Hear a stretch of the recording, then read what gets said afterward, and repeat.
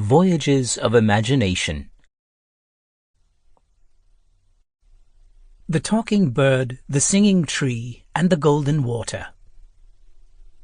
There was an emperor of Persia named Khosrowsha, who, when he first came to his crown, in order to obtain a knowledge of affairs, took great pleasure in night excursions, attended by a trusty minister. He often walked in disguise through the city and met with many adventures, one of the most remarkable of which happened to him upon his first ramble, which was not long after his ascension to the throne of his father. After the ceremonies of his father's funeral rites and his own inauguration were over, the new sultan, as well from inclination as from duty, went out one evening attended by his grand vizier, disguised like himself, to observe what was transacting in the city. As he was passing through a street in that part of the town inhabited only by the meaner sort, he heard some people talking very loud, and going close to the house whence the noise proceeded, and looking through a crack in the door, perceived a light, and 3 sisters sitting on a sofa, conversing together after supper. By what the eldest said, he presently understood the subject of their conversation was wishes. "For," said she, "since we are talking about wishes, mine shall be to have the Sultan's baker for my husband, for then I shall eat my fill of that bread, which by way of excellence is called the Sultan's. Let us see if your tastes are as good as mine."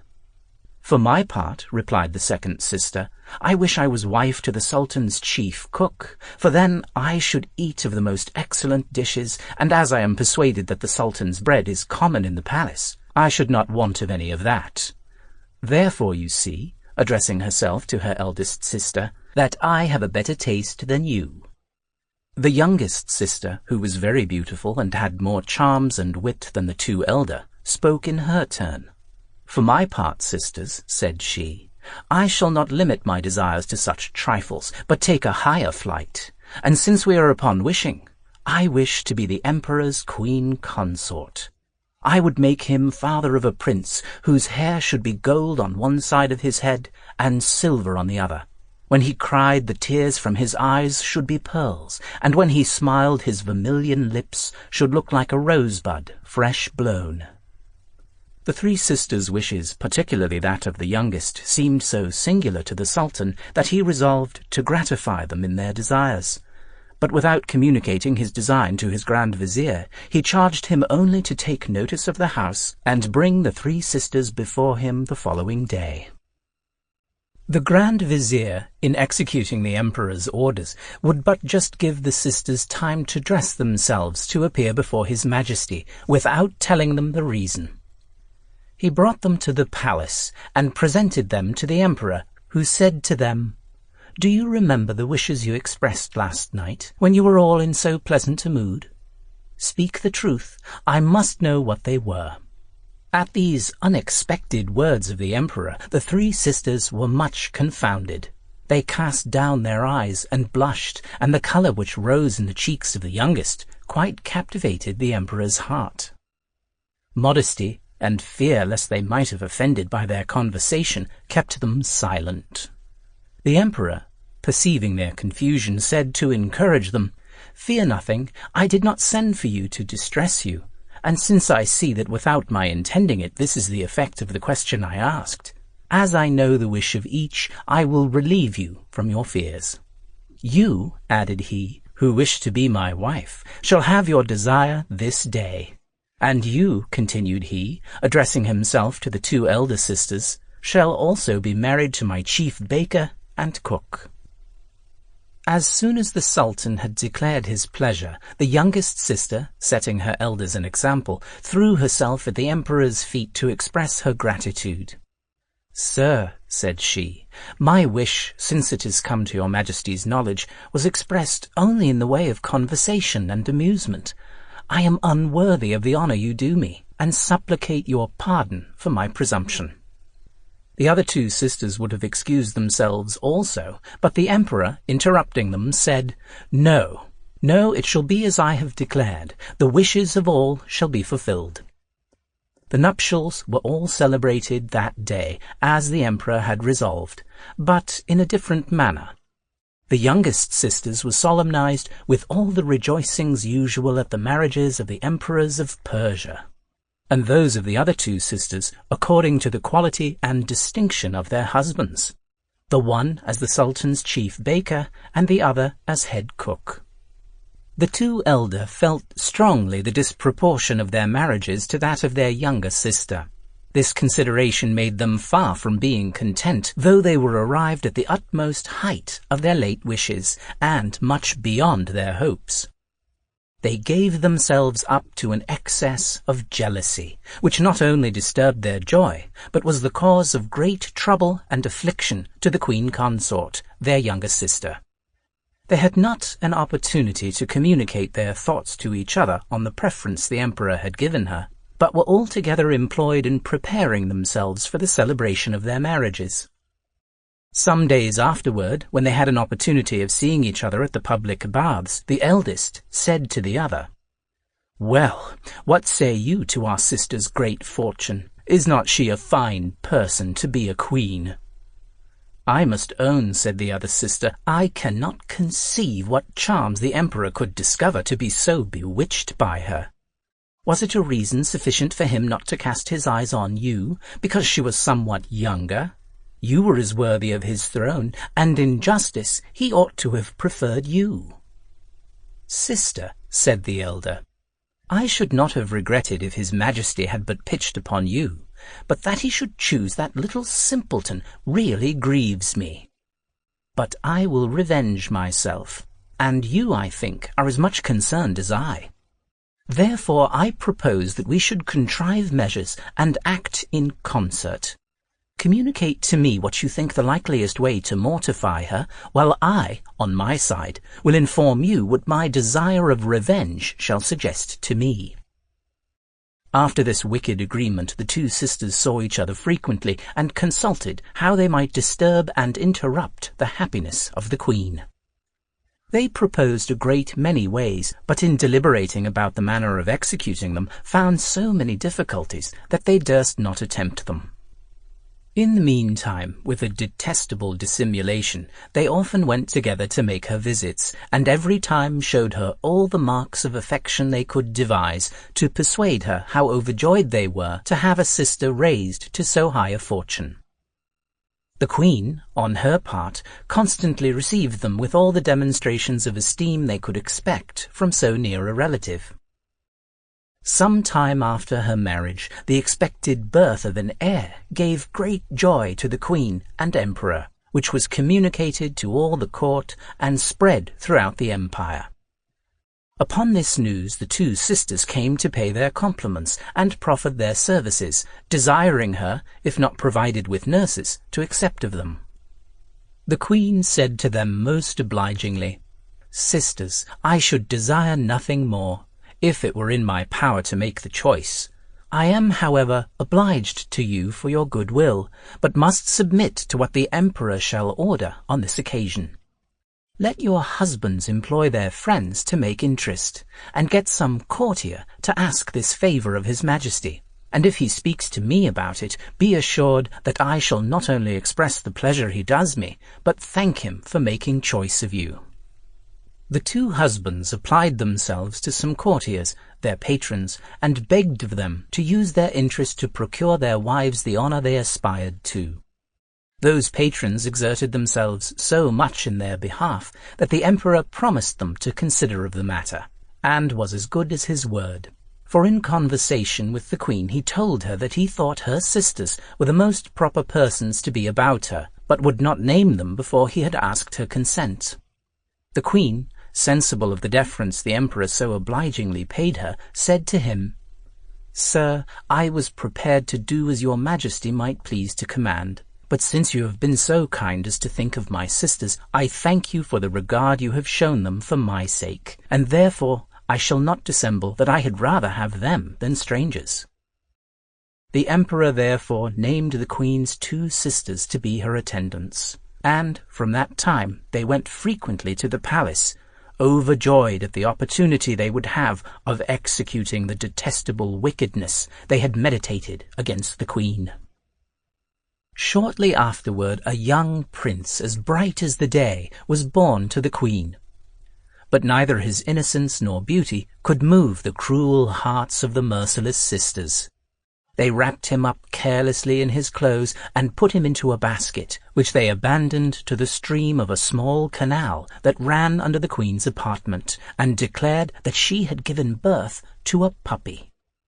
This dreadful intelligence was announced to the emperor, who became so angry at the circumstance that he was likely to have occasioned the queen's death if his grand vizier had not represented to him that he could not, without injustice, make her answerable for the misfortune.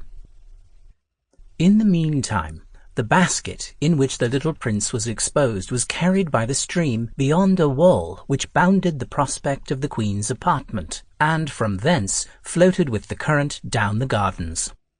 By chance, the intendant of the emperor's gardens, one of the principal officers of the kingdom, was walking in the garden by the side of this canal, and, perceiving a basket floating, called to a gardener, who was not far off, to bring it to shore, that he might see what it contained. The gardener, with a rake which he had in his hand, drew the basket to the side of the canal, took it up, and gave it to him. The intendant of the gardens was extremely surprised to see in the basket a child, which, though he knew it could be but just born, had very fine features. This officer had been married several years, but though he had always been desirous of having children, heaven had never blessed him with any. This accident interrupted his walk. He made the gardener follow him with the child, and when he came to his own house, which was situated at the entrance to the gardens of the palace, went into his wife's apartment. "Wife," said he, "as we have no children of our own, God has sent us one. I recommend him to you. Provide him a nurse, and take as much care of him as if he were our own son. For from this moment I acknowledge him as such." The intendant's wife received the child with great joy, and took particular pleasure in the care of him. The intendant himself would not inquire too narrowly whence the infant came. He saw plainly it came not far off from the queen's apartment, but it was not his business to examine too closely into what had passed, nor to create disturbances in a place where peace was so necessary. The following year another prince was born, on whom the unnatural sisters had no more compassion than on his brother, but exposed him likewise in a basket, and set him adrift in the canal, pretending this time that the sultana had given birth to a cat. It was happy also for this child that the intendant of the gardens was walking by the canal side, for he had it carried to his wife, and charged her to take as much care of it as of the former, which was as agreeable to her inclination as it was to his own. The Emperor of Persia was more enraged this time against the Queen than before, and she had felt the effects of his anger if the Grand Vizier's remonstrances had not prevailed. The third year the Queen gave birth to a princess, which innocent babe underwent the same fate as her brothers, for the two sisters, being determined not to desist from their detestable schemes till they had seen the Queen cast off and humbled, claimed that a log of wood had been born, and exposed this infant also on the canal. But the princess, as well as her brothers, was preserved from death by the compassion and charity of the intendant of the gardens. Khosrowsha could no longer contain himself when he was informed of the new misfortune. He pronounced sentence of death upon the wretched queen, and ordered the Grand Vizier to see it executed. The Grand Vizier and the courtiers who were present cast themselves at the Emperor's feet to beg of him to revoke the sentence. "Your Majesty, I hope, will give me leave," said the Grand Vizier, "to represent to you that the laws which condemn persons to death were made to punish crimes. The three extraordinary misfortunes of the Queen are not crimes, for in what can she be said to have contributed toward them? Your Majesty may abstain from seeing her, but let her live. The affliction in which she will spend the rest of her life, after the loss of your favour, will be a punishment sufficiently distressing." The Emperor of Persia considered with himself, and, reflecting that it was unjust to condemn the queen to death for what had happened, said, "Let her live, then. I will spare her life, but it shall be on this condition, that she shall desire to die more than once every day. Let a wooden shed be built for her at the gate of the principal mosque, with iron bars to the windows, and let her be put into it in the coarsest habit. And every Mussulman that shall go to the mosque to prayers shall heap scorn upon her. If anyone fail, I will have him exposed to the same punishment. And that I may be punctually obeyed, I charge you, Vizier, to appoint persons to see this done." The Emperor pronounced his sentence in such a tone that the Grand Vizier durst not further remonstrate, and it was executed to the great satisfaction of the two envious sisters. A shed was built, and the queen, truly worthy of compassion, was put into it and exposed ignominiously to the contempt of the people, which usage she bore with a patient resignation that excited the compassion of those who were discriminating and judged of things better than the vulgar.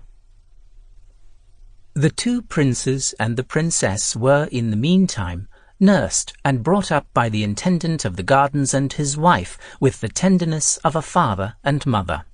And as they advanced in age, they all showed marks of superior dignity, which discovered itself every day by a certain air which could only belong to exalted birth.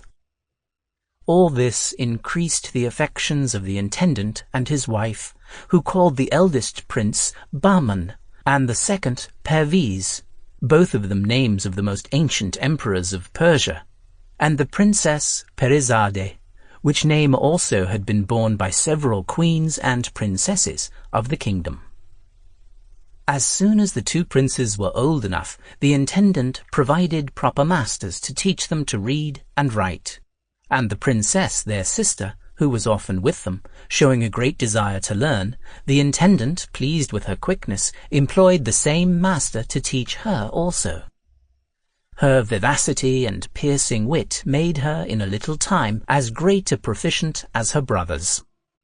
From that time the brothers and sister had the same masters in geography, poetry, history, and even the secret sciences, and made so wonderful a progress that their tutors were amazed, and frankly owned that they could teach them nothing more. At the hours of recreation, the princess learned to sing and play upon all sorts of instruments, and when the princes were learning to ride, she would not permit them to have that advantage over her, but went through all the exercises with them, learning to ride also, to bend the bow and dart the reed or javelin, and oftentimes outdid them in the race and other contests of agility. The intendant of the gardens was so overjoyed to find his adopted children so accomplished in all the perfections of body and mind, and that they so well requited the expense he had been at their education, that he resolved to be at a still greater. For, as he had been until then content simply with his lodge at the entrance of the garden, and kept no country house, he purchased a mansion at a short distance from the city, surrounded by a large tract of arable land, meadows, and woods. As the house was not sufficiently handsome nor convenient, he pulled it down, and spared no expense in building a more magnificent residence. He went every day to hasten by his presence the great number of workmen he employed, and as soon as there was an apartment ready to receive him, passed several days together there when his presence was not necessary at court, and by the same exertions the interior was furnished in the richest manner, in consonance with the magnificence of the edifice. Afterward he made gardens according to a plan drawn by himself. He took in a large extent of ground, which he walled around, and stocked with fallow deer, that the princes and princess might divert themselves with hunting when they chose. When this country seat was finished and fit for habitation, the intendant of the gardens went and cast himself at the emperor's feet, and, after representing how long he had served, and the infirmities of age which he found growing upon him, begged that he might be permitted to resign his charge into his majesty's disposal and retire. The emperor gave him leave, with the more pleasure, because he was satisfied with his long services, both in his father's reign and his own, and when he granted it, asked what he should do to recompense him. "Sir," replied the intendant of the gardens, "I have received so many obligations from your majesty and the late emperor your father of happy memory, that I desire no more than the honor of dying in your favor." He took his leave of the emperor and retired with the two princes and the princess to the country retreat he had built. His wife had been dead some years, and he himself had not lived above 6 months with his charges before he was surprised by so sudden a death that he had not time to give them the least account of the manner in which he had discovered them. The princes Bahman and Perviz, and the princess Perizade, who knew no other father than the intendant of the emperor's gardens, regretted and bewailed him as such, and paid all the honors in his funeral obsequies which love and filial gratitude required of them. Satisfied with the plentiful fortune he had given them, they lived together in perfect union, free from the ambition of distinguishing themselves at court, or aspiring to places of honor and dignity, which they might easily have obtained. One day, when the two princes were hunting, and the princess had remained at home, a religious old woman came to the gate, and desired leave to go in to say her prayers, it being then the hour.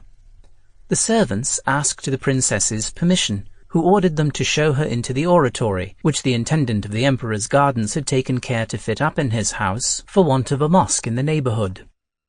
She bade them also, after the good woman had finished her prayers, to show her the house and gardens, and then bring her to the hall. The old woman went into the oratory, said her prayers, and when she came out, 2 of the princess's women invited her to see the residence, which civility she accepted, followed them from one apartment to another, and observed, like a person who understood what belonged to furniture, the nice arrangement of everything.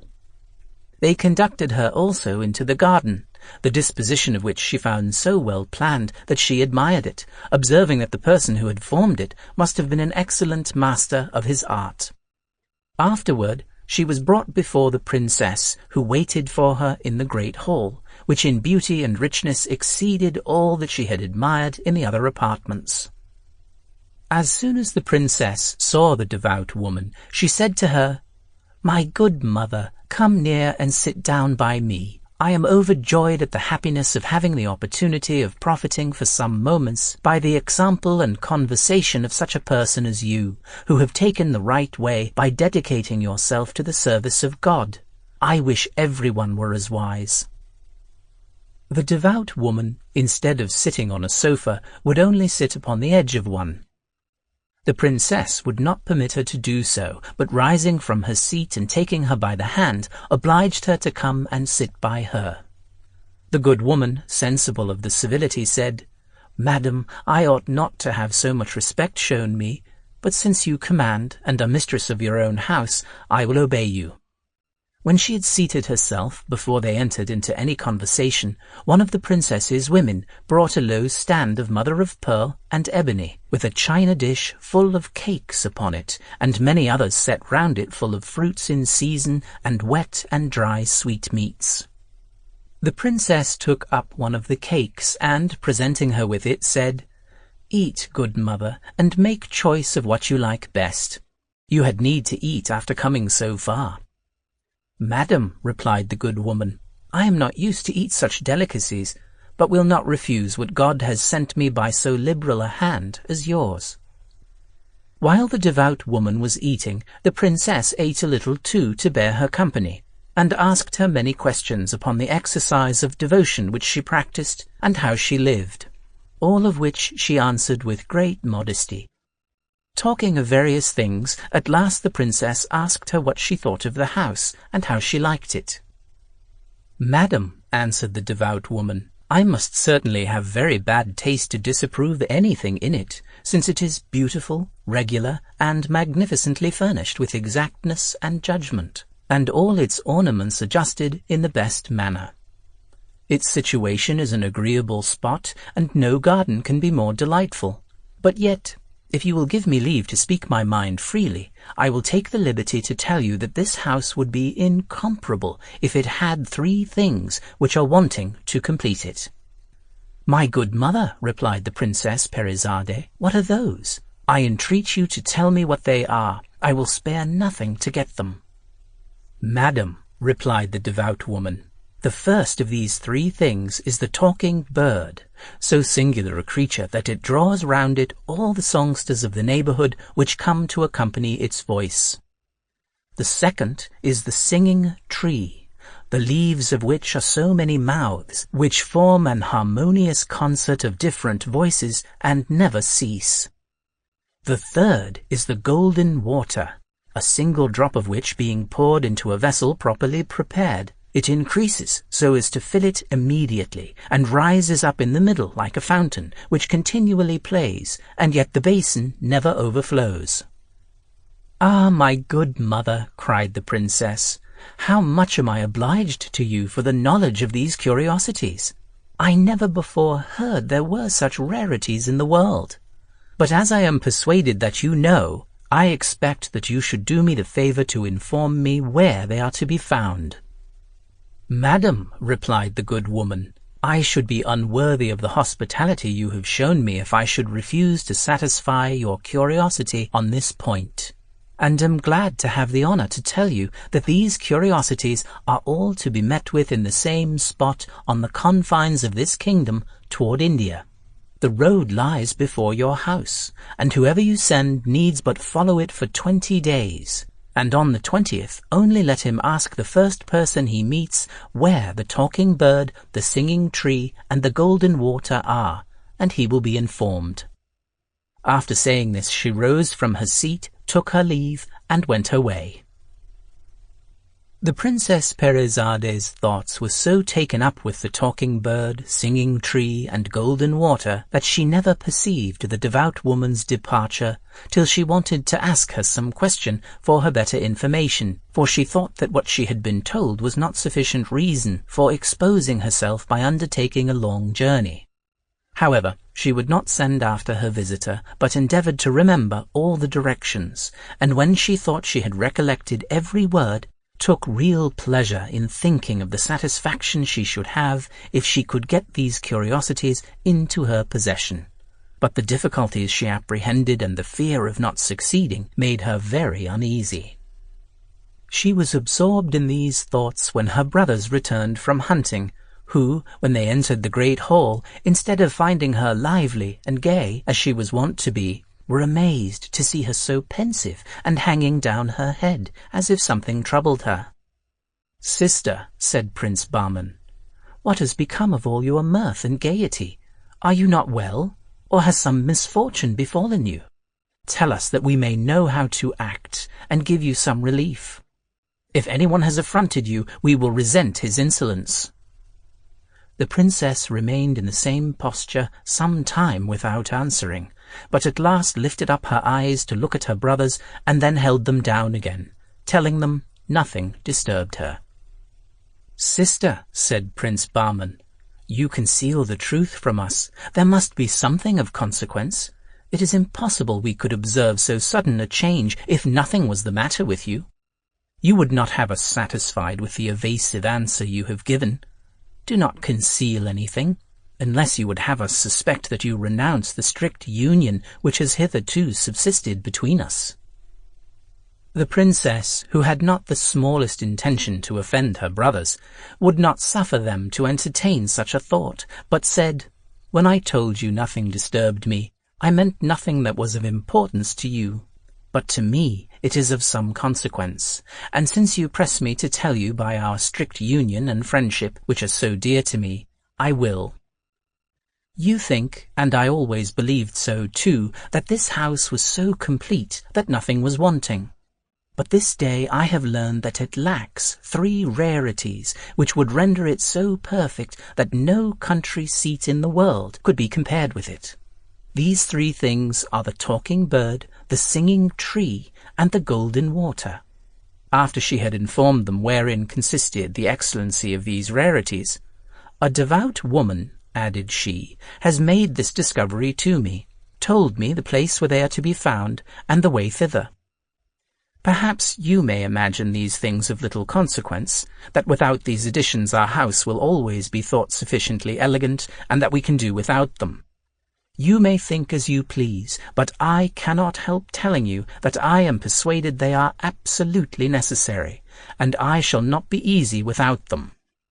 Therefore, whether you value them or not, I desire you to consider what person you may think proper for me to send in search of the curiosities I have mentioned."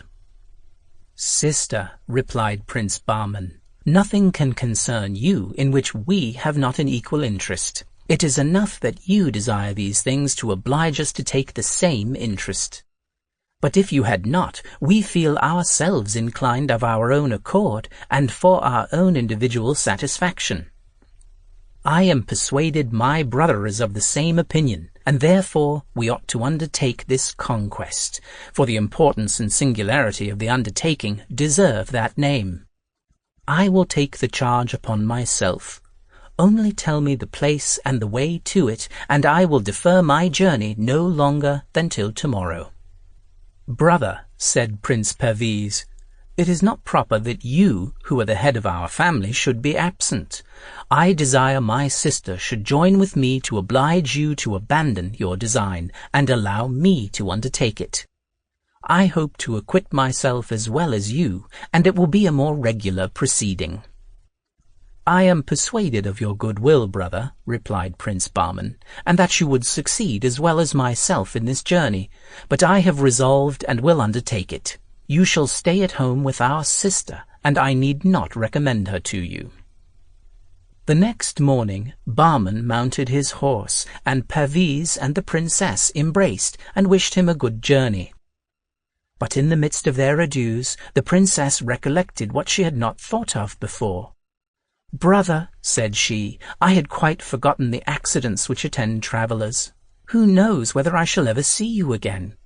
Alight, I beseech you, and give up this journey. I would rather be deprived of the sight and possession of the talking bird, the singing tree, and the golden water, than run the risk of never seeing you more."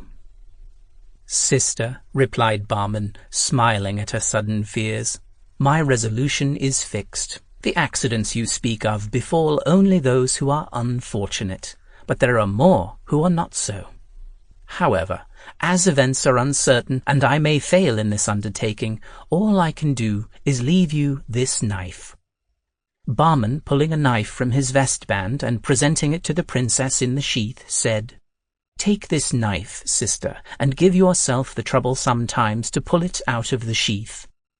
While you see it, clean as it is now, it will be a sign that I am alive. But if you find it stained with blood, then you may believe me dead, and indulge me with your prayers." The princess could obtain nothing more of Bahman. He bade adieu to her and Prince Perviz for the last time and rode away. When he got into the road, he never turned to the right hand nor to the left, but went directly forward toward India. The 20th day he perceived on the roadside a hideous old man who sat under a tree near a thatched house, which was his retreat from the weather. His eyebrows were as white as snow, as was also the hair of his head. His whiskers covered his mouth, and his beard and hair reached down to his feet. The nails of his hands and feet were grown to an extensive length, while a flat, broad umbrella covered his head. He had no clothes, but only a mat thrown round his body. The old man was a dervish, for so many years retired from the world to give himself up entirely to the service of God, that at last he had become what we have described. Prince Bahman, who had been all that morning very attentive to see if he could meet with anybody who could give him information of the place he was in search of, stopped when he came near the dervish, alighted in conformity to the directions which the devout woman had given the Princess Perizade, and, leading his horse by the bridle, advanced toward him, and, saluting him, said, "God prolong your days, good father, and grant you the accomplishment of your desires." The dervish returned the prince's salutation, but so unintelligibly that he could not understand one word he said, and Prince Bahman, Perceiving that this difficulty proceeded from the dervish's whiskers hanging over his mouth, and unwilling to go any further without the instructions he wanted, pulled out a pair of scissors he had about him, and having tied his horse to a branch of the tree, said, "Good dervish, I want to have some talk with you, but your whiskers prevent my understanding what you say. And if you will consent, I will cut off some part of them, and of your eyebrows, which disfigure you so much that you look more like a bear than a man." The dervish did not oppose the offer, and when the prince had cut off as much hair as he thought fit, he perceived that the dervish had a good complexion, and that he was not as old as he seemed. "Good dervish," said he, "if I had a glass I would show you how young you look. You are now a man, but before nobody could tell what you were." The kind behavior of Prince Bahman made the dervish smile and return his compliment. "Sir," said he, "whoever you are, I am obliged by the good office you have performed, and am ready to show my gratitude by doing anything in my power for you. You must have alighted here upon some account or other. Tell me what it is, and I will endeavour to serve you." "Good dervish," replied Prince Bahman, "I am in search of the talking bird, the singing tree, and the golden water. I know these three rarities are not far from hence, but cannot tell exactly the place where they are to be found. If you know, I conjure you to show me the way, that I may not lose my labour after so long a journey." The prince, while he spoke, observed that the dervish changed countenance, held down his eyes, looked very serious, and remained silent, which obliged him to say to him again, "Good father, tell me whether you know what I ask you, that I may not lose my time, but inform myself somewhere else." At last the dervish broke silence. "Sir," said he to Prince Bahman, "I know the way you ask of me, but the regard which I conceived for you the first moment I saw you, and which is grown stronger by the service you have done me, kept me in suspense as to whether I should give you the satisfaction you desire." "What motive can hinder you?" replied the prince, "and what difficulties do you find in so doing?" "I will tell you," replied the dervish. "The danger to which you are going to expose yourself is greater than you may suppose. A number of gentlemen of as much bravery as you can possibly possess have passed this way and asked me the same question. When I had used all my endeavours to persuade them to desist, they would not believe me. At last I yielded to their importunities. I was compelled to show them the way, and I can assure you they have all perished, for I have not seen one come back. Therefore, if you have any regard for your life, take my advice. Go no farther, but return home." Prince Bahman persisted in his resolution. "I will not suppose," said he to the dervish, "but that your advice is sincere. I am obliged to you for the friendship you express for me. But whatever may be the danger, nothing shall make me change my intention. Whoever attacks me, I am well armed, and can say I am as brave as anyone." "But they who will attack you are not to be seen," replied the dervish. "How will you defend yourself against invisible persons?" "It is no matter," replied the prince. "All you say shall not persuade me to do anything contrary to my duty. Since you know the way, I conjure you once more to inform me."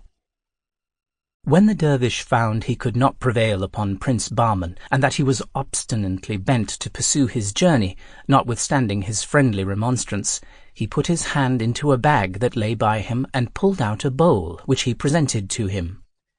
"Since I cannot prevail on you to attend to my advice," said he, "take this bowl, and when you are on horseback, throw it before you, and follow it to the foot of a mountain, where it will stop.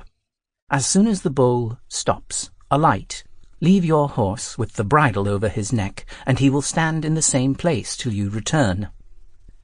As you ascend, you will see on your right and left a great number of large black stones, and will hear on all sides a confusion of voices, which will utter 1,000 abuses to discourage you, and prevent your reaching the summit of the mountain.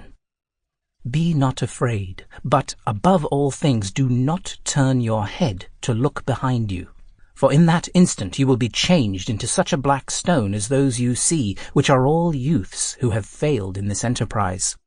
If you escape the danger, of which I give you but a faint idea, and get to the top of the mountain, you will see a cage, and in that cage is the bird you seek. Ask him which are the singing tree and the golden water, and he will tell you. I have nothing more to say. This is what you have to do. And if you are prudent, you will take my advice and not expose your life. Consider once more, while you have time, that the difficulties are almost insuperable. I am obliged to you for your advice, replied Prince Bahman after he had received the bowl, but cannot follow it. However, I will endeavour to conform myself to the part of it which bids me not to look behind me, and I hope to come back and thank you when I have obtained what I am seeking. After these words, to which the dervish made no other answer than that he should be overjoyed to see him again, the prince mounted his horse, took leave of the dervish with a respectful salute, and threw the bowl before him. The bowl rolled away with as much swiftness as when Prince Bahman first hurled it from his hand, which obliged him to put his horse to the same pace to avoid losing sight of it. And when it had reached the foot of the mountain, it stopped. The prince alighted from his horse, laid the bridle on his neck, and having first surveyed the mountain and seen the black stones, began to ascend, but had not gone 4 steps before he heard the voices mentioned by the dervish, though he could see nobody. Some said, "Where is that fool going? Where is he going? What would he have? Do not let him pass." Others, "Stop him, catch him, kill him." And others with a voice like thunder, "Thief, assassin, murderer," while some in a gibing tone cried, "No, no, do not hurt him. Let the pretty fellow pass. The cage and bird are kept for him." Notwithstanding all these troublesome voices, Prince Bahman ascended with resolution for some time, but the voices redoubled with so loud a din, both behind and before, that at last he was seized with dread. His legs trembled under him. He staggered, and finding that his strength failed him, he forgot the dervish's advice, turned about to run down the hill, and was that instant changed into a black stone.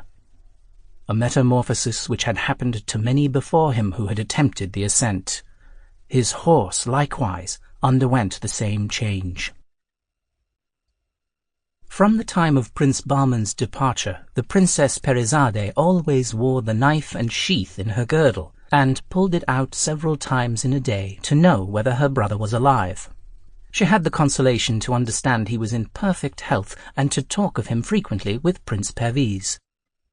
On the fatal day that Prince Bahman was transformed into a stone, as Prince Perviz and the princess were talking together in the evening, as usual, the prince desired his sister to pull out the knife to know how their brother did. The princess readily complied, and seeing the blood run down the point was seized with so much horror that she threw it down. "Ah, my dear brother," cried she, "I have been the cause of your death, and shall never see you more. Why did I tell you of the talking bird, singing tree, and golden water? Or rather, of what importance was it to me to know whether the devout woman thought this house ugly or handsome, or complete or not? I wish to heaven she had never addressed herself to me." Prince Perviz was as much afflicted at the death of Prince Bahman as the princess, but not to waste time in needless regret, as he knew that she still passionately desired possession of the marvellous treasures, he interrupted her, saying, "Sister, our regret for our brother is vain. Our lamentations cannot restore him to life. It is the will of God. We must submit and adore the decrees of the Almighty without searching into them. Why should you now doubt of the truth of what the holy woman told you? Do you think she spoke to you of 3 things that were not in being, and that she invented them to deceive you who had received her with so much goodness and civility? Let us rather believe that our brother's death is owing to some error on his part, or some accident which we cannot conceive. It ought not, therefore, to prevent us from pursuing our object. I offered to go this journey, and am now more resolved than ever. His example has no effect upon my resolution. Tomorrow I will depart." The princess did all she could to dissuade Prince Perviz, conjuring him not to expose her to the danger of losing 2 brothers. But he was obstinate, and all the remonstrances she could urge had no effect upon him. Before he went, that she might know what success he had, he left her a string of 100 pearls, telling her that if they would not run when she should count them upon the string, but remained fixed, that would be a certain sign he had undergone the same fate as his brother. But at the same time told her he hoped it would never happen, but that he should have the delight of seeing her again. Prince Perviz, on the 20th day after his departure, met the same dervish in the same place as his brother Bahman had done before him. He went directly up to him, and after he had saluted, asked him if he could tell him where to find the talking bird, the singing tree, and the golden water. The dervish urged the same remonstrances as he had done to Prince Bahman, telling him that a young gentleman who very much resembled him was with him a short time before, that, overcome by his importunity, he had shown him the way, given him a guide, and told him how he should act to succeed, but that he had not seen him since, and doubted not but he had shared the same fate as all other adventurers. "Good dervish," answered Prince Perviz, "I know whom you speak of. He was my elder brother, and I am informed of the certainty of his death, but know not the cause." "I can tell you," replied the dervish. "He was changed into a black stone, as all I speak of have been, and you must expect the same transformation, unless you observe more exactly than he has done the advice I gave him, in case you persist in your resolution, which I once more entreat you to renounce." "Dervish," replied Prince Perviz, "I cannot sufficiently express how much I am obliged for the concern you take in my life, who am a stranger to you, and have done nothing to deserve your kindness. But I thoroughly considered this enterprise before I undertook it. Therefore, I beg of you to do me the same favour you have done my brother. Perhaps I may have better success in following your directions."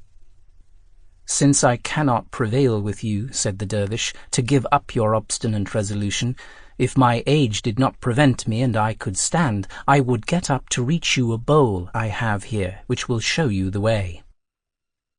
Without giving the dervish time to say more, the prince alighted from his horse and went to the dervish, who had taken a bowl out of his bag, in which he had a great many, and gave it to him, with the same directions he had given Prince Bahman, and after warning him not to be discouraged by the voices he should hear, however threatening they might be, but to continue his way up the hill till he saw the cage and bird, he let him depart. Prince Perviz thanked the dervish, and when he had remounted and taken leave, threw the bowl before his horse, and spurring him at the same time, followed it. When the bowl came to the bottom of the hill, it stopped. The prince alighted, and stood some time to recollect the dervish's directions. He encouraged himself and began to walk up with a resolution to reach the summit. But before he had gone above 6 steps, he heard a voice, which seemed to be near, as of a man behind him, say in an insulting tone, "Stay, rash youth, that I may punish you for your presumption." Upon this affront, the prince, forgetting the dervish's advice, clapped his hand upon his sword, drew it, and turned about to revenge himself, but had scarcely time to see that nobody followed him before he and his horse were changed into black stones. In the meantime, the Princess Perizade, several times a day after her brother's departure, counted her chaplet. She did not omit it at night, but when she went to bed, put it about her neck, and in the morning, when she awoke, counted over the pearls again to see if they would slide. The day that Prince Perviz was transformed into a stone, she was counting over the pearls as she used to do, when, all at once, they became immovably fixed, a certain token that the prince, her brother, was dead. As she had determined what to do in case it should so happen, she lost no time in outward demonstrations of grief, which she concealed as much as possible. But, having disguised herself in man's apparel, she mounted her horse the next morning, armed and equipped, having told her servants she should return in 2 or 3 days, and took the same road that her brothers had done. The princess, who had been used to ride on horseback in hunting, supported the fatigue of so long a journey better than most ladies could have done, And as she made the same stages as her brothers, she also met with the dervish on the 20th day. When she came near him, she alighted from her horse, leading him by the bridle, went and sat down by the dervish, and after she had saluted him, said, "Good dervish, give me leave to rest myself, and do me the favour to tell me if you have not heard that there are somewhere in this neighbourhood a talking bird, a singing tree, and golden water." "Princess," answered the dervish, "for so I must call you, since by your voice I know you to be a woman disguised in man's apparel. I know the place well where these things are to be found. But what makes you ask me this question?" "Good dervish," replied the princess, "I have had such a flattering relation of them given me that I have a great desire to possess them." "Madam," replied the dervish, "you have been told the truth. These curiosities are more singular than they have been represented, but you have not been made acquainted with the difficulties which must be surmounted in order to obtain them. If you had been fully informed of these, you would not have undertaken so dangerous an enterprise. Take my advice, return, and do not urge me to contribute toward your ruin."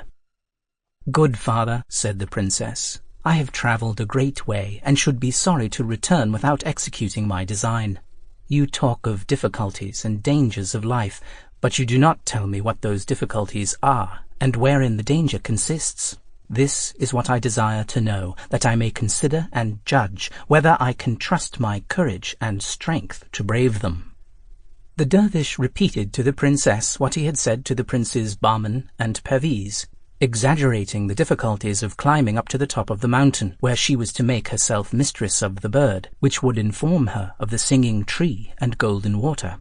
He magnified the din of the terrible threatening voices which she would hear on all sides of her, and the great number of black stones alone sufficient to strike terror. He entreated her to reflect on those stones where so many brave gentlemen, so metamorphosed, for having omitted to observe the principal condition of success in the perilous undertaking, which was not to look behind them before they had got possession of the cage.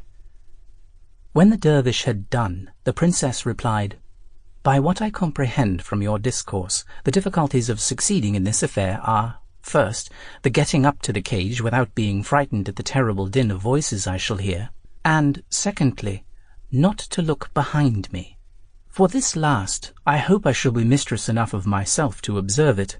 As to the first, I own that voices, such as you represent them to be, are capable of striking terror into the most undaunted. But, as in all enterprises and dangers, everyone may use stratagem. I desire to know of you if I may use any in one of so great importance." "And what stratagem is it you would employ?" said the dervish. "To stop my ears with cotton," answered the princess, "that the voices, however terrible, may make the less impression upon my imagination, and my mind remain free from that disturbance which might cause me to lose the use of my reason." "Princess," replied the dervish, "of all the persons who have addressed themselves to me for information, I do not know that ever one made use of the contrivance you propose. All I know is that they all perished. If you persist in your design, you may make the experiment. You will be fortunate if it succeeds, but I would advise you not to expose yourself to the danger." "My good father," replied the princess, "I am sure my precaution will succeed, and am resolved to try the experiment. Nothing remains for me but to know which way I must go, and I conjure you not to deny me that information." The dervish exhorted her again to consider well what she was going to do, but finding her resolute, he took out a bowl, and presenting it to her, said, "Take this bowl, mount your horse again, and when you have thrown it before you, follow it through all its windings till it stops at the bottom of the mountain. There alight and ascend the hill. Go. You know the rest." After the princess had thanked the dervish and taken her leave of him, she mounted her horse, threw the bowl before her, and followed it till it stopped at the foot of the mountain. She then alighted, stopped her ears with cotton, and, after she had well examined the path leading to the summit, began with a moderate pace and walked up with intrepidity. She heard the voices and perceived the great service the cotton was to her. The higher she went, the louder and more numerous the voices seemed, but they were not capable of making any impression upon her. She heard a great many affronting speeches and raillery very disagreeable to a woman, which she only laughed at. "I mind not," said she to herself. "All that can be said, were it worse. I only laugh at them, and shall pursue my way." At last she climbed so high that she could perceive the cage and the bird, which endeavoured, in company with the voices, to frighten her, crying in a thundering tone, notwithstanding the smallness of its size, "Retire, fool, and approach no nearer." The princess, encouraged by this sight, redoubled her speed, and by effort gained the summit of the mountain, where the ground was level, then running directly to the cage and clapping her hand upon it, cried, "Bird, I have you, and you shall not escape me." While Perizade was pulling the cotton out of her ears, the bird said to her, "Heroic princess, be not angry with me for joining with those who exerted themselves to preserve my liberty. Though in a cage, I was content with my condition, but since I am destined to be a slave, I would rather be yours than any other person's, since you have obtained me so courageously. From this instant I swear entire submission to all your commands. I know who you are. You do not, but the time will come when I shall do you essential service, for which I hope you will think yourself obliged to me. As a proof of my sincerity, tell me what you desire, and I am ready to obey you." The princess's joy was the more inexpressible because the conquest she had made had cost her the lives of 2 beloved brothers, and given her more trouble and danger than she could have imagined. "Bird," said she, "it was my intention to have told you that I wish for many things which are of importance, but I am overjoyed that you have shown your goodwill and prevented me. I have been told that there is not far off a golden water, the property of which is very wonderful. Before all things, I ask you to tell me where it is." The bird showed her the place, which was just by, and she went and filled a little silver flagon which she had brought with her. She returned at once and said, "Bird, this is not enough. I want also the singing tree. Tell me where it is." "Turn about," said the bird, "and you will see behind you a wood, where you will find the tree." The princess went into the wood, and by the harmonious concert she heard, soon knew the tree among many others. But it was very large and high. She came back again, and said, "Bird, I have found the singing tree, but I can neither pull it up by the roots nor carry it." The bird replied, "It is not necessary that you should take it up. It will be sufficient to break off a branch and carry it to plant in your garden. It will take root as soon as it is put into the earth, and in a little time will grow to as fine a tree as that you have seen. It will be sufficient to break off a branch and carry it to plant in your garden." When the princess had obtained possession of the 3 things for which she had conceived so great a desire, she said again, "Bird, what you have yet done for me is not sufficient. You have been the cause of the death of my 2 brothers, who must be among the black stones I saw as I ascended the mountain. I wish to take the princes home with me."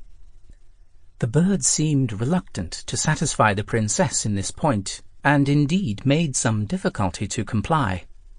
"Bird," said the princess, "remember you told me that you were my slave. You are so, and your life is in my disposal." "That I cannot deny," answered the bird. "But although what you now ask is more difficult than all the rest, yet I will do it for you. Cast your eyes around," added he, "and look if you can see a little pitcher." "I see it already," said the princess. "Take it then," said he, "and as you descend the mountain, sprinkle a little of the water that is in it upon every black stone." The princess took up the pitcher accordingly, carried with her the cage and bird, the flagon of golden water, and the branch of the singing tree, and as she descended the mountain, threw a little of the water on every black stone, which was changed immediately into a man. And as she did not miss one stone, all the horses, both of her brothers and of the other gentlemen, resumed their natural forms also. She instantly recognized Bahman and Perviz, as they did her, and ran to embrace her. She returned their embraces and expressed her amazement. "What do you here, my dear brothers?" said she, and they told her they had been asleep. "Yes," replied she, "and if it had not been for me, perhaps you might have slept till the day of judgment. Do not you remember that you came to fetch the talking bird, the singing tree, and the golden water? And did you not see, as you came along, the place covered with black stones? Look and see if there be any now. The gentlemen and their horses who surround us, and you yourselves, were these black stones. If you desire to know how this wonder was performed," continued she, showing the pitcher, which she set down at the foot of the mountain, "it was done by virtue of the water which was in this pitcher, with which I sprinkled every stone. After I had made the talking bird, which you see in this cage, my slave, by his directions I found out the singing tree, a branch of which I have now in my hand, and the golden water, with which this flagon is filled. But being still unwilling to return without taking you with me, I constrained the bird by the power I had over him to afford me the means. He told me where to find this pitcher, and the use I was to make of it."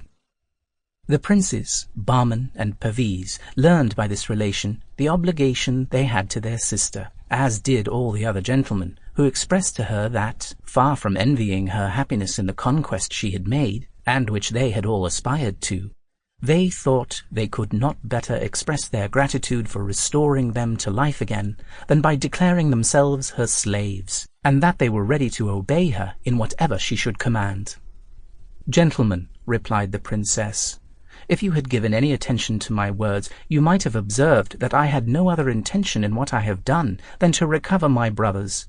Therefore, if you have received any benefit, you owe me no obligation, and I have no further share in your compliment than your politeness toward me, for which I return you my thanks. In other respects, I regard each of you as quite as free as you were before your misfortunes, and I rejoice with you at the happiness which is accrued to you by my means. Let us, however, stay no longer in a place where we have nothing to detain us, but mount our horses and return to our respective homes." The princess took her horse, which stood in the place where she had left him. Before she mounted, Prince Bahman desired her to give him the cage to carry. "Brother," replied the princess, "the bird is my slave, and I will carry him myself. If you will take the pains to carry the branch of the singing tree, there it is. Only hold the cage while I get on horseback."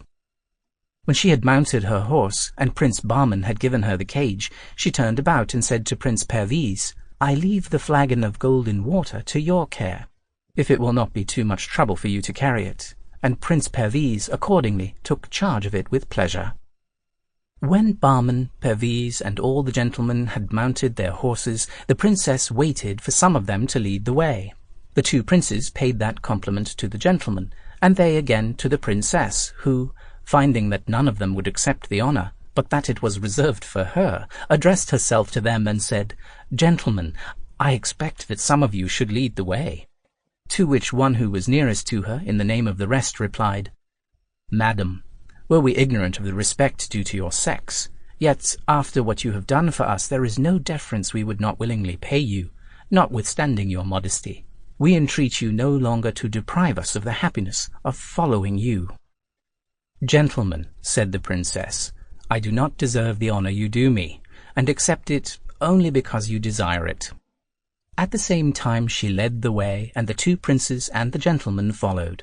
This illustrious company called upon the dervish as they passed to thank him for his reception and wholesome advice, which they had all found to be sincere.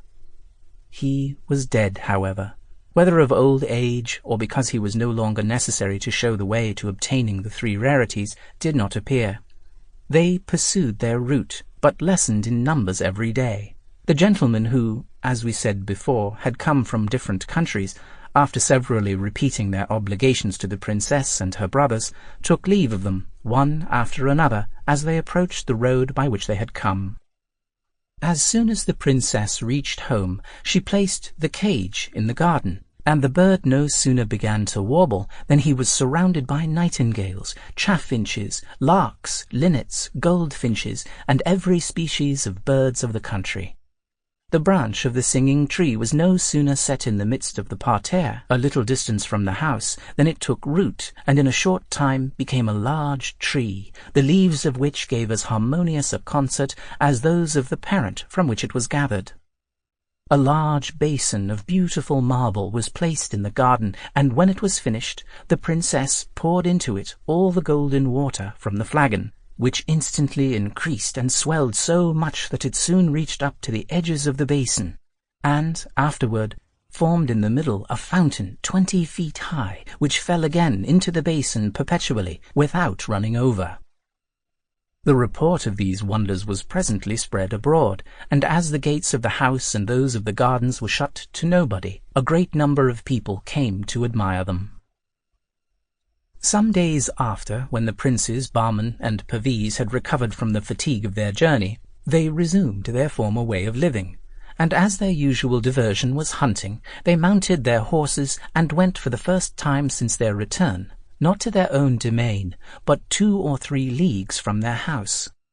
As they pursued their sport, the Emperor of Persia came in pursuit of game upon the same ground. When they perceived by the number of horsemen in different places that he would soon be up, they resolved to discontinue their chase and retire to avoid encountering him. But in the very road they took, they chanced to meet him in so narrow a way that they could not retreat without being seen.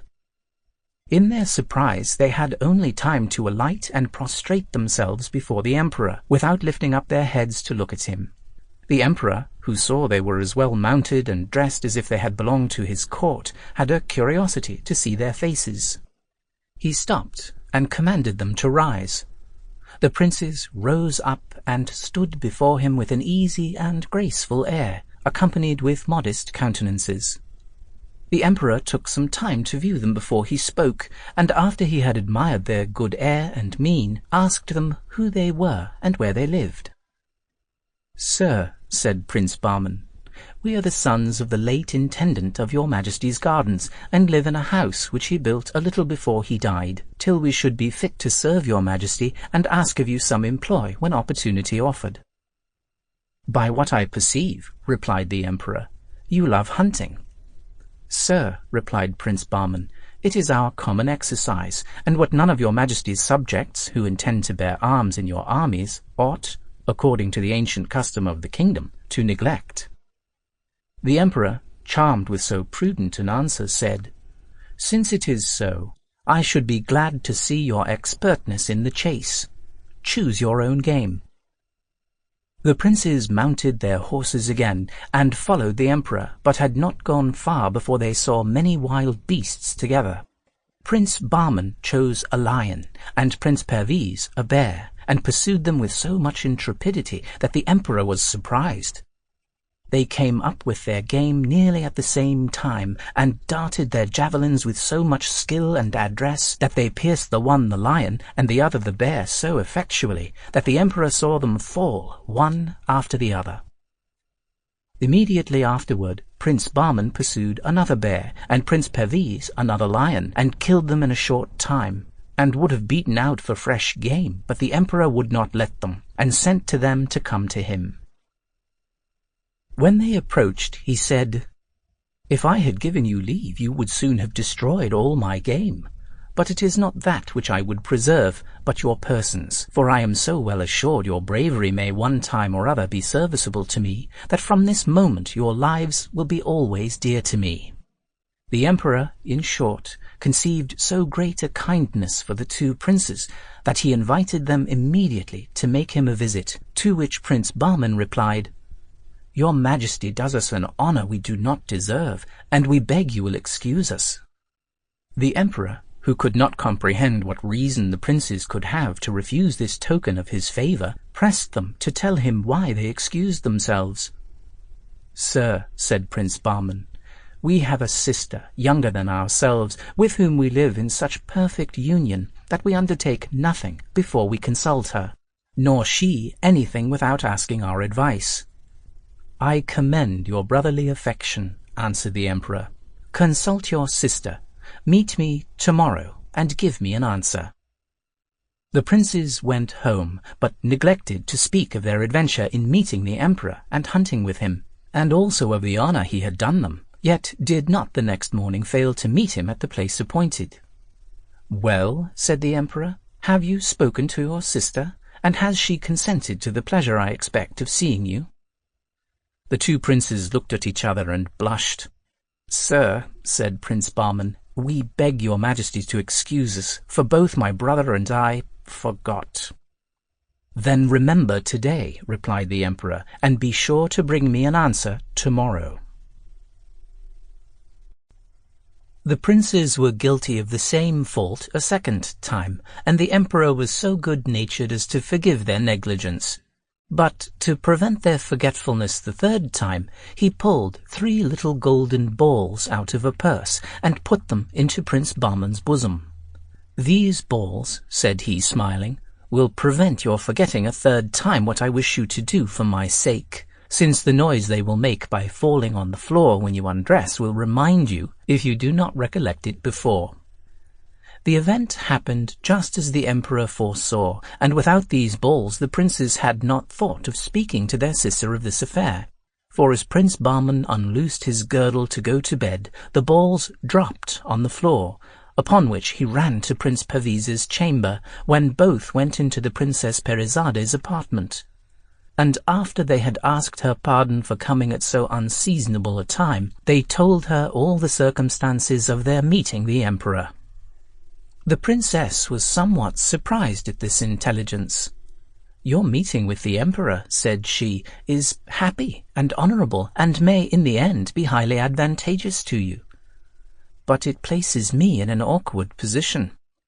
It was on my account, I know, you refused the emperor, and I am infinitely obliged to you for doing so. I know by this that you would rather be guilty of incivility toward the emperor than violate the union we have sworn to each other. You judge right, for if you had once gone, you would insensibly have engaged to devote yourselves to him. But do you think it is an easy matter absolutely to refuse the emperor what he seems so earnestly to desire? Monarchs will be obeyed in their desires, and it may be dangerous to oppose them. Therefore, if to follow my inclination I should dissuade you from obeying him, it may expose you to his resentment, and may render myself and you miserable. These are my sentiments, but before we conclude upon anything, let us consult the talking bird and hear what he says. He is penetrating, and has promised his assistance in all difficulties." The princess sent for the cage, and after she had related the circumstances to the bird in the presence of her brothers, asked him what they should do in this perplexity. The bird answered, "The princes, your brothers, must conform to the emperor's pleasure, and in their turn invite him to come and see your house." "But, bird," replied the princess, "my brothers and I love one another, and our friendship is yet undisturbed. Will not this step be injurious to that friendship?" "Not at all," replied the bird. "It will tend rather to cement it." "Then," answered the princess, "the emperor will see me." The bird told her it was necessary he should, and that everything would go better afterward. The next morning the princes met the emperor hunting, who asked them if they had remembered to speak to their sister. Prince Bahman approached and answered, "Sir, we are ready to obey you, for we have not only obtained our sister's consent with great ease, but she took it amiss that we should pay her that deference in a manner wherein our duty to your majesty was concerned. If we have offended, we hope you will pardon us." "Do not be uneasy," replied the emperor. "I highly approve of your conduct, and hope you will have the same deference and attachment to my person, if I have ever so little share in your friendship." The princes, confounded at the emperor's goodness, returned no other answer but a low obeisance. The emperor, contrary to his usual custom, did not hunt long that day. Presuming that the princes possessed wit equal to their courage and bravery, he longed with impatience to converse with them more at liberty. He made them ride on each side of him, an honour which was envied by the Grand Vizier, who was much mortified to see them preferred before him. When the emperor entered his capital, the eyes of the people who stood in crowds in the streets were fixed upon the two princes, Bahman and Perviz, and they were earnest to know who they might be. All, however, agreed in wishing that the emperor had been blessed with two such handsome princes, and said that his children would have been about the same age if the queen had not been so unfortunate as to lose them. The first thing the emperor did when he arrived at his palace was to conduct the princes into the principal apartments, who praised without affectation the beauty and symmetry of the rooms, and the richness of the furniture and ornaments. Afterward, a magnificent repast was served up, and the emperor made them sit with him, which they at first refused, but finding it was his pleasure, they obeyed. The emperor, who had himself much learning, particularly in history, foresaw that the princes, out of modesty and respect, would not take the liberty of beginning any conversation. Therefore, to give them an opportunity, he furnished them with subjects all dinner time. But whatever subject he introduced, they showed so much wit, judgment, and discernment that he was struck with admiration. "Were these my own children," said he to himself, "and I had improved their talents by suitable education, they could not have been more accomplished or better informed." In short, he took such great pleasure in their conversation that, after having sat longer than usual, he led them into his closet, where he pursued his conversation with them, and at last said, "I never supposed that there were among my subjects in the country youths so well brought up, so lively, so capable, and I never was better pleased with any conversation than yours. But it is time now we should relax our minds with some diversion, and, as nothing is more capable of enlivening the mind than music, you shall hear a vocal and instrumental concert which may not be disagreeable to you." The emperor had no sooner spoken than the musicians, who had been ordered to attend, entered, and answered fully the expectations the princes had been led to entertain of their abilities. After the concerts, an excellent farce was acted, and the entertainment was concluded by dancers of both sexes.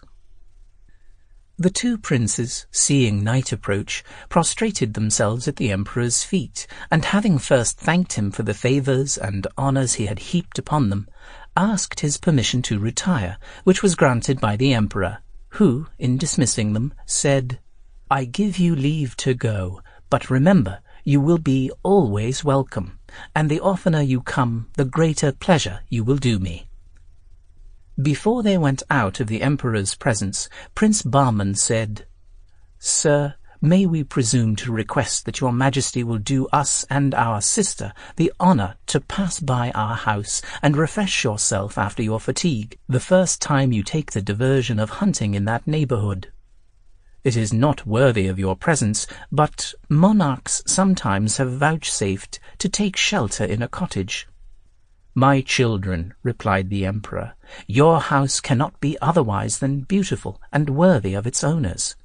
I will call and see it with pleasure, which will be the greater for having for my hosts you and your sister, who is already dear to me from the account you give me of the rare qualities with which she is endowed. And this satisfaction I will defer no longer than tomorrow.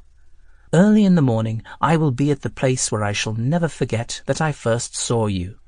Meet me, and you shall be my guides." When the princes, Bahman and Perviz, had returned home, they gave the princess an account of the distinguished reception the emperor had given them, and told her that they had invited him to do them the honour, as he passed by, to call at their house, and that he had appointed the next day. "If it be so," replied the princess, "we must think of preparing a repast fit for his majesty, and for that purpose I think it would be proper we should consult the talking bird, who will tell us, perhaps, what meats the emperor likes best." The princes approved of her plan, and after they had retired she consulted the bird alone. "Bird," said she, "the emperor will do us the honour tomorrow to come and see our house, and we are to entertain him. Tell us what we shall do to acquit ourselves to his satisfaction." "Good mistress," replied the bird, "you have excellent cooks. Let them do the best they can. But, above all things, let them prepare a dish of cucumbers stuffed full of pearls, which must be set before the emperor in the first course, before all the other dishes." "Cucumbers stuffed with pearls?" cried Princess Perizade with amazement. "Surely, bird, you do not know what you say. It is an unheard-of dish. The emperor may admire it as a piece of magnificence, but he will sit down to eat and not to admire pearls. Besides, all the pearls I possess are not enough for such a dish." "Mistress," said the bird, "do what I say, and be not uneasy about what may happen. Nothing but good will follow. As for the pearls, go early tomorrow morning to the foot of the first tree on your right hand in the park, dig under it, and you will find more than you want." That night the princess ordered a gardener to be ready to attend her, and the next morning, early, led him to the tree which the bird had told her of, and bade him dig at its foot.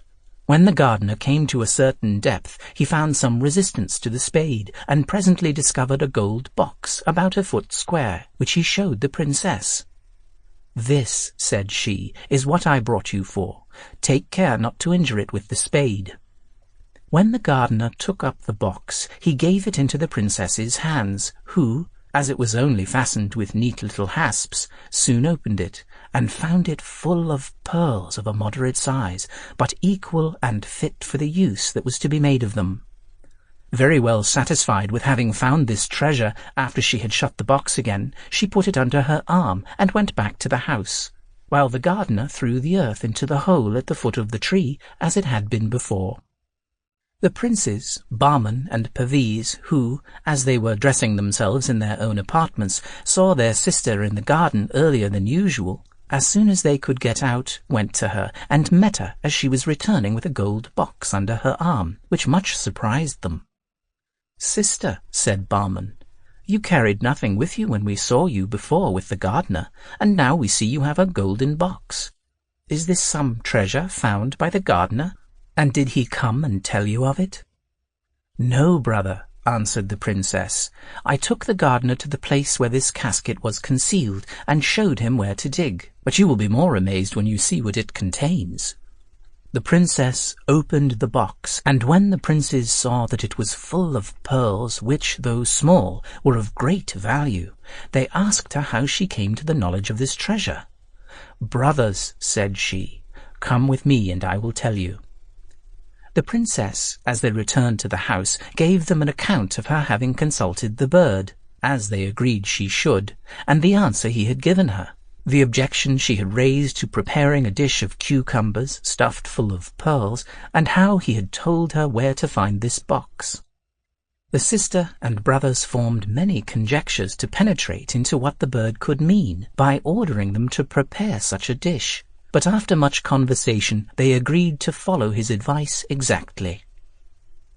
As soon as the princess entered the house, she called for the head cook, and after she had given him directions about the entertainment for the emperor, said to him, "Besides all this, you must dress an extraordinary dish for the emperor's own eating, which nobody else must have anything to do with besides yourself.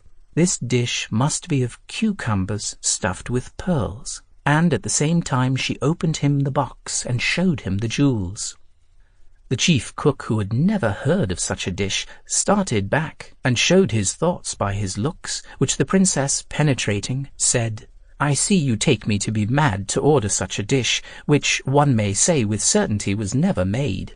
I know this as well as you, but I am not mad, and give you these orders with the most perfect recollection. You must invent and do the best you can, and bring me back what pearls are left." The cook could make no reply, but took the box and retired, and afterward the princess gave directions to all the domestics to have everything in order, both in the house and gardens, to receive the emperor. Next day the two princes went to the place appointed, and as soon as the Emperor of Persia arrived, the chase began, and lasted till the heat of the sun obliged him to leave off. While Prince Bahman stayed to conduct the Emperor to their house, Prince Perviz rode before to show the way, and when he came in sight of the house, spurred his horse to inform the princess that the Emperor was approaching. but she had been told by some servants whom she had placed to give notice, and the prince found her waiting, ready to receive him. When the emperor had entered the courtyard and alighted at the portico, the princess came and threw herself at his feet, and the two princes informed him she was their sister, and besought him to accept her respects. The emperor stooped to raise her, and after he had gazed some time on her beauty, struck with her fine person and dignified air, he said, "The brothers are worthy of the sister, and she worthy of them. Since, if I may judge of her understanding by her person, I am not amazed that the brothers would do nothing without their sister's consent. But," added he, "I hope to be better acquainted with you, my daughter, after I have seen the house." "Sir," said the princess, "it is only a plain country residence, fit for such people as we are, who live retired from the great world. It is not to be compared with the magnificent palaces of emperors." "I cannot perfectly agree with you in opinion," said the emperor very obligingly, "for its first appearance makes me suspect you. However, I will not pass my judgment upon it till I have seen it all. Therefore be pleased to conduct me through the apartments." The princess led the emperor through all the rooms except the hall, and, after he had considered them very attentively and admired their variety, "My daughter," said he to the princess, "do you call this a country house? The finest and largest cities would soon be deserted if all country houses were like yours. I am no longer surprised that you despise the town. Now let me see the garden, which I doubt not is answerable to the house." The princess opened a door which led into the garden, and the first object which presented itself to the emperor's view was the golden fountain. Surprised at so rare an object, he asked from whence that wonderful water which gave so much pleasure to behold had been procured, where was its source, and by what art it was made to play so high. He said he would presently take a nearer view of it. The princess then led him to the spot where the harmonious tree was planted, and there the emperor heard a concert, different from all he had ever heard before. And, stopping to see where the musicians were, he could discern nobody, far or near, but still distinctly heard the music which ravished his senses. "My daughter," said he to the princess, "where are the musicians whom I hear? Are they under the ground or invisible in the air? Such excellent performers will hazard nothing by being seen. On the contrary, they would please the more." "Sir," answered the princess, smiling, "they are not musicians, but the leaves of the tree your majesty sees before you, which form this concert. And if you will give yourself the trouble to go a little nearer, you will be convinced, and the voices will be more distinct." The emperor went nearer, and was so charmed with the sweet harmony that he would never have been tired with hearing it, but that his desire to have a nearer view of the fountain of golden water forced him away. "Daughter," said he, "tell me, I pray you, whether this wonderful tree was found in your garden by chance, or was a present made to you, or have you procured it from some foreign country? It must certainly have come from a great distance, otherwise, curious as I am after natural rarities, I should have heard of it. What name do you call it by?" "Sir," replied the princess, "this tree has no other name than that of the singing tree, and is not a native of this country. It would at present take up too much time to tell your majesty by what adventures it came here. Its history is connected with the golden water and the talking bird, which came to me at the same time, and which your majesty may presently see. But if it be agreeable to your majesty, after you have rested yourself and recovered the fatigue of hunting, which must be the greater because of the sun's intense heat, I will do myself the honor of relating it to you." "My daughter," replied the emperor, "my fatigue is so well recompensed by the wonderful things you have shown me, that I do not feel it in the least. Let me see the golden water, for I am impatient to see and admire afterward the talking bird." When the emperor came to the golden water, his eyes were fixed so steadfastly upon the fountain that he could not take them off. At last, addressing himself to the princess, he said, As you tell me, daughter, that this water has no spring or communication, I conclude that it is foreign, as well as the singing tree." "Sir," replied the princess, "it is as your majesty conjectures, and to let you know that this water has no communication with any spring, I must inform you that the basin is one entire stone, so that the water cannot come in at the sides or underneath. But what your majesty will think most wonderful is that all this water proceeded but from one small flagon, emptied into this basin, which increased to the quantity you see by a property peculiar to itself, and formed this fountain." "Well," said the emperor, going from the fountain, "this is enough for one time.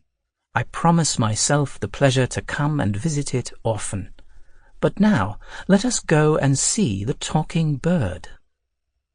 As he went toward the hall, the emperor perceived a prodigious number of singing birds in the trees around, filling the air with their songs and warblings, and asked why there were so many there and none on the other trees in the garden.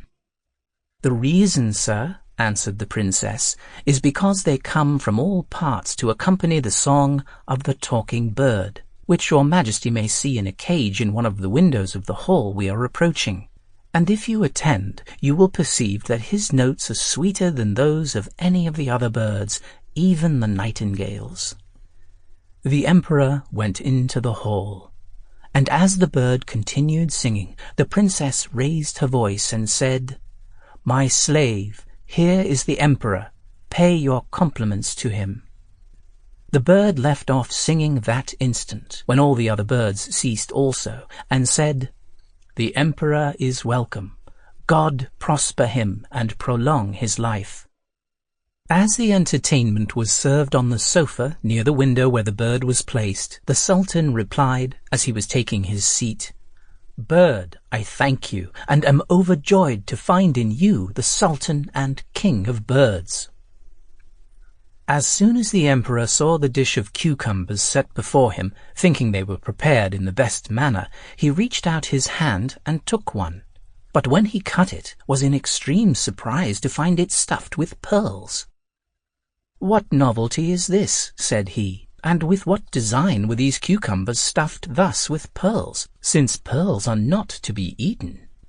He looked at his hosts to ask them the meaning, when the bird, interrupting him, said, "Can your majesty be in such great astonishment at cucumbers stuffed with pearls, which you see with your own eyes, and yet so easily believe that the queen, your wife, gave birth to a dog, a cat, and a piece of wood?" "I believed those things," replied the emperor, "because the attendants assured me of the facts." "Those attendants, sir," replied the bird, "were the queen's 2 sisters, who, envious of her happiness in being preferred by your majesty before them, to satisfy their envy and revenge, have abused your majesty's credulity. If you interrogate them, they will confess their crime. The 2 brothers and the sister whom you see before you are your own children, whom they exposed, and who were taken in by the intendant of your gardens, who provided nurses for them and took care of their education." The speech presently cleared up the emperor's understanding. "Bird," cried he, "I believe the truth which you discovered to me. The inclination which drew me to them told me plainly they must be of my own blood. Come then, my sons, come, my daughter, let me embrace you and give you the first marks of a father's love and tenderness." The emperor then rose, and after having embraced the 2 princes and the princess, and mingled his tears with theirs, said, "It is not enough, my children. You must embrace each other, not as the children of the intendant of my gardens, to whom I have been so much obliged for preserving your lives, but as my own children of the royal blood of the monarchs of Persia, whose glory I am persuaded you will maintain." After the 2 princes and princess had embraced mutually with new satisfaction, the emperor sat down again with them and finished his meal in haste, and when he had done, said, "My children, you see in me your father. Tomorrow I will bring the queen, your mother, Therefore prepare to receive her."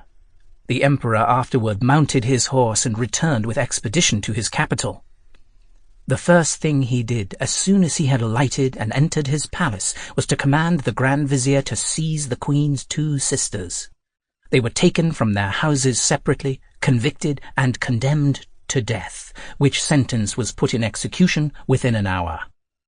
In the meantime, the emperor, Khosrausha, followed by all the lords of his court who were then present, went on foot to the door of the great mosque, and after he had taken the queen out of the strict confinement she had languished under for so many years, embracing her in the miserable condition to which she was then reduced, said to her with tears in his eyes, "I come to entreat your pardon for the injustice I have done you, and to make you the reparation I ought, which I have begun by punishing the unnatural wretches who put the abominable cheat upon me, and I hope you will look upon it as complete when I present to you 2 accomplished princes and a lovely princess, our children. Come and resume your former rank with all the honors which are your due." All this was done and said before great crowds of people who flocked from all parts at the first news of what was passing, and immediately spread the joyful intelligence through the city.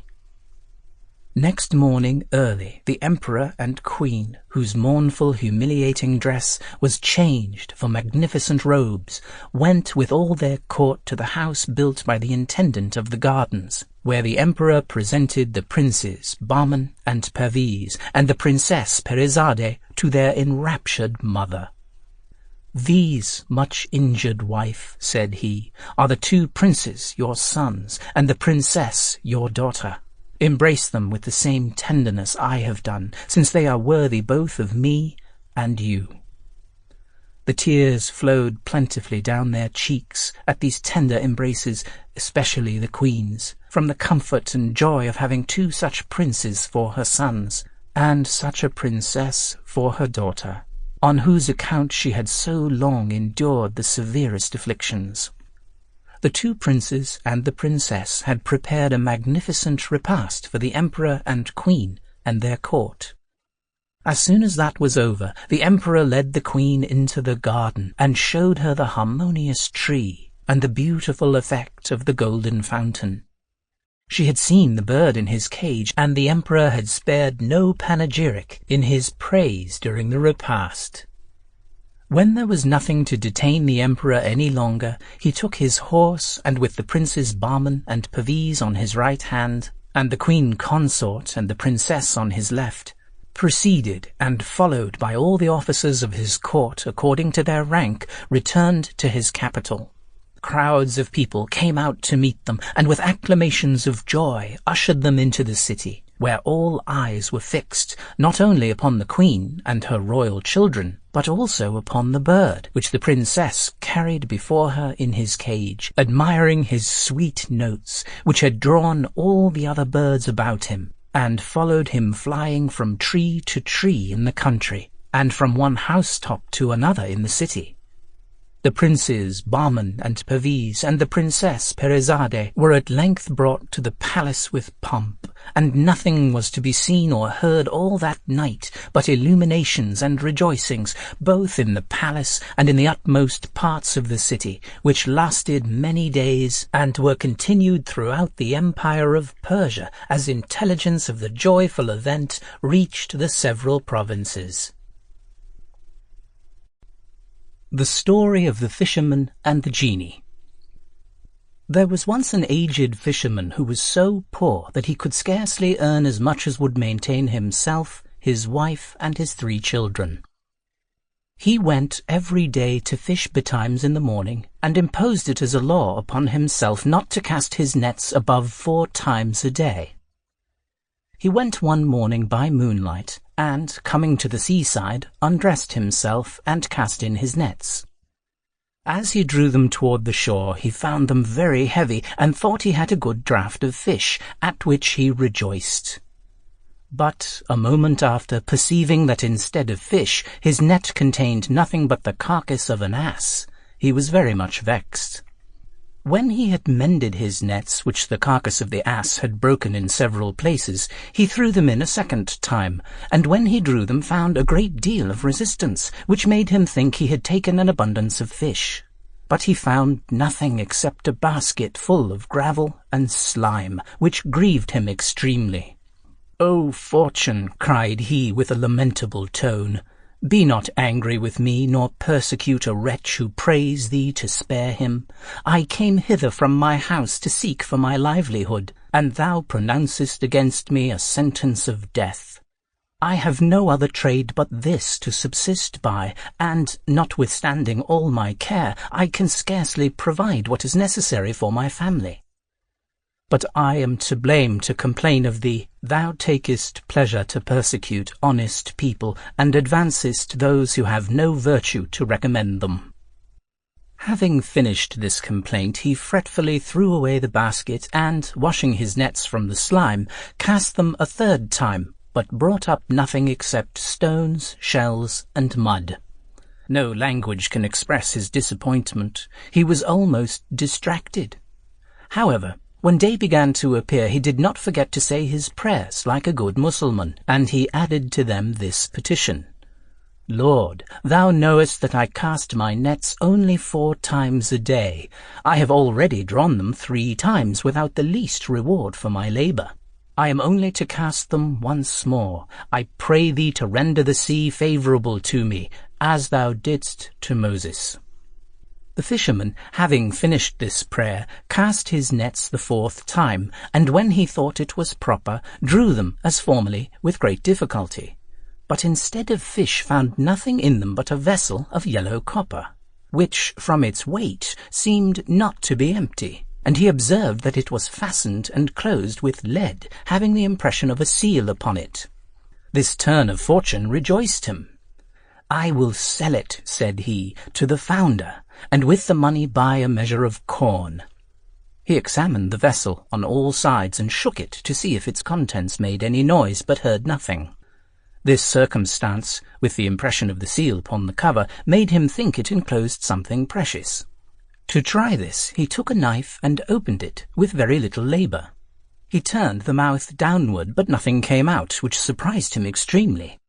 He placed it before him, but while he viewed it attentively, there burst forth a very thick smoke, which obliged him to retire 2 or 3 paces back. The smoke ascended to the clouds, and, extending itself along the sea and upon the shore, formed a great mist, which filled the fisherman with astonishment. When the smoke was all out of the vessel, it reunited and became a solid body, of which was formed a genie twice as high as the greatest of giants. At the sight of such a monster, the fisherman would fain have fled, but was so frightened that he could not move. The smoke ascended to the clouds, and extending itself along the sea and upon the shore, formed a great mist.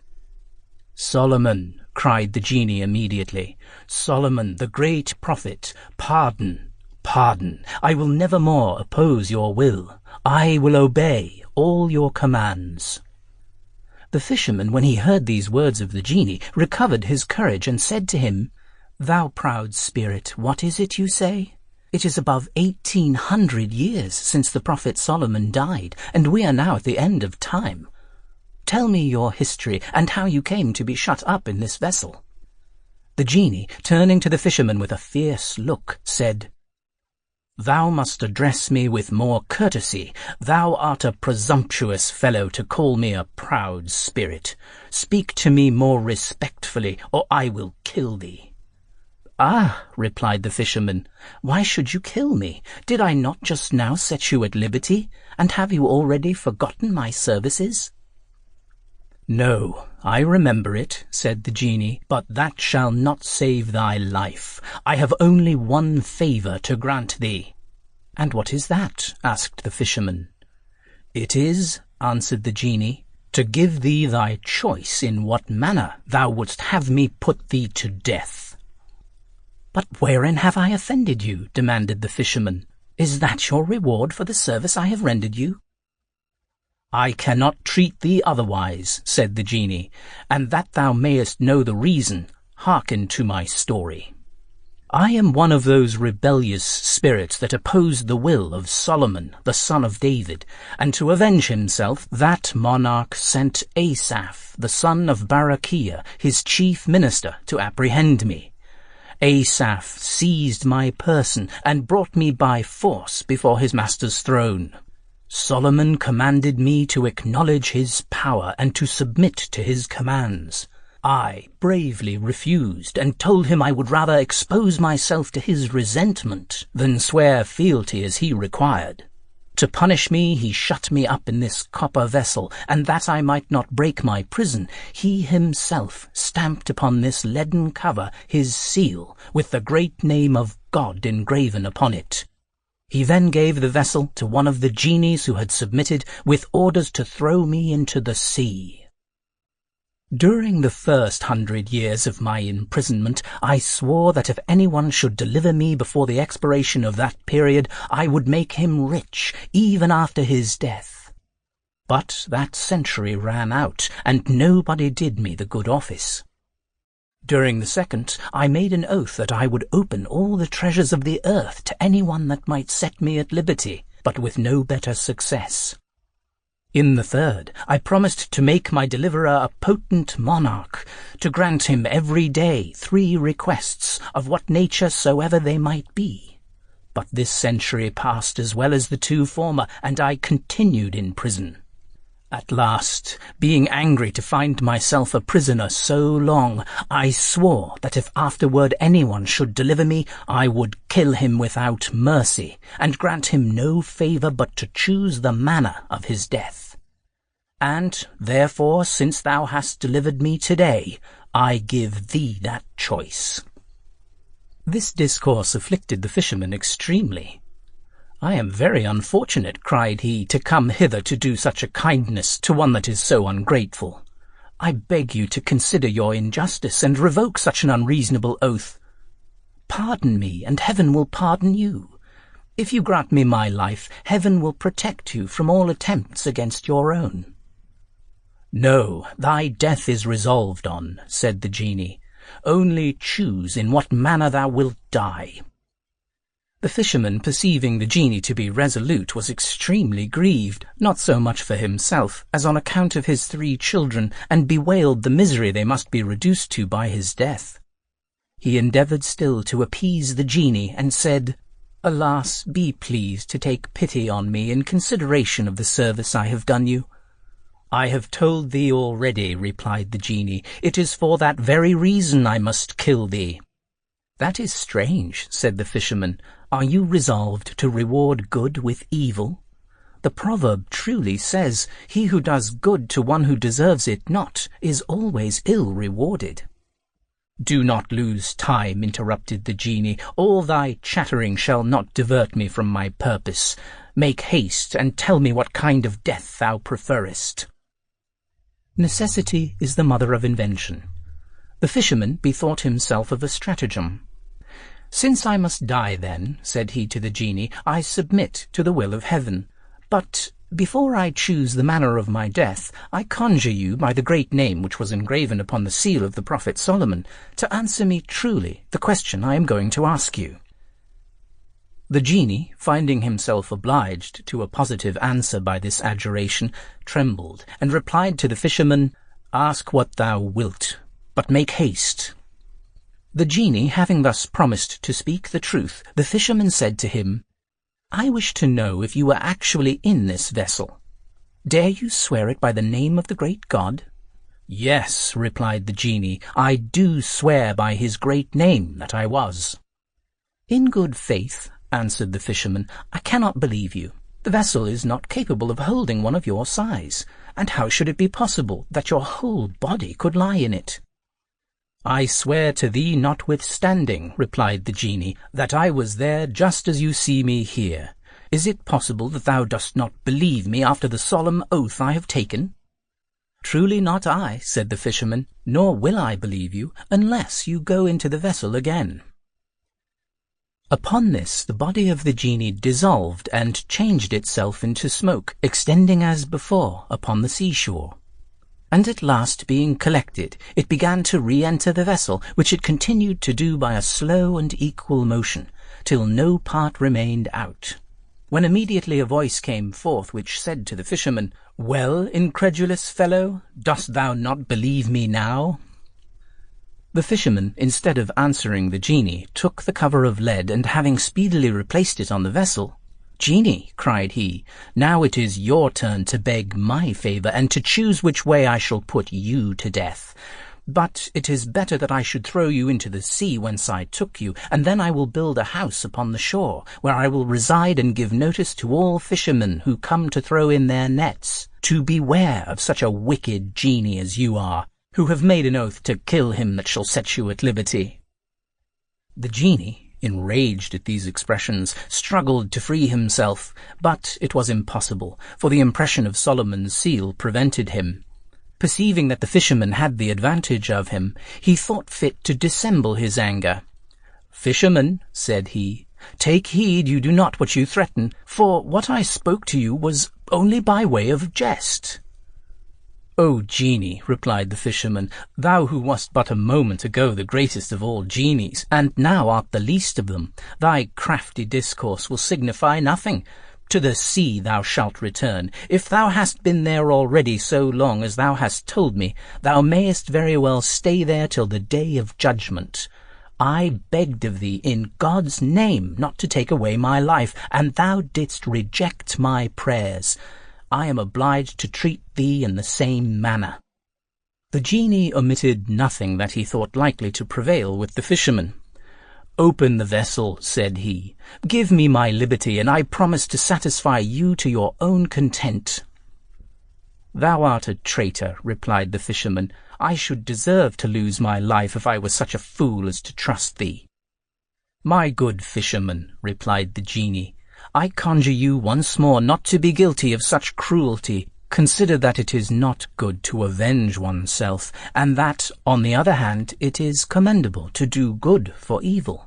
Do not treat me as Imama formerly treated Ateka." "And what did Imama to Ateka?" inquired the fisherman. "Ho!" cried the genie. "If you have a mind to be informed, open the vessel. Do you think that I can be in a humour to relate stories in so strait a prison? I will tell you as many as you please when you have let me out." "No," said the fisherman, "I will not let thee out. It is in vain to talk of it. I am just going to throw thee into the bottom of the sea." "Hear me one word more," cried the genie. "I promise to do you no hurt. Nay, far from that, I will show you a way to become exceedingly rich." The hope of delivering himself from poverty prevailed with the fisherman. "I could listen to thee," said he, "were there any credit to be given to thy word. Swear to me by the great name of God that thou wilt faithfully perform what thou promisest, and I will open the vessel. I do not believe thou wilt dare to break such an oath." The genie swore to him, upon which the fisherman immediately took off the covering of the vessel. At that instant the smoke ascended, and the genie, having resumed his form, the first thing he did was to kick the vessel into the sea. This action alarmed the fisherman. "Genie," said he, "will not you keep the oath you just now made?" The genie laughed at his fear and answered, "Fisherman, be not afraid. I only did it to divert myself, and to see if you would be alarmed at it. But to convince you that I am in earnest, take your nets and follow me." As he spoke these words, he walked before the fisherman, who, having taken up his nets, followed him, but with some distrust. They passed by the town, and came to the top of a mountain, from whence they descended into a vast plain, which brought them to a lake that lay betwixt 4 hills. When they reached the side of the lake, the genie said to the fisherman, "Cast your nets and catch fish." The fisherman did not doubt of taking some, because he saw a great number in the water, but he was extremely surprised when he found they were of 4 different colours: white, red, blue, and yellow. He threw in his nets and brought out one of each colour. Having never seen the like before, he could not but admire them, and, judging that he might get a considerable sum for them, he was very joyful. "Carry those fish," said the genie to him, "and present them to your sultan. He will give you more money for them. You may come daily to fish in the lake, but I give you warning not to throw in your nets above once a day, otherwise you will repent." Having spoken thus, he struck his foot upon the ground, which opened, and, after it had swallowed him up, closed again. The fisherman, being resolved to follow the genie's advice, forbore casting in his nets a second time, and returned to the town very well satisfied, and making 1,000 reflections upon his adventure. He went immediately to the Sultan's palace to offer his fish, and his Majesty was very much surprised when he saw the wonders which the fisherman presented. He took them up one after another, and viewed them with attention, and after having admired them a long time, "Take those fish," said he to his vizier, "and carry them to the cook whom the Emperor of the Greeks has sent me. I cannot imagine but that they must be as good as they are beautiful." The vizier carried them as he was directed, and, delivering them to the cook, said, "Here are 4 fish just brought to the Sultan. He orders you to dress them." He then returned to the Sultan, who commanded him to give the fisherman 400 pieces of gold, which he did accordingly. The fisherman, who had never seen so much money, could scarcely believe his good fortune, but thought the whole must be a dream, until he found it otherwise, by being able to provide necessaries for his family with the produce of his nets. As soon as the Sultan's cook had cleaned the fish, she put them upon the fire in a frying pan with oil, and when she thought them fried enough on one side, she turned them upon the other. But, O monstrous prodigy! Scarcely were they turned when the wall of the kitchen divided, and a young lady of wonderful beauty entered from the opening. She held a rod in her hand and was clad in flowered satin, with pendants in her ears, a necklace of large pearls, and bracelets of gold set with rubies. She moved toward the frying pan to the great amazement of the cook, and, striking one of the fish with the end of the rod, said, "Fish, fish, are you in your duty?" The fish having answered nothing, she repeated these words, and then the 4 fish lifted up their heads and replied, "Yes, yes, if you reckon, we reckon. If you pay your debts, we pay ours. If you fly, we overcome and are content." As soon as they had finished these words, the lady overturned the frying pan and returned into the open part of the wall, which closed immediately and became as it was before. The cook was greatly frightened at what had happened, and coming a little to herself, went to take up the fish that had fallen on the hearth, but found them blacker than coal and not fit to be carried to the Sultan. This grievously troubled her, and she fell to weeping most bitterly. "Alas," said she, "what will become of me? If I tell the Sultan what I have seen, I am sure he will not believe me, but will be enraged against me." While she was thus bewailing herself, the Grand Vizier entered and asked her if the fish were ready. She told him all that had occurred, which we may easily imagine astonished him. But without speaking a word of it to the Sultan, he invented an excuse that satisfied him, and sending immediately for the fisherman, bid him bring 4 more such fish, for misfortune had befallen the others, so that they were not fit to be carried to the royal table. The fisherman, without saying anything of what the genie had told him, told the vizier he had a great way to go for them, in order to excuse himself from bringing them that day, but said that he would certainly bring them on the morrow. Accordingly, the fisherman went away by night, and coming to the lake, threw in his nets betimes next morning, took 4 fish like the former, and brought them to the vizier at the hour appointed. The minister took them himself, carried them to the kitchen, and, shutting himself up with the cook, she cleaned them and put them on the fire. When they were fried on one side, and she had turned them upon the other, the kitchen wall again opened, and the same lady came in with the rod in her hand, struck one of the fish, spoke to it as before, and all 4 fish gave her the same answer. After they had spoken to the young lady, she overturned the frying pan with her rod and retired into the wall. The Grand Vizier, being witness to what had passed, "This is too wonderful and extraordinary," said he, "to be concealed from the Sultan. I will inform him of this prodigy." The Sultan, being much surprised, sent immediately for the fisherman and said to him, "Friend, cannot you bring me 4 more such fish?" The fisherman replied, "If your majesty will be pleased to allow me 3 days, I will do it." Having obtained his time, he went to the lake immediately, and at the first throwing in of his net, he caught 4 fish, and brought them directly to the Sultan, who was so much the more rejoiced as he did not expect them so soon, and ordered him 400 pieces of gold. As soon as the Sultan had the fish, he ordered them to be carried into his closet, with all that was necessary for frying them, and having shut himself up with the vizier, the minister cleaned them, put them into the pan, and when they were fried on one side, turned them upon the other. Then the wall of the closet opened, but instead of the young lady, there came out a black in the habit of a slave, and of gigantic stature, with a great green staff in his hand. He advanced toward the pan, and, touching one of the fish with his staff, said with a terrible voice, "Fish, are you in your duty?" At these words the fish raised up their heads and answered, "Yes, yes, we are. If you reckon, we reckon. If you pay your debts, we pay ours. If you fly, we overcome and are content." The fish had no sooner finished these words than the black threw the pan into the middle of the closet and reduced them to coal. Having done this, he retired fiercely, and entering again into the aperture, it closed, and the wall appeared just as it did before.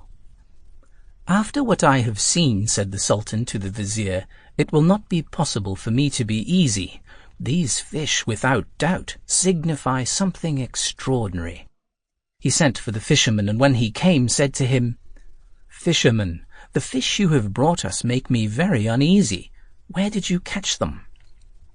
"Sir," answered he, "I fished for them in a lake situated betwixt 4 hills beyond the mountain that we see from hence." "Knowest thou not that lake?" said the Sultan to the vizier. "No," replied the vizier, "I never so much as heard of it, although I have for 60 years hunted beyond that mountain." The Sultan asked the fisherman how far the lake might be from the palace. The fisherman answered it was not above 3 hours' journey. Upon this assurance, the Sultan commanded all his court to take horse, and the fisherman served them for a guide. They all ascended the mountain, and at the foot of it they saw, to their great surprise, a vast plain that nobody had observed till then, and at last they came to the lake, which they found to be situated betwixt 4 hills, as the fisherman had described. The water was so transparent that they observed all the fish to be like those which the fisherman had brought to the palace. The Sultan stood upon the bank of the lake, and, after beholding the fish with admiration, demanded of his courtiers if it were possible they had never seen this lake which was within so short a distance of the town. They all answered that they had never so much as heard of it. "Since you all agree that you never heard of it," said the Sultan, "and as I am no less astonished than you are at this novelty, I am resolved not to return to my palace till I learn how this lake came here, and why all the fish in it are of 4 colours." Having spoken thus, he ordered his court to encamp, and immediately his pavilion and the tents of his household were planted upon the banks of the lake. When night came, the Sultan retired under his pavilion, and spoke to the Grand Vizier thus: "Vizier, my mind is uneasy. This lake transported hither, the black that appeared to us in my closet, and the fish that we heard speak. All these things so much excite my curiosity that I cannot resist my impatient desire to have it satisfied. To this end I am resolved to withdraw alone from the camp, and I order you to keep my absence secret. Stay in my pavilion, and tomorrow morning, when the emirs and courtiers come to attend my levee, send them away and tell them that I am somewhat indisposed and wish to be alone, and the following days tell them the same thing till I return." The Grand Vizier endeavoured to divert the Sultan from this design. He represented to him the danger to which he might be exposed, and that all his labour might perhaps be in vain. But it was to no purpose. The Sultan was resolved. He put on a suit fit for walking, and took his scimitar, and as soon as he found that all was quiet in the camp, went out alone, and passed over the hills without much difficulty. He found the descent still more easy, and when he came to the plain, walked on till the sun rose, and then he saw before him at a considerable distance a vast building. He rejoiced at the sight in hopes of receiving there the information he sought. When he drew near, he found it was a magnificent palace, or rather a strong castle, of black polished marble, and covered with fine steel, as smooth as glass. Being highly pleased that he had so speedily met with something worthy of his curiosity, he stopped before the front of the castle and considered it with attention.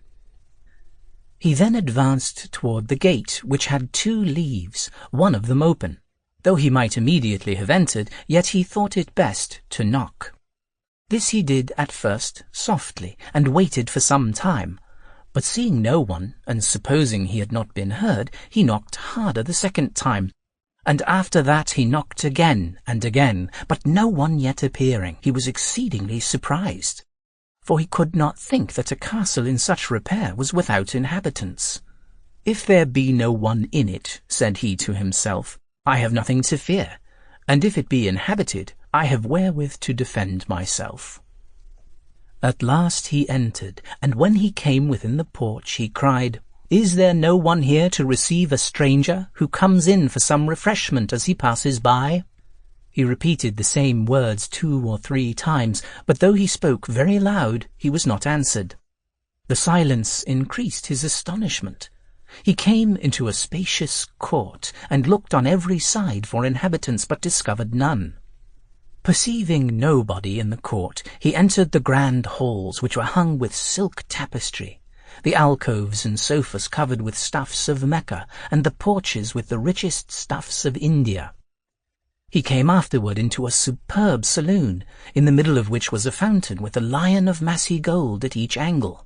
Water issued from the mouths of the 4 lions, and as it fell, formed diamonds and pearls resembling a jet d'eau, which, springing from the middle of the fountain, rose nearly to the top of a cupola painted in arabesque. The castle, on 3 sides, was encompassed by a garden, with parterres of flowers and shrubbery, and to complete the beauty of the place, an infinite number of birds filled the air with their harmonious notes, and always remained there, nets being spread over the garden, and fastened to the palace to confine them. The Sultan walked from apartment to apartment, where he found everything rich and magnificent. Being tired with walking, he sat down in a veranda, which had a view over the garden, reflecting upon what he had seen, when suddenly he heard the voice of one complaining in lamentable tones. He listened with attention, and heard distinctly these words, "O Fortune, thou who wouldst not suffer me longer to enjoy a happy lot, forbear to persecute me, and by a speedy death put an end to my sorrows. Alas, is it possible that I am still alive after so many torments as I have suffered?" The Sultan rose up, advanced toward the place whence he heard the voice, and, coming to the door of a great hall, opened it, and saw a handsome young man, richly habited, seated upon a throne, raised a little above the ground. Melancholy was painted on his countenance. The Sultan drew near and saluted him. The young man returned his salutation by an inclination of his head, not being able to rise, at the same time saying, "My lord, I should rise to receive you, but am hindered by sad necessity, and therefore hope you will not be offended." "My lord," replied the Sultan, "I am much obliged to you for having so good an opinion of me. As to the reason of your not rising, whatever your apology be, I heartily accept it. Being drawn hither by your complaints and afflicted by your grief, I come to offer you my help. I flatter myself that you will relate to me the history of your misfortunes. But inform me first of the meaning of the lake near the palace, where the fish are of 4 colors. Whose castle is this? How you came to be here, and why you are alone?" Instead of answering these questions, the young man began to weep bitterly. "How inconsistent is fortune!" cried he. "She takes pleasure to pull down those she has raised. Where are they who enjoy quietly the happiness which they hold of her, and whose day is always clear and serene?" The Sultan, moved with compassion to see him in such a condition, prayed him to relate the cause of his excessive grief. "Alas, my lord," replied the young man, "how is it possible but I should grieve, and my eyes be inexhaustible fountains of tears?" At these words, lifting up his robe, he showed the Sultan that he was a man only from the head to the girdle, and that the other half of his body was black marble. The Sultan was much surprised when he saw the deplorable condition of the young man. "That which you show me," said he, "while it fills me with horror, excites my curiosity, so that I am impatient to hear your history, which, no doubt, must be extraordinary. And I am persuaded that the lake and the fish make some part of it. Therefore, I conjure you to relate it. You will find some comfort in doing so, since it is certain that the unfortunate find relief in making known their distress." "I will not refuse your request," replied the young man, "though I cannot comply without renewing my grief. But I give you notice beforehand to prepare your ears, your mind, and even your eyes, for things which surpass all that the imagination can conceive." The History of the Young King of the Black Isles. "You must know, my lord," said the wretched prisoner, "that my father, named Mahmud, was monarch of this country. This is the kingdom of the Black Isles, which takes its name from the 4 small neighboring mountains.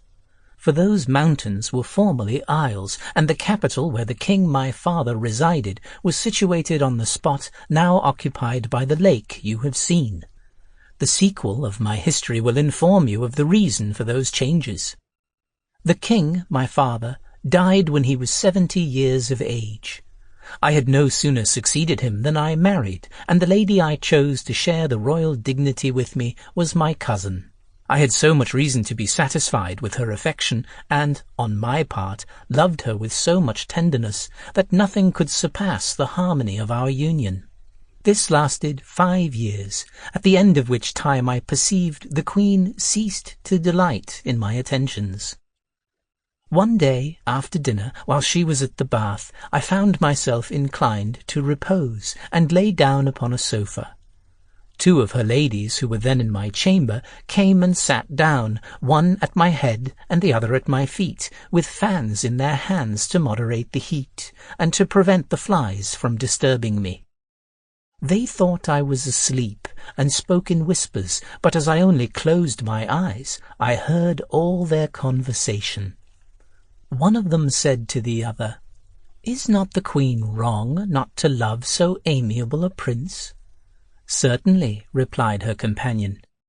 "I do not understand the reason, neither can I conceive why she goes out every night and leaves him alone. Is it possible that he does not perceive it?" "Alas," said the first, "how should he? She mixes every evening in his liquor the juice of a certain herb, which makes him sleep so sound all night that she has time to go where she pleases, and as day begins to appear, she comes and wakes him by the smell of something she puts under his nostrils." You may guess, my lord, how much I was surprised at this conversation, and with what sentiments it inspired me. Yet, whatever emotion it excited, I have sufficient self-command to dissemble, and feigned to awake without having heard a word. The Queen returned from the bath. We supped together, and she presented me with a cup full of such liquid as I was accustomed to drink. But instead of putting it to my mouth, I went to a window that was open, threw out the water so quickly that she did not perceive it, and returned. Soon after, believing that I was asleep, she arose with so little precaution that she whispered loud enough for me to hear her distinctly, "Sleep on, and may you never wake again." And so saying, she dressed herself and went out of the chamber. As soon as the Queen, my wife, was gone, I arose in haste, took my scimitar, and followed her so quickly that I soon heard the sound of her feet before me. and then walked softly after her. She passed through several gates, which opened upon her pronouncing some magical words, and the last she opened was that of the garden, which she entered. I stopped at this gate, that she might not perceive me as she passed along a parterre.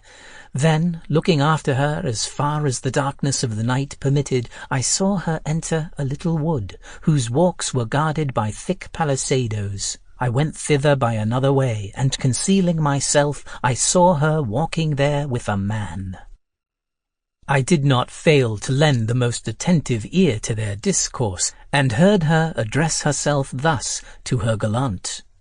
"I do not deserve," she said, "to be reproached by you for want of diligence. You well know the reason. But if all the proofs of affection I have already given you be not sufficient to convince you of my sincerity, I am ready to give you others more decisive. You need but command me. You know my power. I will, if you desire it, before sunrise, convert this great city and this superb palace into frightful ruins, inhabited only by wolves, owls, and ravens. If you would have me transport all the stones of those walls so solidly built, beyond Mount Caucasus, the bounds of the habitable world, speak but the word, and all shall be changed." As the Queen finished this speech, she and her companion came to the end of the walk, turned to enter another, and passed before me. I had already drawn my scimitar, and the man being next to me, I struck him on the neck and brought him to the ground. I concluded I had killed him, and therefore retired speedily, without making myself known to the Queen, whom I chose to spare, because she was my kinswoman. The wound I had given her companion was mortal, but by her enchantments she preserved him in an existence in which he could not be said to be either dead or alive. As I crossed the garden to return to the palace, I heard the Queen loudly lamenting, and, judging by her cries how much she was grieved, I was pleased that I had spared her life. As soon as I had reached my apartment, I went to bed, and, being satisfied with having punished the villain who had injured me, fell asleep. Next morning I arose, went to my closet, and dressed myself. I afterward held my council. At my return, the Queen, clad in mourning, her hair dishevelled, and part of it torn off, presented herself before me, and said, "I come to beg your Majesty not to be surprised to see me in this condition. My heavy affliction is occasioned by intelligence of 3 distressing events which I have just received." "Alas, what are they, madam?" said I. "The death of the Queen, my dear mother," she replied, "that of the King my father killed in battle, and of one of my brothers who has fallen down a precipice." I was not displeased that she used these pretexts to conceal the true cause of her grief.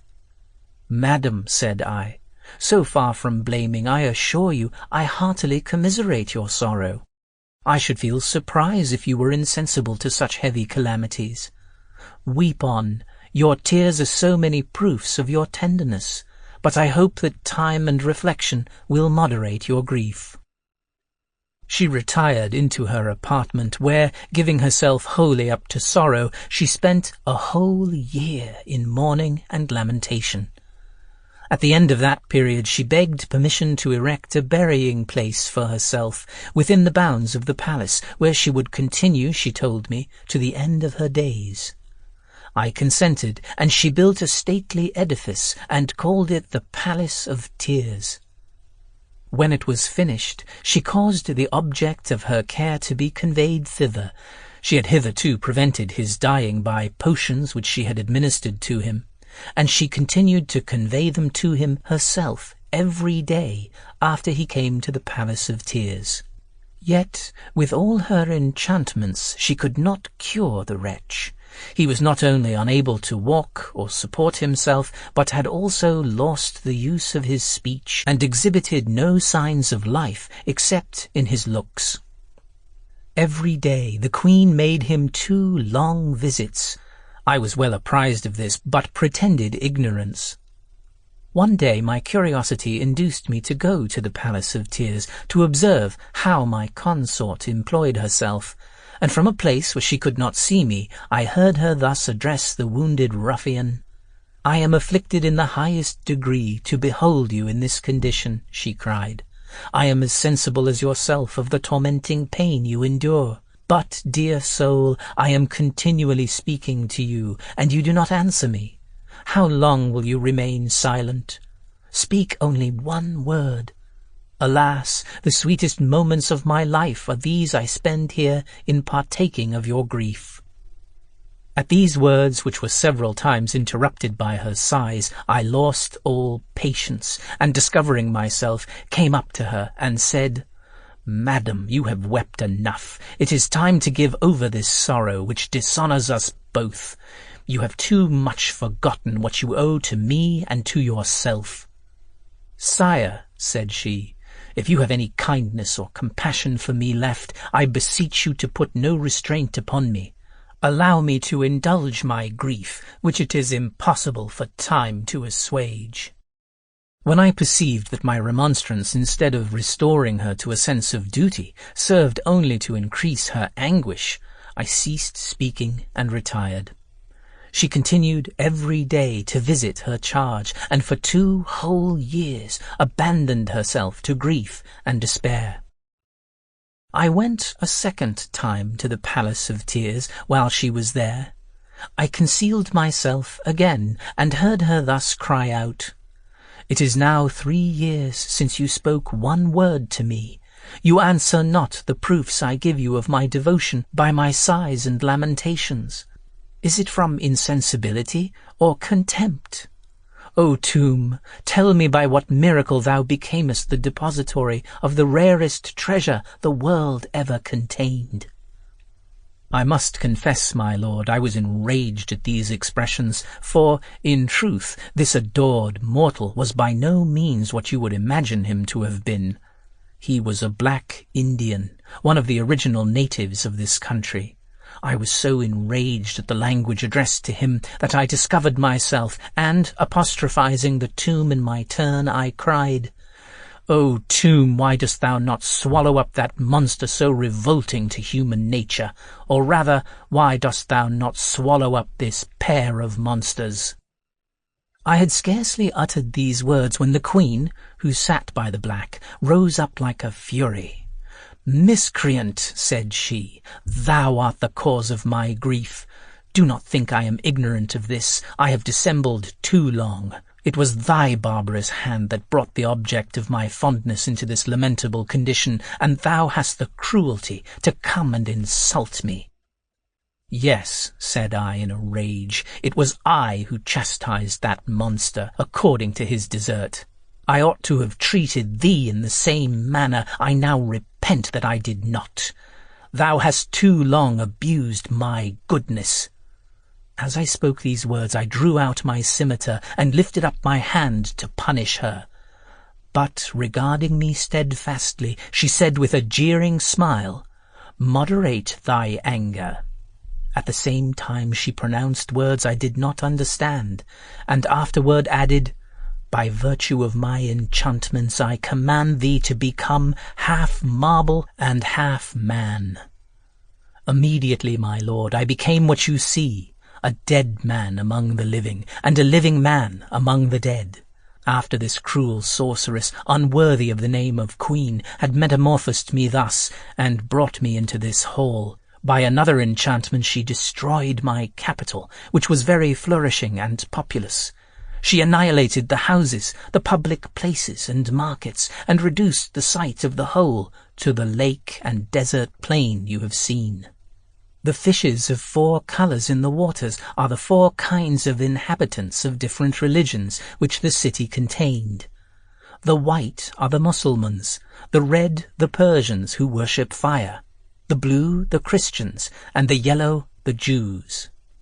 The 4 little hills were the 4 islands that gave name to this kingdom. I learned all this from the enchantress who, to add to my affliction, related to me these effects of her rage. But this is not all. Her revenge not being satisfied with the destruction of my dominions and the metamorphosis of my person, she comes every day and gives me over my naked shoulders 100 lashes with a whip until I am covered with blood. When she has finished this part of my punishment, she throws over me a coarse stuff of goat's hair, and over that this robe of brocade, not to honor, but to mock me. When he came to this part of the narrative, the young king could not restrain his tears, and the Sultan was himself so affected by the relation that he could not find utterance for any words of consolation.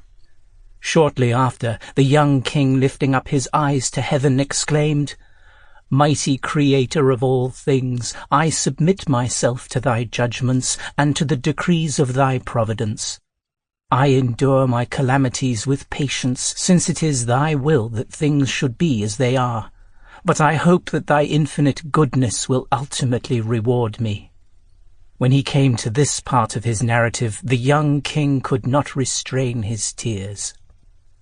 The Sultan, greatly moved by the recital of this affecting story, and anxious to avenge the sufferings of the unfortunate prince, said to him, "Inform me whither this perfidious sorceress retires, and where may be found the vile wretch who is entombed before his death."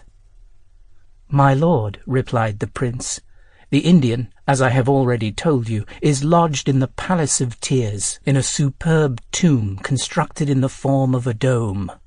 This palace joins the castle on the side in which the gate is placed. As to the queen, I cannot tell you precisely whither she retires, but every day at sunrise she goes to visit her charge, after having executed her bloody vengeance upon me, and you see I am not in a condition to defend myself. She carries to him the potion with which she has hitherto prevented his dying, and always complains of his never having spoken to her since he was wounded." "Prince," said the Sultan, "your condition can never be sufficiently deplored. No one can be more sensibly affected by your misfortune than I am. Never did anything so extraordinary befall any man. One thing only is wanting, the revenge to which you are entitled, and I will omit nothing in my power to effect it." In his subsequent conversation with the young prince, the Sultan told him who he was, and for what purpose he had entered the castle, and afterward informed him of a mode of revenge which he had devised. They agreed upon the measures they were to take for accomplishing their design, but deferred the execution of it till the following day. In the meantime, the night being far spent, the Sultan took some rest, but the young prince passed the night as usual, without sleep, never having slept since he was enchanted. Next morning the Sultan arose with the dawn, and prepared to execute his design, by proceeding to the Palace of Tears. He found it lighted up with an infinite number of flambeaux of white wax, and perfumed by a delicious scent issuing from several censers of fine gold of admirable workmanship. As soon as he perceived the bed where the Indian lay, he drew his scimitar and deprived him of his wretched life, dragged his corpse into the court of the castle, and threw it into a well. After this he went and lay down in the black's bed, placed his scimitar under the covering, and waited to complete his design. The queen arrived shortly after. She first went into the chamber of her husband, the king of the Black Islands, stripped him, and with unexampled barbarity gave him 100 stripes. The unfortunate prince filled the palace with his lamentations, and conjured her in the most affecting tone to take pity on him. But the cruel wretch ceased not till she had given the usual number of blows. "You had no compassion," said she, "and you are to expect none from me." After the enchantress had given her husband 100 blows with the whip, she put on again his covering of goat's hair, and his brocade gown over all. She went afterward to the Palace of Tears, and as she entered, renewed her tears and lamentations. Then, approaching the bed where she thought the Indian lay, "Alas," said she, addressing herself to the Sultan, conceiving him to be the black, "my son, my life, will you always be silent? Are you resolved to let me die without affording me the comfort of hearing your voice?"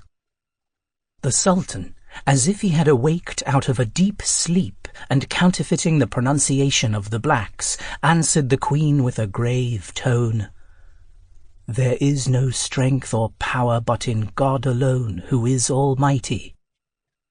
At these words the enchantress, who did not expect them, uttered a loud exclamation of joy. "My dear lord," cried she, "do I not deceive myself? Is it certain that I hear you, and that you speak to me?" "Unhappy woman," said the Sultan, "art thou worthy that I should answer thee?" "Alas," replied the Queen, "why do you reproach me thus?" "The cries," returned the Sultan, "the groans and tears of thy husband, whom thou treatest every day with so much indignity and barbarity, prevent my sleeping night or day. Hadst thou disenchanted him, I should long since have been cured, and have recovered the use of my speech. This is the cause of my silence of which you complain." "Well," said the enchantress, "to pacify you I am ready to execute your commands. Would you have me restore him?" "Yes," replied the Sultan, "make haste to set him at liberty, that I be no longer disturbed by his lamentations." The enchantress went immediately out of the Palace of Tears. She took a cup of water and pronounced some words over it, which caused it to boil, as if it had been on the fire. She afterward proceeded to the young king, and threw the water upon him, saying, "If the Creator of all things did form thee as thou art at present, or if he be angry with thee, do not change. But if thou art in that condition merely by virtue of my enchantments, resume thy natural shape, and become what thou wast before." She had scarcely spoken these words when the prince, finding himself restored to his former condition, rose up and returned thanks to God. The enchantress then said to him, "Get thee from this castle, and never return on pain of death." The young king, yielding to necessity, went away without replying a word, and retired to a remote place, where he patiently awaited the event of the design which the Sultan had so happily begun. Meanwhile, the enchantress returned to the Palace of Tears, and supposing that she still spoke to the black, said, "Dear love, I have done what you required. Nothing now prevents your rising and giving me the satisfaction of which I have so long been deprived." The Sultan, still counterfeiting the pronunciation of the black, said, "What you have now done is by no means sufficient for my cure. You have only removed a part of the evil. You must cut it up by the root." "My lovely black," resumed the Queen, "what do you mean by the root?" "Wretched woman," replied the Sultan, "understand you not that I allude to the town and its inhabitants, and the 4 islands destroyed by thy enchantments? The fish every night at midnight raise their heads out of the lake, and cry for vengeance against thee and me. This is the true cause of the delay of my cure. Go speedily, restore things to their former state, and at thy return I will give thee my hand, and thou shalt help me to arise." The enchantress, inspired with hope from these words, cried out in a transport of joy, "My heart, my soul, you shall soon be restored to your health, for I will immediately do as you command." Accordingly, she went that instant, and when she came to the brink of the lake, she took a little water in her hand, and, sprinkling it, she pronounced some words over the fish and the lake, and the city was immediately restored. The fish became men, women, and children, Mohammedans, Christians, Persians or Jews, freemen or slaves as they were before, every one having recovered his natural form. The houses and shops were immediately filled with their inhabitants, who found all things as they were before the enchantment. The Sultan's numerous retinue, who found themselves encamped in the largest square, were astonished to see themselves in an instant in the middle of a large, handsome, well-peopled city. To return to the enchantress. As soon as she had effected this wonderful change, she returned with all expedition to the Palace of Tears, that she might receive her reward. "My dear lord," cried she as she entered, "I have done all that you required of me. Then pray rise and give me your hand." "Come near," said the Sultan, still counterfeiting the pronunciation of the black. She did so. "You are not near enough," he continued. "Approach nearer." She obeyed. He then rose up, and seizing her by the arm so suddenly that she had not time to discover him, he with a blow of his scimitar cut her in two, so that one half fell one way and the other another. This done, he left the body on the spot, and going out of the Palace of Tears, went to seek the young king of the Black Isles, who waited for him with great impatience. When he found him, "Prince," said he, embracing him, "rejoice, you have now nothing to fear. Your cruel enemy is dead." The young prince returned thanks to the Sultan in a manner that sufficiently evinced his gratitude, and in return wished him long life and happiness. "You may henceforward," said the Sultan, "dwell peaceably in your capital, unless you will accompany me to mine, which is near. You shall there be welcome, and have as much honor shown you as if you were in your own kingdom." "Potent monarch, to whom I am so much indebted," replied the king, "you think then that you are near your capital?" "Yes," said the Sultan. "I know it is not above 4 or 5 hours' journey." "It will take you a whole year to return," said the prince. "I do indeed believe that you came hither from your capital in the time you mention, because mine was enchanted. But since the enchantment is taken off, things are changed. However, this shall not prevent my following you, were it to the utmost corners of the earth. You are my deliverer, and that I may give you proofs of my acknowledgment of this during my whole life, I am willing to accompany you, and to leave my kingdom without regret." The Sultan was extremely surprised to understand that he was so far from his dominions, and could not imagine how it could be. But the young king of the Black Islands convinced him beyond a possibility of doubt. Then the Sultan replied, "It is no matter. The trouble of returning to my own country is sufficiently recompensed by the satisfaction of having obliged you, and by acquiring you for a son. For since you will do me the honor to accompany me, as I have no child, I look upon you as such, and from this moment appoint you my heir and successor." The young prince then employed himself in making preparations for his journey, which were finished in 3 weeks, to the great regret of his court and subjects, who agreed to receive at his hands one of his nearest kindred for their monarch. At length the Sultan and the young prince began their journey with 100 camels laden with inestimable riches from the treasury, followed by 50 handsome gentlemen on horseback, perfectly well mounted and dressed. They had a pleasant journey, and when the Sultan, who had sent couriers to give advice of his delay, and of the adventure which had occasioned it, approached his capital, the principal officers came to receive him, and to assure him that his long absence had occasioned no alteration in his empire.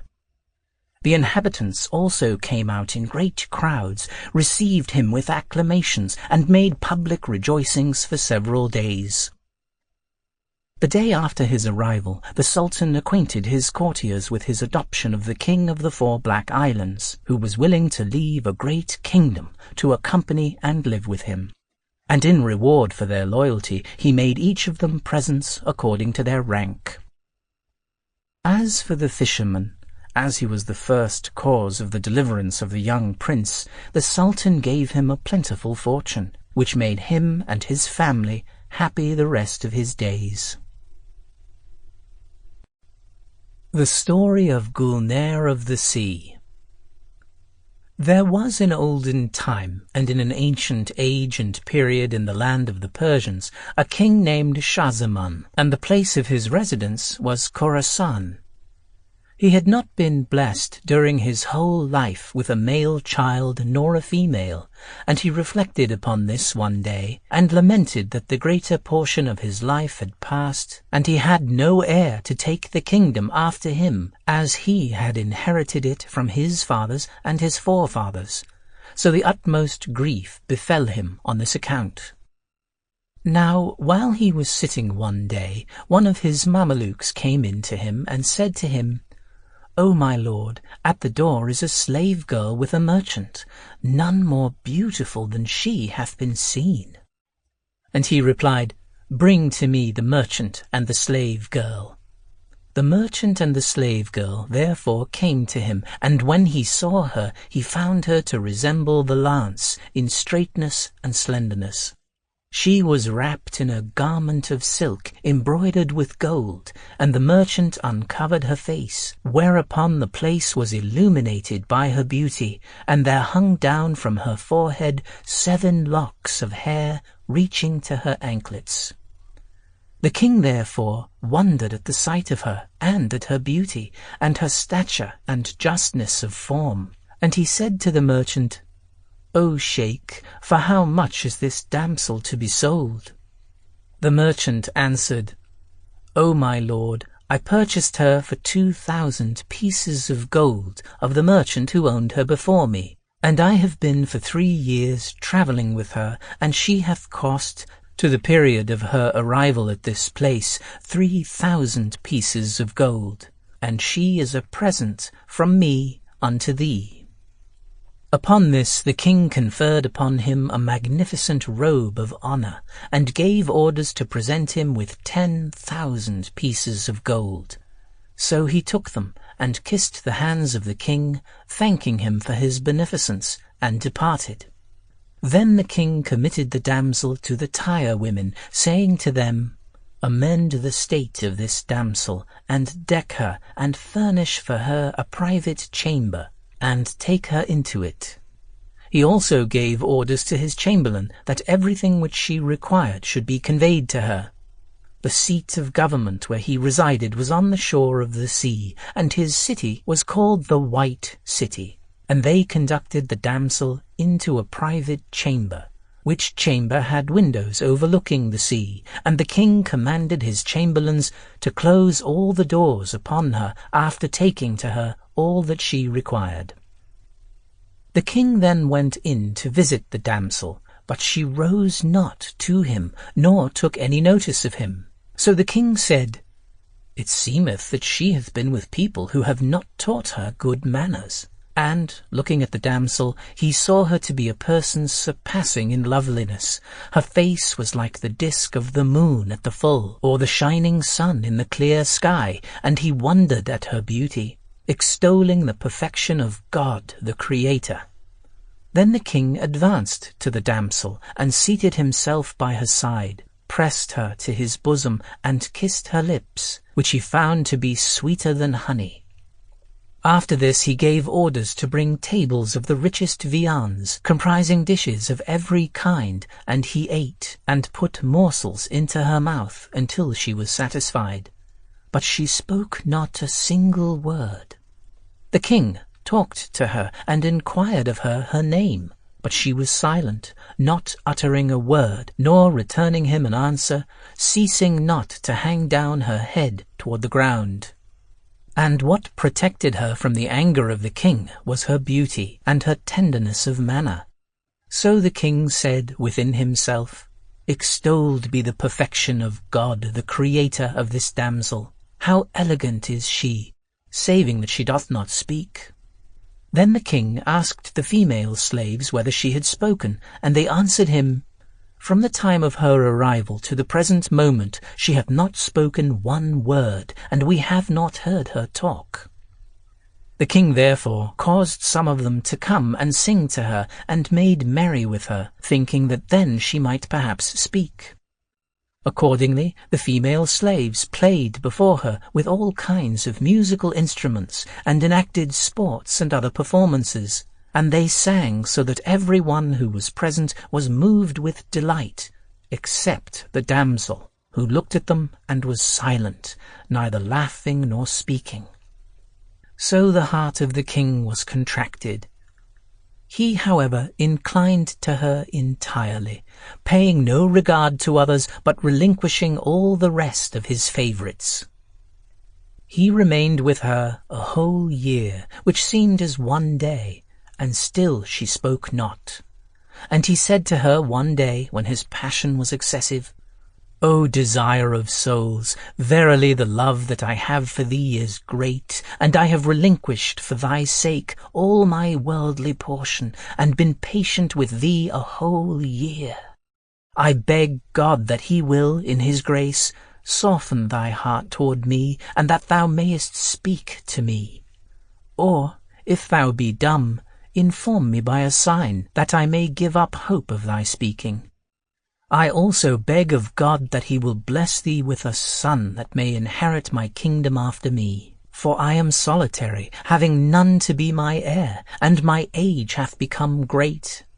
I conjure thee then by Allah, if thou love me, that thou return me a reply." And upon this the damsel hung her head toward the ground, meditating.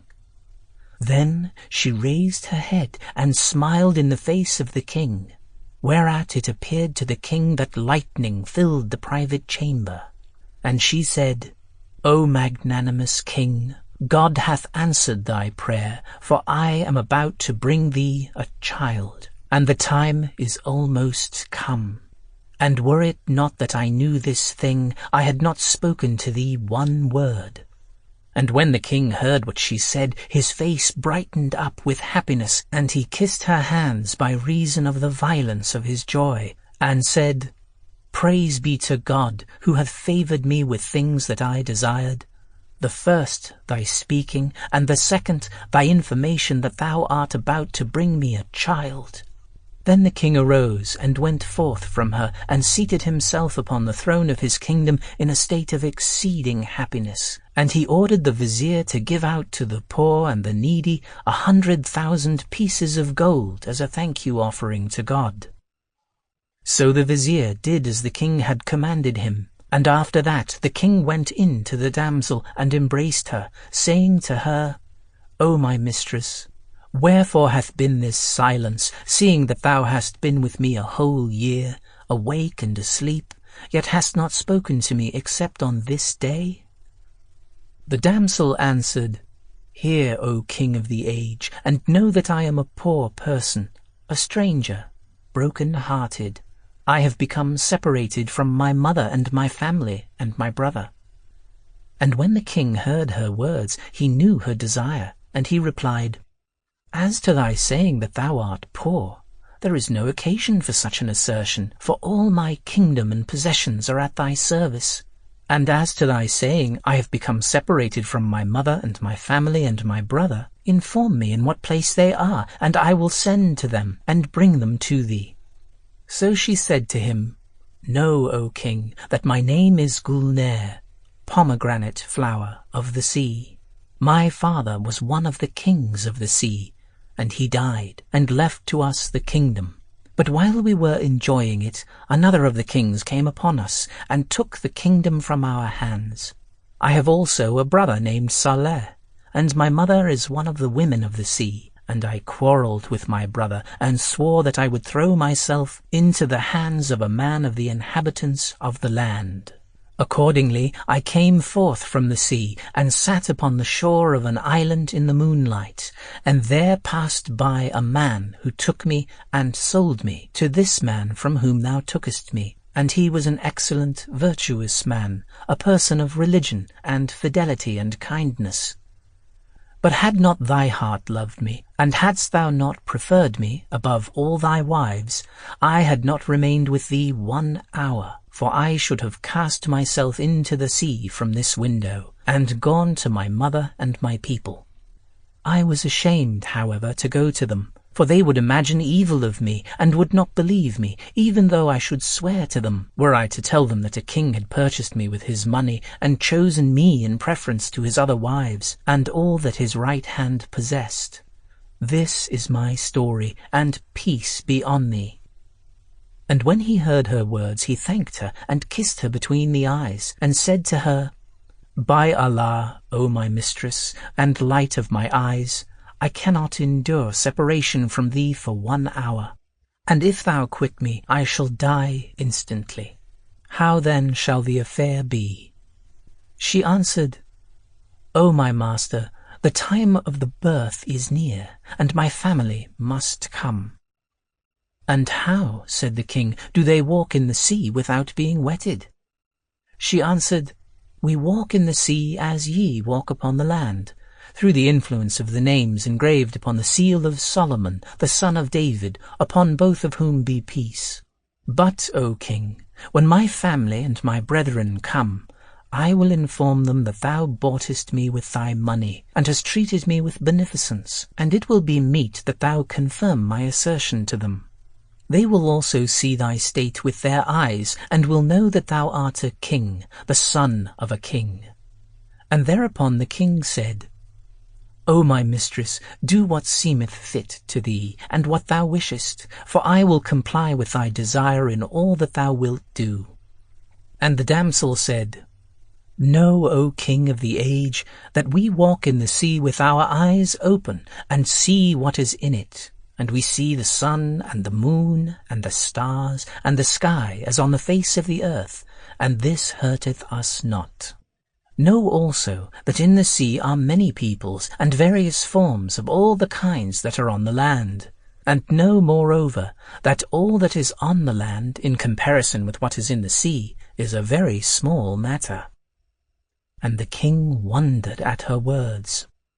Then the damsel took a bit of aloes wood, and, having lighted a fire in a perfuming vessel, threw into it that bit, and she proceeded to speak words which no one understood, whereupon a great smoke arose, while the king looked on. After this she said to the king, "O my lord, arise and conceal thyself in a closet, that I may shew thee my brother and my mother and my family without their seeing thee. For I desire to bring them, and thou shalt see in this place at this time a wonder, and shalt marvel at the various shapes and strange forms that God hath created." So the king arose immediately, and entered a closet, and looked to see what she would do. And she proceeded to burn perfume, and repeat spells until the sea foamed and was agitated. And there came forth from it a young man, of comely form, of beautiful countenance, like the moon at the full, with shining forehead, and red cheeks, and hair resembling pearls and jewels. He was, of all the creation, the most like to his sister, and the tongue of the case itself seemed to recite in his praise these verses: "The moon becometh perfect once each month, but the loveliness of thy face is perfect every day. Its abode is in the heart of one sign at a time, but thine abode is in all hearts at once." And she proceeded to burn perfume and repeat spells until the sea foamed and was agitated. Afterward there came forth from the sea a grizzly-haired old woman, and with her 5 damsels, resembling moons, and bearing a likeness to the damsel whose name was Gulnair. Then the king saw the young man and the old woman and the damsels walk upon the surface of the water until they came to Gulnair. And when they drew near to the window and she beheld them, she rose to them and met them with joy. On their seeing her, they knew her, and they went into her and embraced her, weeping violently. And they said to her, "O Gulnair, how is it that thou leavest us for 4 years, and we know not the place in which thou art? By Allah, we had no delight in food nor in drink a single day, weeping night and day on account of the excess of our longing to see thee." Then the damsel began to kiss the hand of her brother and the hand of her mother, and so also the hands of the daughters of her uncle. And they sat with her a while, asking her respecting her state and the things that had happened to her and her present condition. So she said to them, "Know ye that when I quitted you and came forth from the sea, I sat upon the shore of an island, and a man took me and sold me to a merchant, and the merchant brought me to this city and sold me to its king for 10,000 pieces of gold. Then he treated me with attention, and forsook all his favourites for my sake, and was diverted by his regard for me from everything that he possessed, and what was in his city. And when her brother heard her words, he said, Praise be to God who hath reunited us. But it is my desire, O my sister, that thou wouldst arise and go with us to our country and our family. So when the king heard the words of her brother, his reason fled in consequence of his fear, lest the damsel should accept the proposal of her kindred, and he could not prevent her, though he was inflamed with love for her. Wherefore he became perplexed in violent fear of her separation. But as to the damsel Gulnare, on hearing the words of her brother, she said, By Allah, O my brother, the man who purchased me is the king of this city, and he is a great king, a man of wisdom, generous, of the utmost liberality. He hath treated me with honour, and he is a person of kindness and of great wealth, but hath no male child nor a female. He hath shown me favour too, and acted well to me in every respect. And from the day when I came to him to the present time, I have not heard from him a word to grieve my heart. But he hath not ceased to treat me with courtesy, and I am living with him in the most perfect of enjoyments. Moreover, if I quitted him, he would perish, for he can never endure my separation even for a single hour. I also, if I quitted him, should die of my love for him in consequence of his kindness to me during the period of my residence with him. For if my father were living, my condition with him would not be like my condition with this great, glorious king.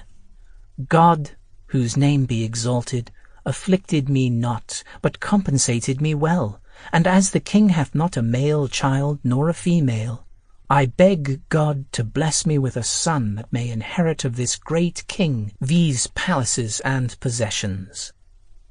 And when her brother and the daughters of her uncle heard her words, their eyes became cheerful thereat, and they said to her, O Gulnare, thou art acquainted with our affection for thee, and thou art assured that thou art the dearest of all persons to us, and art certain that we desire for thee comfort without trouble or toil.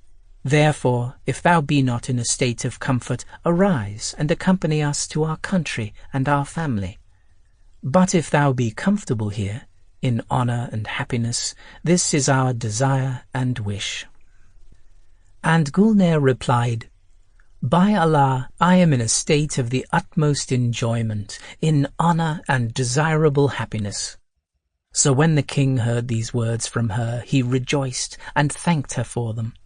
His love for her penetrated to his heart's core, and he knew that she loved him as he loved her, and that she desired to remain with him to see his child, which she was to bring to him.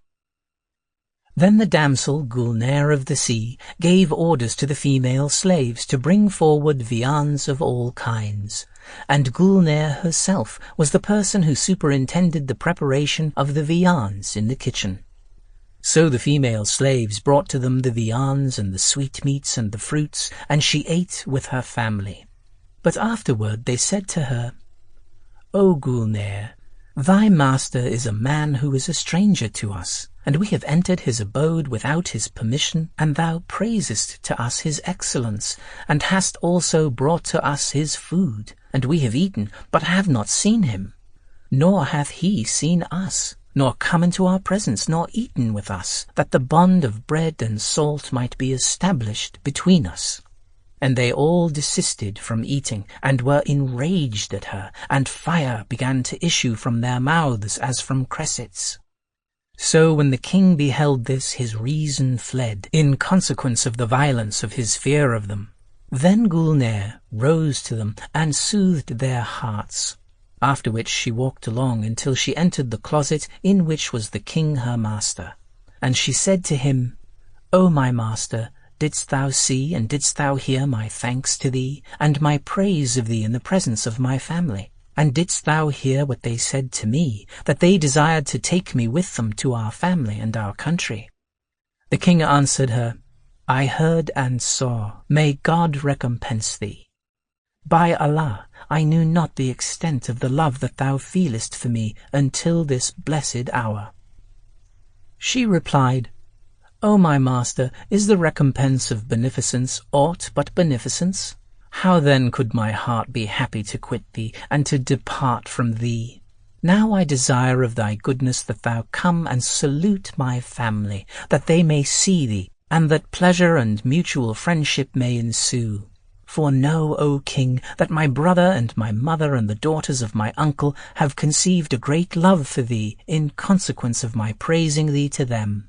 And they have said, We will not depart from thee to our country until we have an interview with the king and salute him. And the king said to her, I hear and obey, for this is what I desire. He then rose from his place and went to them, and saluted them with the best salutation, and they hastened to rise to him. They met him in the most polite manner, and he sat with them in the pavilion, ate with them at the table, and remained with them for a period of 30 days. Then they desired to return to their country and abode. So they took leave of the king and Queen Gulnare of the sea, and departed from them, after the king had treated them with the utmost honor. After this, Gulnare gave birth to a boy, resembling the moon at the full, whereat the king experienced the utmost happiness, because he had not before been blessed with a son nor a daughter during his life. They continued the rejoicings and the decoration of the city for a period of 7 days, in the utmost happiness and enjoyment. And on the 7th day, the mother of Gulnare and her brother and the daughters of her uncle all came, when they knew that she had given birth to her child. The king met them, rejoicing at their arrival, and said to them, I said that I would not name my son until ye should come, and that ye should name him according to your knowledge. And they named him Bedr Basim, smiling full moon, all of them agreeing as to this name. They then presented the boy to his maternal uncle Saleh, who took him upon his hands, and, rising with him from among them, walked about the palace to the right and left, after which he went forth with him from the palace, descended with him to the sea, and walked on until he became concealed from the eye of the king. So when the king saw that he had taken his son and disappeared from him at the bottom of the sea, he despaired of him and began to weep and wail. But Gulnare, seeing him in this state, said to him, O king of the age, fear not nor grieve for thy son, for I love my child more than thou, and my child is with my brother. Therefore fear not his being drowned. If my brother knew that any injury would betide the little one, he had not done what he hath done, and presently he will bring thee thy son safe, if it be the will of God, whose name be exalted. And but a short time had elapsed when the sea was agitated, and the uncle of the little one came forth from it, having with him the king's son safe. And he flew from the sea until he came to them, with the little one in his arms, silent, and his face resembling the moon in the night of its fullness.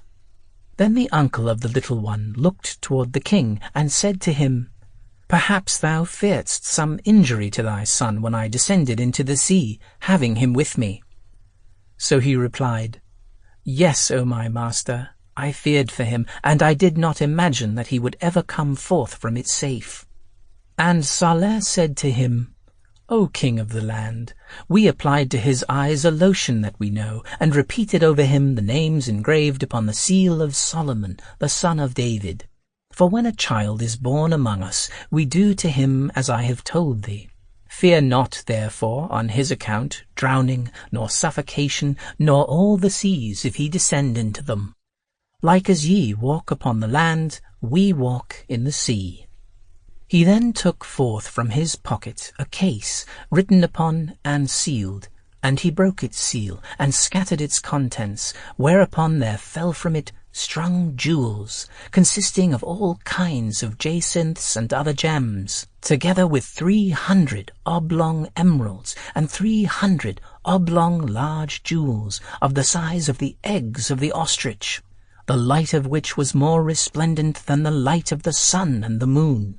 And he said, O King of the age, these jewels and jacinths are a present from me unto thee. For we never brought thee a present, because we knew not the place of Gulnare's abode.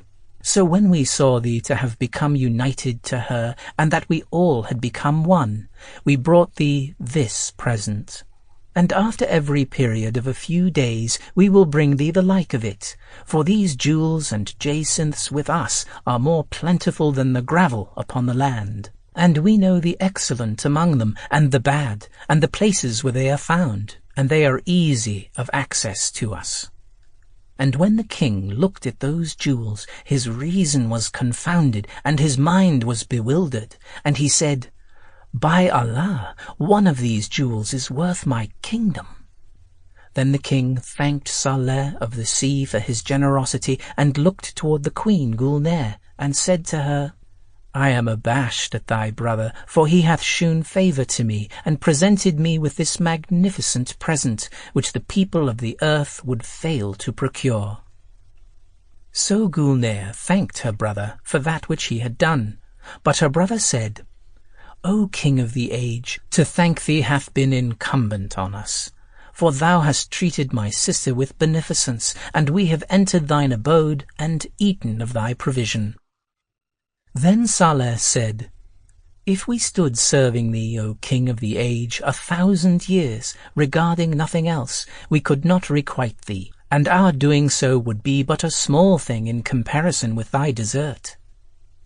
And Saleh remained with the king, he and his mother and the daughters of his uncle, 40 days, after which he arose and kissed the ground before the king, the husband of his sister. So the king said to him, What dost thou desire, O Saleh? And he answered, O King of the age, we desire of thy goodness that thou wouldst give us permission to depart. For we have become desirous of seeing again our family and our country and our relations and our homes. We will not, however, relinquish the service of thee, nor that of my sister, nor the son of my sister. And by Allah, O King of the age, to quit you is not pleasant to my heart. But how can we act when we have been reared in the sea, and the land is not agreeable to us? So when the king heard his words, he rose upon his feet, and bade farewell to Saleh of the sea, and his mother, and the daughters of his uncle, and they wept together on account of the separation. Then they said to the king, We will never relinquish you, but after every period of a few days we will visit you. And after this they flew toward the sea, and descended into it, and disappeared.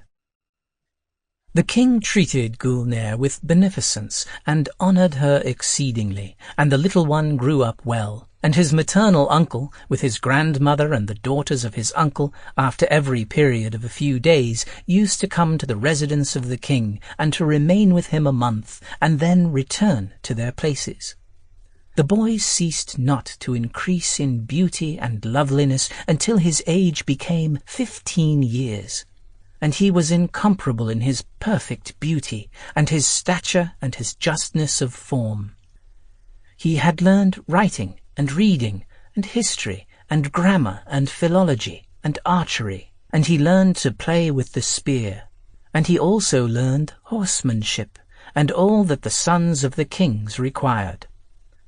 There was not a one of the children of the inhabitants of the city, men and women, that talked not of the charms of that young man, for he was surpassing loveliness and perfection, and the king loved him greatly.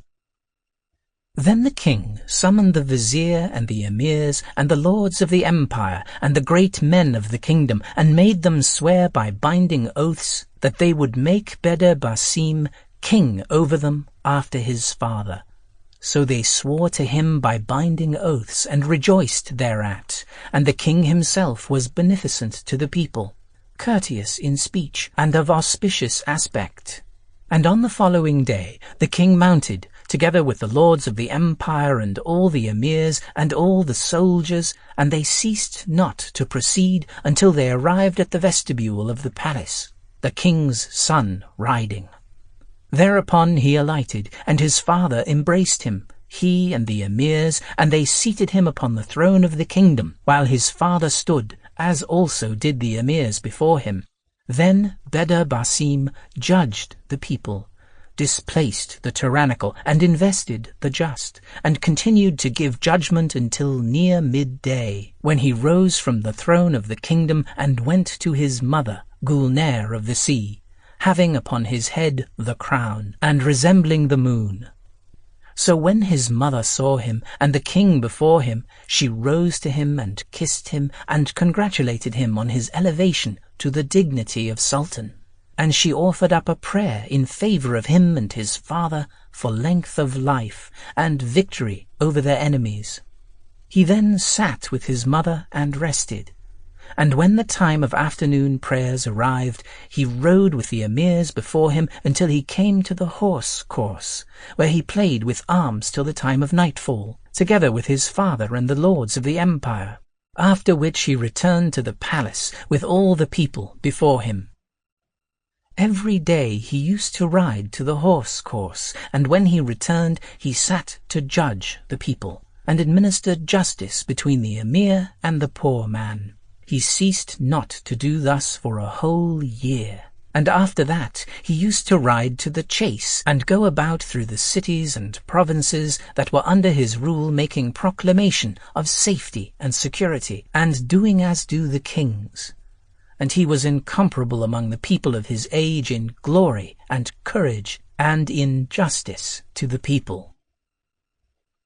Now it came to pass that the old king, the father of Beder Basim, fell sick one day, whereupon his heart throbbed, and he felt that he was about to be removed to the mansion of eternity.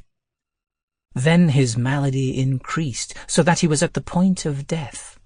He therefore summoned his son, and charged him to take care of his subjects, and his mother, and all the lords of the empire, and all the dependents. He also made them swear, and covenanted with them a second time, that they would obey his son, and he confided in their oaths. And after this he remained a few days, and was admitted to the mercy of God, whose name be exalted. His son, Beder Basim, and his wife Gulnair, and the emirs and viziers and the lords of the empire, mourned over him, and they made for him a tomb, and buried him in it, and continued the ceremonies of mourning for him a whole month. Saleh, the brother of Gulnair, and her mother and the daughters of her uncle also came and consoled them for the loss of the king, and they said, O Gulnair, if the king hath died, he hath left this ingenuous youth, and he who hath left such as he is hath not died. This is he who hath not an equal, the crushing lion and the splendid moon. Then the lords of the empire and the grandees went in to the king, Beder Basim, and said to him, O king, there is no harm in mourning for the king. But mourning becometh not any save women. Therefore trouble not thy heart and ours by mourning for thy father. For he hath died and left thee, and he who hath left such as thou art hath not died.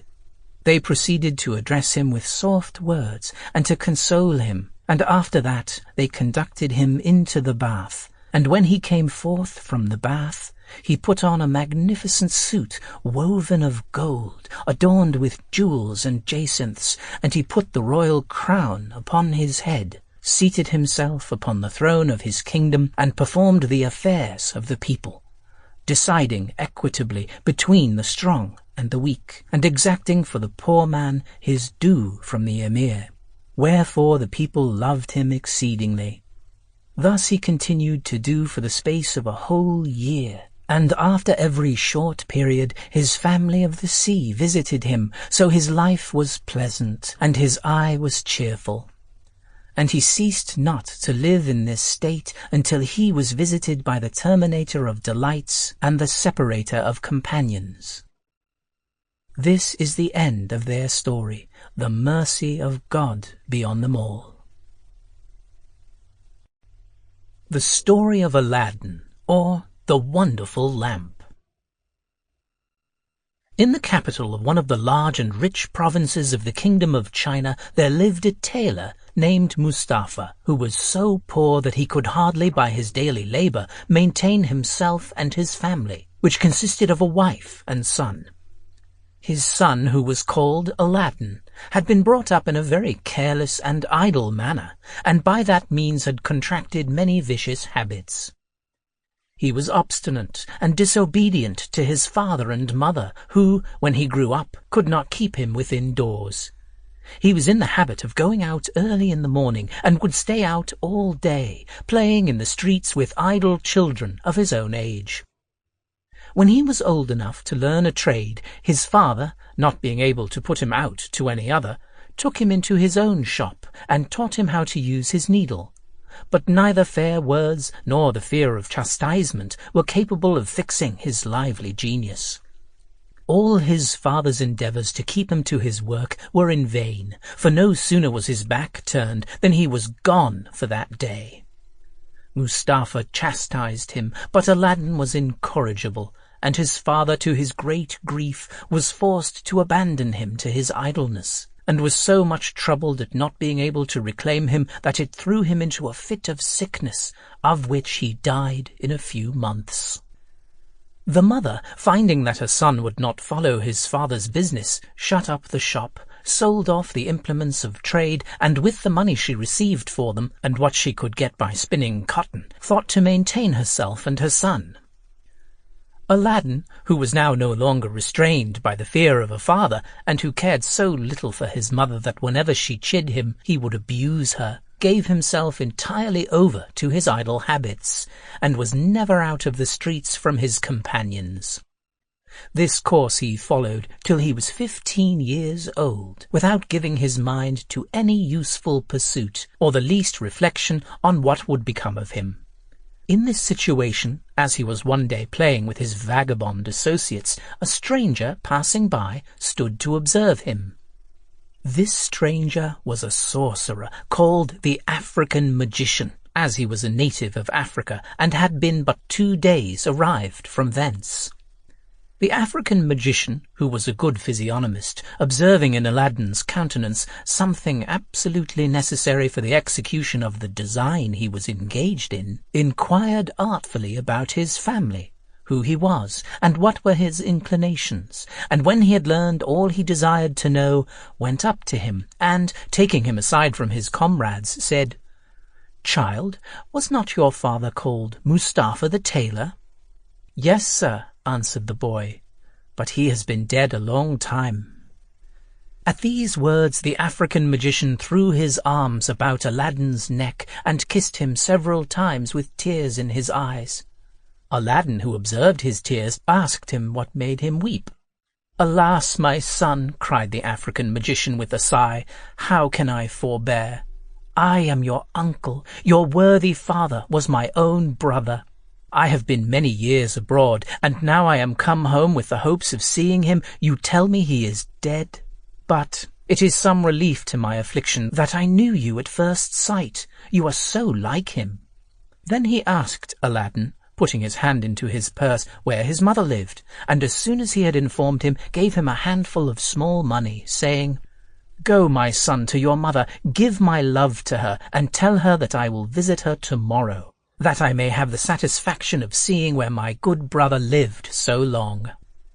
As soon as the African magician left his newly adopted nephew, Aladdin ran to his mother, overjoyed at the money his uncle had given him. "Mother," said he, "have I an uncle?" "No, child," replied his mother. "You have no uncle by your father's side, nor mine." "I am just now come," said Aladdin, "from a man who says he is my uncle on my father's side. He cried and kissed me when I told him my father was dead.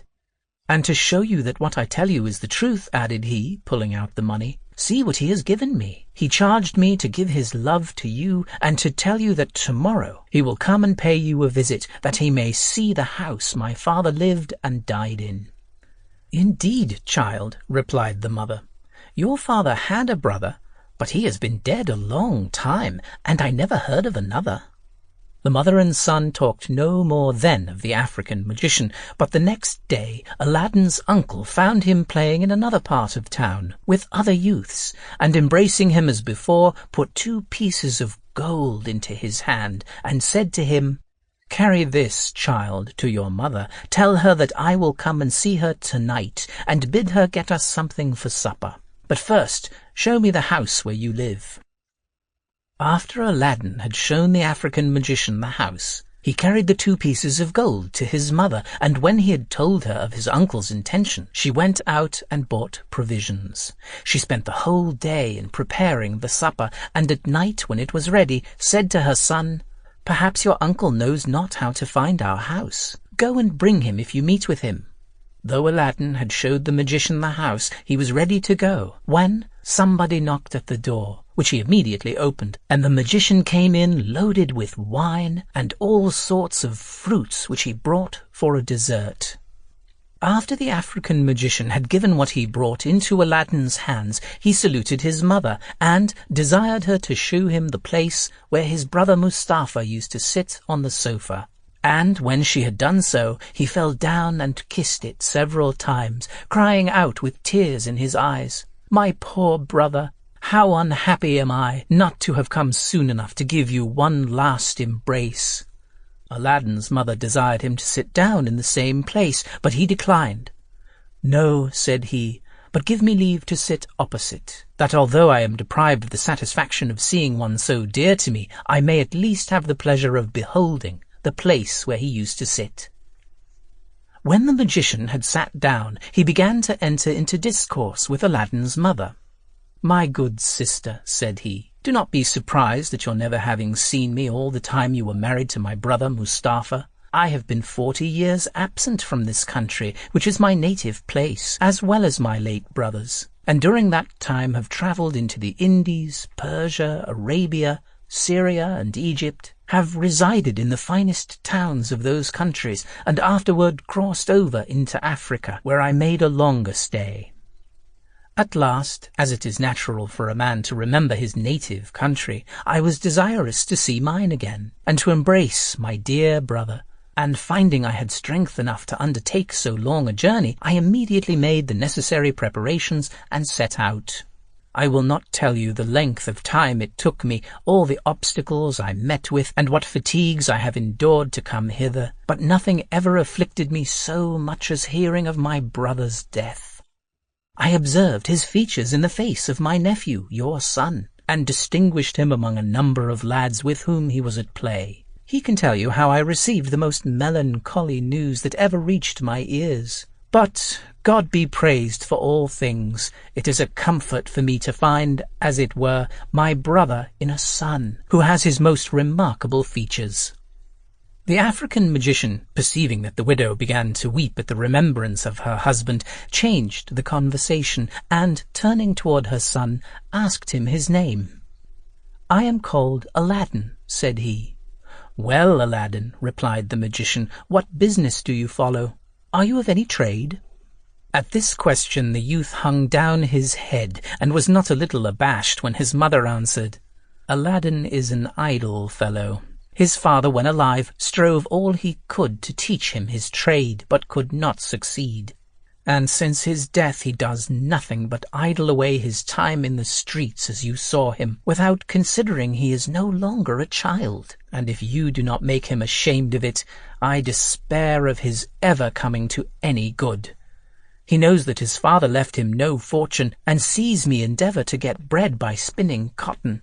For my part, I am resolved one of these days to turn him out of doors, and let him provide for himself."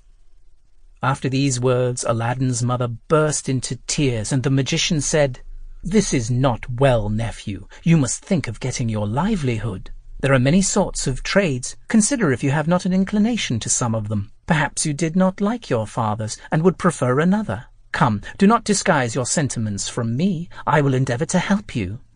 But finding that Aladdin returned no answer, "If you have no mind," continued he, "to learn any handicraft, I will take a shop for you, furnish it with all sorts of fine stuffs and linens, and with the money you make of them lay in fresh goods, and then you will live in an honourable way.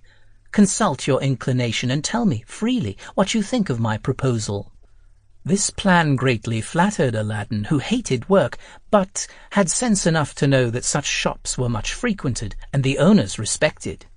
He told the magician he had a greater inclination to that business than to any other, and that he should be much obliged to him for his kindness. "Since this profession is agreeable to you," said the African magician, "I will carry you with me tomorrow, clothe you as handsomely as the best merchants in the city, and afterward we will think of opening a shop, as I mentioned." The widow, who never till then could believe that the magician was her husband's brother, no longer doubted after his promises of kindness to her son.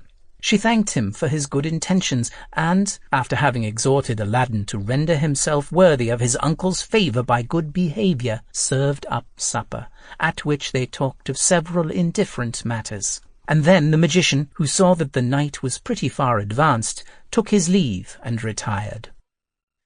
He came again the next day, as he had promised, and took Aladdin with him to a merchant who sold all sorts of clothes for different ages and ranks ready-made, and a variety of fine stuffs.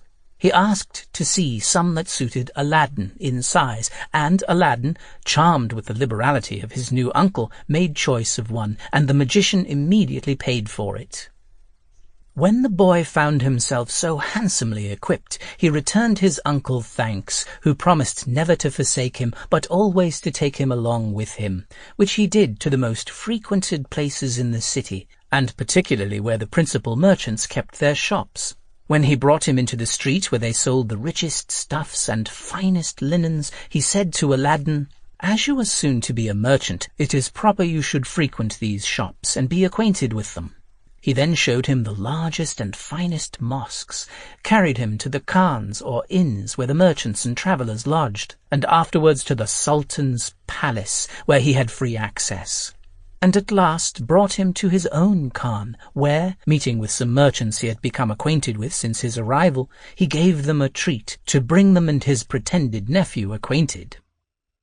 This entertainment lasted till night, when Aladdin would have taken leave of his uncle to go home, but the magician would not let him go by himself, but conducted him to his mother, who, as soon as she saw him so well dressed, was transported with joy, and bestowed 1,000 blessings upon the magician, for being at so great an expense for her child. "Generous relation," said she, "I know not how to thank you for your liberality. I wish you may live long enough to witness my son's gratitude, which he cannot better shew than by regulating his conduct by your good advice." "Aladdin," replied the magician, "is a good boy, and I believe we shall do very well. But I am sorry for one thing, which is that I cannot perform tomorrow what I promised, because, as it is Friday, the shops will be shut up, and therefore we cannot hire or furnish one till Saturday. I will, however, call on him tomorrow, and take him to walk in the gardens, where people of the best fashion generally resort. Perhaps he has never seen these amusements. He has only hitherto been among children, but now he must see men." The African magician then took his leave of the mother and the son, and retired. Aladdin rose early the next morning, dressed himself to be ready, and after he had waited some time, began to be impatient, and stood watching at the door. But as soon as he perceived his uncle coming, he told his mother, took his leave of her, and ran to meet him. The magician caressed Aladdin, and said, "Come, my dear child, and I will show you fine things." He then led him out at one of the gates of the city to some magnificent palaces, to each of which belonged beautiful gardens, into which anybody might enter.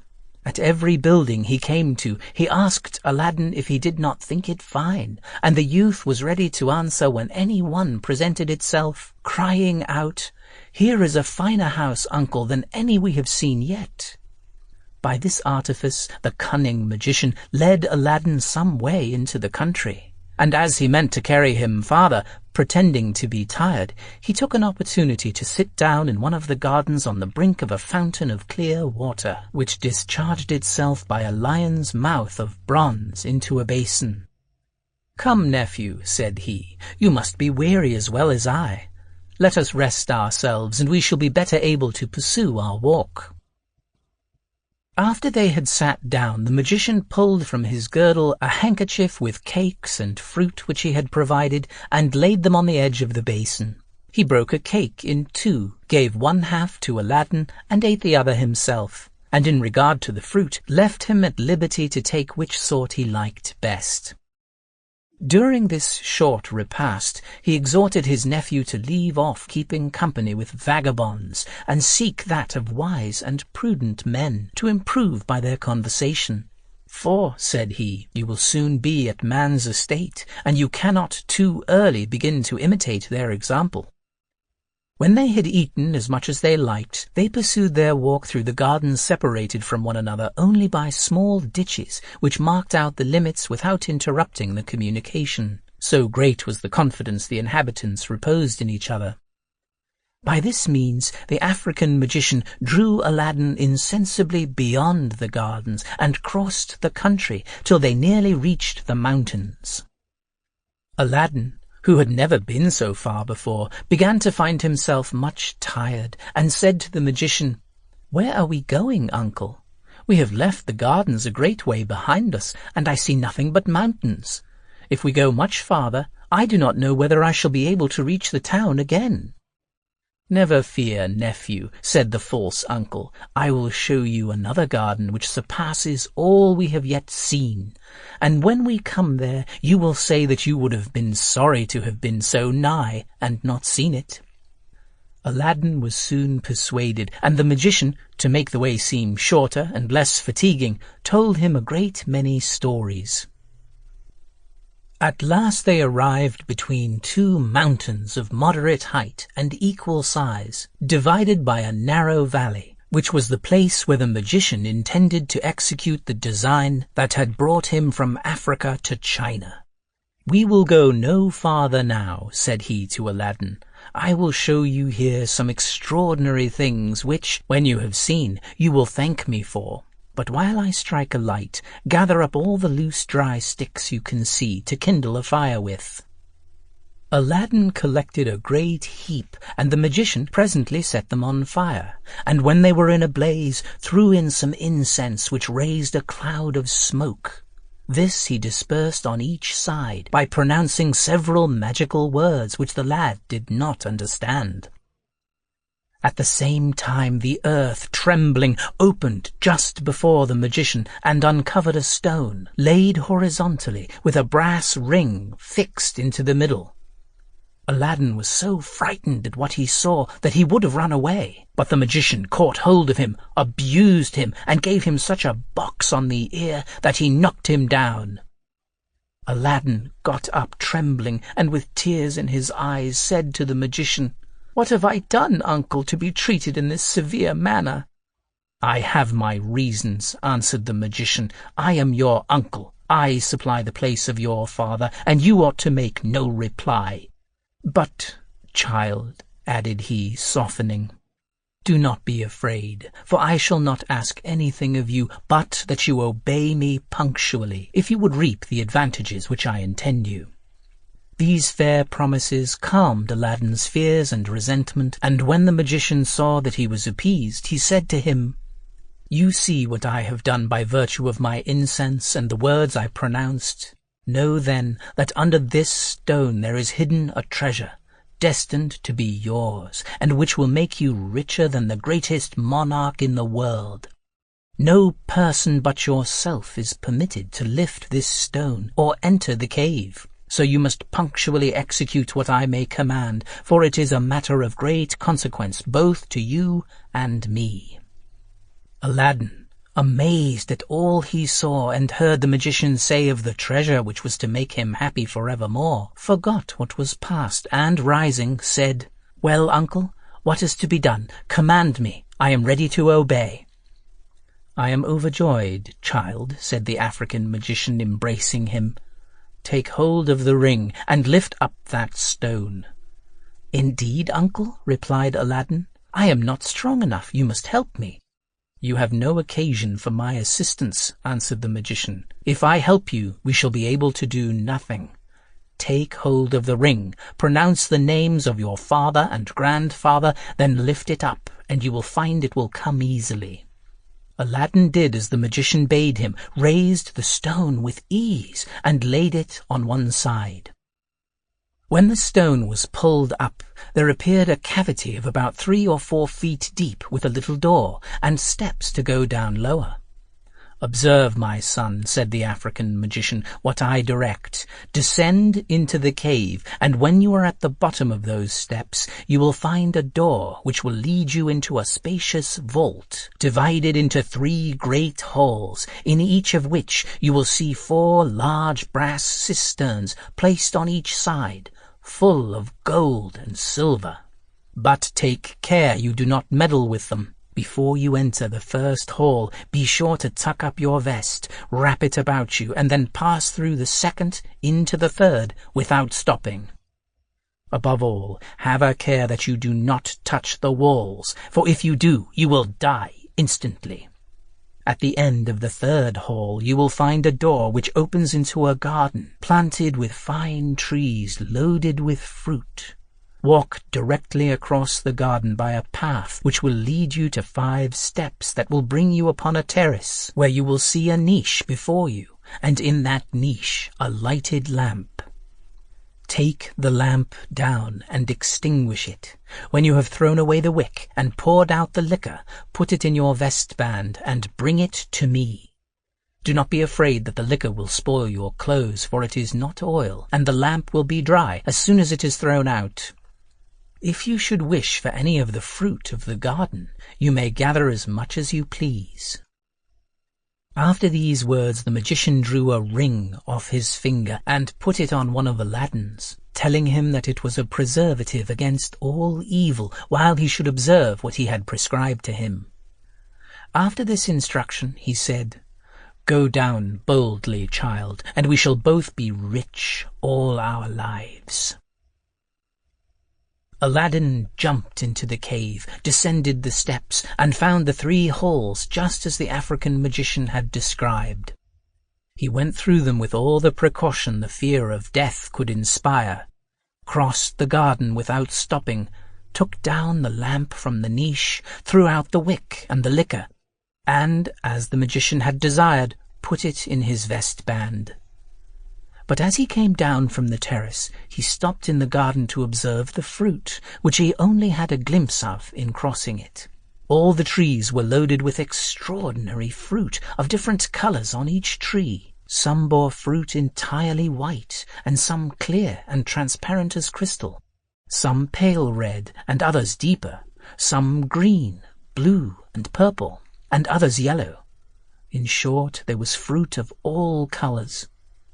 The white were pearls, the clear and transparent, diamonds, the deep red, rubies, the green, emeralds, the blue, turquoises, the purple, amethysts, and those that were of yellow cast, sapphires. Aladdin was altogether ignorant of their worth, and would have preferred figs and grapes or any other fruits. But though he took them only for coloured glass of little value, yet he was so pleased with the variety of the colours and the beauty and extraordinary size of the seeming fruit, that he resolved to gather some of every sort, and accordingly filled the 2 new purses his uncle had bought for him with his clothes. Some he wrapped up in the skirts of his vest, which was of silk, large and full, and he crammed his bosom as full as it could hold. Aladdin, having thus loaded himself with riches, returned through the 3 halls with the same precaution, made all the haste he could that he might not make his uncle wait, and soon arrived at the mouth of the cave, where the African magician expected him with the utmost impatience. As soon as Aladdin saw him, he cried out, "Pray, uncle, lend me your hand to help me out." "Give me the lamp first," replied the magician. "It will be troublesome to you." "Indeed, uncle," answered Aladdin, "I cannot now. It is not troublesome to me, but I will as soon as I am up." The African magician was so obstinate that he would have the lamp before he would help him up, and Aladdin, who had encumbered himself so much with his fruit that he could not well get at it, refused to give it to him till he was out of the cave. The African magician, provoked at this obstinate refusal, flew into a passion, threw a little of his incense into the fire which he had taken care to keep in, and no sooner pronounced 2 magical words than the stone which had closed the mouth of the cave moved into its place, with the earth over it in the same manner as it lay at the arrival of the magician and Aladdin. This action of the African magician's plainly showed him to be neither Aladdin's uncle nor Mustafa the tailor's brother, but a true African. Africa is a country whose inhabitants delight most in magic of any in the whole world, and he had applied himself to it from his youth. After 40 years' experience in enchantments and reading of magic books, he had found out that there was in the world a wonderful lamp, the possession of which would render him more powerful than any monarch. And by a late operation of geomancy, he had discovered that this lamp lay concealed in a subterranean place in the midst of China. Fully persuaded of the truth of his discovery, he set out from the farthest part of Africa, and after a long and fatiguing journey came to the town nearest to this treasure. But though he had certain knowledge of the place where the lamp was, he was not permitted to take it himself, nor to enter the subterranean place, but must receive it from the hands of another person.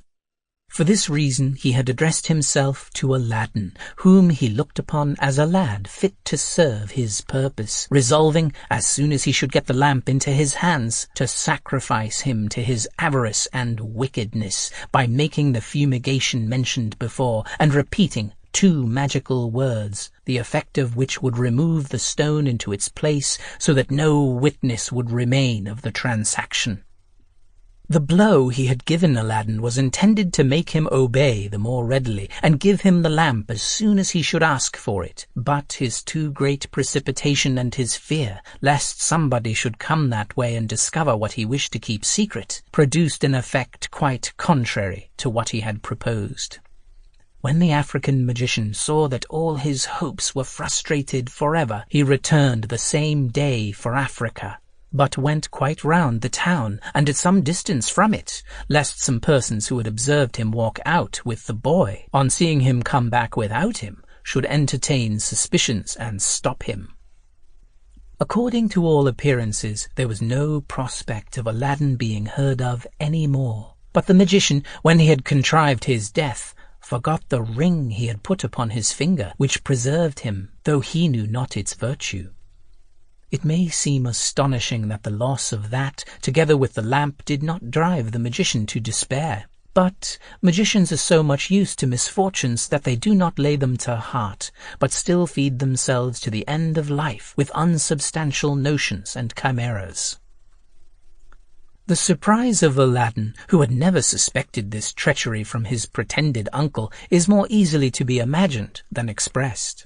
When he found himself buried alive, he cried and called out to his uncle to tell him he was ready to give him the lamp, but in vain, since his cries could not be heard.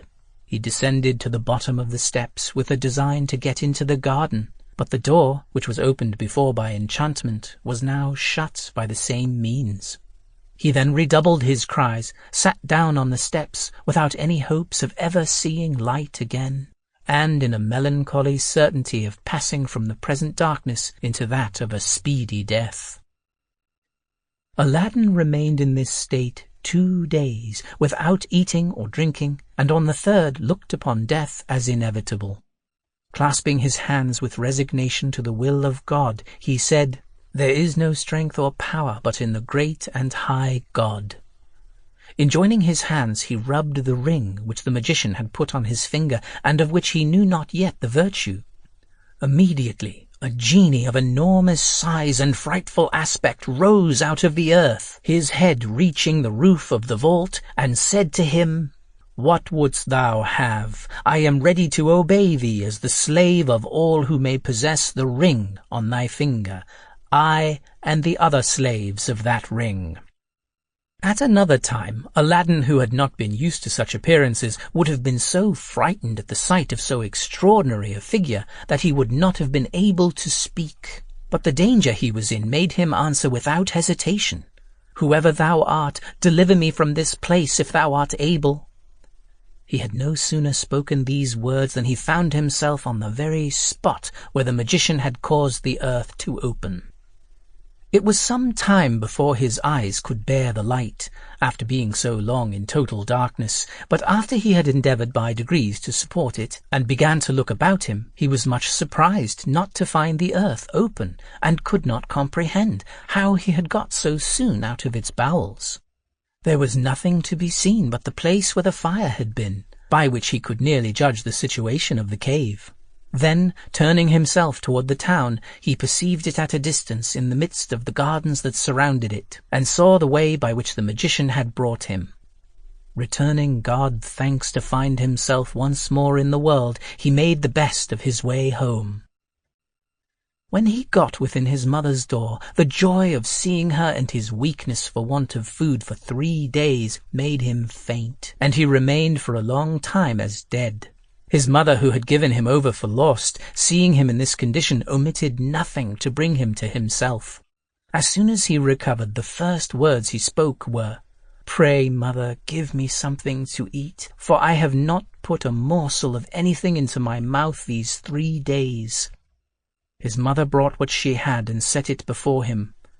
"My son," said she, "be not too eager, for it is dangerous. Eat but little at a time, and take care of yourself. Besides, I would not have you talk. You will have time enough to tell me what has happened to you when you are recovered. It is a great comfort to me to see you again, after the affliction I have been in since Friday, and the pains I have taken to learn what has become of you." Aladdin took his mother's advice and ate and drank moderately.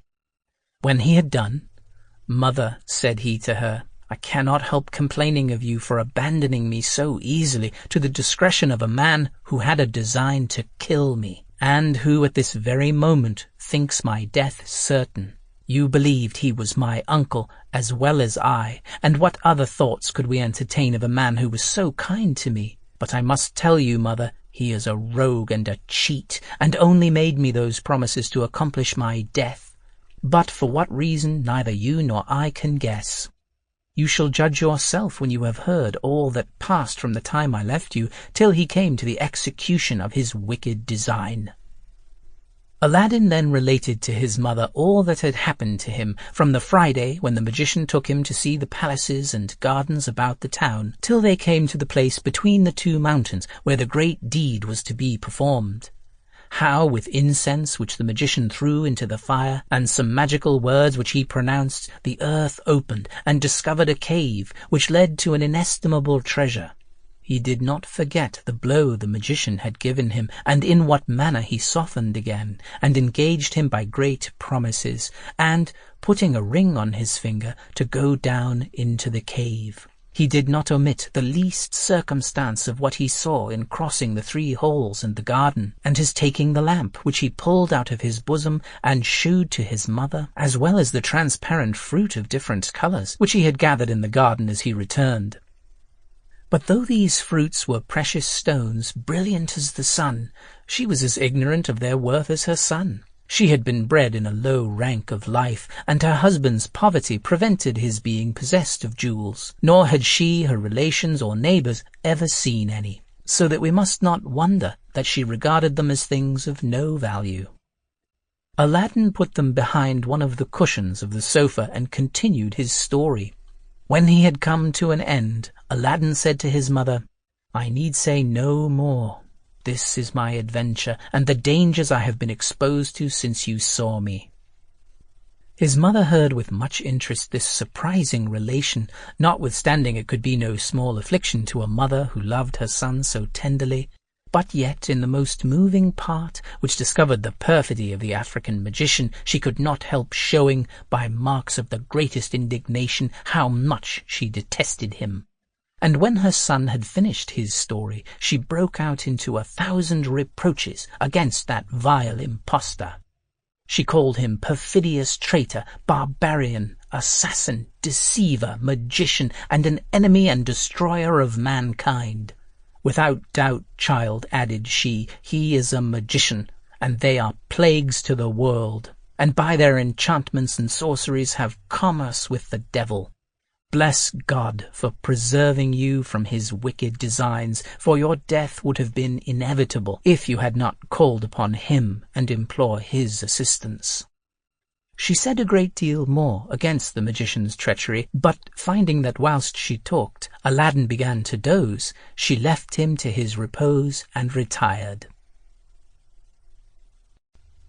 Aladdin, who had not closed his eyes while he was in the subterranean abode, slept very soundly till late the next morning, when the first thing he said to his mother was that he wanted something to eat, and that she could not do him a greater kindness than to give him his breakfast. "Alas, child," said she, "I have not a bit of bread to give you. You ate up all the provisions I had in the house yesterday. But have a little patience, and it shall not be long before I will bring you some. I have a little cotton which I have spun. I will go and sell it, buy bread and something for our dinner." "Mother," replied Aladdin, "keep your cotton for another time, and give me the lamp I brought home with me yesterday. I will go and sell it, and the money I shall get for it will serve both for breakfast and dinner, and perhaps supper too." Aladdin's mother took the lamp and said to her son, "Here it is, but it is very dirty. If it was a little cleaner, I believe it would bring something more." She took some fine sand and water to clean it, but had no sooner begun to rub it than in an instant a hideous genie of gigantic size appeared before her, and said to her in a voice like thunder, "What wouldst thou have? I am ready to obey thee as thy slave, and the slave of all those who have that lamp in their hands, I and the other slaves of the lamp." Aladdin's mother, terrified at the sight of the genie, fainted, when the lad, who had seen such another phantom in the cavern, snatched the lamp out of his mother's hand and said to the genie boldly, "I am hungry, bring me something to eat." The genie disappeared immediately, and in an instant returned with a large silver tray, holding 12 covered dishes of the same metal, which contained the most delicious viands, 6 large white bread cakes on 2 plates, 2 flagons of wine, and 2 silver cups.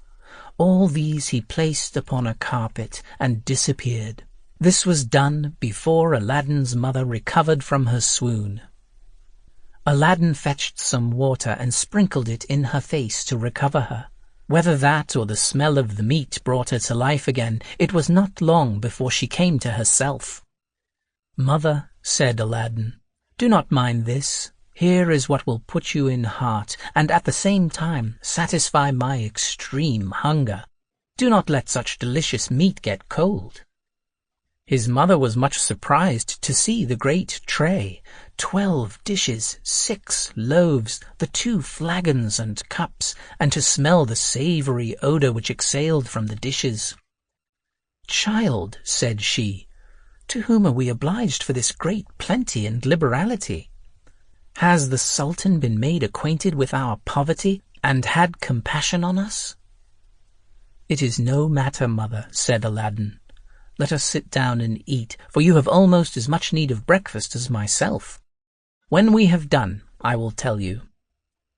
Accordingly, both mother and son sat down and ate with the better relish as the table was so well furnished. But all the time Aladdin's mother could not forbear looking at and admiring the dishes, though she could not judge whether they were silver or any other metal, and the novelty more than the value attracted her attention. The mother and son sat at breakfast till it was dinner time, and then they thought it would be best to put the 2 meals together. Yet after this they found they should have enough left for supper, and 2 meals for the next day. When Aladdin's mother had taken away what was left, she went and sat by her son on the sofa, saying, "I expect now that you should satisfy my impatience, and tell me exactly what passed between the genie and you while I was in a swoon," which he readily complied with. She was in as great amazement at what her son told her as at the appearance of the genie, and said to him, "But, son, what have we to do with genies? I never heard that any of my acquaintance had ever seen one. How came that vile genie to address himself to me, and not to you, to whom he had appeared before in the cave?" "Mother," answered Aladdin, "the genie you saw is not the one who appeared to me, though he resembles him in size. No, they had quite different persons and habits. They belong to different masters. If you remember, he that I first saw called himself the slave of the ring on my finger, and this you saw called himself the slave of the lamp you had in your hand. But I believe you did not hear him, for I think you fainted as soon as he began to speak." "What?" cried the mother. "Was your lamp then the occasion of that cursed genie's addressing himself rather to me than to you? Ah, my son, take it out of my sight and put it where you please. I will never touch it. I had rather you would sell it than run the hazard of being frightened to death again by touching it. And if you would take my advice, you would part also with the ring, and not have anything to do with genies, who, as our prophet has told us, are only devils." "With your leave, mother," replied Aladdin, "I shall take care how I sell a lamp which may be so serviceable both to you and me. Have you not been an eye-witness of what it has procured us? And it shall still continue to furnish us with subsistence. My false and wicked uncle would not have taken so much pains and undertaken so long a journey if it had not been to get into his possession this wonderful lamp, which he preferred before all the gold and silver which he knew was in the halls. He knew too well the worth of this lamp not to prefer it to so great a treasure, and since chance hath delivered the virtue of it to us, let us make profitable use of it, without making any great show and exciting the envy and jealousy of our neighbours. However, since the genies frighten you so much, I will take it out of your sight, and put it where I may find it when I want it. The ring I cannot resolve to part with, for without that you had never seen me again, and though I am alive now, perhaps if it was gone, I might not be so some moments hence. Therefore I hope you will give me leave to keep it, and to wear it always on my finger. Who knows what dangers you and I may be exposed to, which neither of us can foresee, and from which it may deliver us?"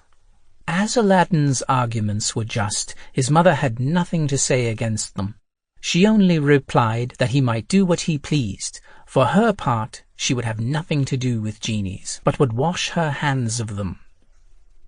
By the next night they had eaten all the provisions the genie had brought, and the next day Aladdin, who could not bear the thought of hunger, putting one of the silver dishes under his vest, went out early to sell it, and addressing himself to a Jew whom he met in the streets, took him aside, and, pulling out the plate, asked him if he would buy it. The cunning Jew took the dish, examined it, and as soon as he found that it was good silver, asked Aladdin at how much he valued it. Aladdin, who knew not its value, and had never been used to such traffic, told him he would trust to his judgment and honour. The Jew was somewhat confounded at this plain dealing, and doubting whether Aladdin understood the material or the full value of what he offered to sell, took a piece of gold out of his purse and gave it to him, though it was but the 60th part of the worth of the plate. Aladdin, taking the money very eagerly, retired with so much haste that the Jew, not content with the exorbitancy of his profit, was vexed he had not penetrated into his ignorance, and was going to run after him, to endeavour to get some change out of the piece of gold. But the lad ran so fast, and had got so far, that it would have been impossible for him to overtake him. Before Aladdin went home, he called at a baker's, bought some cakes of bread, changed his money, and on his return gave the rest to his mother, who went and purchased provisions enough to last them some time. After this manner they lived, till Aladdin had sold the 12 dishes singly, as necessity pressed, to the Jew, for the same money, who, after the first time, durst not offer him less, for fear of losing so good a bargain.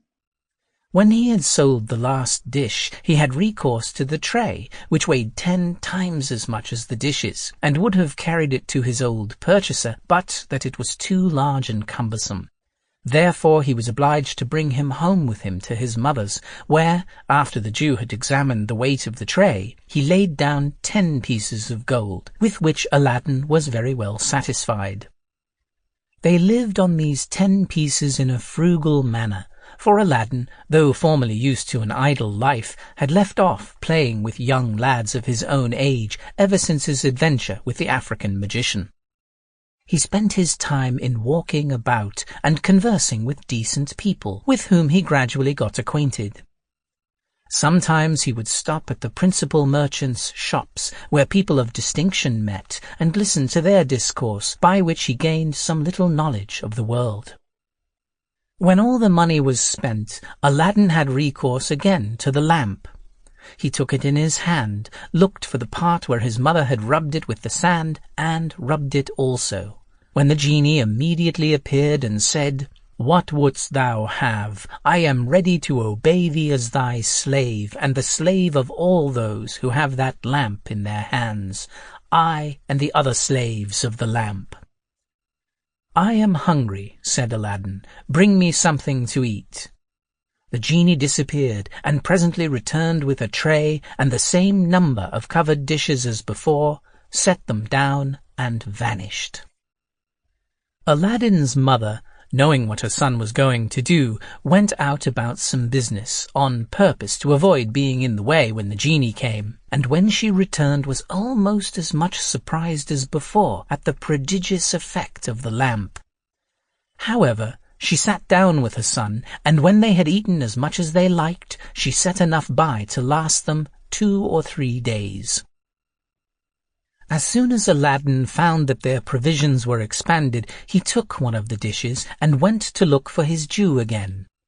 But, passing by the shop of a goldsmith, who had the character of a very fair and honest man, the goldsmith, perceiving him, called to him and said, "My lad, I have often observed you go by, loaded as you are at present, and talk with such a Jew, and then come back again empty-handed. I imagine that you carry something which you sell to him, but perhaps you do not know that he is the greatest rogue even among the Jews, and that nobody of prudence will have anything to do with him. If you will show me what you now carry, and it is to be sold, I will give you the full worth of it, or I will direct you to other merchants who will not cheat you." The hopes of getting more money for his plate induced Aladdin to pull it from under his vest and shew it to the goldsmith, who at first sight saw that it was made of the finest silver, and asked him if he had sold such as that to the Jew. When Aladdin told him he had sold him 12 such, for a piece of gold each. "What a villain!" cried the goldsmith. "But," added he, "my son, what is past cannot be recalled. By showing you the value of this plate, which is of the finest silver we use in our shops, I will let you see how much the Jew has cheated you." The goldsmith took a pair of scales, weighed the dish, and after he had mentioned how much an ounce of fine silver was worth, assured him that his plate would fetch by weight 60 pieces of gold, which he offered to pay down immediately. "If you dispute my honesty," said he, "you may go to another of our trade, and if he gives you more, I will be bound to forfeit twice as much." Aladdin thanked him for his fair dealing, so greatly to his advantage, took the gold, and never after went to any other person, but sold him all his dishes and the tray. Though Aladdin and his mother had an inexhaustible treasure in their lamp, and might have had whatever they wished for, yet they lived with the same frugality as before, except that Aladdin dressed better. As for his mother, she wore no clothes but what she earned by spinning cotton. After their manner of living, it may easily be supposed that the money for which Aladdin had sold the dishes and tray was sufficient to maintain them for some time.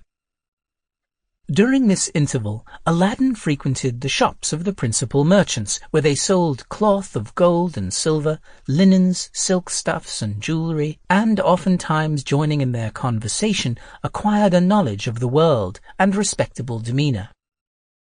By his acquaintance among the jewellers, he came to know that the fruits which he had gathered when he took the lamp were, instead of coloured glass, stones of inestimable value. But he had the prudence not to mention this to anyone, not even to his mother. One day, as Aladdin was walking about the town, he heard an order proclaimed, commanding the people to shut up their shops and houses and keep within doors, while the Princess Badroulbadour, the Sultan's daughter, went to the baths and returned. This proclamation inspired Aladdin with eager curiosity to see the princess's face, which he could not do without admission into the house of some acquaintance, and then only through a window. But, to gratify his curiosity, he presently thought of a scheme which succeeded. It was to place himself behind the door of the bath, which was so situated that he could not fail of seeing her face. Aladdin had not waited long before the princess came, and he could see her plainly through a chink of the door without being discovered. She was attended by a great crowd of ladies, slaves, and eunuchs, who walked on each side and behind her. When she came within 3 or 4 paces of the door of the baths, she took off her veil and gave Aladdin an opportunity of a full view. As soon as Aladdin had seen the princess, his heart could not withstand those inclinations so charming an object always inspires. She was the most beautiful brunette in the world. Her eyes were large, lively, and sparkling. Her looks sweet and modest. Her nose was of a just proportion and without a fault. Her mouth small, her lips of a vermilion red. In a word, all the features of her face were perfectly regular. It is not therefore surprising that Aladdin, who had never before seen such a blaze of charms, was dazzled, and his senses ravished by such an assemblage. With all these perfections the princess had so majestic an air that the sight of her was sufficient to inspire love and admiration. After the princess had passed by and entered the baths, Aladdin remained some time astonished and in a kind of ecstasy, retracing and imprinting the idea of so charming an object deeply in his mind. But at last he resolved to quit his hiding-place and go home. He could not so far conceal his uneasiness but that his mother perceived it, was surprised to see him so much more thoughtful than usual, and asked if he were ill. He returned her no answer, but sat carelessly down on the sofa, and remained silently musing on the image of the charming Badroulbadour. After supper, his mother asked him again why he was so melancholy, but could get no information, and he determined to go to bed rather than give her the least satisfaction. As he sat next day on the sofa opposite his mother, however, as she was spinning cotton, he spoke to her in these words: "I perceive, mother, that my silence yesterday has much troubled you. I was not, nor am I, ill, but I assure you that what I felt then and now endure is worse than any disease. It was not proclaimed in this quarter of the town, and therefore you could know nothing of it, that the Sultan's daughter was yesterday to go to the baths. I had a great curiosity to see her face, and as it occurred to me that when she came nigh the bath she would pull her veil off, I resolved to conceal myself behind the door. She did so, and I had the happiness of seeing her lovely face with the greatest security. This, mother, was the cause of my silence yesterday. I love the princess with more violence than I can express, and as my passion increases every moment, I am resolved to ask her in marriage of the Sultan, her father." Aladdin's mother listened with interest to what her son told her, but when he talked of asking the princess in marriage, she could not help bursting out into a loud laugh. He would have gone on with his rhapsody, but she interrupted him. "Alas, child," said she, "what are you thinking of? You must be mad to talk thus." "I assure you, mother," replied Aladdin, "that I am not mad, but in my right senses. I foresaw that you would reproach me with folly and extravagance, but I must tell you once more that I am resolved to demand the princess in marriage." "Indeed, son," replied the mother seriously, "I cannot help telling you that you have forgotten yourself, and I do not see who will venture to make the proposal for you. "You yourself," replied he immediately. "I go to the Sultan?" answered the mother, amazed. "I shall be cautious how I engage in such an errand. Why, who are you, son," continued she, "that you can have the assurance to think of your Sultan's daughter? Have you forgotten that your father was one of the poorest tailors in the capital, and that I am of no better extraction? And do not you know that sultans never marry their daughters but to sons of sovereigns like themselves?" "Mother," answered Aladdin, "I foresaw all that you have said or can say, and tell you that neither your discourse nor your remonstrances shall make me change my mind. I have told you that you must ask the princess in marriage for me. I beg of you not to refuse, unless you would rather see me in my grave than by your compliance give me new life." The good old woman was much embarrassed when she found Aladdin persisting in so wild a design. "My son," said she again, "I am your mother, and there is nothing that is reasonable but I would readily do for you. If I were to go and treat about your marriage with some neighbour's daughter, I would do it with all my heart, and even then they would expect you should have some little estate, or be of some trade. When such poor folks as we are wish to marry, the first thing they ought to think of is how to live. But without reflecting on the meanness of your birth and the little fortune you have to recommend you, you aim at the highest pitch of exaltation, and your pretensions are no less than to demand in marriage the daughter of your sovereign, who with one single word can crush you to pieces. How could so extraordinary a thought come into your head as that I should go to the Sultan and ask him to give his daughter in marriage to you? Suppose I had the impudence to present myself before the Sultan, to whom should I address myself to be introduced to his Majesty? Do you not think the first person I should speak to would take me for a mad woman and chastise me as I should deserve? I know there is no difficulty to those who go to petition for justice, which the Sultan distributes equally among his subjects. I know, too, that to those who ask a favour he grants it with pleasure when he sees it is deserved. But do you think you have merited the honour you would have me ask? What have you done to claim such a favour either for your prince or country? How can I open my mouth to make the proposal to the Sultan? His majestic presence and the lustre of his court would absolutely confound me. There is another reason, my son, which you do not think of, which is that nobody ever goes to ask a favour of the Sultan without a present. But what presents have you to make, and what proportion could they bear to the favour you would ask? Therefore reflect well, and consider that you aspire to an object which it is impossible for you to obtain."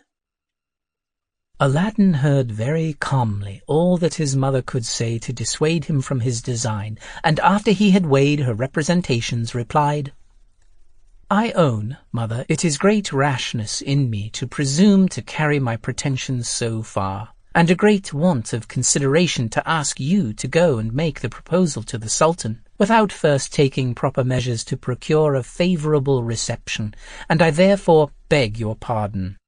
But be not surprised that I did not at first see every measure necessary to procure me the happiness I seek. I love the princess, and shall always persevere in my design of marrying her. I am obliged to you for the hint you have given me, and look upon it as the first step I ought to take to procure the happy issue I promise myself. You say it is not customary to go to the Sultan without a present, and that I have nothing worthy of his acceptance. Do not you think, mother, that what I brought home with me the day on which I was delivered from death may be an acceptable present? I mean those things that you and I both took for coloured glass. But now I can tell you that they are jewels of inestimable value. I know the worth of them by frequenting the shops, and you may take my word that all the precious stones which I saw in the jewellers' shops were not to be compared to those we have, either for size or beauty. I am persuaded that they will be received very favourably by the Sultan. You have a large porcelain dish fit to hold them. Fetch it, and let us see how they will look when we have arranged them according to their different colours." Aladdin's mother brought the china dish, when he took the jewels out of the 2 purses in which he had kept them, and placed them in order according to his fancy. But the brightness and lustre they emitted in the daytime so dazzled the eyes both of mother and son that they were astonished beyond measure, for they had only seen them by the light of a lamp, and though the latter had beheld them pendant on the trees like fruit beautiful to the eye, yet as he was then but a boy, he looked on them only as glittering playthings. After they had admired the beauty of the jewels some time, Aladdin said to his mother, "Now you cannot excuse yourself from going to the Sultan under pretext of not having a present to make him, since here is one which will gain you a favourable reception." Though the good widow did not believe the precious stones so valuable as her son estimated them, she thought such a present might nevertheless be agreeable to the Sultan, but she still hesitated. "My son," said she, "I cannot conceive that the Sultan will look upon me with a favourable eye. I am sure that if I attempt to deliver your strange message, I shall have no power to open my mouth. Therefore I shall not only lose my labour, but the present, which you say is so valuable, and shall return home again in confusion to tell you that your hopes are frustrated. But," added she, "I will do my best to please you, though certainly the Sultan will either laugh at me or be in so great a rage as to make us both the victims of his fury." She used many other arguments to endeavour to make Aladdin change his mind, but he persisted in importuning his mother to execute his resolution, and she, out of tenderness, complied with his request. As it was now late, and the time for admission to the palace was past, the visit was put off till the next day. The mother and son talked of different matters the remaining hours, and Aladdin strove to encourage her in the task she had undertaken, while she could not persuade herself she should succeed, and it must be confessed she had reason enough to doubt. "Child," said she to Aladdin, "if the Sultan should hear my proposal with calmness, and after this should think of asking me, 'Where lie your riches and your estate?' what answer would you have me return him?" "Let us not be uneasy, mother," replied Aladdin, "about what may never happen. First, let us see how the Sultan receives, and what answer he gives you. If he desires to be informed of what you mention, I am confident that the lamp will not fail me in time of need." The tailor's widow reflected that the lamp might be capable of doing greater wonders than just providing victuals for them, and this removed all the difficulties which might have prevented her from undertaking the service she had promised. Aladdin, who penetrated into his mother's thoughts, said to her, "Above all things, mother, be sure to keep secret our possession of the lamp, for thereon depends the success we have to expect." And after this caution they parted to go to rest. Aladdin rose before daybreak, awakened his mother, pressing her to get herself dressed to go to the Sultan's palace, and to get admittance, if possible, before the great officers of state went in to take their seats in the divan, where the Sultan always assisted in person. Aladdin's mother took the china dish in which they had put the jewels the day before, wrapped in 2 napkins, one finer than the other, which was tied at the 4 corners for more easy carriage, and set out for the palace. When she came to the gates, the Grand Vizier, the other viziers, and most distinguished lords of the court were just gone in, but, notwithstanding the great crowd of people who had business there, she got into the divan, a spacious hall, the entrance into which was very magnificent. She placed herself just before the Sultan, Grand Vizier, and the great lords who sat in council on his right and left hand. Several causes were called according to their order, pleaded and adjudged, until the time the divan generally broke up, when the Sultan, rising, returned to his apartment, attended by the Grand Vizier. The other viziers and ministers of state then retired, as also did all those whose business had called them thither, some pleased with gaining their causes, others dissatisfied at the sentences pronounced against them, and some in expectation of being heard the next sitting.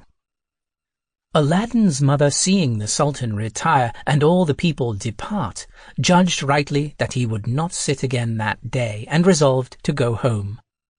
When Aladdin saw her return with the present, he knew not what to think, and in fear lest she should bring him some ill news, had not courage to ask her any questions. But she, who had never set foot into the Sultan's palace before, and knew not what was every day practised there, freed him from his embarrassment, and said to him, "Son, I have seen the Sultan, and am very well persuaded he has seen me too, for I placed myself just before him. But he was so much taken up with those who attended on all sides of him, that I pitied him, and wondered at his patience. At last I believe he was heartily tired, for he rose up suddenly, and would not hear a great many who were ready prepared to speak to him, but went away, at which I was well pleased, for indeed I began to lose all patience, and was extremely fatigued with staying so long. But there is no harm done. I will go again tomorrow. Perhaps the Sultan may not be so busy." Though his passion was very violent, Aladdin was forced to be satisfied, and to fortify himself with patience. He had at least the satisfaction to find that his mother had got over the greatest difficulty, which was to procure access to the Sultan, and hoped that the example of those she saw speak to him would embolden her to acquit herself better of her commission when a favourable opportunity might offer. The next morning she repaired to the Sultan's palace with the present, as early as the day before. But when she came there, she found the gates of the divan shut, and understood that the council sat but every other day. Therefore she must come again the next. This news she carried to her son, whose only relief was to guard himself with patience. She went 6 times afterward on the days appointed, and placed herself always directly before the Sultan, but with as little success as the first morning, and might have perhaps come 1,000 times to as little purpose, if luckily the Sultan himself had not taken particular notice of her. On the 6th day, after the divan was broken up, when the Sultan returned to his own apartment, he said to his Grand Vizier, "I have for some time observed a certain woman who attends constantly every day that I give audience, with something wrapped up in a napkin. She always stands up from the beginning to the breaking up of the audience, and affects to place herself just before me. Do you know what she wants?" "Sir," replied the Grand Vizier, who knew no more than the Sultan what she wanted, but did not wish to seem uninformed, "Your Majesty knows that women often make complaints on trifles. Perhaps she may come to complain that somebody has sold her some bad flour, or some such trifling matter." The Sultan was not satisfied with this answer, but replied, "If this woman comes to our next audience, do not fail to call her, that I may hear what she has to say." The Grand Vizier made answer by lowering his hand, and then lifting it up above his head, signifying his willingness to lose it if he failed. By this time the tailor's widow was so much used to go to audience and stand before the Sultan that she did not think it any trouble, if she could but satisfy her son that she neglected nothing that lay in her power to please him. So, the next audience day, she went to the divan and placed herself in front of the Sultan as usual, and before the Grand Vizier had made his report of business, the Sultan perceived her, and, compassionating her for having waited so long, said to the Vizier, "Before you enter upon any business, remember the woman I spoke to you about. Bid her come near, and let us dispatch her business first." The Grand Vizier immediately called the chief of the mace-bearers, and, pointing to her, bade him tell her to come before the Sultan. The chief of the officers went to Aladdin's mother, and at a sign he gave her, she followed him to the foot of the Sultan's throne, where he left her, and retired to his place by the Grand Vizier. The old woman bowed her head down to the carpet which covered the platform of the throne, and remained in that posture till the Sultan bade her rise, when he said to her, "Good woman, I have observed you to stand from the beginning to the rising of the divan. What business brings you here?" After these words, Aladdin's mother prostrated herself a second time, and when she arose, said, "Monarch of monarchs, before I tell your majesty the extraordinary and incredible business which brings me before your high throne, I beg of you to pardon the boldness of the demand I am going to make, which is so uncommon that I tremble and am ashamed to propose it to my sovereign." In order to give her the more freedom to explain herself, the Sultan ordered all to quit the divan but the Grand Vizier, and then told her she might speak without restraint. Aladdin's mother, not content with this favour of the Sultan's to save her the confusion of speaking before so many people, was, notwithstanding, a little apprehensive. Therefore, resuming her discourse, she said, "I beg of your majesty, if you should think my demand the least offensive, to assure me first of your forgiveness." "Well," replied the Sultan, "I will forgive you, be it what it may, and no hurt shall come to you. Speak boldly." When Aladdin's mother had taken all these precautions, she told him faithfully how Aladdin had seen the Princess Badroulbadour, the violent love that fatal sight had inspired with him, the declaration he had made to her when he came home, and what she had said to dissuade him. "But," continued she, "my son, instead of taking my advice and reflecting on his presumption, was so obstinate as to persevere and to threaten me with some desperate act if I refused to come and ask the princess in marriage of your majesty. And it is not without the greatest reluctance that I was led to accede to his request, for which I beg your majesty once more to pardon not only me, but also Aladdin my son, for entertaining so rash a project." The Sultan hearkened to this discourse without shewing the least anger, but before he gave her any answer, asked her what she had brought tied up in the napkin. She took the china dish which she had set down at the foot of the throne before she prostrated herself before him, untied it, and presented it to the Sultan. The monarch's amazement and surprise were inexpressible when he saw so many large, beautiful, and valuable jewels collected in the dish. He remained for some time motionless with admiration. At last, when he had recovered himself, he received the present, crying out in a transport of joy, "How rich, how beautiful!" After he had admired and handled all the jewels one after another, he turned to his Grand Vizier, and, showing him the dish, said, "Behold, admire, wonder, and confess that your eyes never beheld jewels so rich and beautiful before." The Vizier was charmed. "Well," continued the Sultan, "what sayest thou to such a present?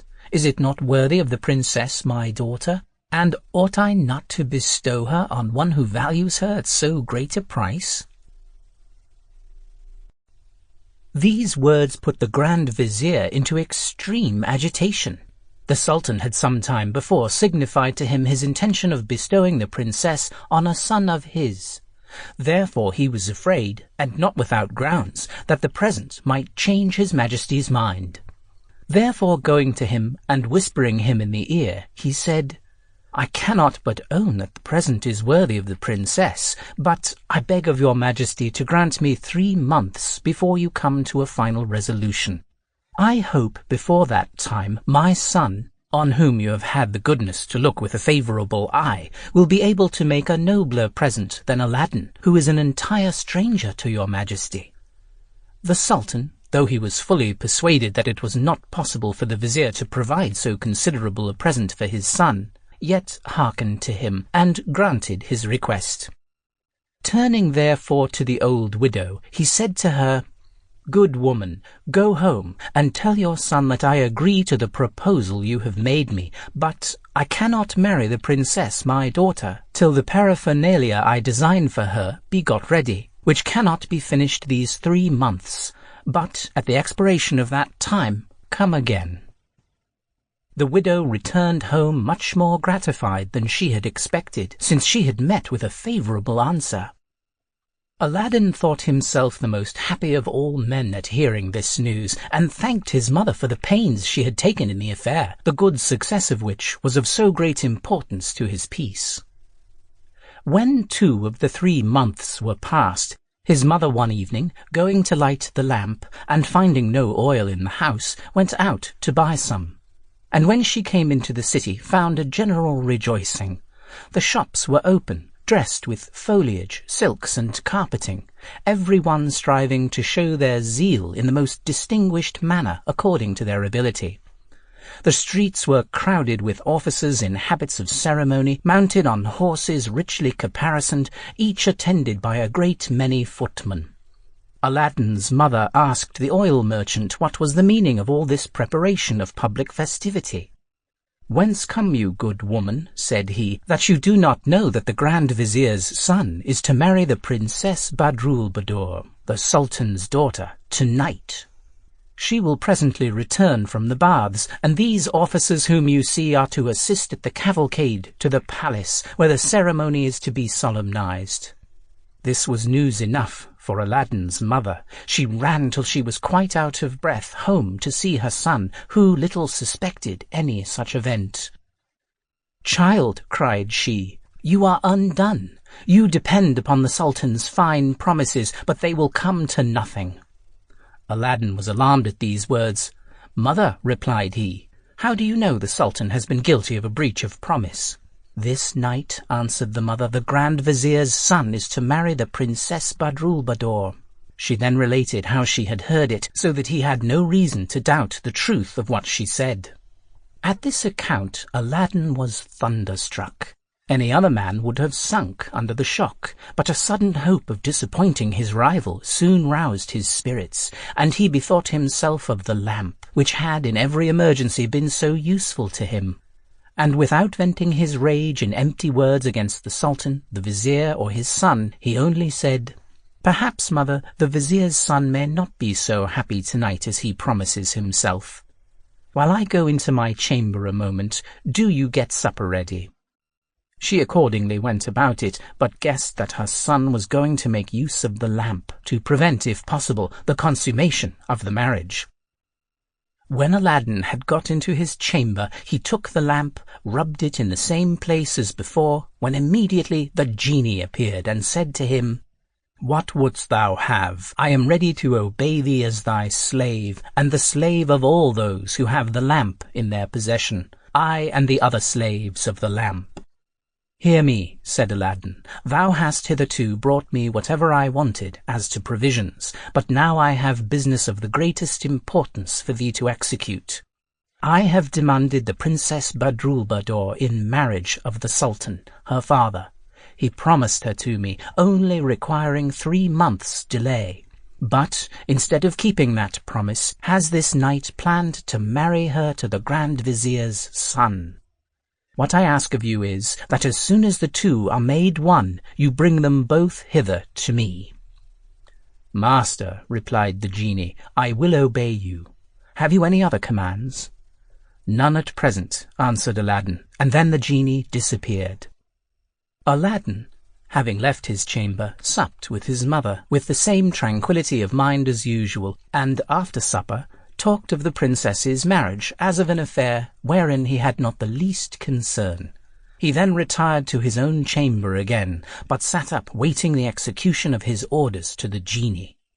In the meantime, everything was prepared with the greatest magnificence in the Sultan's palace to celebrate the princess's nuptials, and the evening was spent with all the usual ceremonies and great rejoicings. No sooner had the bride and bridegroom slipped away from the company, however, than the genie, as the faithful slave of the lamp, and punctual in exercising the command of those who possessed it, to the great amazement of them both, took them up and transported them in an instant to Aladdin's chamber, where he set them down. Aladdin had waited impatiently for this moment. "Take this new married man," said he to the genie, "shut him up in the house of office, and come again tomorrow morning before daybreak." The genie instantly carried the vizier's son whither Aladdin had commanded him, and after he had breathed upon him, which prevented his stirring, left him there. Passionate as was Aladdin's love for the princess, he did not talk much to her when they were alone, but only said with a respectful air, "Fear nothing, adorable princess. You are here in safety. If I have been forced to come to this extremity, it is to prevent an unjust rival's possessing you, contrary to your father's promise in favor of myself." The princess, who knew nothing of these particulars, gave very little attention to what Aladdin could say. The fright and amazement of so surprising an adventure had alarmed her so much that he could not get one word from her. Badroulbadour never passed a night so ill in her life, and if we consider the condition in which the genie left the Grand Vizier's son, we may imagine that the new bridegroom spent it much worse. Aladdin had no occasion the next morning to rub the lamp to call the genie, who appeared at the hour appointed, and said to him, "I am here, master. What are your commands?" "Go," said Aladdin, "fetch the vizier's son out of the place where you left him, and carry the pair to the sultan's palace, from whence you brought them." The genie presently returned with the vizier's son, and in an instant they were transported into the same chamber of the palace from whence they had been brought. But we must observe that all this time the genie never was visible either to the princess or the Grand Vizier's son. His hideous form would have made them die with fear. Neither did they hear anything of the discourse between Aladdin and him. They only perceived the motion through the air and their transportation from one place to another, which we may well imagine was enough to alarm them. The Sultan went to the room of the princess next morning and kissed her between the eyes, according to custom, wishing her a good morrow, but was extremely surprised to see her so melancholy. She cast at him a sorrowful look, expressive of great affliction. He said a few words to her, but finding that he could not get an answer, was forced to retire. Nevertheless, he suspected that there was something extraordinary in this silence, and thereupon went immediately to the Sultaness's apartment, told her in what state he had found the princess, and how she had received him. "Sir," said the Sultaness, "I will go and see her. I am much deceived if she receives me in the same manner." As soon as the Sultaness was dressed, she went to the princess's apartment, who was still in bed. She undrew the curtain, wished her good morrow, and kissed her. But how great was her surprise when she returned no answer, and, looking more attentively at her, she perceived her to be much dejected, which made her judge that something had happened which she did not understand. "How comes it, child," said the Sultaness, "that you do not return my caresses? Ought you to treat your mother after this manner? I am induced to believe something extraordinary has happened. Come, tell me freely, and leave me no longer in a painful suspense." At last the princess broke silence with a deep sigh, and said, "Alas, most honoured mother, forgive me if I have failed in the respect I owe you. My mind is so full of the extraordinary circumstances which have befallen me that I have not yet recovered from my amazement and alarm." She then related her surprising adventures, which the Sultaness heard very patiently, but could scarcely believe. "You did well, child," said she, "not to speak of this to your father. Take care not to mention it to anybody, for you will certainly be thought mad if you talk in this manner." "Madam," replied the princess, "I can assure you I am in my right senses. Ask my husband, and he will tell you the same circumstances." "I will," said the Sultaness, "but if he should talk in the same manner I shall not be better persuaded of the truth. Come, rise, and throw off this idle fancy. It will be strange if all the feasts and rejoicings in the kingdom should be interrupted by such a vision. Do not you hear the trumpets of congratulation and concerts of the finest music? Cannot these inspire you with joy and make you forget the fancies of a dream?" At the same time the Sultaness called the princess's women, and after she had seen her get up, went to the Sultan's apartment, told him that her daughter had got some odd notions in her head, but that there was nothing in them but idle fantasy. She then sent for the vizier's son to know of him something of what the princess had told her, but he, thinking himself highly honoured to be allied to the Sultan and not willing to lose the princess, denied what had happened. "That is enough," answered the Sultaness. "I ask no more. I see you are wiser than my daughter." The rejoicings lasted all that day in the palace, and the Sultaness, who never left the princess, forgot nothing to divert her and induce her to take part in the various diversions and shows. But she was so struck with the idea of what had happened to her in the night that it was easy to see her thoughts were entirely taken up with it. Neither was the Grand Vizier's son in less tribulation, though his ambition made him disguise his feelings so well that nobody doubted of his being a happy bridegroom. Aladdin, who was well acquainted with what passed in the palace, was resolved that the troublesome adventure of the night before should again disturb the unhappy pair, and therefore had recourse to his lamp. And when the genie appeared and offered his service, he said to him, "Bring the Grand Vizier's son and the Princess Badroulbadour hither tonight, as thou didst yesterday." The genie obeyed as faithfully and exactly as the day before. The Grand Vizier's son passed the night as coldly and disagreeably, and the princess had the same alarm and mortification. The genie, according to orders, came the next morning and returned the new married couple again to the palace. The Sultan, after the reception the princess had given him, was very anxious to know how she had passed the second night, and therefore went into her chamber as early as the morning before. After the same caresses he had given her the former morning, he bade her good morrow. "Well, daughter," said he, "are you in a better humour than yesterday?" Still the princess was silent, and the Sultan, perceiving her to be in greater confusion than before, doubted not that something very extraordinary was the cause. But, provoked that his daughter should conceal it, he said to her in a rage, with his sabre in his hand, "Daughter, tell me what is the matter, or I will cut off your head immediately." The princess, more frightened at the tone of the enraged Sultan than at the sight of the drawn sabre, at last broke silence, and said with tears in her eyes, "My dear father and Sultan, I ask your Majesty's pardon if I have offended you, and hope that out of your goodness you will have compassion on me." After this preamble, which appeased the Sultan, she told him what had happened to her in so moving a manner that he, who loved her tenderly, was more sensibly grieved. She added, "If your Majesty doubts the truth of this account, you may inform yourself from my husband, who will tell you the same thing." The Sultan immediately felt all the uneasiness so surprising an adventure must have given the princess. "Daughter," said he, "you are much to blame for not telling me this yesterday, since it concerns me as much as yourself. I did not marry you to make you miserable, but that you might enjoy all the happiness you might hope for from a husband who, to me, seemed agreeable to you. Efface all these troublesome ideas from your memory. I will take care that you shall have no more such disagreeable experiences." As soon as the Sultan had returned to his own apartment, he sent for the Grand Vizier. "Vizier," said he, "have you seen your son, and has he told you anything?" The Vizier replied, "No." The Sultan related all the circumstances of which the princess had informed him, and afterwards said, "I do not doubt but that my daughter has told me the truth, but nevertheless I should be glad to have it confirmed by your son.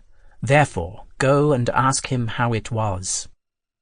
The Grand Vizier went immediately to his son, communicated what the Sultan had told him, and enjoined him to conceal nothing, but to relate the whole truth. "I will disguise nothing from you, father," replied the son, "for indeed all that the princess has stated is true. Yet I must tell you that all these experiences do not in the least lessen those sentiments of love and gratitude I entertain for her. But I must confess that notwithstanding all the honour that attends marrying my sovereign's daughter, I would much rather die than continue in so exalted an alliance, if I must undergo much longer what I have already endured. I do not doubt but that the princess entertains the same sentiments, and that she will readily agree to a separation, which is so necessary both for her repose and mine. Therefore, father, I beg, by the same tenderness which led you to procure me so great an honour, to obtain the Sultan's consent that our marriage may be declared null and void." Notwithstanding the Grand Vizier's ambition to have his son allied to the Sultan, the firm resolution he saw he had formed to be separated from the princess caused the father to give his Majesty a full account of what had passed, begging him finally to give his son leave to retire from the palace, alleging it was not just that the princess should be a moment longer exposed to so terrible a persecution upon his son's account. The Grand Vizier found no great difficulty to obtain what he asked, as the Sultan had determined upon it already. Orders were given to put a stop to all rejoicings in the palace and town, and expresses dispatched to all parts of his dominions to countermand his first orders, and in a short time all merrymaking ceased. This sudden change gave rise both in the city and kingdom to various speculations and inquiries, but no other account could be given of it, except that both the vizier and his son went out of the palace much dejected. Nobody but Aladdin knew the secret, who rejoiced at the happy success procured by his lamp. Neither the Sultan nor the Grand Vizier, who had forgotten Aladdin and his request, had the least thought that he had any concern in the enchantment which caused the dissolution of the marriage. Aladdin waited till the 3 months were completed, which the Sultan had appointed for the consummation of the marriage between the Princess Badroulbadour and himself, and the next day sent his mother to the palace to remind the Sultan of his promise. The widow went to the palace and stood in the same place as before in the hall of audience. The Sultan no sooner cast his eyes upon her than he knew her again, remembered her business, and how long he had put her off. Therefore, when the Grand Vizier was beginning to make his report, the Sultan interrupted him and said, "Vizier, I see the good woman who made me the present of jewels some months ago. Forbear your report till I have heard what she has to say." The vizier, looking about the divan, perceived the tailor's widow, and sent the chief of the mace-bearers to conduct her to the Sultan. Aladdin's mother came to the foot of the throne, prostrated herself as usual, and when she rose the Sultan asked her what she would have. "Sir," said she, "I come to represent to your Majesty in the name of my son, Aladdin, that the 3 months, at the end of which you ordered me to come again, are expired, and to beg you to remember your promise." The Sultan, when he had fixed a time to answer the request of this good woman, little thought of hearing any more of a marriage, which he imagined would be very disagreeable to the princess. So this summons for him to fulfill his promise was somewhat embarrassing. He declined giving an answer till he had consulted his vizier, and signified to him the little inclination he had to conclude a match for his daughter with a stranger, whose rank he supposed to be very mean. The Grand Vizier freely told the Sultan his thoughts, and said to him, "In my opinion, sir, there is an infallible way for your Majesty to avoid a match so disproportionate, without giving Aladdin, were he known to your Majesty, any cause of complaint, which is to set so high a price upon the princess that, however rich he may be, he cannot comply with it. This is the only way to make him desist from so bold an undertaking." The Sultan, approving of the Grand Vizier's advice, turned to the tailor's widow and said to her, "Good woman, it is true sultans ought to abide by their words, and I am ready to keep mine, by making your son happy in marriage with the princess my daughter. But as I cannot marry her without some further valuable consideration from your son, you may tell him I will fulfill my promise as soon as he shall send me 40 trays of massy gold, full of the same sort of jewels you have already made me a present of, and carried by the like number of black slaves, who shall be led by as many young and handsome white slaves, all dressed magnificently. On these conditions I am ready to bestow the princess my daughter upon him. Therefore, good woman, go and tell him so, and I will wait till you bring me his answer." Aladdin's mother prostrated herself a second time before the Sultan's throne and retired. On her way home she laughed within herself at her son's foolish imagination. "Where," said she, "can he get so many large gold trays and such precious stones to fill them? Must he go again to that subterranean abode and gather them off the trees? And where will he get so many such slaves as the Sultan requires? It is altogether out of his power, and I believe he will not be much pleased with my embassy this time." When she came home, full of these thoughts, she said to her son, "Indeed, child, I would not have you think any farther of your marriage with the princess. The Sultan received me very kindly, and I believe he was well inclined to you. But if I am not much deceived, the Grand Vizier has made him change his mind." She then gave her son an exact account of what the Sultan had said to her and the conditions on which he consented to the match. Afterward she said to him, "The Sultan expects your answer immediately, but," continued she, laughing, "I believe he may wait long enough." "Not so long, mother, as you imagine," replied Aladdin.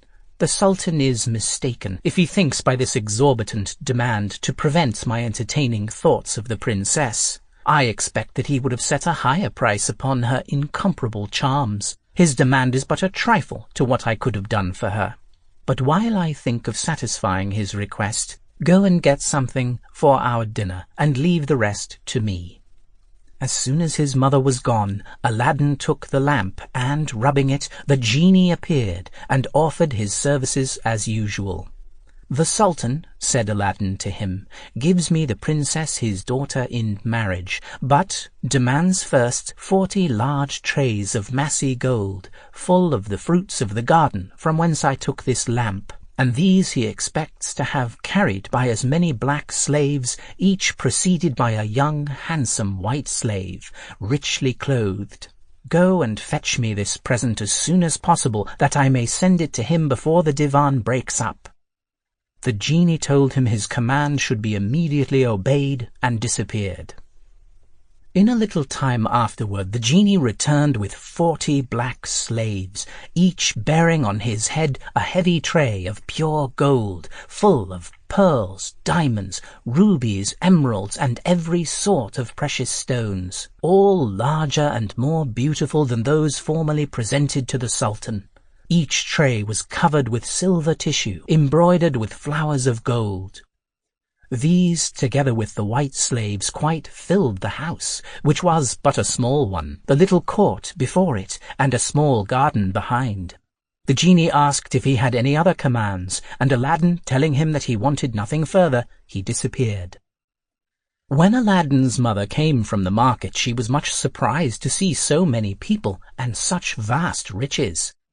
As soon as she had laid down her provisions, she was going to pull off her veil, but her son prevented her, and said, "Mother, let us lose no time. Before the Sultan and the divan rise, I would have you return to the palace with this present as the dowry demanded for the princess, that he may judge by my diligence of the ardent desire I have to procure myself the honor of this alliance." Without waiting for his mother's reply, Aladdin opened the street door and made the slaves walk out, each white slave followed by a black with a tray upon his head. When they were all out, the mother followed the last black slave. He shut the door, and then retired to his chamber, full of hopes that the Sultan, after this present, which was such as he required, would receive him as his son-in-law. The first white slave who went out made all the people who were going by stop, and before they were all clear of the house, the streets were crowded with spectators, who ran to see so extraordinary and magnificent a procession. The dress of each slave was so rich, both for the stuff and the jewels, that those who were dealers in them valued each at no less than 1,000,000 of money.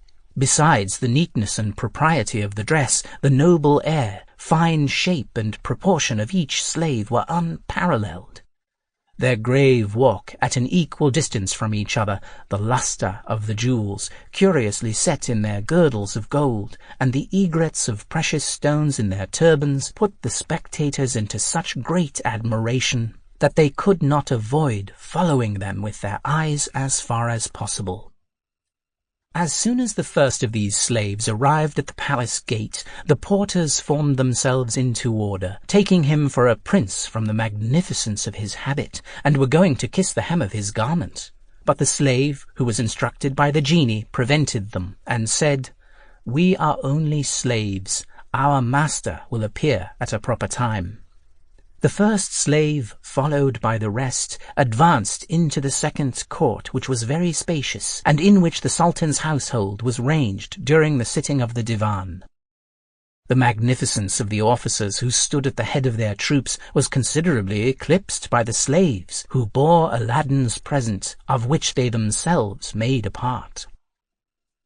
As the Sultan, who had been informed of their approach to the palace, had given orders for them to be admitted, they went into the divan in regular order, one part filing to the right and the other to the left. After they were all entered and had formed a semicircle before the Sultan's throne, the black slaves laid the golden trays on the carpet, prostrating themselves, and at the same time the white slaves did the same. When they rose, the black slaves uncovered the trays, and then all stood with their arms crossed over their breasts. In the meantime, Aladdin's mother advanced to the foot of the throne, and, having paid her respects, said to the Sultan, "Sir, my son is sensible that this present which he has sent your majesty is much below the Princess Badroulbador's worth, but hopes nevertheless that your majesty will accept of it." The Sultan was not able to give the least attention to this compliment. The moment he cast his eyes on the 40 trays, full of the most precious and beautiful jewels he had ever seen, and the 80 slaves who appeared by the elegance of their persons, and the magnificence of their dress, like so many princes, he was overwhelmed. Instead of answering the compliment of Aladdin's mother, he addressed himself to the Grand Vizier, who could not, any more than the Sultan, comprehend from whence such a profusion of richness could come. "Well, Vizier," said he aloud, "who do you think it can be that has sent me so extraordinary a present? Do you think him worthy of the Princess Badroulbador, my daughter?" The Vizier, notwithstanding his envy and grief at seeing a stranger preferred to his son, durst not disguise his sentiments. It was too visible that Aladdin's present was more than sufficient to merit his being received into royal alliance. Therefore, consulting his master's feelings, he returned this answer: "I am so far from having any thoughts that the person who has made your majesty so noble a present is unworthy of the honor you would do him, that I should say he deserved much more, if I were not persuaded that the greatest treasure in the world ought not to be put in competition with the princess, your majesty's daughter." The Sultan made no longer hesitation, nor thought of informing himself whether Aladdin was endowed with all the qualifications requisite in one who aspired to be his son-in-law. The sight alone of such immense riches, and Aladdin's quickness in satisfying his demand, without starting the least difficulty at the exorbitant conditions he had imposed, easily persuaded him that he could want nothing to render him accomplished and such as he desired. Therefore, to send Aladdin's mother back with all the satisfaction she could desire, he said to her, "My good lady, go and tell your son that I wait with open arms to embrace him, and the more haste he makes to come and receive the princess my daughter from my hands, the greater pleasure he will do me." As soon as the tailor's widow had retired, overjoyed to see her son raised to such exalted fortune, the Sultan put an end to the audience, and, rising from his throne, ordered that the princess's eunuchs should come and carry the trays into their mistress's apartment, whither he went himself to examine them with her at his leisure. The 80 slaves were conducted into the palace, and the Sultan, telling the princess of their magnificent appearance, ordered them to be brought before her apartment that she might see through the lattices that he had not exaggerated in his account of them. In the meantime, Aladdin's mother got home, and showed in her countenance the good news she brought her son. "My son," said she to him, "you have now all the reason in the world to be pleased. The Sultan, with the approbation of the whole court, has declared that you are worthy to possess the Princess Badroulbador, and waits to embrace you and conclude your marriage. Therefore you must think of making preparations for your interview, which may answer the high opinion he has formed of your person." Aladdin, enraptured with this news, made little reply, but retired to his chamber. There, after he had rubbed the lamp, which had never failed him, the obedient genie appeared. "Genie," said Aladdin, "I want to bathe immediately, and you must afterward provide me the richest and most magnificent habit ever worn by a monarch." No sooner were the words out of his mouth than the genie rendered him invisible and transported him into a bath of the finest marble, where he was undressed, without seeing by whom, in a magnificent and spacious hall. From the hall he was led to the bath, which was of a moderate heat, and he was there rubbed with various scented waters. After he had passed through several degrees of heat, he came out quite a different man from what he was before. His skin was clear white and red, his body lightsome and free, and when he returned into the hall, he found, instead of his own, a suit the magnificence of which astonished him. The genie helped him to dress, and when he had done, transported him back to his own chamber, where he asked him if he had any other commands. "Yes," answered Aladdin. "I expect you to bring me as soon as possible a charger that surpasses in beauty and goodness the best in the Sultan's stables, with a saddle, bridle, and other caparisons worth 1,000,000 of money. I want also 20 slaves, as richly clothed as those who carried the present to the Sultan, to walk by my side, and 20 more to go before me in 2 ranks. Besides these, bring my mother 6 women slaves to attend her, as richly dressed at least as any of the Princess Badroulbadours, each carrying a complete dress fit for any sultaness. I want also 10,000 pieces of gold in 10 purses. Go, and make haste." As soon as Aladdin had given these orders, the genie disappeared, but presently returned with the horse, the 40 slaves, 10 of whom carried each a purse containing 10,000 pieces of gold, and 6 women slaves, each carrying on her head a different dress for Aladdin's mother, wrapped up in a piece of silver tissue. Of the 10 purses Aladdin took 4, which he gave to his mother, telling her those were to supply her with necessaries. The other 6 he left in the hands of the slaves who brought them, with an order to throw them by handfuls among the people as they went to the Sultan's palace. The 6 slaves who carried the purses he ordered likewise to march before him, 3 on the right hand and 3 on the left. Afterward he presented the 6 women slaves to his mother, telling her that they were her slaves, and that the dresses they had brought were for her use. When Aladdin had thus settled matters, he told the genie he would call for him when he wanted him, and thereupon the genie disappeared. Aladdin's thoughts now were only upon answering as soon as possible the desire the Sultan had shewn to see him. He dispatched one of the 40 slaves to the palace with an order to address himself to the chief of the porters, to know when he might have the honor to come and throw himself at the Sultan's feet. The slave soon acquitted himself of his commission, and brought for an answer that the Sultan waited for him with impatience.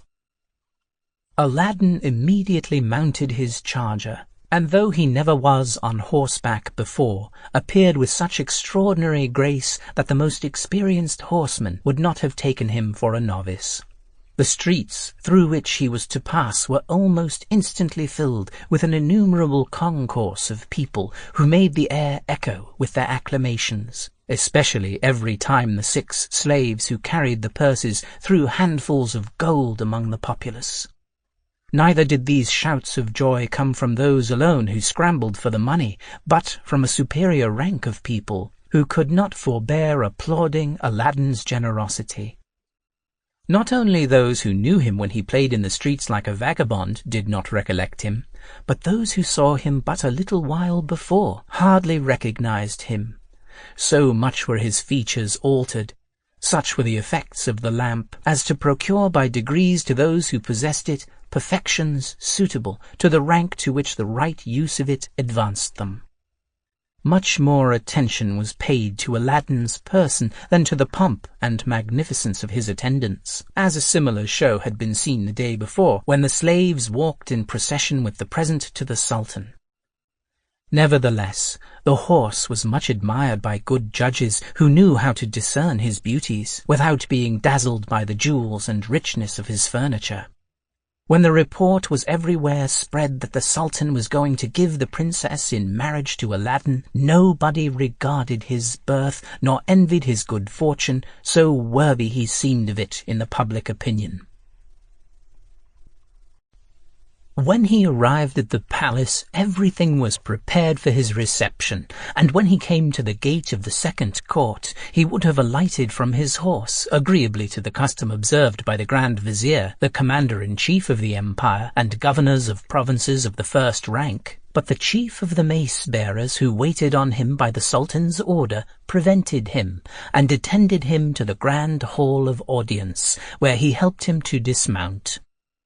The officers formed themselves into 2 ranks at the entrance of the hall.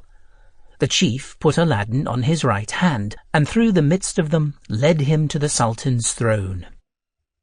As soon as the Sultan perceived Aladdin, he was no less surprised to see him more richly and magnificently habited than ever he had been himself, than struck at his good mien, fine shape, and a certain air of unexpected dignity, very different from the meanness of his mother's late appearance. But, notwithstanding, his amazement and surprise did not hinder him from rising off his throne and descending 2 or 3 steps, quickly enough to prevent Aladdin's throwing himself at his feet. He embraced him with all possible demonstrations of joy at his arrival. After this civility, Aladdin would have thrown himself at his feet again, but he held him fast by the hand and obliged him to sit close to the throne. Aladdin then addressed the Sultan, saying, "I receive the honour which your Majesty out of your great condescension is pleased to confer. But permit me to assure you that I know the greatness of your power, and that I am not insensible how much my birth is below the lustre of the high rank to which I am raised. I ask your Majesty's pardon for my rashness, but I cannot dissemble that I should die of grief were I to lose my hopes of seeing myself united to the divine princess who is the object of my wishes." "My son," answered the Sultan, embracing him a second time, "you would wrong me to doubt for a moment of my sincerity. Your life from this moment is too dear to me not to preserve it by presenting you with the remedy which is at my disposal."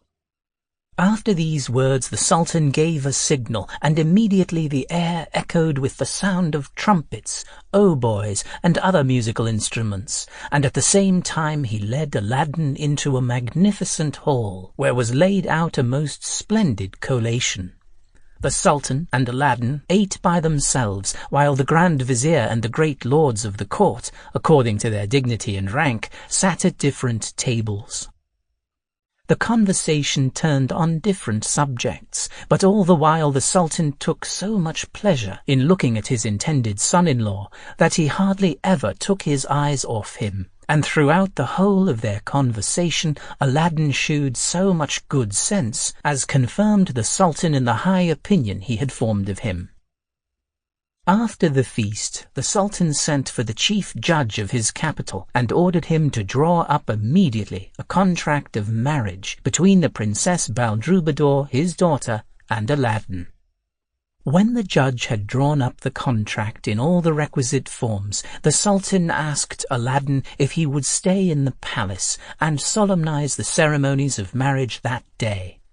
To which he answered, "Sir, though great is my impatience to enjoy your Majesty's goodness, yet I beg of you to give me leave to defer it till I have built a palace fit to receive the princess. Therefore I petition you to grant me a convenient spot of ground near your abode, that I may the more frequently pay my respects, and I will take care to have it finished with all diligence." "Son," said the Sultan, "take what ground you think proper. There is space enough on every quarter round my palace. But consider, I cannot see you too soon united with my daughter, which alone is wanting to complete my happiness." After these words he embraced Aladdin again, who took his leave with as much politeness as if he had been bred up and had always lived at court. Aladdin returned home in the order he had come, amidst the acclamations of the people, who wished him all happiness and prosperity. As soon as he dismounted, he retired to his own chamber, took the lamp, and called the genie as before, who, in the usual manner, made him a tender of his service. "Genie," said Aladdin, "I have every reason to commend your exactness in executing hitherto punctually whatever I have demanded. But now, if you have any regard for the lamp, your protector, you must show, if possible, more zeal and diligence than ever. I would have you build me, as soon as you can, a palace opposite, but at a proper distance from, the Sultan's, fit to receive my spouse, the Princess Baldrubadour. I leave the choice of the materials to you, that is to say, porphyry, jasper, agate, lapis lazuli, or the finest marble of various colours, and also the architecture of the building. But I expect that on the terraced roof of this palace you will build me a large hall, crowned with a dome, and having 4 equal fronts, and that instead of layers of brick, the walls be formed of massy gold and silver, laid alternately, that each front shall contain 6 windows, the lattices of all of which, except one, which must be left unfinished, shall be so enriched in the most tasteful workmanship with diamonds, rubies, and emeralds, that they shall exceed anything of the kind ever seen in this world. I would have an inner and outer court in front of the palace, and a spacious garden. But, above all things, take care that there be laid in a place which you shall point out to me a treasure of gold and silver coin. Besides, the edifice must be well provided with kitchens and offices, storehouses and rooms to keep choice furniture in, for every season of the year. I must have stables full of the finest horses, with their equerries and grooms and hunting equipage. There must be officers to attend the kitchens and offices, and women slaves to wait on the princess. You understand what I mean, therefore go about it, and come and tell me when all is finished." By the time Aladdin had instructed the genie respecting the building of his palace, the sun was set. The next morning, before break of day, our bridegroom, whose love for the princess would not let him sleep, was up, when the genie presented himself and said, "Sir, your palace is finished. Come and see how you like it." Aladdin had no sooner signified his consent than the genie transported him thither in an instant, and he found it so much beyond his expectation that he could not enough admire it. The genie led him through all the apartments, where he met with nothing but what was rich and magnificent, with officers and slaves all habited according to their rank and the services to which they were appointed. The genie then showed him the treasury, which was opened by a treasurer, where Aladdin saw heaps of purses of different sizes, piled up to the top of the ceiling, and disposed in most excellent order. The genie assured him of the treasurer's fidelity, and thence led him to the stables, where he showed him some of the finest horses in the world, and the grooms busy in dressing them. From thence they went to the storehouses, which were filled with all things necessary, both for food and ornament. When Aladdin had examined the palace from top to bottom, and particularly the hall with the 24 windows, and found it much beyond whatever he could have imagined, he said, "Genie, no one can be better satisfied than I am, and indeed I should be much to blame if I found any fault. There is only one thing wanting, which I forgot to mention. That is, to lay from the Sultan's palace to the door of the apartment designed for the princess a carpet of fine velvet for her to walk upon." The genie immediately disappeared, and Aladdin saw what he desired executed in an instant. The genie then returned, and carried him home before the gates of the Sultan's palace were opened. When the porters, who had always been used to an open prospect, came to open the gates, they were amazed to find it obstructed, and to see a carpet of velvet spread from the grand entrance. They did not immediately look how far it extended, but when they could discern Aladdin's palace distinctly, their surprise was increased. The news of so extraordinary a wonder was presently spread through the palace. The Grand Vizier, who arrived soon after the gates were open, being no less amazed than others at this novelty, ran and acquainted the Sultan, but endeavoured to make him believe it to be all enchantment. "Vizier," replied the Sultan, "why will you have it to be enchantment? You know as well as I that it must be Aladdin's palace, which I gave him leave to build for the reception of my daughter. After the proof we have had of his riches, can we think it strange that he should raise a palace in so short a time? He wished to surprise us, and let us see what wonders are to be done with money in only one night. Confess sincerely that the enchantment you talk of proceeds from a little envy on account of your son's disappointment."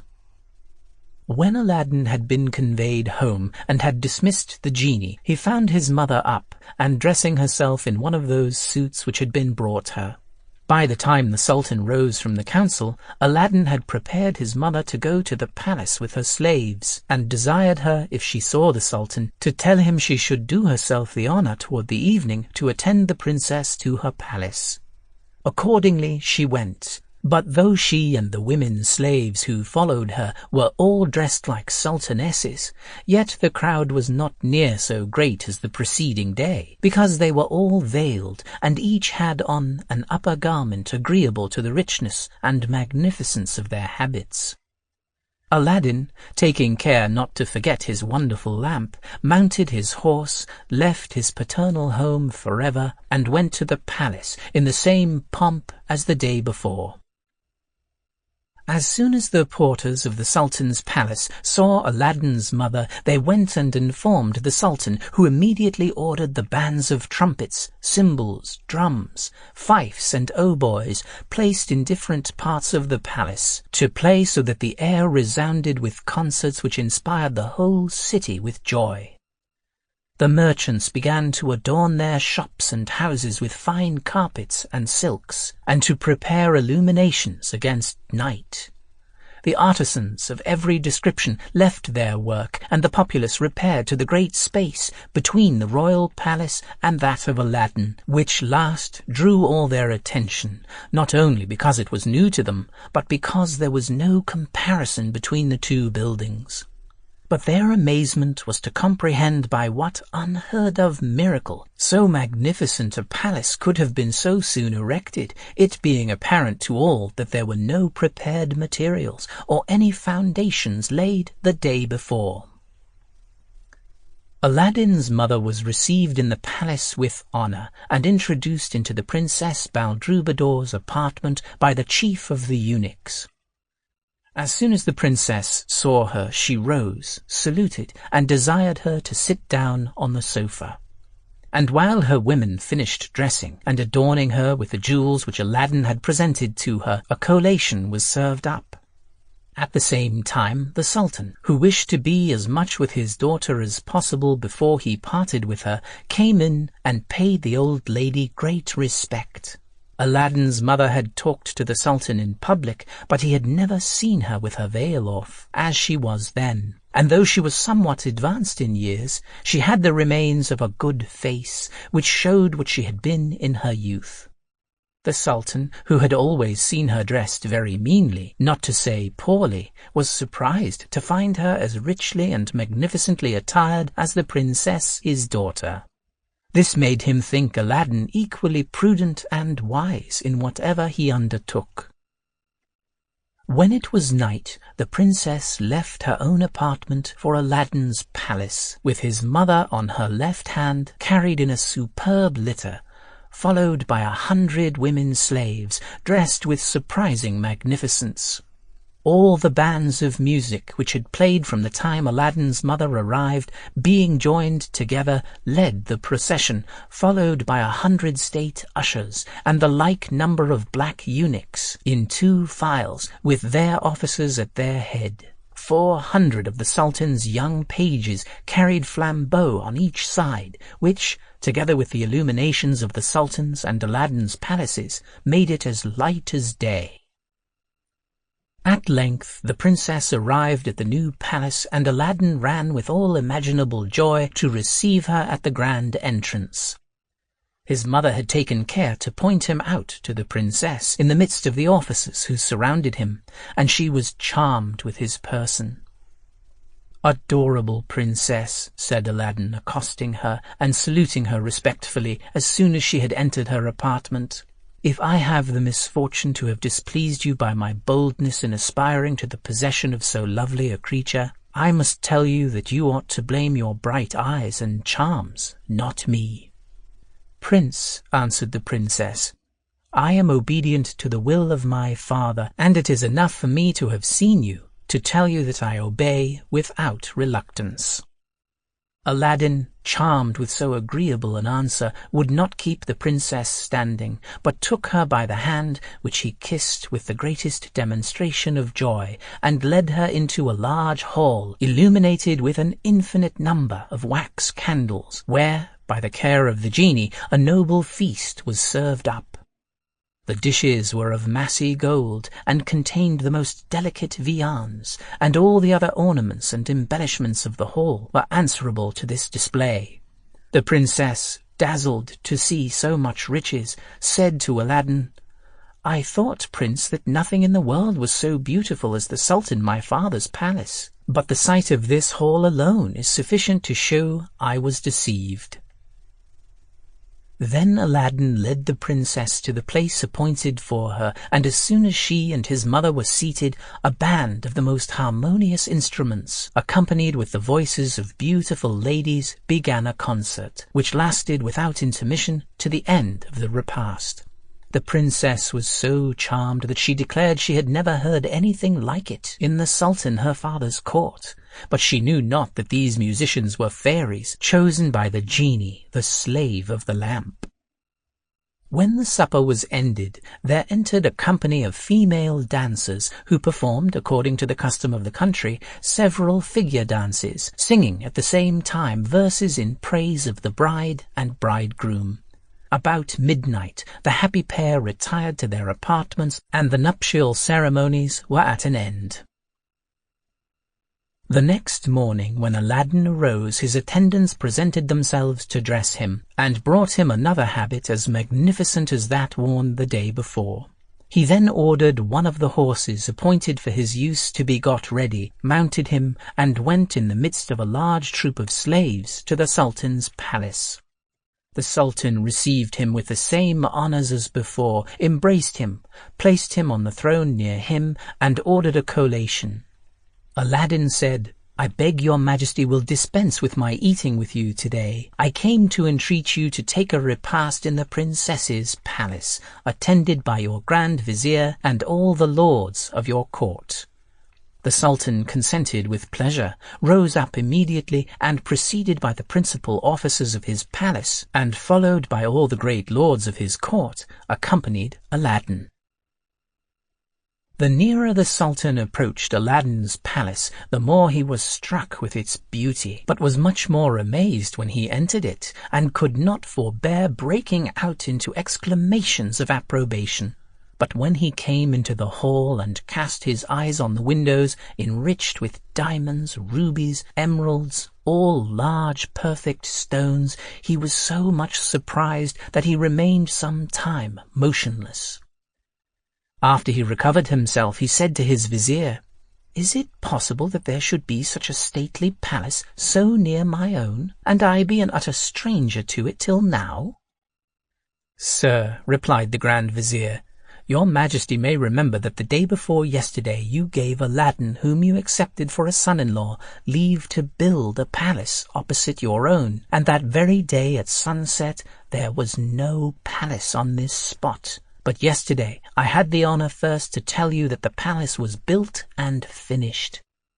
"I remember," replied the Sultan, "but never imagined that the palace was one of the wonders of the world. For where in all the world, besides, shall we find walls built of massy gold and silver, instead of brick, stone, or marble, and diamonds, rubies, and emeralds composing the windows?" The Sultan would examine and admire the beauty of all the windows, and, counting them, found that there were but 23 so richly adorned, and he was greatly astonished that the 24th was left imperfect. "Vizier," said he, for that minister made a point of never leaving him. "I am surprised that a hall of this magnificence should be left thus imperfect." "Sir," replied the Grand Vizier, "without doubt Aladdin only wanted time to finish this window like the rest, for it is not to be supposed but that he has sufficient jewels for the purpose, or that he will not complete it at the first opportunity." Aladdin, who had just left the Sultan to go and give some orders, returned just as the Vizier had finished his remark. "Son," said the Sultan to him, "this hall is the most worthy of admiration of any in the world. There is only one thing that surprises me, which is to find one of the windows unfinished. Is it from the forgetfulness or negligence of the workmen, or want of time, that they have not put the finishing stroke to so beautiful a piece of architecture?"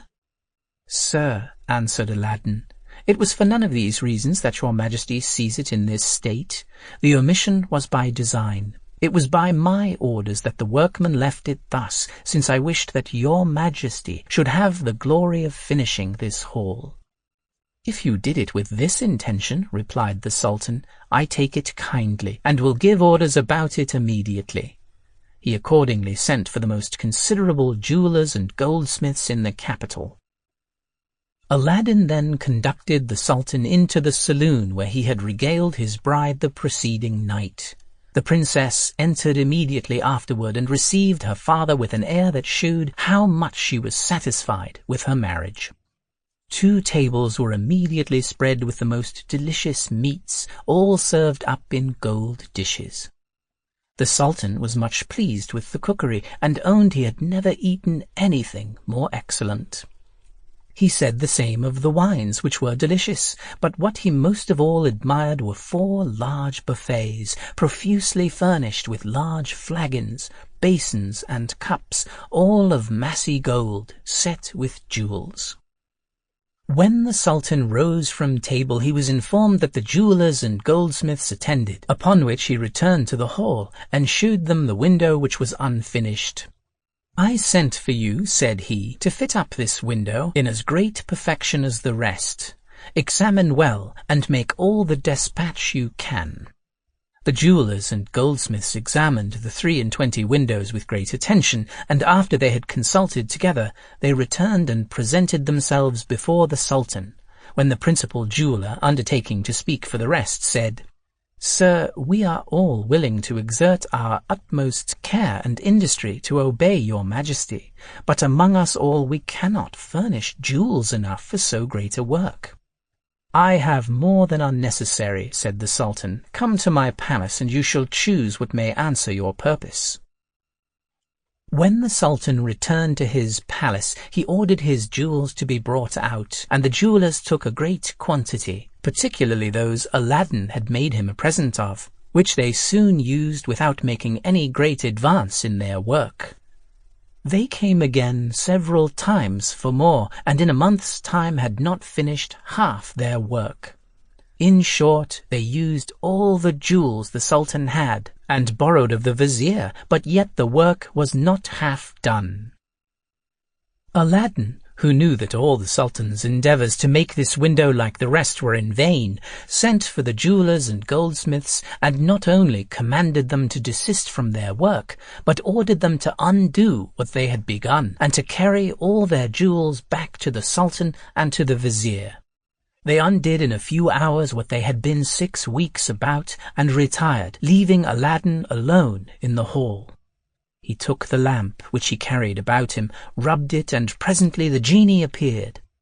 "Genie," said Aladdin, "I ordered thee to leave one of the 24 windows of this hall imperfect, and thou hast executed my commands punctually.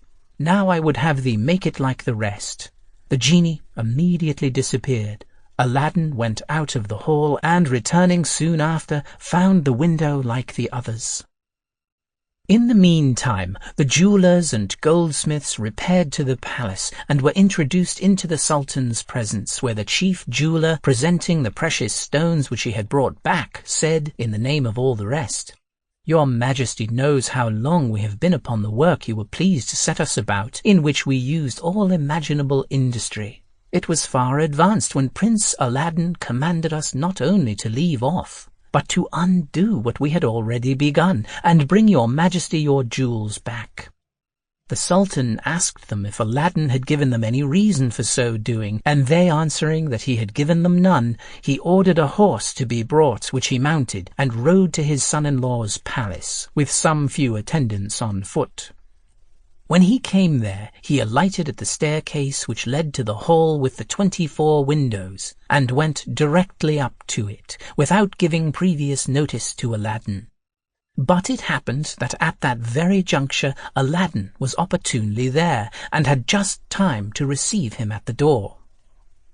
The Sultan, without giving Aladdin time to complain obligingly of his not having given notice, that he might have acquitted himself with the more becoming respect, said to him, "Son, I come myself to know the reason why you commanded the jewelers to desist from work, and take to pieces what they had done." Aladdin disguised the true reason, which was that the Sultan was not rich enough in jewels to be at so great an expense, but said, "I beg of you now to see if anything is wanting." The Sultan went directly to the window, which was left imperfect, and when he found it like the rest, fancied that he was mistaken, examined the 2 windows on each side, and afterward all the 24. But when he was convinced that the window which several workmen had been so long about was finished in so short a time, he embraced Aladdin and kissed him between the eyes. "My son," said he, "what a man you are to do such surprising things always in the twinkling of an eye. There is not your fellow in the world. The more I know, the more I admire you." Aladdin received these praises from the Sultan with modesty, and replied in these words, "Sir, it is a great honor to me to deserve your majesty's good will and approbation, and I assure you I shall study to deserve them more." The Sultan returned to his palace, but would not let Aladdin attend him. When he came there, he found his Grand Vizier waiting, to whom he related the wonder he had witnessed with the utmost admiration, and in such terms as left the minister no room to doubt but that the fact was as the Sultan related it, though he was the more confirmed in his belief that Aladdin's palace was the effect of enchantment, as he had told the Sultan the first moment he saw it. He was going to repeat the observation, but the Sultan interrupted him and said, "You told me so once before. I see, Vizier, you have not forgotten your son's espousals to my daughter." The Grand Vizier plainly saw how much the Sultan was prepossessed, therefore avoided disputes, and let him remain in his own opinion. The Sultan, as soon as he rose every morning, went into the closet to look at Aladdin's palace, and would go many times in a day to contemplate and admire it. Aladdin did not confine himself in his palace, but took care to show himself once or twice a week in the town, by going sometimes to one mosque and sometimes to another to prayers, or to visit the Grand Vizier, who affected to pay his court to him on certain days, or to do the principal lords of the court the honour to return their visits after he had regaled them at his palace. Every time he went out, he caused 2 slaves, who walked by the side of his horse, to throw handfuls of money among the people as he passed through the streets and squares, which were generally on these occasions crowded. Besides, no one came to his palace gates to ask alms, but returned satisfied with his liberality. In short, he so divided his time that not a week passed that he went either once or twice a-hunting, sometimes in the environs of the city, sometimes farther off, at which time the villages through which he passed felt the effects of his generosity, which gained him the love and blessings of the people, and it was common for them to swear by his head. With all these good qualities he showed a zeal for the public good which could not be sufficiently applauded. He gave sufficient proofs of both in a revolt on the borders of the kingdom, for he no sooner understood that the Sultan was levying an army to disperse the rebels than he begged the command of it, which he found not difficult to obtain.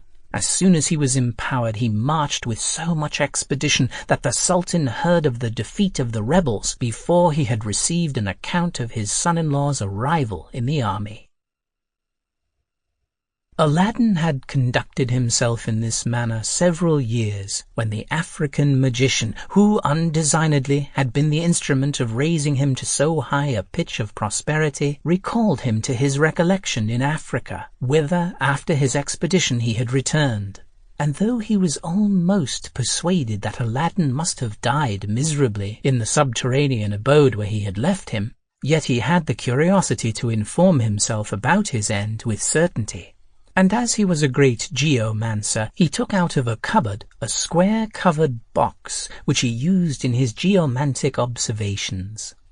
After he had prepared and levelled the sand which was in it, with an intention to discover whether or not Aladdin had died, he cast the points, drew the figures, and formed a horoscope, by which, when he came to examine it, he found that instead of dying in the cave, his victim had made his escape, lived splendidly, was in possession of the wonderful lamp, had married a princess, and was much honoured and respected. The magician no sooner understood, by the rules of his diabolical art, that Aladdin had arrived to this height of good fortune, than his face became inflamed with anger, and he cried out in a rage, "This sorry tailor's son has discovered the secret and virtue of the lamp. I believed his death to be certain, but find that he enjoys the fruit of my labour and study. I will, however, prevent his enjoying it long, or perish in the attempt." He was not a great while deliberating on what he should do, but the next morning mounted a barb, set forward, and never stopped but to refresh himself and his horse, till he arrived at the capital of China. He alighted, took up his lodging in a khan, and stayed there the remainder of the day and night. The next day his first object was to inquire what people said of Aladdin, and, taking a walk through the town, he went to the most public and frequented places, where persons of the best distinction met to drink a certain warm liquor which he had drunk often during his former visit.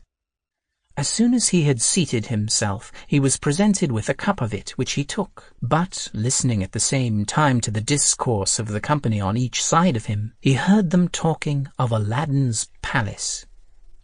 When he had drunk off his liquor, he joined them, and, taking this opportunity, inquired particularly of what palace they spoke with so much commendation. "From whence come you?" said the person to whom he addressed himself. "You must certainly be a stranger not to have seen or heard talk of Prince Aladdin's palace." "I do not say," continued the man, "that it is one of the wonders of the world, but that it is the only wonder of the world, since nothing so grand, rich, and magnificent was ever beheld. Go and see it, and then judge whether I have told you more than the truth." "Forgive my ignorance," replied the African magician. "I arrived here but yesterday from the farthest part of Africa, where the fame of this palace had not reached when I came away. The business which brought me hither was so urgent that my sole object was to arrive as soon as I could, without stopping anywhere or making any acquaintance. But I will not fail to go and see it, if you will do me the favour to show me the way thither." The person to whom the African magician addressed himself took a pleasure in showing him the way to Aladdin's palace, and he got up and went thither instantly. When he came to the palace and had examined it on all sides, he doubted not but that Aladdin had made use of the lamp to build it. Without attending to the inability of a poor tailor's son, he knew that none but the genies, the slaves of the lamp, could have performed such wonders, and, piqued to the quick at Aladdin's happiness and splendour, he returned to the khan where he lodged. The next point was to ascertain where the lamp was, whether Aladdin carried it about with him, or where he kept it, and this he was to discover by an operation of geomancy. As soon as he entered his lodging, he took his square box of sand, which he always carried with him when he travelled, and after he had performed some operations, he found that the lamp was in Aladdin's palace, and so great was his joy at the discovery that he could hardly contain himself. "Well," said he, "I shall have the lamp, and I defy Aladdin to prevent my carrying it off," thus making him sink to his original meanness, from which he has taken so high a flight. It was Aladdin's misfortune at that time to be absent in the chase for 8 days, and only 3 were expired, which the magician came to know. After he had performed the magical operation, he went to the superintendent of the Khan, entered into conversation with him on indifferent subjects, and, among the rest, told him he had been to see Aladdin's palace. And after exaggerating on all that he had seen most worthy of observation, added, "But my curiosity leads me further, and I shall not be satisfied till I have seen the person to whom this wonderful edifice belongs." "That will be no difficult matter," replied the master of the Khan. "There is not a day passes but he gives an opportunity when he is in town, but at present he has been gone these 3 days on a hunting match, which will last 8. The magician wanted to know no more. He took his leave of the superintendent of the Khan, and, returning to his own chamber, said to himself, "This is an opportunity I ought by no means to neglect." To that end he went to a coppersmith and asked for 12 copper lamps. The master of the shop told him he had not so many by him, but if he would have patience till the next day, he would have them ready. The magician appointed his time and desired him to take care that they should be handsome and well polished. After promising to pay him well, he returned to his inn. The next day the magician called for the 12 lamps, paid the man his full price, put them into a basket which he bought on purpose, and with the basket hanging on his arm, went directly to Aladdin's palace. As he approached, beginning to cry, "Who will change old lamps for new ones?" As he went along, a crowd of children collected who hooted and thought him, as did all who chanced to be passing by, a madman or a fool. The African magician regarded not their scoffs, hootings, or all they could say to him, but continued crying, "Who will change old lamps for new?" He repeated this so often, walking backward and forward in front of the palace, that the princess, who was then in the hall with the 24 windows, hearing a man cry something and not being able to distinguish his words owing to the hooting of the children and increasing mob about him, sent one of her women slaves to know what he cried. The slave was not long before she returned and ran into the hall, laughing so heartily that the princess could not forbear herself. "Well, giggler," said the princess, "will you tell me what you laugh at?" "Madam," answered the slave, laughing still, "who can forbear laughing to see a fool with a basket on his arm full of fine new lamps ask to change them for old ones?" Another female slave, hearing this, said, "Now you speak of lamps. I know not whether the princess may have observed it, but there is an old one upon a shelf of the prince's robing room.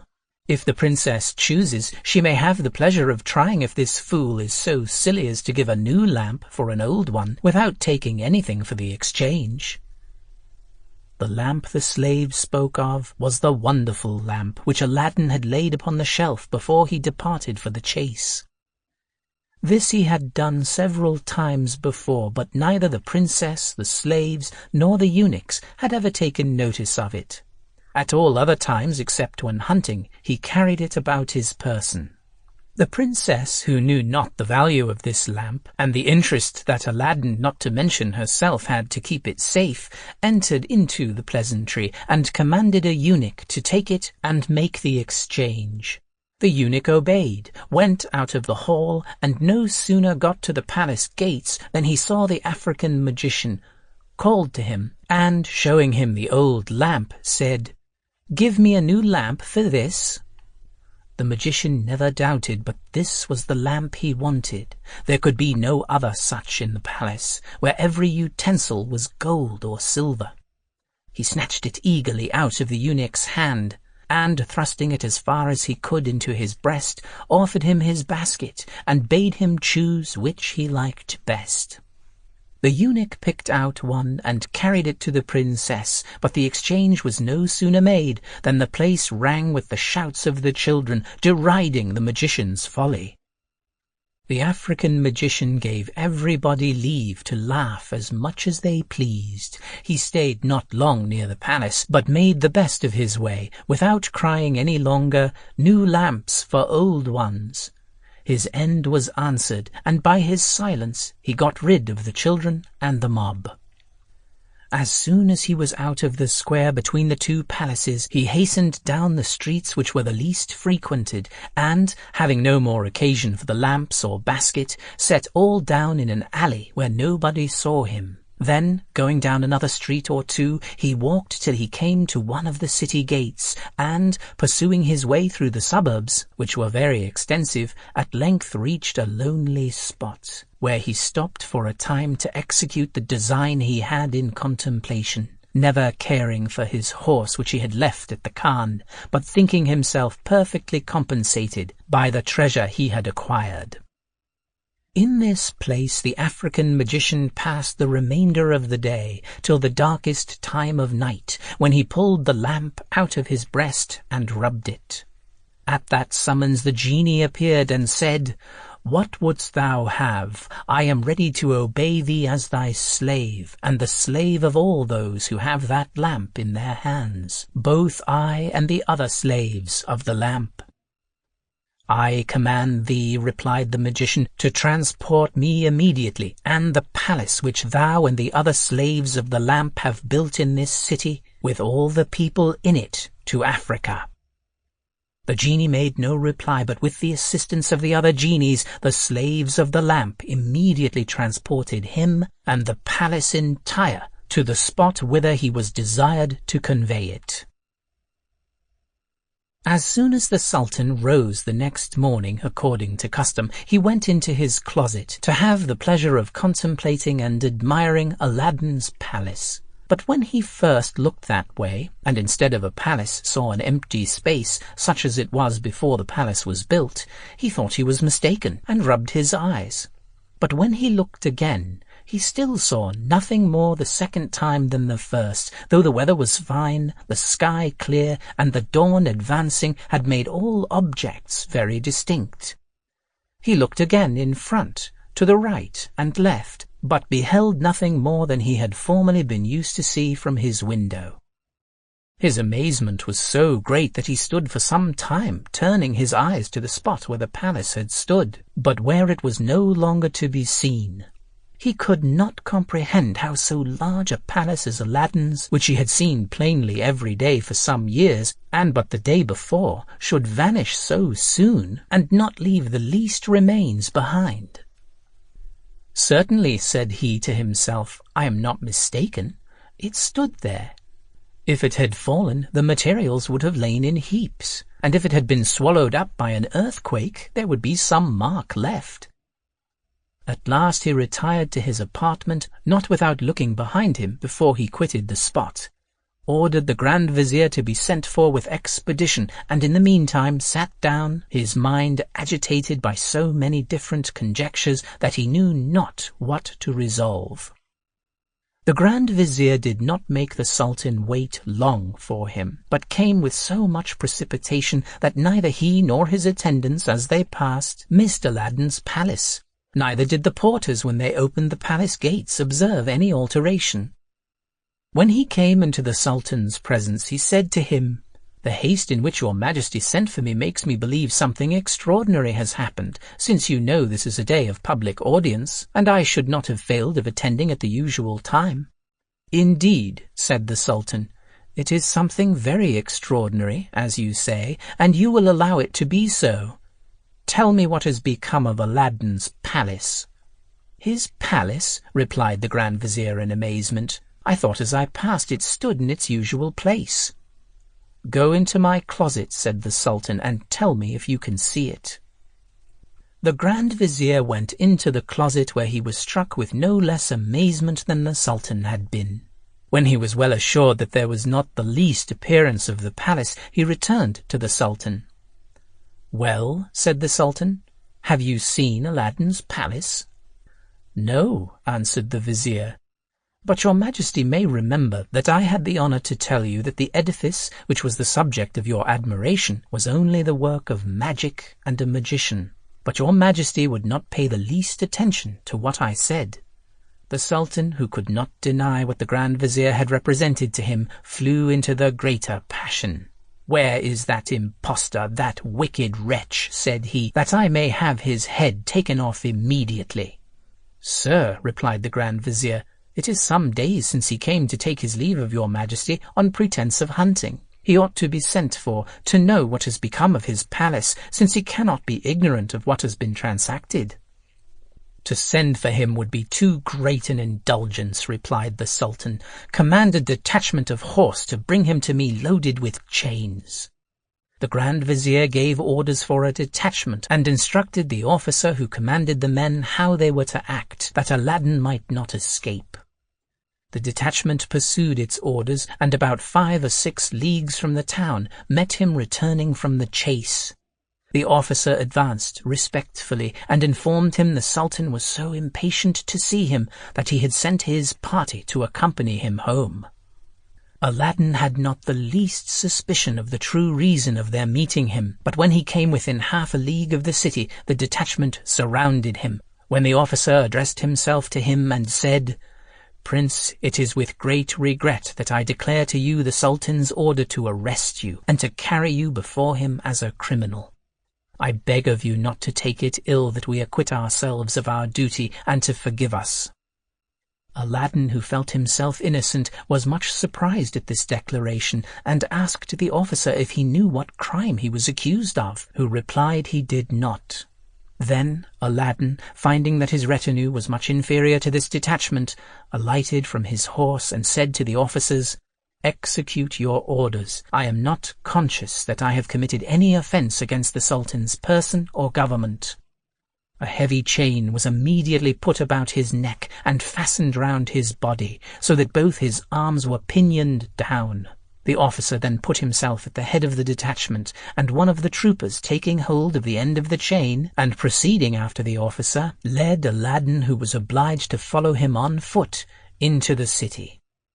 When this detachment entered the suburbs, the people, who saw Aladdin thus led as a state criminal, never doubted but that his head was to be cut off.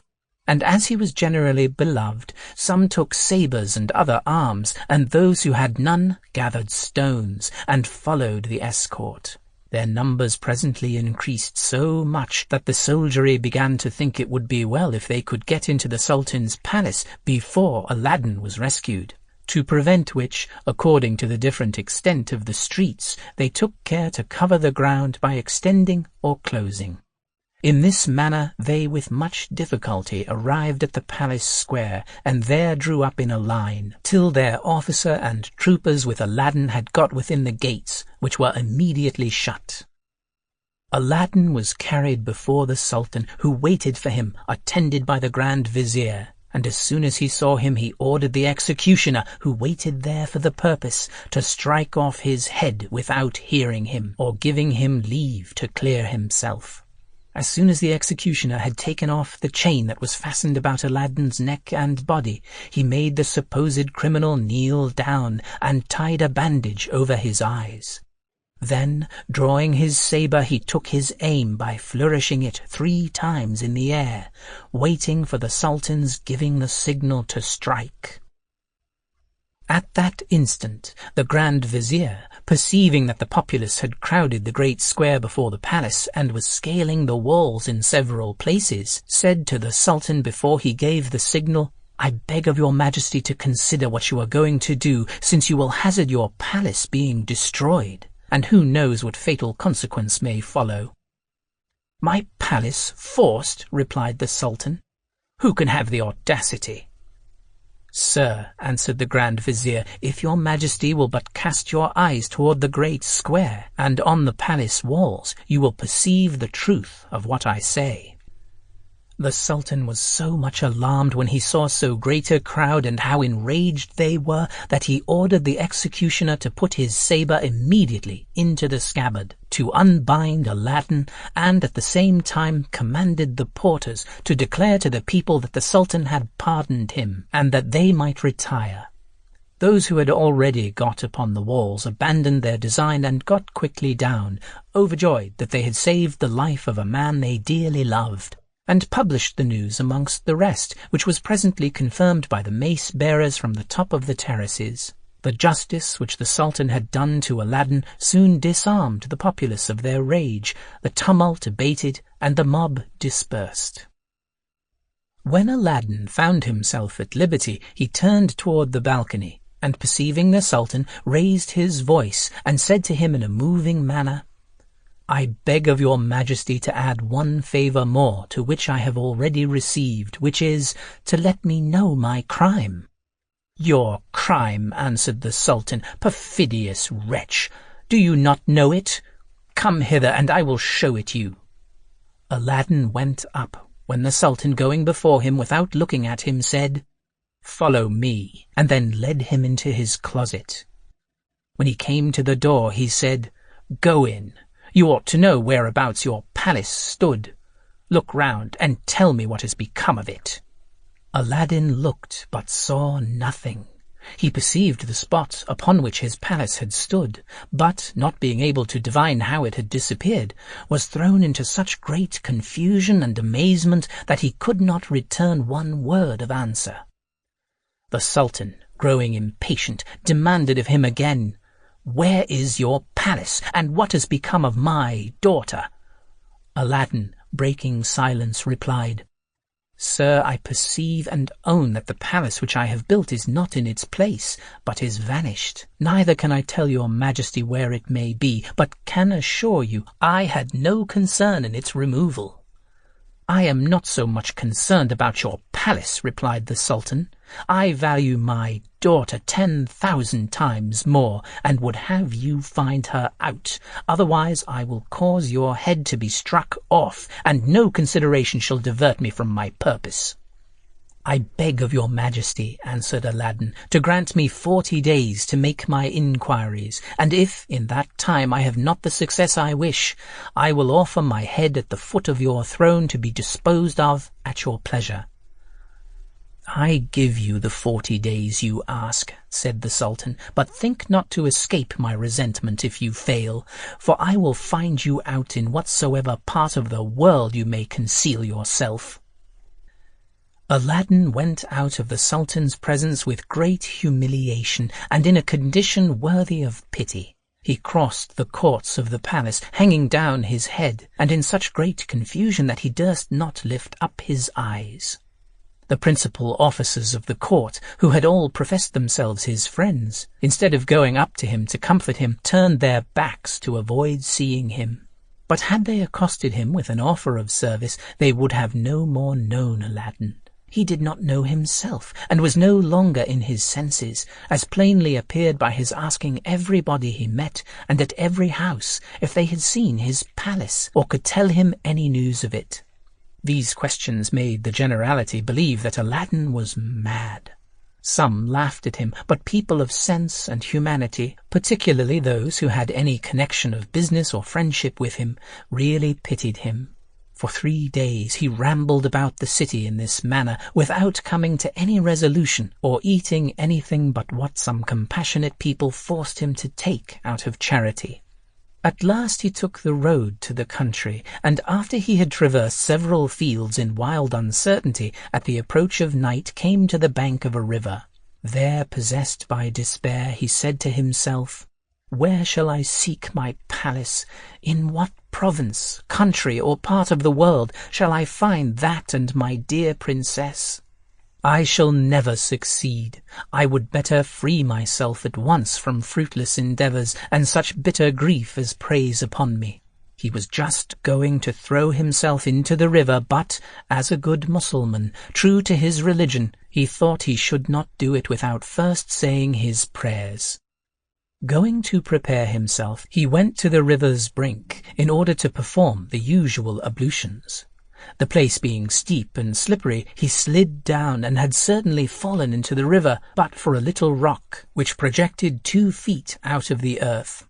Happily also for him, he still had on the ring which the African magician had put on his finger before he went down into the subterranean abode to fetch the precious lamp. In slipping down the bank, he rubbed the ring so hard by holding on to the rock that immediately the same genie appeared, whom he had seen in the cave where the magician had left him. "What wouldst thou have?" said the genie. "I am ready to obey thee as thy slave, and the slave of all those that have that ring on their finger, both I and the other slaves of the ring." Aladdin, agreeably surprised at an apparition he so little expected in his present calamity, replied, "Save my life, genie, a second time, either by showing me to the place where the palace I caused to be built now stands, or immediately transporting it back where it first stood." "What you command me," answered the genie, "is not wholly in my power. I am only the slave of the ring. You must address yourself to the slave of the lamp." "If that be the case," replied Aladdin, "I command thee by the power of the ring to transport me to the spot where my palace stands, in what part of the world soever it may be, and set me down under the window of the Princess Badroulbadour." These words were no sooner out of his mouth than the genie transported him into Africa, to the midst of a large plain where his palace stood, and, placing him exactly under the window of the princess's apartment, left him. All this was done almost in an instant. Aladdin, notwithstanding the darkness of the night, knew his palace again, but as the night was far advanced and all was quiet, he retired to some distance and sat down at the foot of a large tree. There, full of hopes and reflecting on his happiness, for which he was indebted to chance, he found himself in a much more comfortable situation than when he was arrested and carried before the Sultan, being now delivered from the immediate danger of losing his life. He amused himself for some time with these agreeable thoughts, but, not having slept for 2 days, was unable to resist the drowsiness which came upon him, but fell fast asleep. The next morning, as soon as day appeared, Aladdin was agreeably awakened by the singing not only of the birds which had roosted in the tree under which he had passed the night, but also of those which frequented the thick groves of the palace garden. When he cast his eyes on that wonderful edifice, he felt inexpressible joy at thinking he might soon be master of it again, and once more greet his dear Princess Badroulbadour. Pleased with these hopes, he immediately arose, went toward the princess's apartment, and walked some time under her window in expectation of her rising, that he might see her. During this expectation he began to consider with himself whence the cause of his misfortune had proceeded, and after mature reflection no longer doubted that it was owing to having trusted the lamp out of his sight. He accused himself of negligence in letting it be a moment away from him, but what puzzled him most was that he could not imagine who had been so envious of his happiness. He would soon have guessed this if he had known that both he and his palace were now in Africa, the very name of which would soon have made him remember the magician, his declared enemy. But the genie, the slave of the ring, had not made mention of the name of the country, nor had Aladdin inquired. The princess rose earlier that morning than she had done since her transportation into Africa by the magician, whose presence she was forced to support once a day, because he was master of the palace, though she had always treated him so harshly that he dared not reside in it. As she was dressing, one of the women looking through the window perceived Aladdin, and instantly told her mistress. The princess, who could not believe the joyful tidings, hastened herself to the window, and, seeing Aladdin, immediately opened it. The noise of opening the window made Aladdin turn his head that way, and perceiving the princess, he saluted her with joy. "To lose no time," said she to him, "I have sent to have the private door opened for you. Enter and come up." The private door, which was just under the princess's apartment, was soon opened, and Aladdin conducted up into the chamber. It is impossible to express the joy of both at seeing each other after so cruel a separation. After embracing and shedding tears of joy, they sat down, and Aladdin said, "I beg of you, princess, in heaven's name, before we talk of anything else, to tell me, both for your own sake, the Sultan your father's and mine, what is become of an old lamp which I left upon a shelf in my robing chamber when I departed for the chase?" "Alas, dear husband," answered the princess, "I was afraid our misfortune might be owing to that lamp, and what grieves me most is that I have been the cause of it."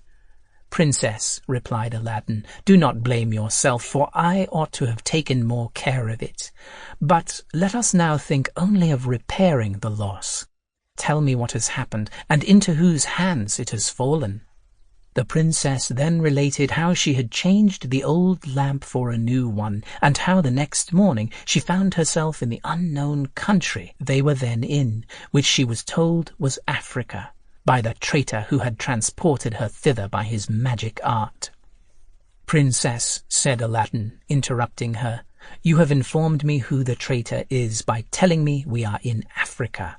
He is the most perfidious of men, but this is neither a time nor a place to give you a full account of his villainies. I desire you only to tell me what he has done with the lamp, and where he has put it." "He carries it carefully wrapped in his bosom," said the princess, "and this I can assure you, because he pulled it out before me and showed it to me in triumph." "Princess," said Aladdin, "do not be displeased that I trouble you with so many questions, since they are equally important to us both. But to come to what most particularly concerns me, tell me, I conjure you, how so wicked and perfidious a man treats you." "Since I have been here," replied the princess, "he repairs once every day to see me, and I am persuaded the little satisfaction he receives from his visits makes him come no oftener. All his addresses tend to persuade me to break that faith I have pledged to you, and to take him for my husband, giving me to understand I need not entertain hopes of ever seeing you again, for that you were dead, having had your head struck off by my father's order. He added, to justify himself, that you were an ungrateful wretch, that your good fortune was owing to him, and a great many other things of that nature which I forbear to repeat. But as he received no other answer from me but grievous complaints and tears, he was always forced to retire with as little satisfaction as he came. I doubt not his intention is to allow me time to overcome my grief, in hopes that afterward I may change my sentiments. But my dear husband's presence removes all my apprehension." "I am confident my attempts to punish the magician will not be in vain," replied Aladdin. "Since my princess's fears are removed, and I think I have found the means to deliver you from both your enemy and mine, to execute this design it is necessary for me to go to the town. I shall return by noon, will then communicate my design and what must be done by you to ensure success. But that you may not be surprised, I think it proper to acquaint you that I shall change my apparel, and beg of you to give orders that I may not wait long at the private door, but that it may be opened at the first knock." When Aladdin was out of the palace, he looked round him on all sides, and perceiving a peasant going into the country, hastened after him, and when he had overtaken him, made a proposal to him to change habits, which the man agreed to. When they had made the exchange, the countryman went about his business, and Aladdin to the city. After traversing several streets, he came to that part of the town where all descriptions of merchants had their particular streets, according to their trades. He went into that of the druggists, and going into one of the largest and best furnished shops, asked the druggist if he had a certain powder which he named. The druggist, judging Aladdin by his habit to be very poor, and that he had not money enough to pay for it, told him that he had it, but that it was very dear. Upon which Aladdin, penetrating his thoughts, pulled out his purse, and, showing him some gold, asked for 1/2 dram of the powder, which the druggist weighed, wrapped up in paper, and gave him, telling him the price was a piece of gold. Aladdin put the money into his hand and returned to the palace, where he waited not long at the private door. When he came into the princess's apartment, he said to her, "Princess, perhaps the aversion you tell me you have for your captor may be an objection to your executing what I am going to propose, but permit me to say it is proper that you should dissemble a little, and do violence to your inclinations, if you would deliver yourself from him. "If you will take my advice," continued he, "dress yourself this moment in one of your richest habits, and when the African magician comes, make no difficulty to give him the best reception, so that he may imagine time has removed your disgust at his addresses. In your conversation let him understand that you strive to forget me, and that he may be the more fully convinced, invite him to sup with you, and tell him you should be glad to taste of some of the best wines of his country. He will presently go to fetch you some. During his absence, put into one of the cups which you are accustomed to drink of this powder, and, setting it by, charge the slave you may order that night to attend you, on a signal you shall agree upon, to bring that cup to you. When the magician and you have eaten and drunk as much as you choose, let her bring you the cup, and then change cups with him. He will esteem it so great a favour that he will not refuse, but eagerly quaff it off. But no sooner will he have drunk than you will see him fall backward."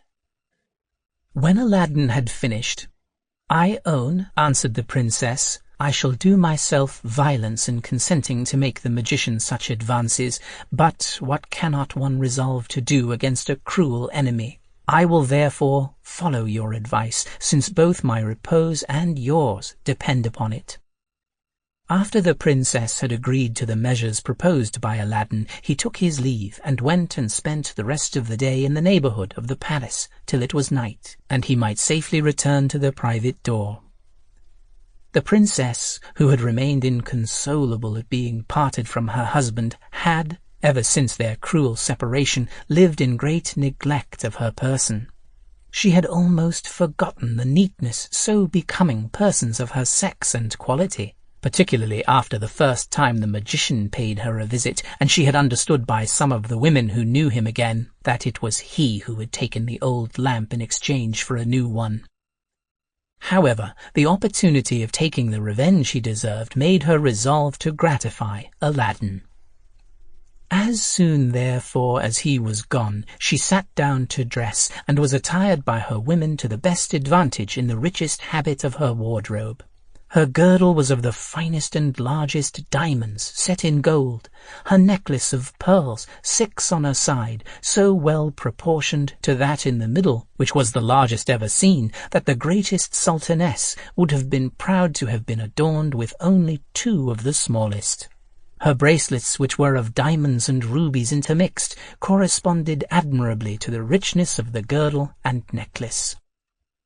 When the Princess Badroulbadour was completely dressed, she consulted her glass and women upon her adjustment, and when she found she wanted no charms to flatter the foolish passion of the African magician, she sat down on a sofa, expecting his arrival. The magician came at the usual hour, and as soon as he entered the great hall where the princess waited to receive him, she rose with an enchanting grace and smile, and pointed with her hand to the most honourable place, waiting till he sat down, that she might sit at the same time, which was a civility she had never shown him before. The African magician, dazzled more with the lustre of the princess's eyes than the glittering of her jewels, was much surprised. The smiling air with which she received him, so opposite to her former behaviour, quite fascinated his heart. When he was seated, the princess, to free him from his embarrassment, broke silence first.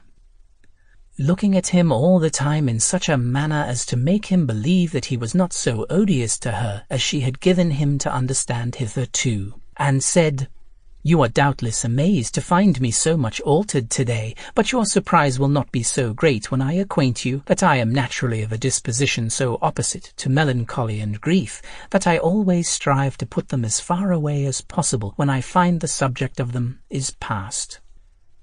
I have reflected on what you told me of Aladdin's fate, and know my father's temper so well that I am persuaded with you he could not escape the terrible effects of the Sultan's rage.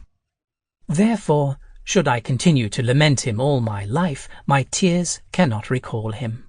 For this reason, since I have paid all the duties decency requires of me to his memory, now he is in the grave, I think I ought to endeavour to comfort myself.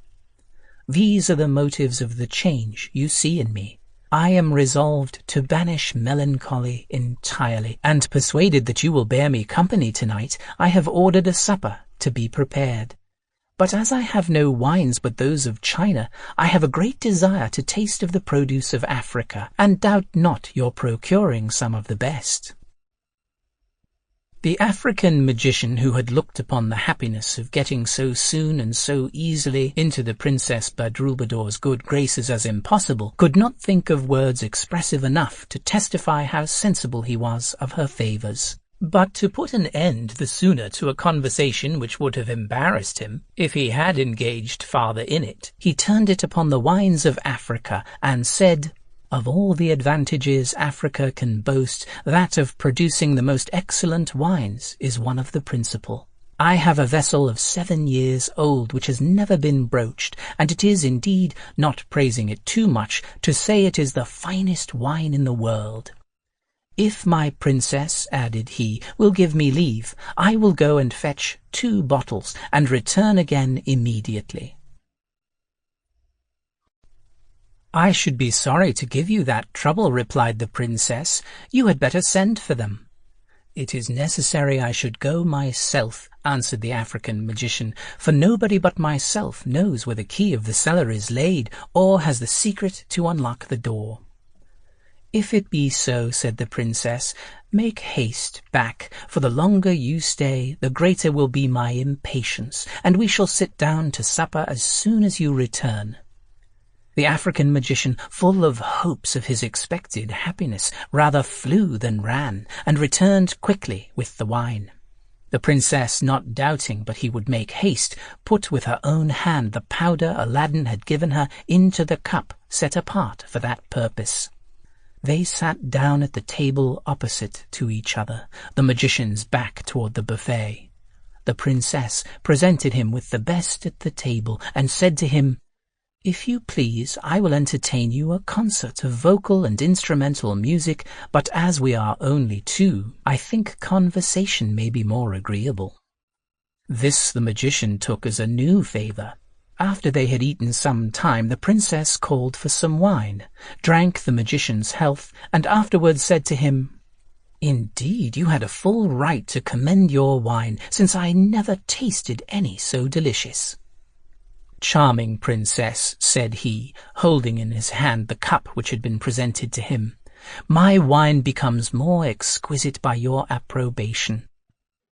"Then drink my health," replied the princess. "You will find I understand wines."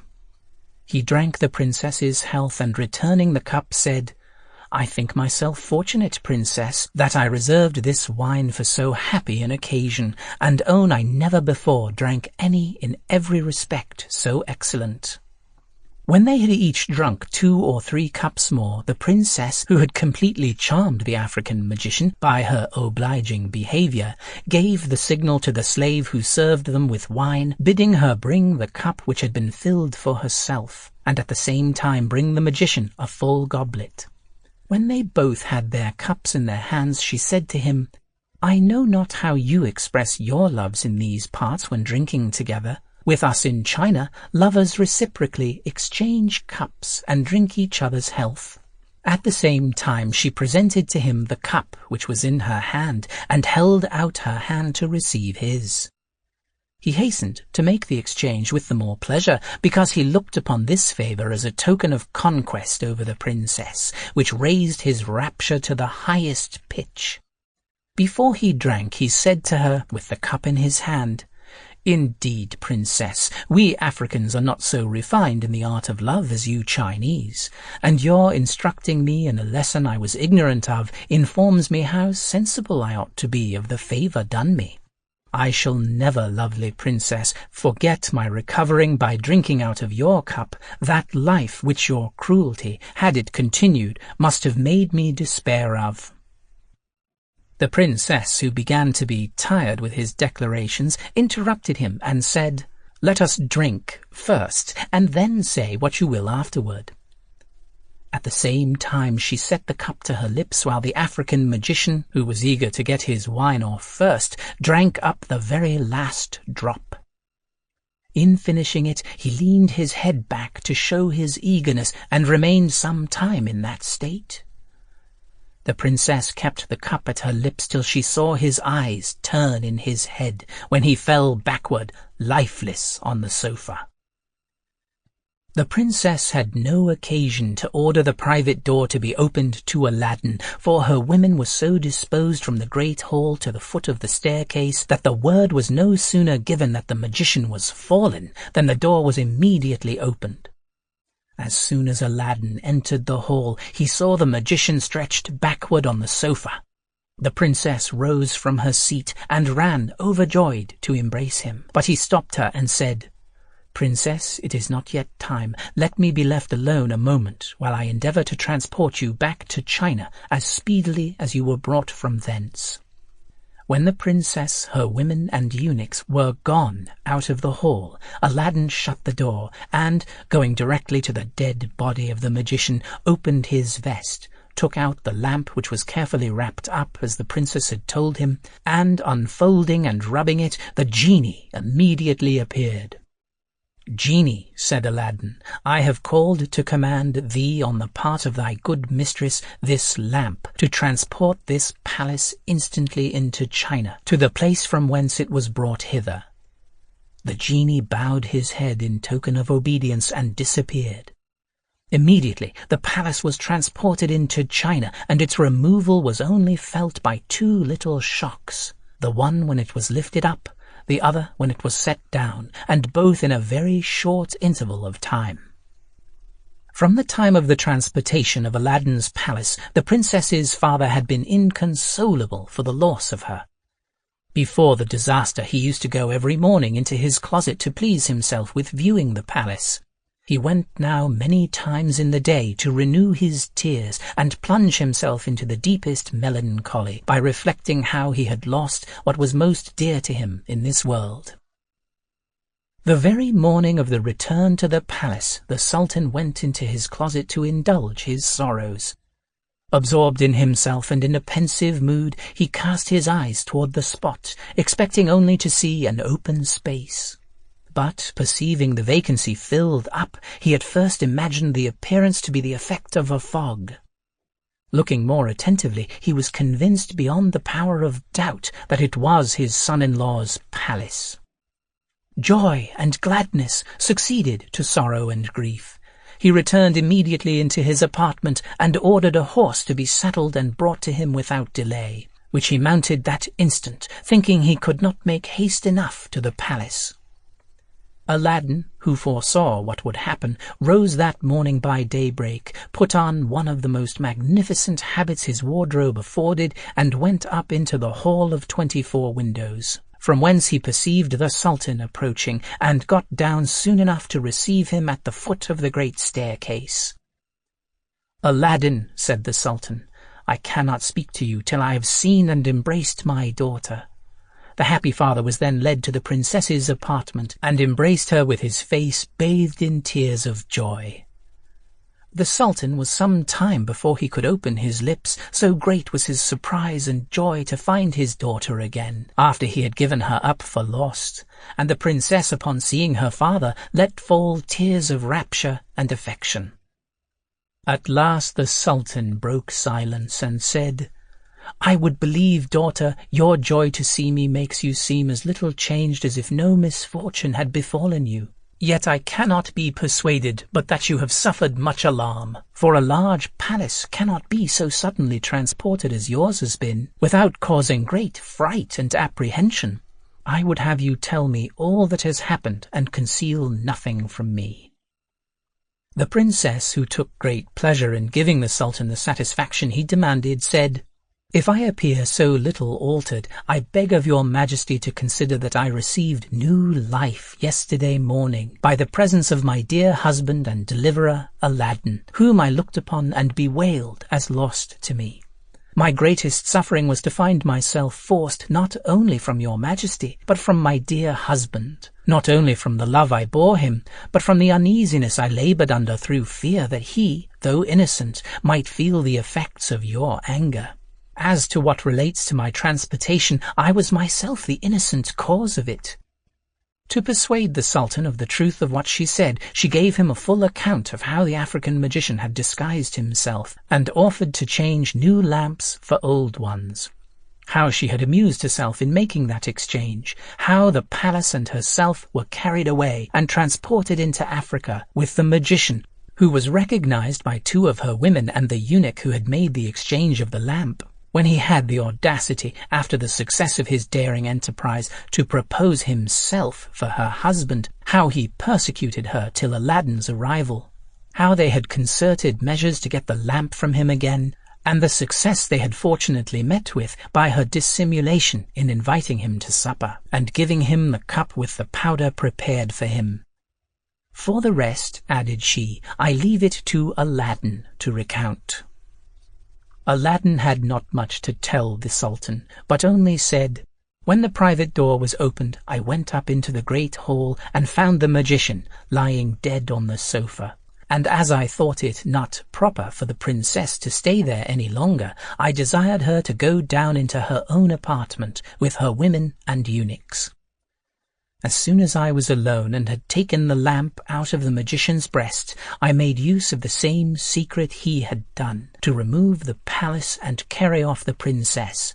And by that means the palace was reconveyed to the place where it stood before, and I have the happiness to restore the princess to your majesty.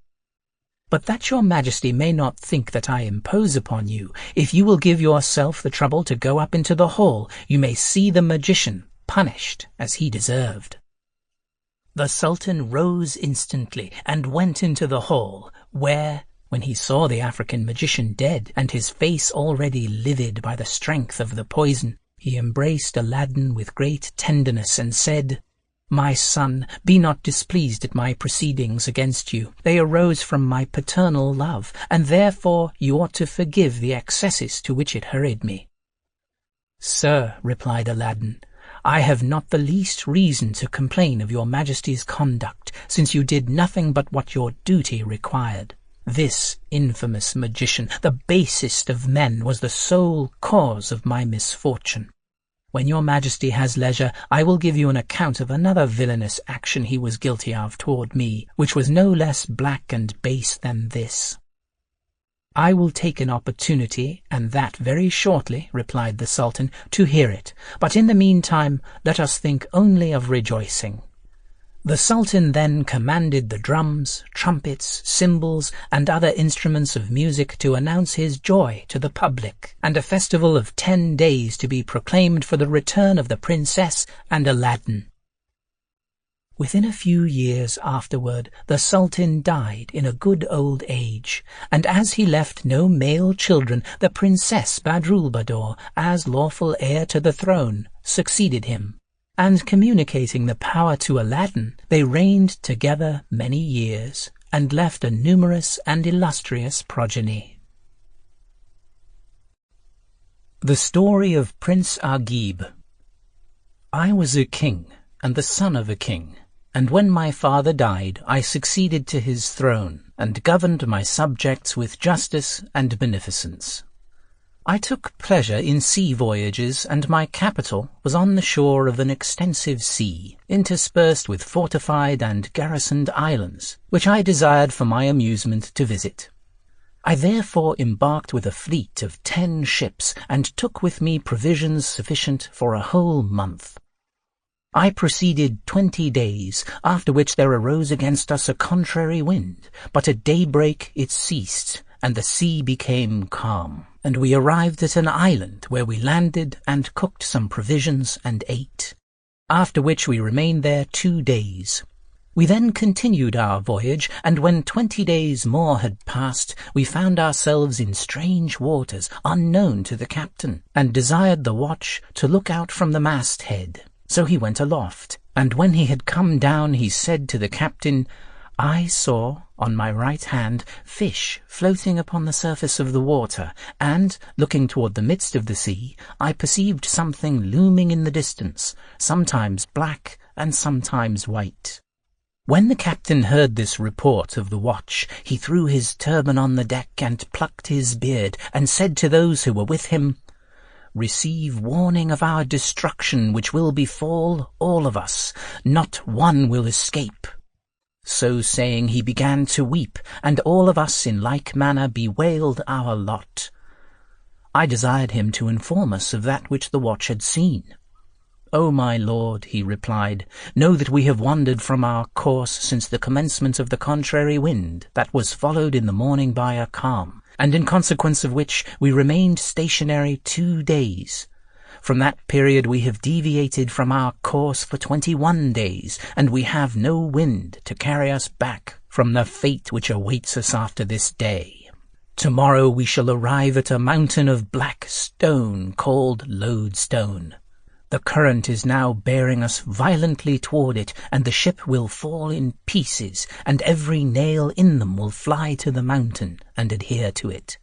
For God hath given to the lodestone a secret property by virtue of which everything of iron is attracted toward it. On that mountain is such a quantity of iron as no one knoweth but God, whose name be exalted. For from times of old great numbers of ships have been destroyed by the influence of that mountain.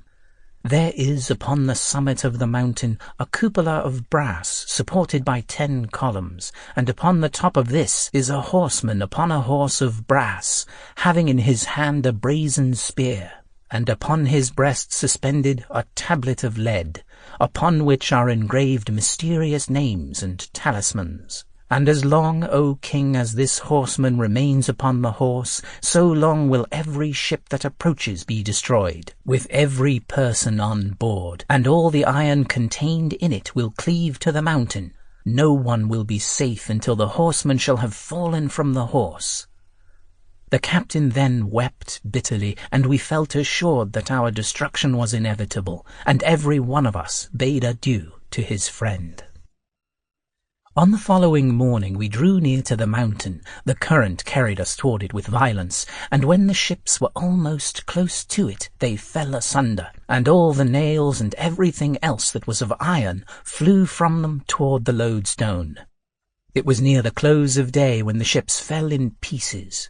Some of us were drowned, and some escaped, but the greater number were drowned, and of those who saved their lives none know what became of the others.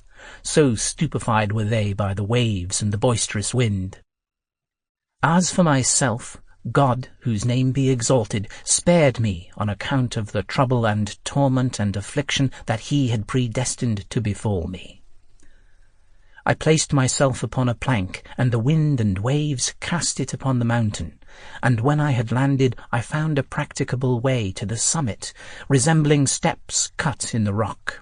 So I exclaimed, "In the name of God," and offered up a prayer, and attempted the ascent, holding fast by the notches, and presently God stilled the wind, so that I arrived in safety at the summit. Rejoicing greatly in my escape, I immediately entered the cupola, and performed prayers in gratitude to God for my preservation, and after which I slept beneath the cupola, and heard a voice saying to me, "O son of Kasib, when thou awakest, dig beneath thy feet, and thou wilt find a bow of brass, and 3 arrows of lead, whereon are engraved talismans. Then take the bow and arrows, and shoot at the horseman that is upon the top of the cupola, and relieve mankind from this great affliction. For when thou hast shot at the horseman, he will fall into the sea. The bow will also fall, and do thou bury it in its place, and as soon as thou hast done this, the sea will swell and rise until it attains the summit of the mountain, and there will appear upon it a boat bearing a man, different from him who thou shalt have cast down, and he will come to thee, having an oar in his hand. Then do thou embark with him, but utter not the name of God, and he will convey thee in 10 days to a safe sea, where, on thy arrival, thou wilt find one who will take thee to thy city. All this shall be done if thou utter not the name of God." Awakening from my sleep, I sprang up and did as the voice had directed. I shot at the horseman, and he fell into the sea, and the bow having fallen from my hand, I buried it. The sea then became troubled, and rose to the summit of the mountain, and when I had stood waiting there a little while, I beheld a boat in the midst of the sea, approaching me. I praised God, whose name be exalted, and when the boat came to me, I found in it a man of brass, with a tablet of lead upon his breast, engraven with names and talismans. Without uttering a word, I embarked in the boat, and the man rowed me 10 successive days. After which I beheld the islands of security, whereupon in the excess of my joy I exclaimed, "There is no deity but God. God is most great." And as soon as I had done this, the man cast me out of the boat and sank in the sea. Being able to swim, I swam until night, when my arms and shoulders were tired, and in the perilous situation I repeated the profession of my faith, and gave myself up as lost. But the sea rose with the violence of the wind, and a wave like a vast castle threw me upon the land, in order to the accomplishment of the purpose of God. I ascended the shore, and after I had wrung out my clothes and spread them upon the ground to dry, I slept. And in the morning I put on my clothes again, and, looking about to see which way I should go, I found a tract covered with trees, and when I had walked round it, I found that I was upon a small island in the midst of the sea, upon which I said within myself, "Every time that I escape from one calamity, I fall into another that is worse." But while I was reflecting upon my unfortunate case and wishing for death, I beheld a vessel bearing a number of men. I arose immediately and climbed into a tree, and lo, the vessel came to the shore, and there landed from it 10 black slaves bearing axes. They proceeded to the middle of the island, and, digging up the earth, uncovered and lifted up a trap door, after which they returned to the vessel, and brought from it bread and flour, and clarified butter and honey, and sheep, and everything that the wants of an inhabitant would require. Continuing to pass backward and forward between the vessel and the trapdoor, bringing loads from the former and entering the latter, until they had removed all the stores from the ship. They then came out of the vessel with various clothes of the most beautiful description, and in the midst of them was an old sheikh, enfeebled and wasted by extreme age, leading by the hand a young man, cast in the mould of graceful symmetry, and invested with such perfect beauty as deserved to be a subject for proverbs. He was like a fresh and slender twig, enchanting and captivating every heart by his elegant form. The party proceeded to the trap-door, and, entering it, became concealed from my eyes. They remained beneath about 2 hours or more, after which the sheikh and the slaves came out, but the youth came not with them, and they replaced the earth and embarked and set sail. Soon after I descended from the tree and went to the excavation. I removed the earth and, entering the aperture, saw a flight of wooden steps which I descended, and at the bottom I beheld a handsome dwelling place, furnished with a variety of silken carpets, and there was the youth, sitting upon a high mattress, with sweet-smelling flowers and fruits placed before him.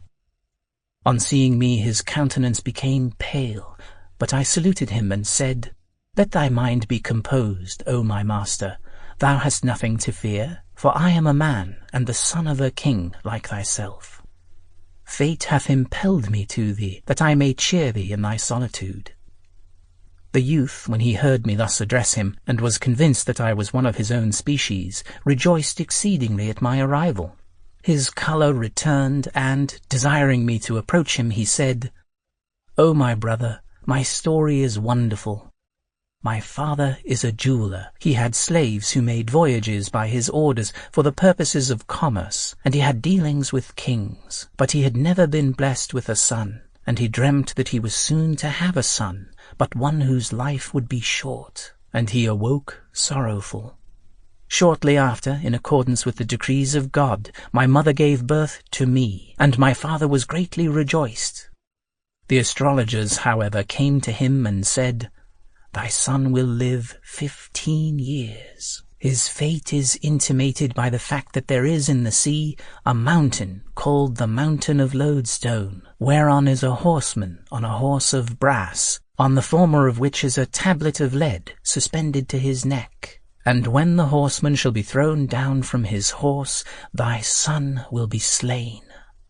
The person who is to slay him is he who will throw down the horseman, and his name is King Agib, the son of King Kasib. My father was greatly afflicted at this announcement, and when he had reared me until I had nearly attained the age of 15 years, the astrologers came again and informed him that the horseman had fallen into the sea, and that it had been thrown down by King Agib, the son of King Kasib. On hearing which, he prepared for me this dwelling, and here left me to remain until the completion of the term, of which there now remain 10 days. All this he did from fear lest King Agib should kill me. When I heard this, I was filled with wonder, and said within myself, I am King Agib, the son of King Kasib, and it was I who threw down the horseman, but by Allah, I will neither kill him nor do him any injury. Then said I to the youth, Far from thee be both destruction and harm, if it be the will of God. Thou hast nothing to fear. I will remain with thee to serve thee, and will go forth with thee to thy father, and beg of him to send me back to my country, for the which he will obtain a reward. The youth rejoiced at my words, and I sat and conversed with him until night, when I spread his bed for him and covered him, and slept near to his side. And in the morning I brought him water, and he washed his face and said to me, May God requite thee for me with every blessing. If I escape from King Agib, I will make my father reward thee with abundant favours. Never, I replied, may the day arrive that would bring thee misfortune. I then placed before him some refreshments, and after we had eaten together, we passed the day conversing with the utmost cheerfulness. I continued to serve him for 9 days, and on the 10th day the youth rejoiced at finding himself in safety, and said to me, O my brother, I wish that thou wouldst in thy kindness warm for me some water, that I may wash myself and change my clothes, for I have smelt the odour of escape from death in consequence of thy assistance. With pleasure, I replied, and I arose and warmed the water, after which he entered a place concealed from my view, and, having washed himself and changed his clothes, laid himself upon the mattress to rest after his bath. He then said to me, Cut up for me, O my brother, a watermelon, and mix its juice with some sugar. So I arose, and, taking a melon, brought it upon a plate, and said to him, Knowest thou, O my master, where is the knife? See, here it is, he answered, upon the shelf over my head. I sprang up hastily and took it from its sheath, and as I was drawing back, my foot slipped, as God had decreed, and I fell upon the youth, grasping in my hand the knife, which entered his body, and he died instantly. When I perceived that he was dead and that I had killed him, I uttered a loud shriek, and beat my face and rent my clothes, saying, This is indeed a calamity. O my Lord, I implore thy pardon, and declare to thee my innocence of his death. Would that I had died before him.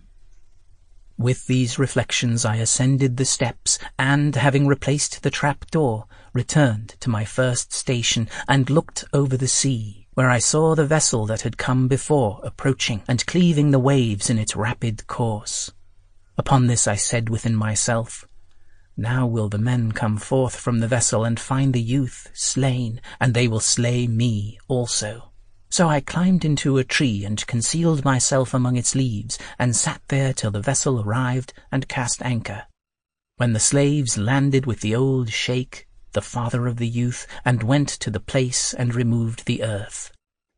They were surprised at finding it moist, and, when they had descended the steps, they discovered the youth lying on his back, exhibiting a face beaming with beauty, though dead, and clad in white and clean clothing, with the knife remaining in his body.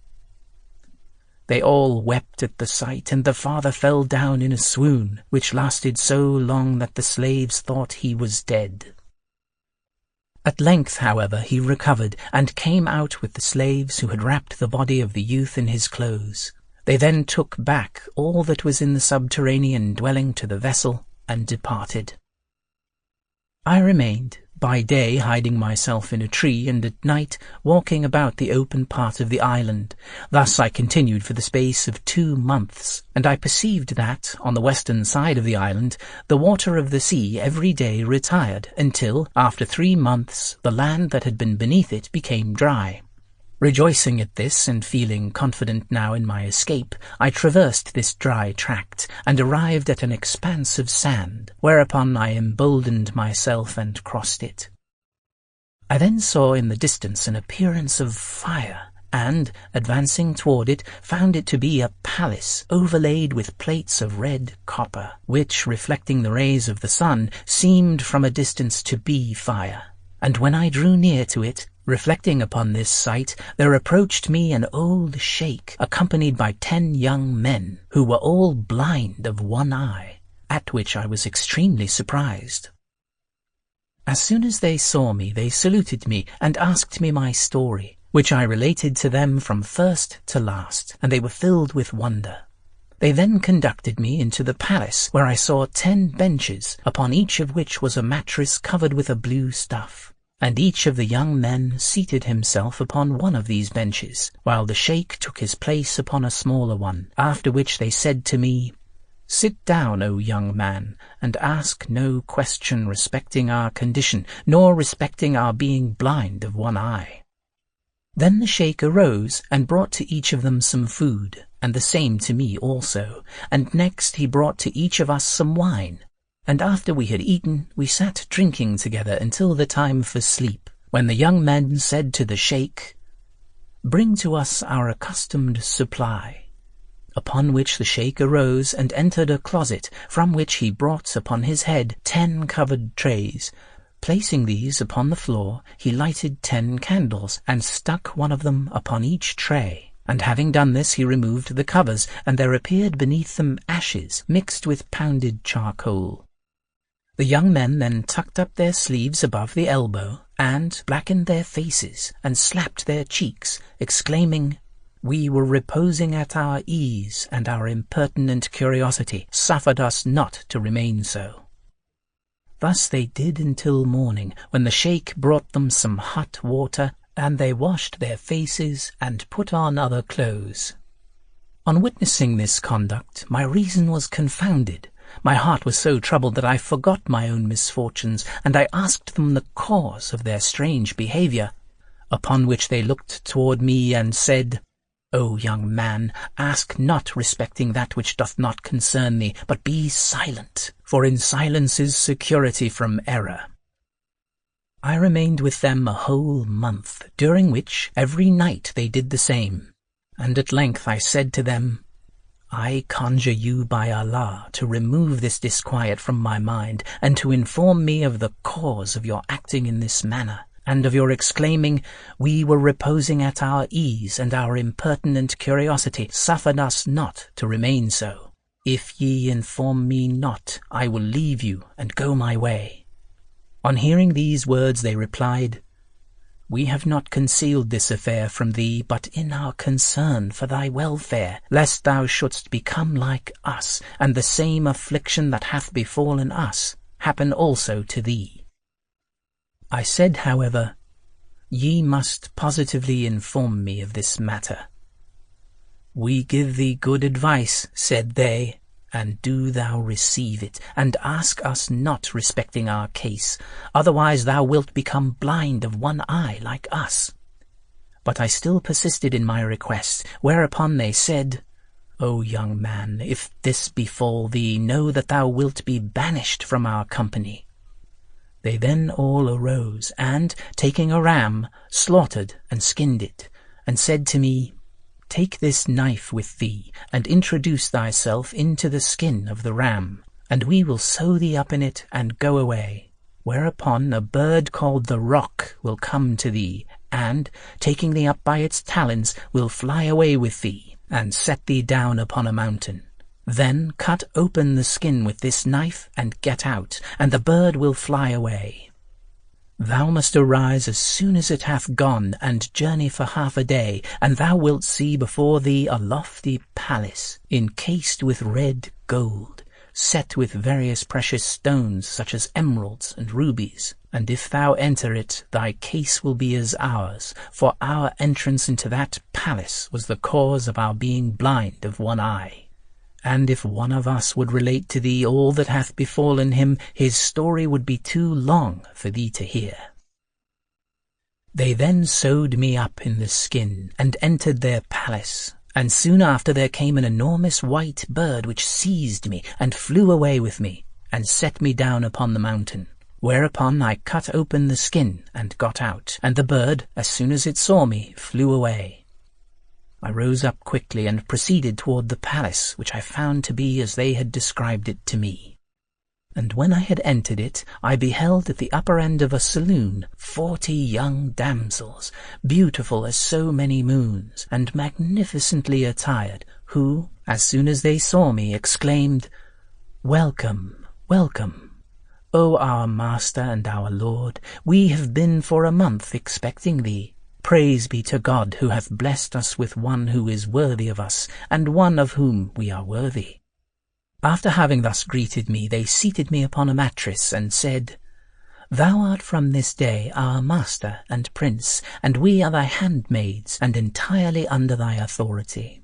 They then brought to me some refreshments, and, when I had eaten and drunk, they sat and conversed with me, full of joy and happiness. So lovely were these ladies that even a devotee, if he saw them, would gladly consent to be their servant, and to comply with all that they would desire. At the approach of night they all assembled around me, and placed before me a table of fresh and dried fruits, with other delicacies that the tongue cannot describe, and wine. And one began to sing, while another played upon the lute. The wine cups circulated among us, and joy overcame me to such a degree as to obliterate from my mind every earthly care, and make me exclaim, "This is indeed a delightful life." I passed a night of such enjoyment as I had never before experienced, and on the morrow I entered the bath. And, after I had washed myself, they brought me a suit of the richest clothing, and we again sat down to a repast. In this manner I lived with them a whole year, but on the first day of the new year they seated themselves around me, and began to weep, and bade me farewell, clinging to my skirts. "What calamity hath befallen you?" said I. "Ye are breaking my heart." They answered, "Would that we had never known thee, for we have associated with many men, but have seen none like thee. May God therefore not deprive us of thy company." And they wept afresh. I said to them, "I wish that you would acquaint me with the cause of this weeping." "Thou," they replied, "art the cause. Yet now, if thou wilt attend to what we tell thee, we shall never be parted. But if thou act contrary to it, we are separated from this time, and our hearts whisper to us that thou wilt not regard our warning." "Inform me," said I, "and I will attend to your directions."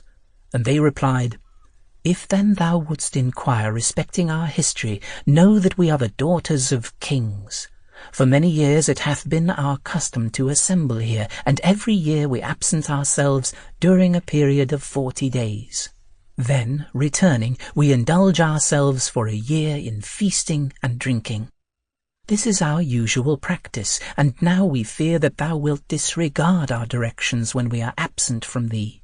We deliver to thee the keys of the palace, which are 100 in number, belonging to 100 closets. Open each of these and amuse thyself, and eat and drink and refresh thyself, excepting the closet that hath a door of red gold. For if thou open this, the consequence will be a separation between us and thee. We conjure thee, therefore, to observe our direction, and to be patient during this period." Upon hearing this, I swore to them that I would never open the closet to which they alluded, and they departed, urging me to be faithful to my promise. I remained alone in the palace, and at the approach of evening I opened the first closet, and, entering it, found a mansion like paradise, with a garden containing green trees loaded with ripe fruits, abounding with singing birds, and watered by copious streams. My heart was soothed by the sight, and I wandered among the trees, scenting the fragrance of the flowers, and listening to the warbling of the birds as they sang the praises of the One, the Almighty. After admiring the mingled colours of the apple resembling the hue upon the cheek of the beloved maid, and the sallow countenance of the perplexed and timid lover, the sweet-smelling quince diffusing an odour like musk and ambergris, and the plum shining as the ruby, I retired from this palace, and, having locked the door, opened that of the next closet, within which I beheld a spacious tract, planted with numerous palm trees, and watered by a river flowing among rose trees, and jasmine, and marjoram, and eglantine, and narcissus, and gilliflower, the odours of which, diffused in every direction by the wind, inspired me with the utmost delight. I locked again the door of the second closet, and opened that of the third. Within this I found a large saloon, paved with marbles of various colours, and with costly minerals and precious gems, and containing cages constructed of sandal and aloes wood, with singing birds within them, and others upon the branches of trees which were planted there. My heart was charmed, my trouble was dissipated, and I slept there until the morning. I then opened the door of the fourth closet, and within this door I found a great building in which were 40 closets with open doors, and entering these I beheld pearls and rubies, and chrysolites and emeralds and other precious jewels such as the tongue cannot describe. I was astonished at the sight, and said, "Such things as these, I imagine, are not found in the treasury of any king. I am now the king of my age, and all these treasures through the goodness of God are mine." Thus I continued to amuse myself, passing from one place to another until 39 days had elapsed, and I had opened the doors of all the closets excepting that which they had forbidden me to open. My heart was then disturbed by curiosity respecting this 100th closet, and the devil, in order to plunge me into misery, induced me to open it. I had not patience to abstain, though there remained of the appointed period only 1 day. So I approached the closet and opened the door. And when I had entered, I perceived a fragrant odour, such as I had never before smelt, which intoxicated me, so that I fell down insensible, and remained some time in this state. But at length recovering, I fortified my heart and proceeded. I found the floor overspread with saffron, and the place illuminated by golden lamps and by candles, which diffused the odours of musk and ambergris. I saw also a black horse of the hue of the darkest night, before which was a manger of white crystal filled with cleansed sesame, and another similar to it, containing rose water infused with musk. He was saddled and bridled, and his saddle was of red gold. Wondering at the sight of him, I said within myself, "This must be an animal of extraordinary qualities." And, seduced by the devil, I led him out and mounted him. But he moved not from his place.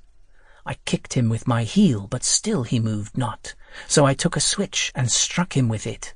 And as soon as he felt the blow, he uttered a sound like thunder, and, expanding a pair of wings, soared with me to an immense height through the air, and then alighted upon the roof of another palace, where he threw me from his back, and, by a violent blow with his tail upon my face, struck out my eye and left me. Thus it was I became blind of one eye. I then recollected the predictions of the 10 young men. The horse again took wing and soon disappeared. I got up, much vexed at the misfortune I had brought upon myself, and walked upon the terrace, covering my eye with one of my hands, for it pained me exceedingly, and then descended and entered into a hall. I soon discovered by the 10 benches in a circle, and the 11th in the middle, smaller than the rest, that I was in the castle whence I had been carried by the rock. The 10 young men were not in the hall when I entered, but came in soon after, attended by the sheikh. They seemed not at all surprised to see me, nor at the loss of my eye, but said, "We are sorry that we cannot congratulate you on your return as we could wish, but we are not the cause of your misfortune." "I should do you wrong," I replied, "to lay it to your charge. I have only myself to accuse." "If," said they, "it be a subject of consolation to the afflicted to know that others share their sufferings, you have in us this alleviation of your misfortune. All that has happened to you we have also endured. We, each of us, tasted the same pleasures during a year, and we had still continued to enjoy them had we not opened the golden door when the princesses were absent. You have been no wiser than we, and have incurred the same punishment. We would gladly receive you into our company, to join with us in the penance to which we are bound, and the duration of which we know not, but we have already stated to you the reasons that render this impossible. Depart, therefore, and proceed to the court of Baghdad, where you will meet with the person who is to decide your destiny." After they had explained to me the road I was to travel, I departed from them with mournful heart and weeping eye, and, God having decreed me a safe journey hither, I arrived at Baghdad, after I had shaved my beard and become a mendicant. Praise be to God, whose name be exalted, and whose purposes concerning me are as yet hid in darkness. The Story of the City of Brass. There was in olden time in Damascus of Syria a king named Abd el-Melik, the son of Marwan, and he was sitting one day, having with him the great men of his empire, consisting of kings and sultans, when a discussion took place among them respecting the traditions of former nations. They called to mind the stories of Solomon, son of David, and the dominion which God had bestowed upon him over mankind, and the genies and the birds and the wild beasts, and they said, "We have heard from those who were before us that God bestowed not upon any one the power which he bestowed upon Solomon, so that he used to imprison the genies and the devils in bottles of brass, and pour molten lead over them, and seal a cover over them with his signet." Then Talib, one of the sultans, related that a man once embarked in a ship with a company of others, and they voyaged to the island of Sicily, and ceased not in their course until there arose against them a wind, which bore them away to an unknown land. This happened during the black darkness of night, and when the day shone forth, there came out to them, from caves in that land, people of black complexion, and with naked bodies like wild beasts, not understanding speech. They had a king of their own race, and none of them knew Arabic save their king. So when they saw the ship, and those who were in her, he came forth to them attended by a party of his companions, and saluted them and welcomed them. They acquainted him with their state, and he said to them, "No harm shall befall you. There hath not come to us any one of the sons of Adam before you." And he entertained them with a banquet of the flesh of birds and of wild beasts and of fish. And after this the people of the ship went down to divert themselves in the city, and they found one of the fishermen who had cast his net in the sea to catch fish. And he drew it up, and lo, in it was a bottle of brass stopped with lead, which was sealed with the signet of Solomon, the son of David.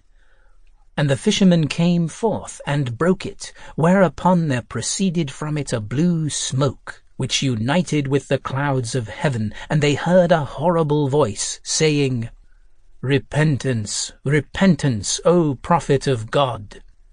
Then of the smoke there was formed a person of terrible aspect, of terrific make, whose head would reach as high as a mountain, and he disappeared from before their eyes. As to the people of the ship, their hearts were almost eradicated, But the blacks thought nothing of the event. And a man returned to the king and asked him respecting this, and the king answered him, "Know that this is one of the genies whom Solomon, the son of David, when he was incensed against them, imprisoned in these bottles, and he poured lead over them and threw them into the sea. When the fisherman casteth his net, it generally bringeth up these bottles, and when they are broken, there cometh forth from them a genie, who imagineth that Solomon is still living, wherefore he repenteth, and saith, Repentance, O prophet of God." And the prince of the faithful, Abd-el-Melik, wondered at these words, and said, "By Allah, I desire to see some of these bottles."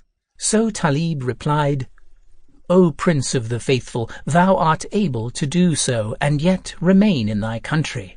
Send to thy brother, Abd el-Aziz, that he may write orders to the Emir Musa to journey from the western country to this mountain which we have mentioned, and to bring thee what thou desirest of these bottles. For the furthest tract of his province is adjacent to this mountain." And the Prince of the Faithful approved of his advice, and said, "O Talib, thou hast spoken truth, and I desire that thou be my messenger to Musa for this purpose." To this Talib replied, "Most willingly, O Prince of the Faithful." And the king said to him, "Go in dependence on the blessing of God and his aid." Then he gave orders that they should write for him a letter to his brother Abd el-Aziz, his viceroy in Egypt, and another letter to Musa, his viceroy in the western country, commanding him to journey himself in search of the bottles of Solomon. He sealed the 2 letters and delivered them to Talib, commanding him to hasten, and he gave him riches and riders and footmen to aid him in his way. So Talib went forth on his way to Egypt, and when the Emir Musa knew of his approach, he went forth to him and met him, and rejoiced at his arrival. And Talib handed to him the letter. So he took it and read it, and understood its meaning, and he put it upon his head, saying, "I hear and obey the command of the Prince of the Faithful." He determined to summon his great men, and they presented themselves, and he inquired of them respecting that which had been made known to him by the letter, whereupon they said, "O Emir, if thou desire him who will guide thee to that place, have recourse to the Sheikh Abd-es-Samad, for he is a knowing man, and hath travelled much, and he is acquainted with the deserts and wastes and the seas, and their inhabitants and their wonders, and the countries and their districts. Have recourse, therefore, to him, and he will direct thee to the object of thy desire." Accordingly, he gave orders to bring him, and he came before him, and lo, he was a very old man, whom the vicissitudes of years and times had rendered decrepit. The Emir Musa saluted him, and said to him, "O Sheikh Abd-es-Samad, our Lord, the Prince of the Faithful, hath commanded us thus and thus, and I possess little knowledge of that land, and it hath been told me that thou art acquainted with that country and the routes. Hast thou then a wish to accomplish the affair of the Prince of the Faithful?" The Sheikh replied, "Know, O Emir, that this route is difficult, far extending, with few tracks." The Emir said to him, "How long a period doth it require?" He answered, "It is a journey of 2 years and some months going, and the like returning, and on the way are difficulties and horrors, and extraordinary and wonderful things. But," he said, "God will assuredly make this affair easy to us through the blessing attendant upon thee, O Viceroy of the Prince of the Faithful." After this they departed, and they continued their journey until they arrived at a palace, whereupon the Sheikh said, "Advance with us to this palace, which presenteth a lesson to him who will be admonished." So the Emir Musa advanced thither, together with the Sheikh Abd es-Samad and his chief companions, till they came to its entrance, and they found it open, and having lofty angles and steps, among which were 2 wide steps of coloured marbles, the like of which hath not been seen. The ceilings and walls were decorated with gold and silver and minerals, and over the entrance was a slab, whereon was an inscription in ancient Greek, and the Sheikh Abd es-Samad said, "Shall I read it, O Emir?" The Emir answered, "Advance and read." So he read it, and lo, it was poetry, and it was thus. Here was a people whom, after their works, thou shalt see wept over for their lost dominion. And in this palace is the last information respecting lords collected in the dust. Death has destroyed them and disunited them, and in the dust they have lost what they amassed. As though they had only put down their loads to rest a while, quickly have they departed. And the Emir Musa wept and said, "There is no deity but God, the living, the enduring without failure."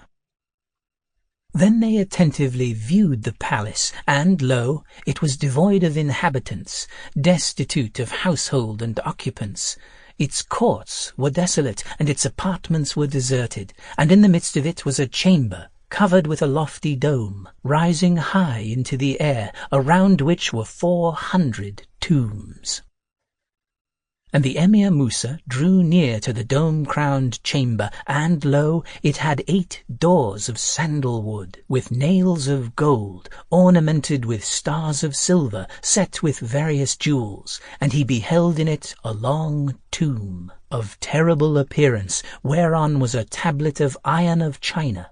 And the Sheikh Abd es-Samad drew near to it, and read its inscription, and lo, on it was written, "Shouldst thou think upon me after the length of my age and the vicissitudes of days and circumstances, I am the son of Sheddad, who held dominion over mankind and each tract of the whole earth.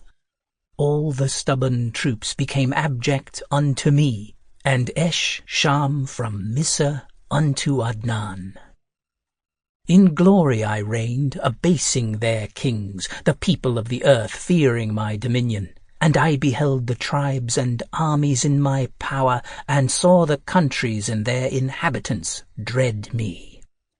When I mounted, I beheld my army comprising 1,000,000 bridles upon neighing steeds, and I possessed wealth that could not be calculated, which I treasured up against misfortunes, determining to devote the whole of my property for the purpose of extending the term of my life.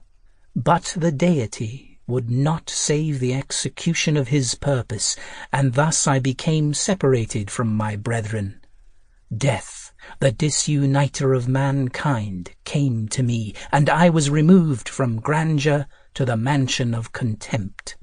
And I found the recompense of all my past actions, for which I am pledged, for I was sinful. Then raise thyself, lest thou be upon a brink, and beware of calamities. Mayest thou be led aright." And again the Emir Musa wept in considering the fates of the people, after which, as they were going about through the different apartments of the palace, and viewing attentively its chambers and its places of diversion, they came to a table upon 4 legs of alabaster, whereon was inscribed, "Upon this table have eaten 1,000 one-eyed kings, and 1,000 kings each sound in both eyes. All of them have quitted the world, and taken up their abode in the burial grounds and the graves." And the Emir Musa wrote down all this. Then he went forth, and took not with him from the palace aught save the table. The soldiers proceeded with the Sheikh Abd es-Samad before them, showing them the way, until all the first day had passed, and the second and the third. They then came to a high hill, at which they looked, and lo, upon it was a horseman of brass, on the top of whose spear was a wide and glistening head that almost deprived the beholder of sight. And on it was inscribed, O thou who comest unto me, if thou know not the way that leadeth to the city of brass, rub the hand of the horseman, and he will turn, and then will stop, and in whatsoever direction he stoppeth, thither proceed, without fear and without difficulty, for it will lead thee to the city of brass.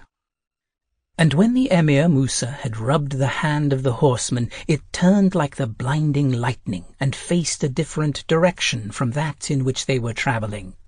The party therefore turned thither, and journeyed on, and it was the right way. They took that route, and continued their course the same day and the next night, until they had travelled a wide tract of country. And as they were proceeding one day, they came to a pillar of black stone, wherein was a person sunk to his armpits, and he had 2 huge wings and 4 arms, 2 of them like those of the sons of Adam, and 2 like the 4 legs of a lion, with claws. He had hair upon his head like the tails of horses, and 2 eyes like 2 burning coals, and he had a 3rd eye in his forehead like the eye of the lynx, from which there appeared sparks of fire. He was black and tall, and he was crying out, Extolled be the perfection of my Lord, who hath appointed me this severe affliction and painful torture until the day of resurrection. When the party beheld him, their reason fled them, and they were stupefied at the sight of his form, and retreated in flight. And the Emir Musa said to the Sheikh Abd es-Samad, What is this? He answered, I know not what he is. And the Emir said, Draw near to him, and investigate his case. Perhaps you will discover it, and perhaps thou wilt learn his history.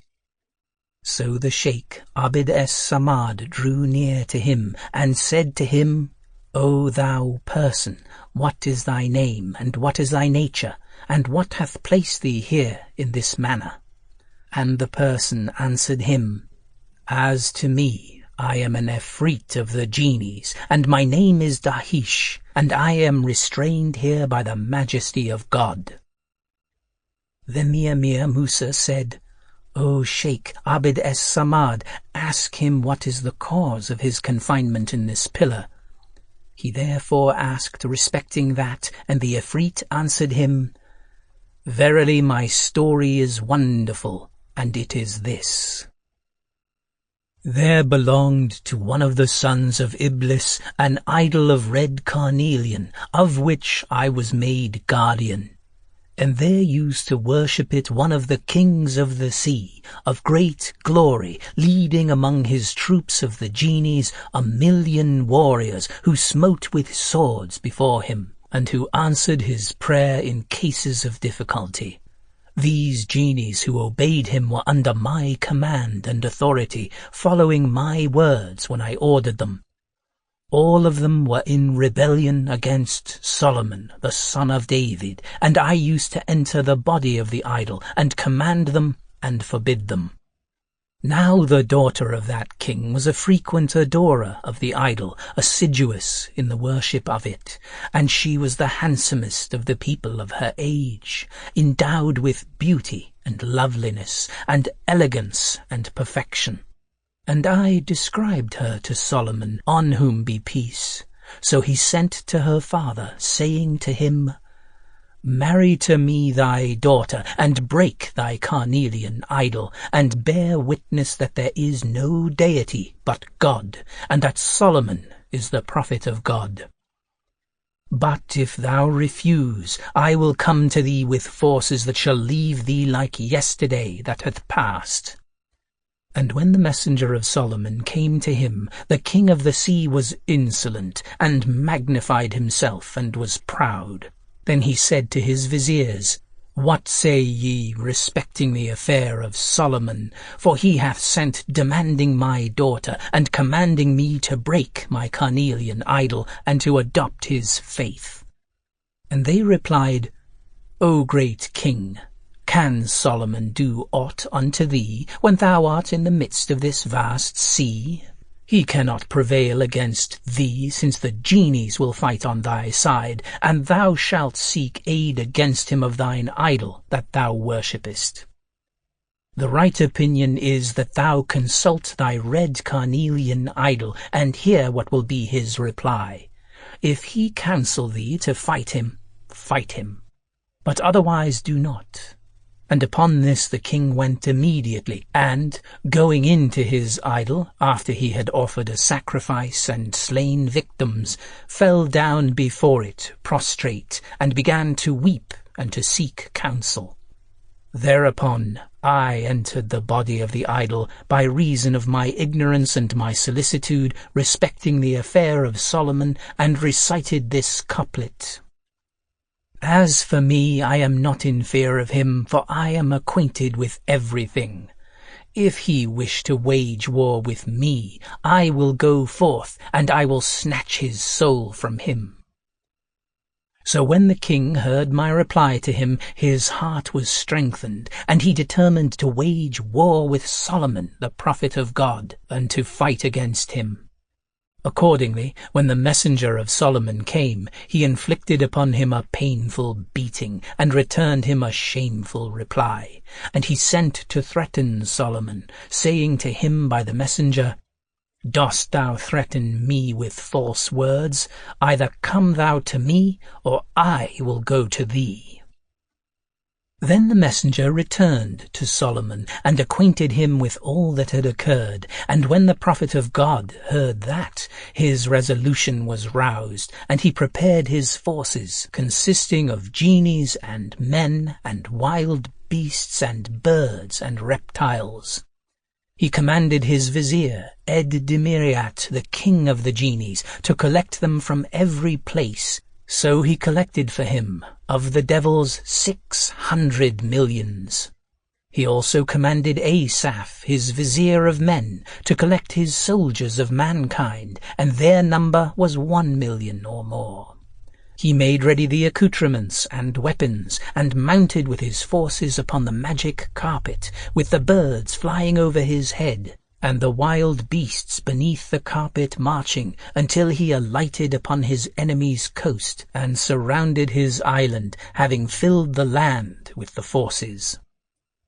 He then sent to our king, saying to him, Behold, I have arrived, therefore submit thyself to my authority, and acknowledge my mission, and break thine idol, and worship the one, the adored God, and marry to me thy daughter according to law. And say thou and those who are with thee, I testify that there is no deity but God, and I testify that Solomon is the prophet of God. If thou say that, peace and safety shall be thy lot. But if thou refuse, thy defending thyself from me in this island shall not prevent thee. For God hath commanded the wind to obey me, and I will order it to convey me unto thee on the carpet, and I will make thee an example to restrain others. So the messenger came to him and communicated to him the message of the prophet. But the king said to him, There is no way for the accomplishment of this thing that he requireth, therefore inform him that I am coming forth unto him. Accordingly, the messenger returned to Solomon, and gave him the reply. The king then sent to the people of his country, and collected for himself of the genies that were under his authority 1 million, and to these he added others of the devils that were in the islands and on the mountains. After which he made ready his forces, and opened the armories, and distributed to them the weapons. And as to the prophet of God, he disposed his troops, commanding the wild beasts to form themselves into 2 divisions, on the right of the people and on their left, and commanding the birds to be upon the islands. He ordered them also, when the assault should be made, to tear out the eyes of their antagonists with their beaks, and to beat their faces with their wings. And he ordered the wild beasts to tear in pieces their horses, and they replied, "We hear and obey God and thee, O prophet of God." Then Solomon set for himself a couch of alabaster, adorned with jewels, and plated with plates of red gold. And he placed his vizier Asaph on the right side, and his vizier Ed-Demiriat on the left side, and the kings of mankind on his right, and the kings of the genies on his left, and the wild beasts and the vipers and serpents before him. After this they came upon us all together, and we contended with him in a wide tract for a period of 2 days. And calamity befell us on the 3rd day, and the decree of God was executed among us. The first who charged upon Solomon were I and my troops, and I said to my companions, "Keep in your places in the battlefield, while I go forth to them and challenge Ed-Demiriat." And lo, he came forth like a great mountain, his fires flaming, and his smoke ascending. And he approached, and smote me with a flaming fire, and his arrow prevailed over my fire. He cried out at me with a prodigious cry, so that I imagined the heaven had fallen, and the mountains shook at his voice. Then he commanded his companions, and they charged upon us all together. We also charged upon them. The fires rose and the smoke ascended. The hearts of the combatants were almost cleft asunder, and the battle raged. The birds fought in the air, and the wild beasts in the dust. And I contended with Ed-Demiriat until he wearied me, and I wearied him. After which my companions and troops were enervated, and my tribes were routed. I flew from before Ed-Demiriat, but he followed me a journey of 3 months until he overtook me. I had fallen down through fatigue, and he rushed upon me and made me a prisoner. So I said to him, "By him who hath exalted thee and abased me, pity me, and take me before Solomon." But when I came before Solomon, he met me in a most evil manner. He caused this pillar to be brought, and hollowed out, and put me in it, and sealed me with his signet. After which he chained me, and Ed-Demiriat conveyed me to this place, where he set me down as thou seest me. And this pillar is my prison until the day of resurrection. The party therefore wondered at him, and at the horrible nature of his form. And the Emir Musa said, "There is no deity but God." And the Sheikh Abd-es-Samad said to the Ifrit, "O thou, I ask thee concerning a thing of which do thou inform us." The Ifrit replied, "Ask concerning what thou wilt." And the Sheikh said, "Are there in this place any of the Ifrits confined in bottles of brass from the time of Solomon?" He answered, "Yes, in the sea of Al-Karkar, where are a people of the descendants of Noah, whose country the deluge reached not, and they are separated there from the rest of the sons of Adam." "And where," said the Sheikh, "is the way to the city of brass, and the place wherein are the bottles? What distance is there between us and it?" The Ifrit answered, "It is near." So the party left him and proceeded, and there appeared to them in the distance a great black object, with 2 fires corresponding with each other in position. Whereupon the Emir Musa said to the Sheikh, "What is this great black object and these 2 corresponding fires?" The guide answered him, "Be rejoiced, O Emir, for this is the city of brass, and this is the appearance of it that I find described in the Book of Hidden Treasures. That its wall is of black stones, and it hath 2 towers of brass, which the beholder seeth resembling 2 corresponding fires, and thence it is named the city of brass." They ceased not to proceed until they arrived at it, and lo, it was lofty, strongly fortified, rising high into the air, impenetrable. The height of its walls was 80 cubits, and it had 25 gates, none of which would open but by means of some artifice. They stopped before it, and endeavored to discover one of its gates, but they could not. And the Emir Musa said to the Sheikh Abd-es Samad, "O Sheikh, I see not to this city any gate." The Sheikh replied, "O Emir, thus do I find it described in the Book of Hidden Treasures, that it hath 25 gates, and that none of its gates may be opened but from within the city." "And how," said the Emir, "can we contrive to enter it, and divert ourselves with a few of its wonders?" Then the Emir Musa ordered one of his young men to mount a camel and ride round the city in the hope that he might discover a trace of a gate. So one of his young men mounted and proceeded around it for 2 days with their nights, prosecuting his journey with diligence and not resting. And when the 3rd day arrived, he came in sight of his companions, and he was astounded at that which he beheld of the extent of the city and its height. Then he said, "O Emir, the easiest place in it is this place at which ye have alighted." And thereupon the Emir Musa took Talib and the Sheikh Abd-es Samad, and they ascended a mountain opposite the city and overlooking it. And when they had ascended that mountain, they saw a city than which eyes had not beheld any greater. Its pavilions were lofty, and its domes were shining. Its rivers were running, its trees were fruitful, and its gardens bore ripe produce. It was a city with impenetrable gates, empty, still, without a voice but the owl hooting in its quarters, and the raven croaking in its thoroughfare streets, and bewailing those who had been in it. And the Emir Musa fainted with sorrow. His tears ran down upon his cheeks, and he said, "By Allah, indifference to the world is the most appropriate and the most sure course." And when they came back to the troops, they passed the day devising means of entering the city, and the Emir Musa said to those of his chief officers who were around him, "How shall we contrive to enter the city, that we may see its wonders?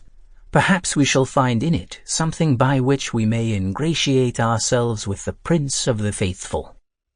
Talib replied, "Let us make a ladder and mount upon it, and perhaps we shall gain access to the gate from within." And the Emir said, "That is what occurred to my mind, and excellent is the advice." Then he called to the carpenters and blacksmiths, and ordered them to make straight some pieces of wood, and to construct a ladder covered with plates of iron. And they did so, and made it strong.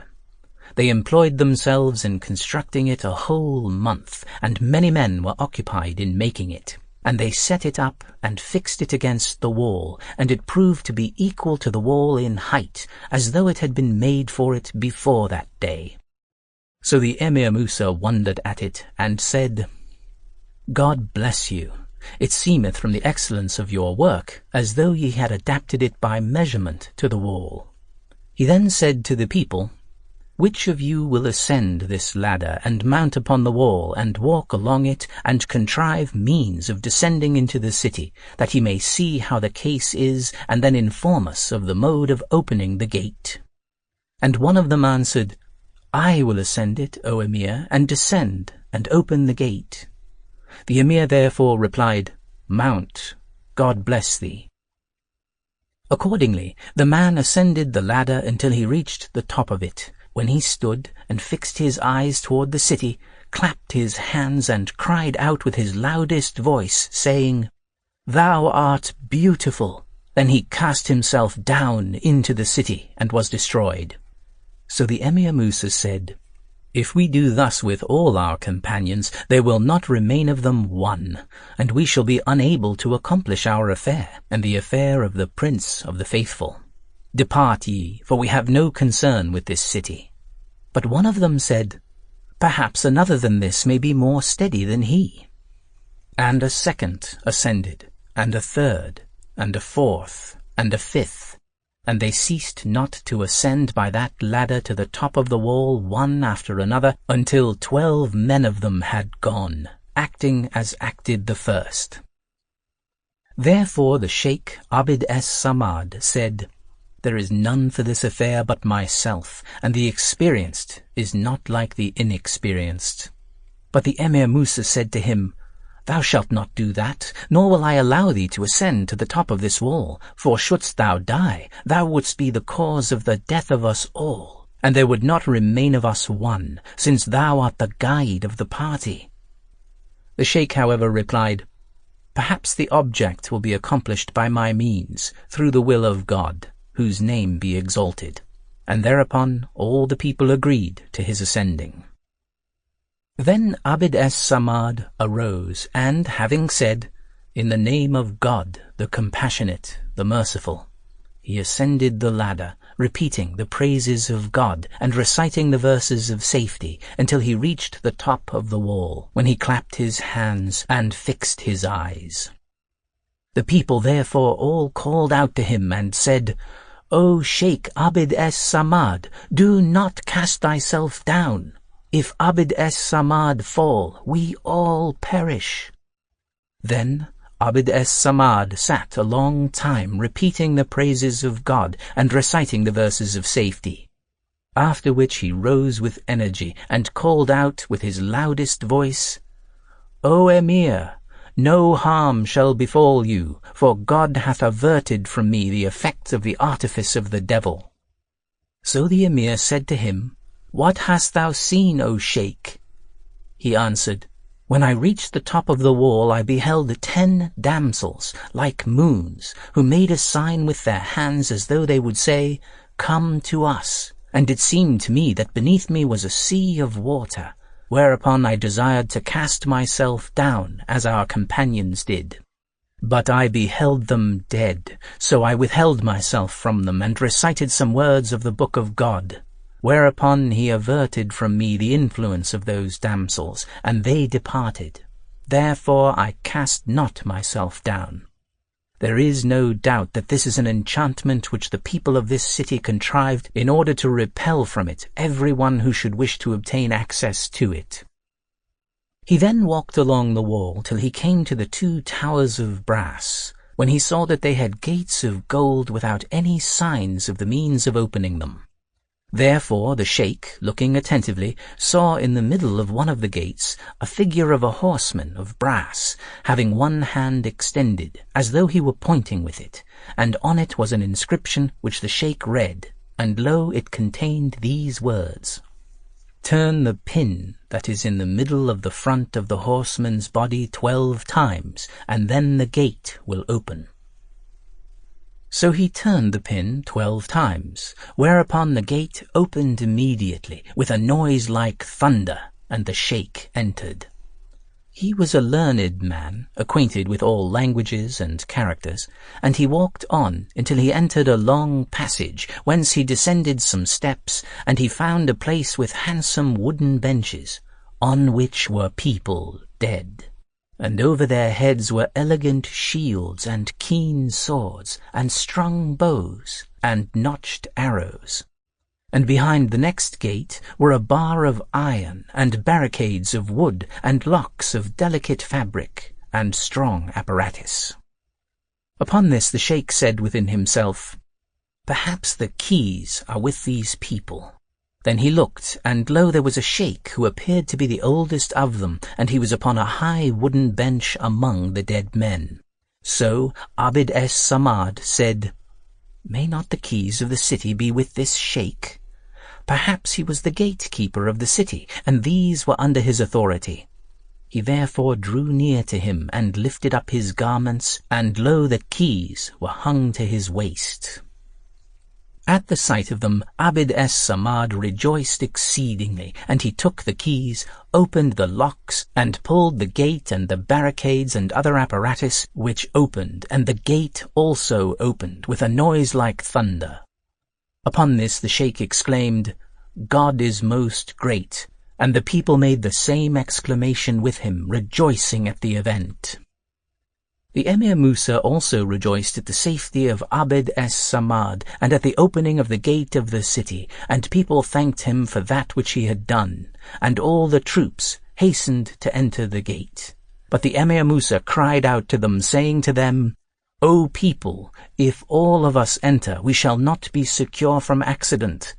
Half shall enter, and half shall remain behind." The Emir Musa then entered the gate, and with him half of the people, who bore their weapons of war. And the party saw their companions lying dead, so they buried them. They saw also the gatekeepers and servants and chamberlains and lieutenants lying upon beds of silk, all of them dead. And they entered the market of the city, and beheld that the shops were open, and the scales hung up, and the utensils of brass ranged in order, and the stores were full of all kinds of goods. And they saw the merchants dead in their shops. Their skins were dried, and they had become examples to him who would be admonished. And they left this place, and passed on to the silk market, in which were silks and brocades interwoven with red gold and white silver upon various colours. And the owners were dead, lying upon skins, and appearing almost as though they would speak. Leaving these, they went on to the market of jewels and pearls and jacinths. And they left it, and passed on to the market of the money changers, whom they found dead, with varieties of silks beneath them. And their shops were filled with gold and silver. These they left, and they proceeded to the markets of the perfumers. And lo, their shops were filled with varieties of perfumes, and bags of musk, and ambergris, and aloes wood, and camphor. And the owners were all dead, not having with them any food. And when they went forth from the market of the perfumers, they found near unto it a palace, decorated and strongly constructed. And they entered it, and found banners unfurled, and drawn swords, and strung bows, and shields, hung up by chains of gold and silver, and helmets gilded with red gold. And in the passages of that palace were benches of ivory, ornamented with plates of brilliant gold and with silk, on which were men whose skins had dried upon the bones. The ignorant would imagine them to be sleeping, but from the want of food they had died, and tasted mortality. And the Emir Musa went on into the interior of the palace. There he beheld a great hall, and 4 large lofty chambers, each one fronting another, wide, decorated with gold and silver, and with various colours. In the midst of the hall was a great fountain of alabaster, over which was a canopy of brocade. And in those chambers were fountains lined with marble, and channels of water flowed along the floors of those chambers, the 4 streams meeting in a great tank lined with marbles of various colours. The Emir Musa then said to the Sheikh Abd-es-Samad, "Enter these chambers with us." So they entered the first chamber, and they found it filled with gold and with white silver, and pearls and jewels and jacinths and precious minerals.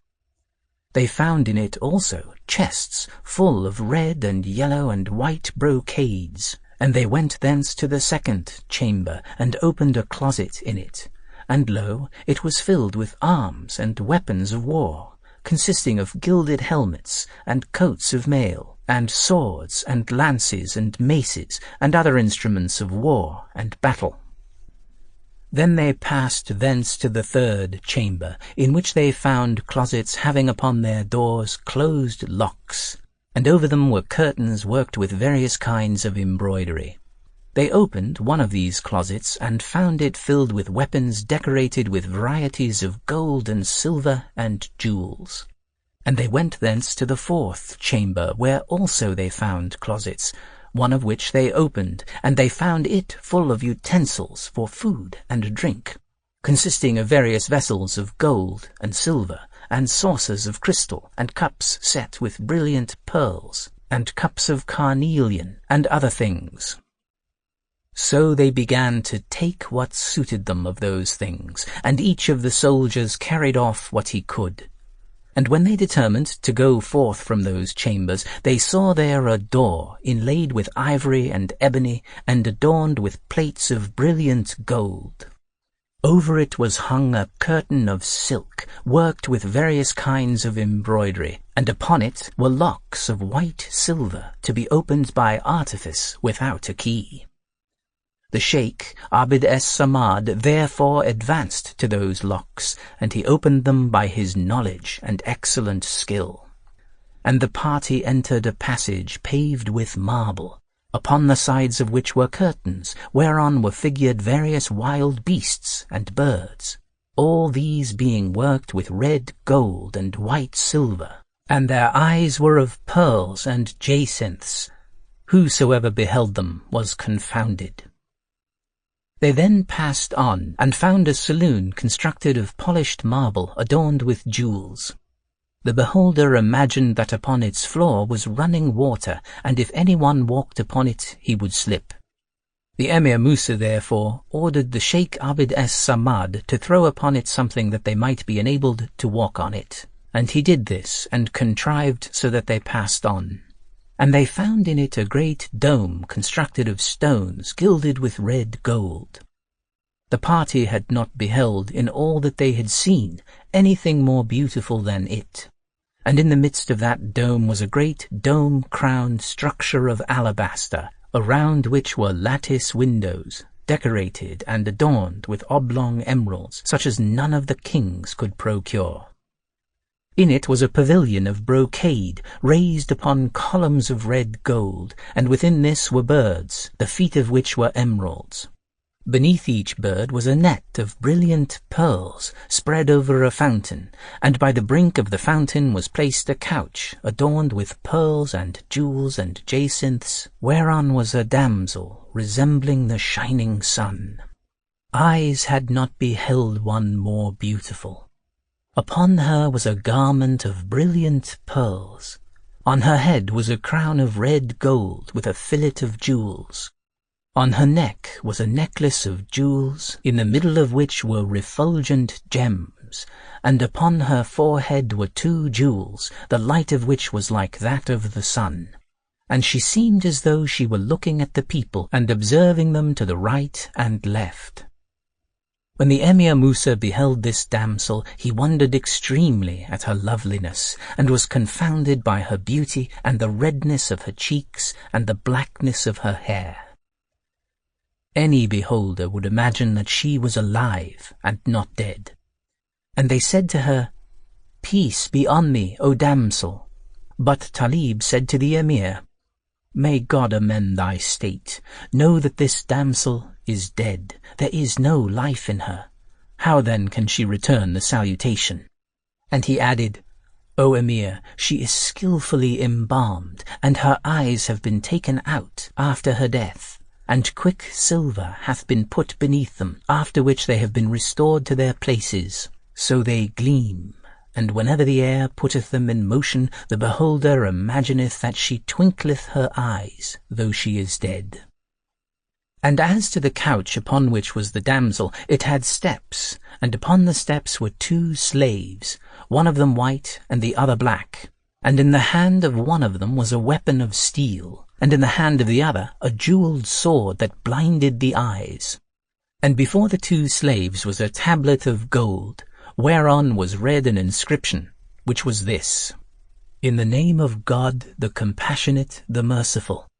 Praise be to God, the creator of man, and he is the Lord of lords and the cause of causes. O thou, if thou know me not, I will acquaint thee with my name and my descent. I am Tedmur, the daughter of the king of the Amalekites. I possessed what none of the kings possessed, and ruled with justice, and acted impartially toward my subjects. I gave and bestowed, and I lived a long time in the enjoyment of happiness and an easy life, and possessing emancipated female and male slaves.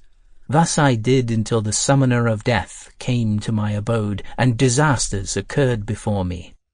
And the case was this: 7 years in succession came upon us, during which no water descended on us from heaven, nor did any grass grow for us on the face of the earth.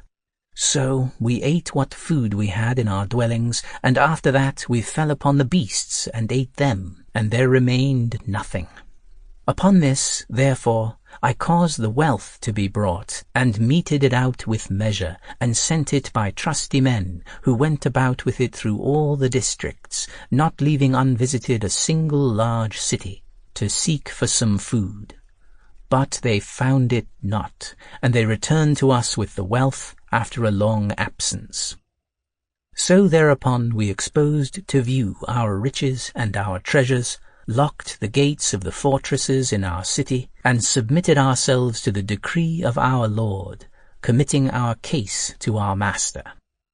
And thus we all died, as thou beholdest, and left what we had built and what we had treasured. This is our story.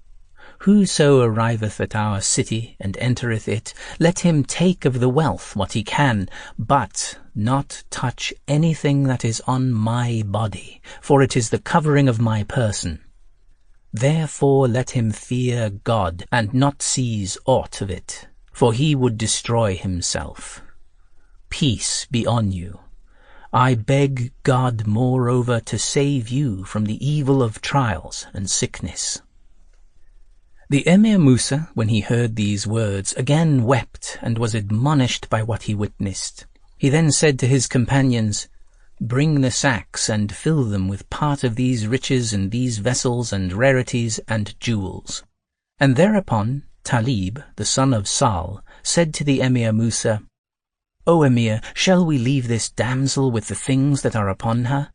They are things that have no equal, nor is the like of them at any time found, and they are more than the riches thou hast taken, and will be the best present by which thou mayest ingratiate thyself with the Prince of the Faithful."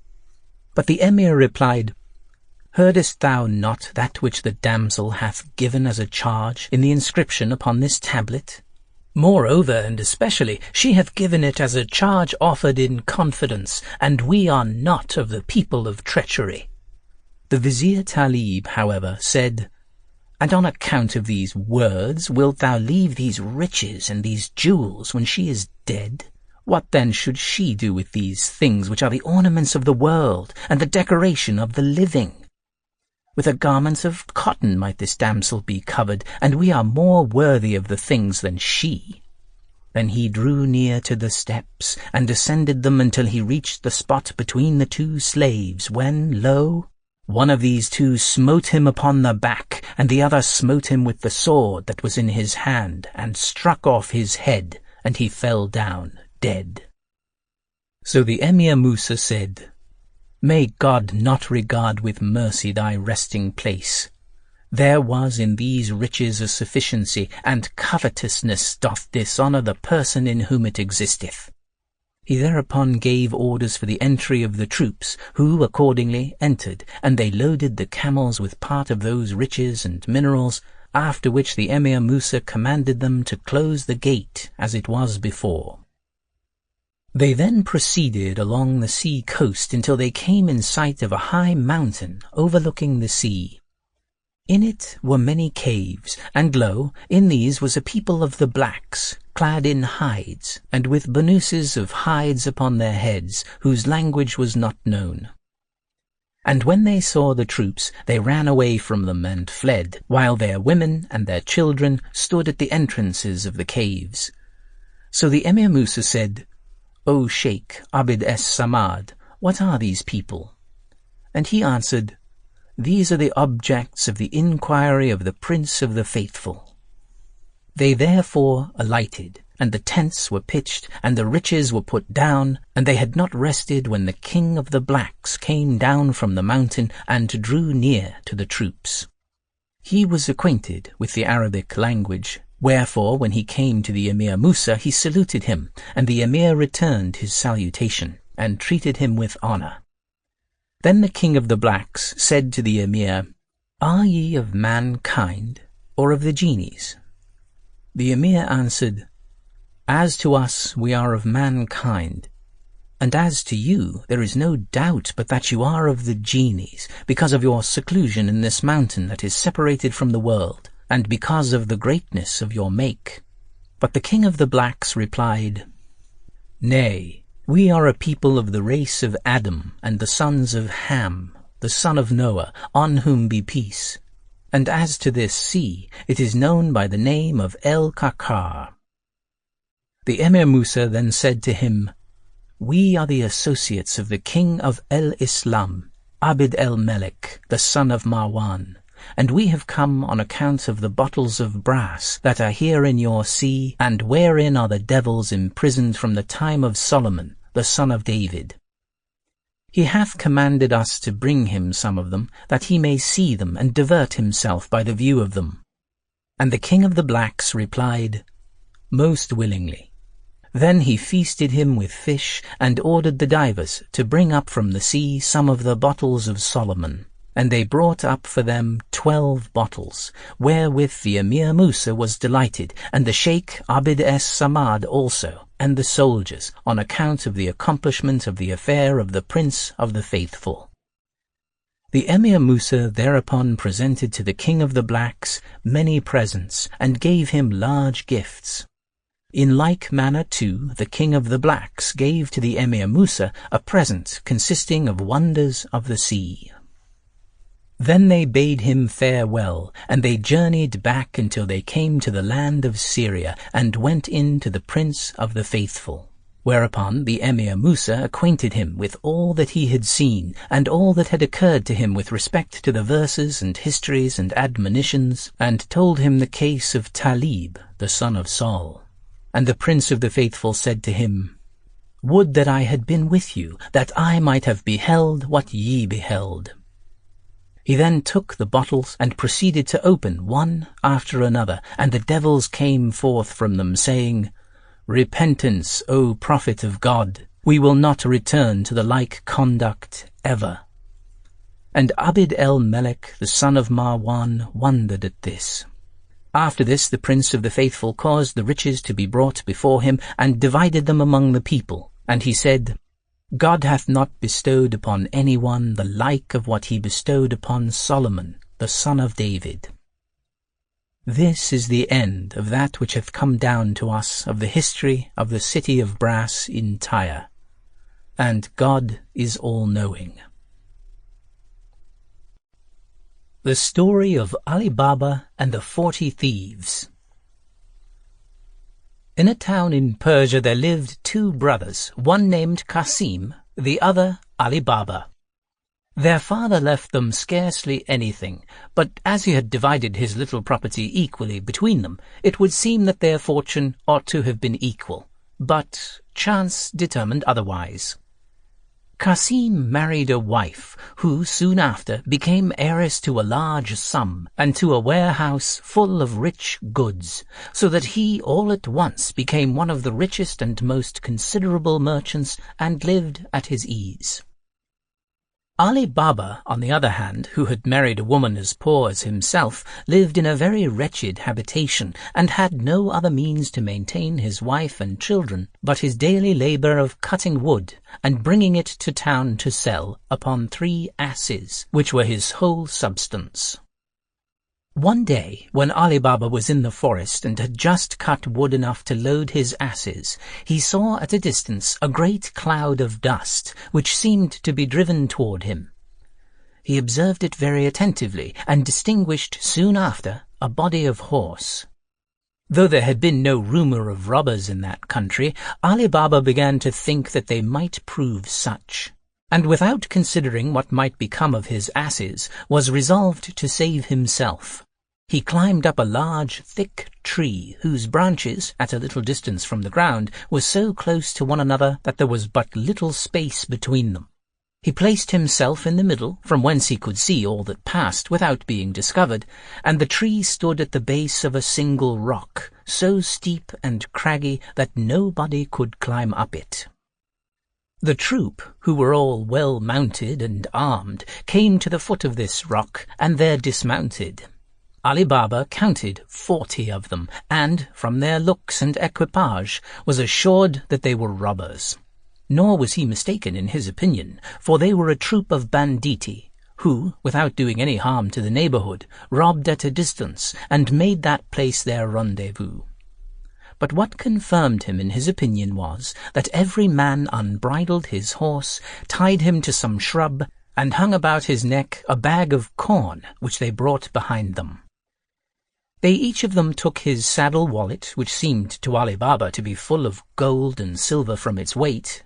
One who was the most personable amongst them, and whom he took to be their captain, came with his wallet on his back under the tree in which Ali Baba was concealed, and making his way through some shrubs, pronounced these words so distinctly, "Open Sesame," that Ali Baba heard him. As soon as the captain of the robbers had uttered these words, a door opened in the rock, and after he had made all his troop enter before him, he followed them, when the door shut again of itself. The robbers stayed some time within the rock, and Ali Baba, who feared that some one or all of them together might come out and catch him if he should endeavour to make his escape, was obliged to sit patiently in the tree. He was nevertheless tempted to get down, mount one of their horses, and lead another, driving his asses before him with all the haste he could to town. But the uncertainty of the event made him choose the safest course. At last the door opened again, and the 40 robbers came out. As the captain went in last, he came out first, and stood to see them all pass by him, when Ali Baba heard him make the door close by pronouncing these words, "Shut, Sesame." Every man went and bridled his horse, fastened his wallet, and mounted again, and when the captain saw them all ready, he put himself at their head, and they returned the way they had come. Ali Baba did not immediately quit his tree, for, said he to himself, "They may have forgotten something, and may come back again, and then I shall be taken." He followed them with his eyes as far as he could see them, and afterwards stayed a considerable time before he descended. Remembering the words the captain of the robbers had used to cause the door to open and shut, he had the curiosity to see if his pronouncing them would have the same effect. Accordingly, he went among the shrubs, and, perceiving the door concealed behind them, stood before it and said, "Open Sesame." The door instantly flew wide open. Ali Baba, who expected a dark, dismal cavern, was surprised to see it well lighted and spacious, in the form of a vault, which received the light from an opening at the top of the rock. He saw all sorts of provisions, rich bales of silk stuff, brocade and valuable carpeting, piled upon one another, gold and silver ingots in great heaps, and money in bags. The sight of all these riches made him suppose that this cave must have been occupied for ages by robbers, who had succeeded one another.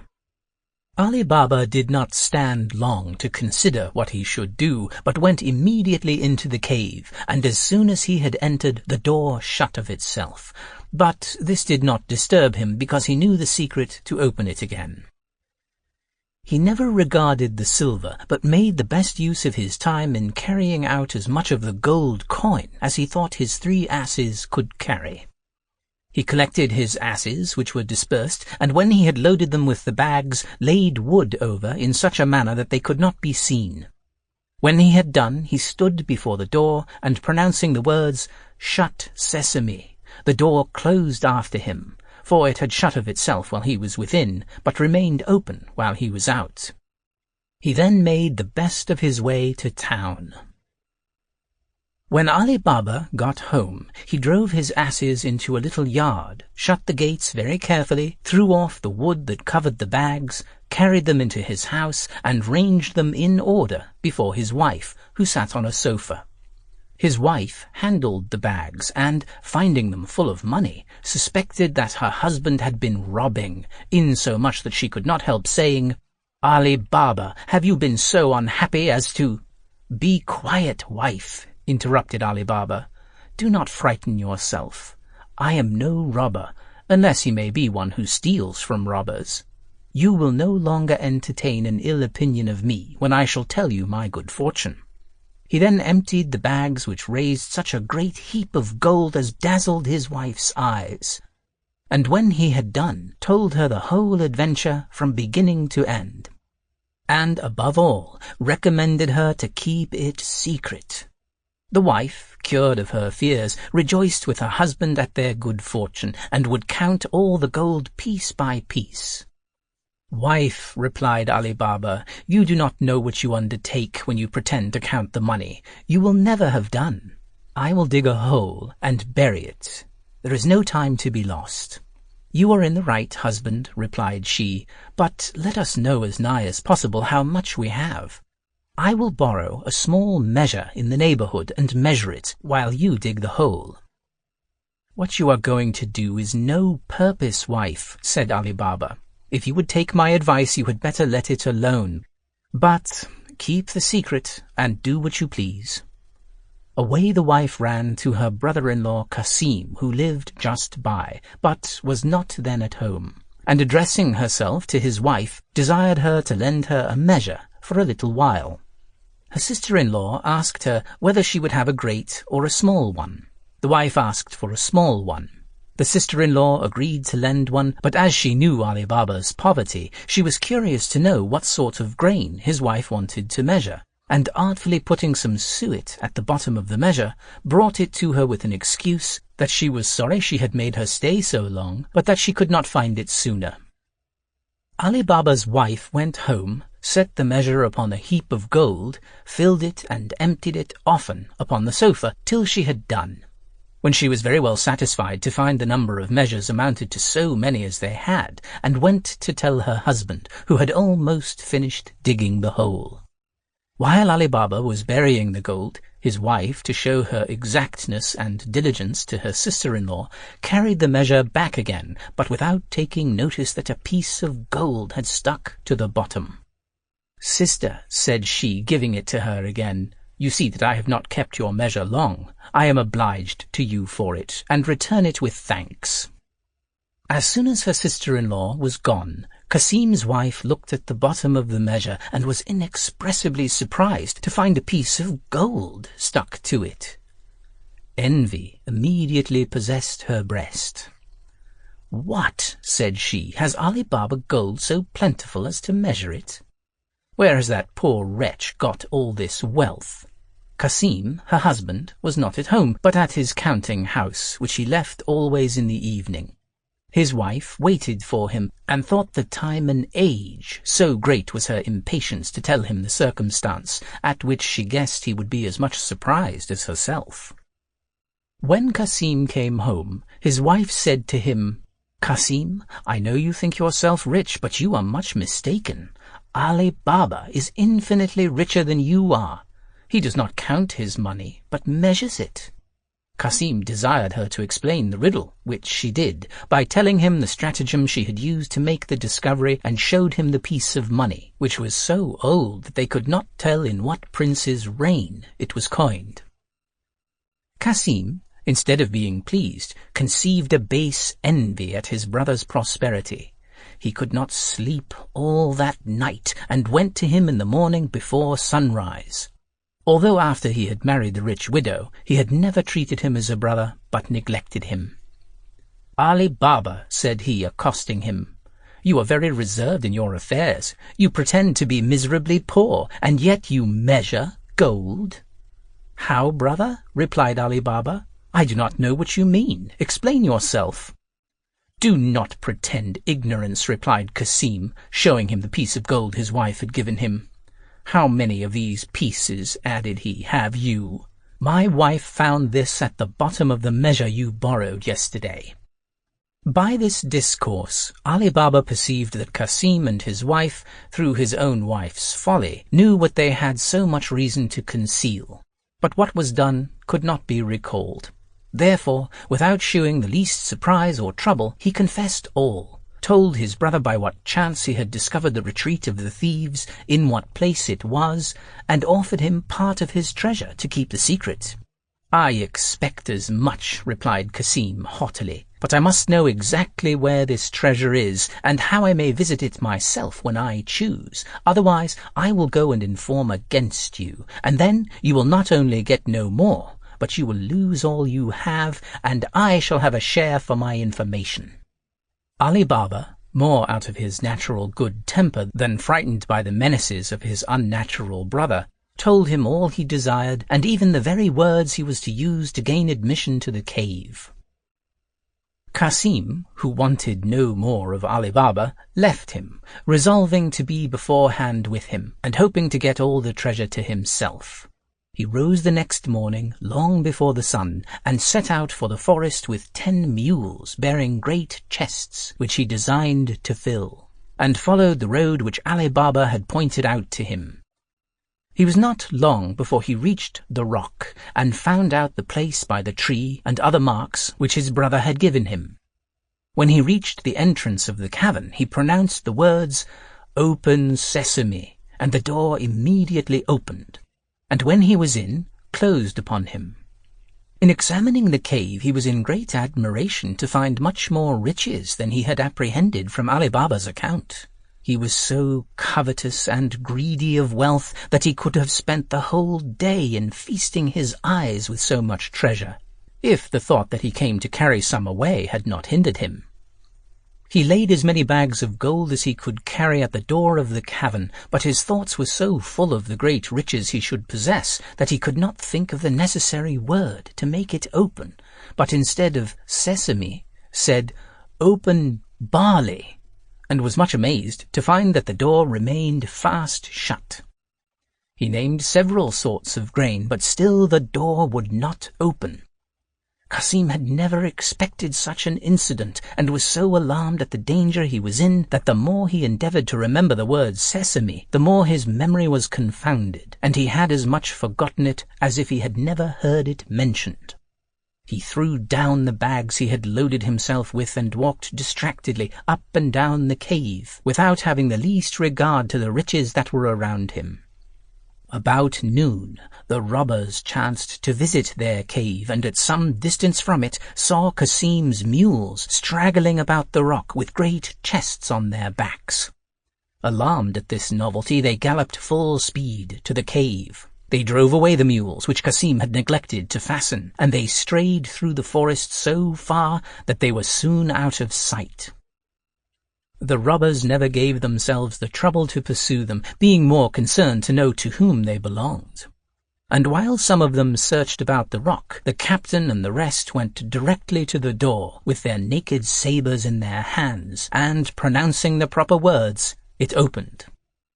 Qasim, who heard the noise of the horses' feet from the middle of the cave, never doubted of the arrival of the robbers and his approaching death, but was resolved to make one effort to escape from them.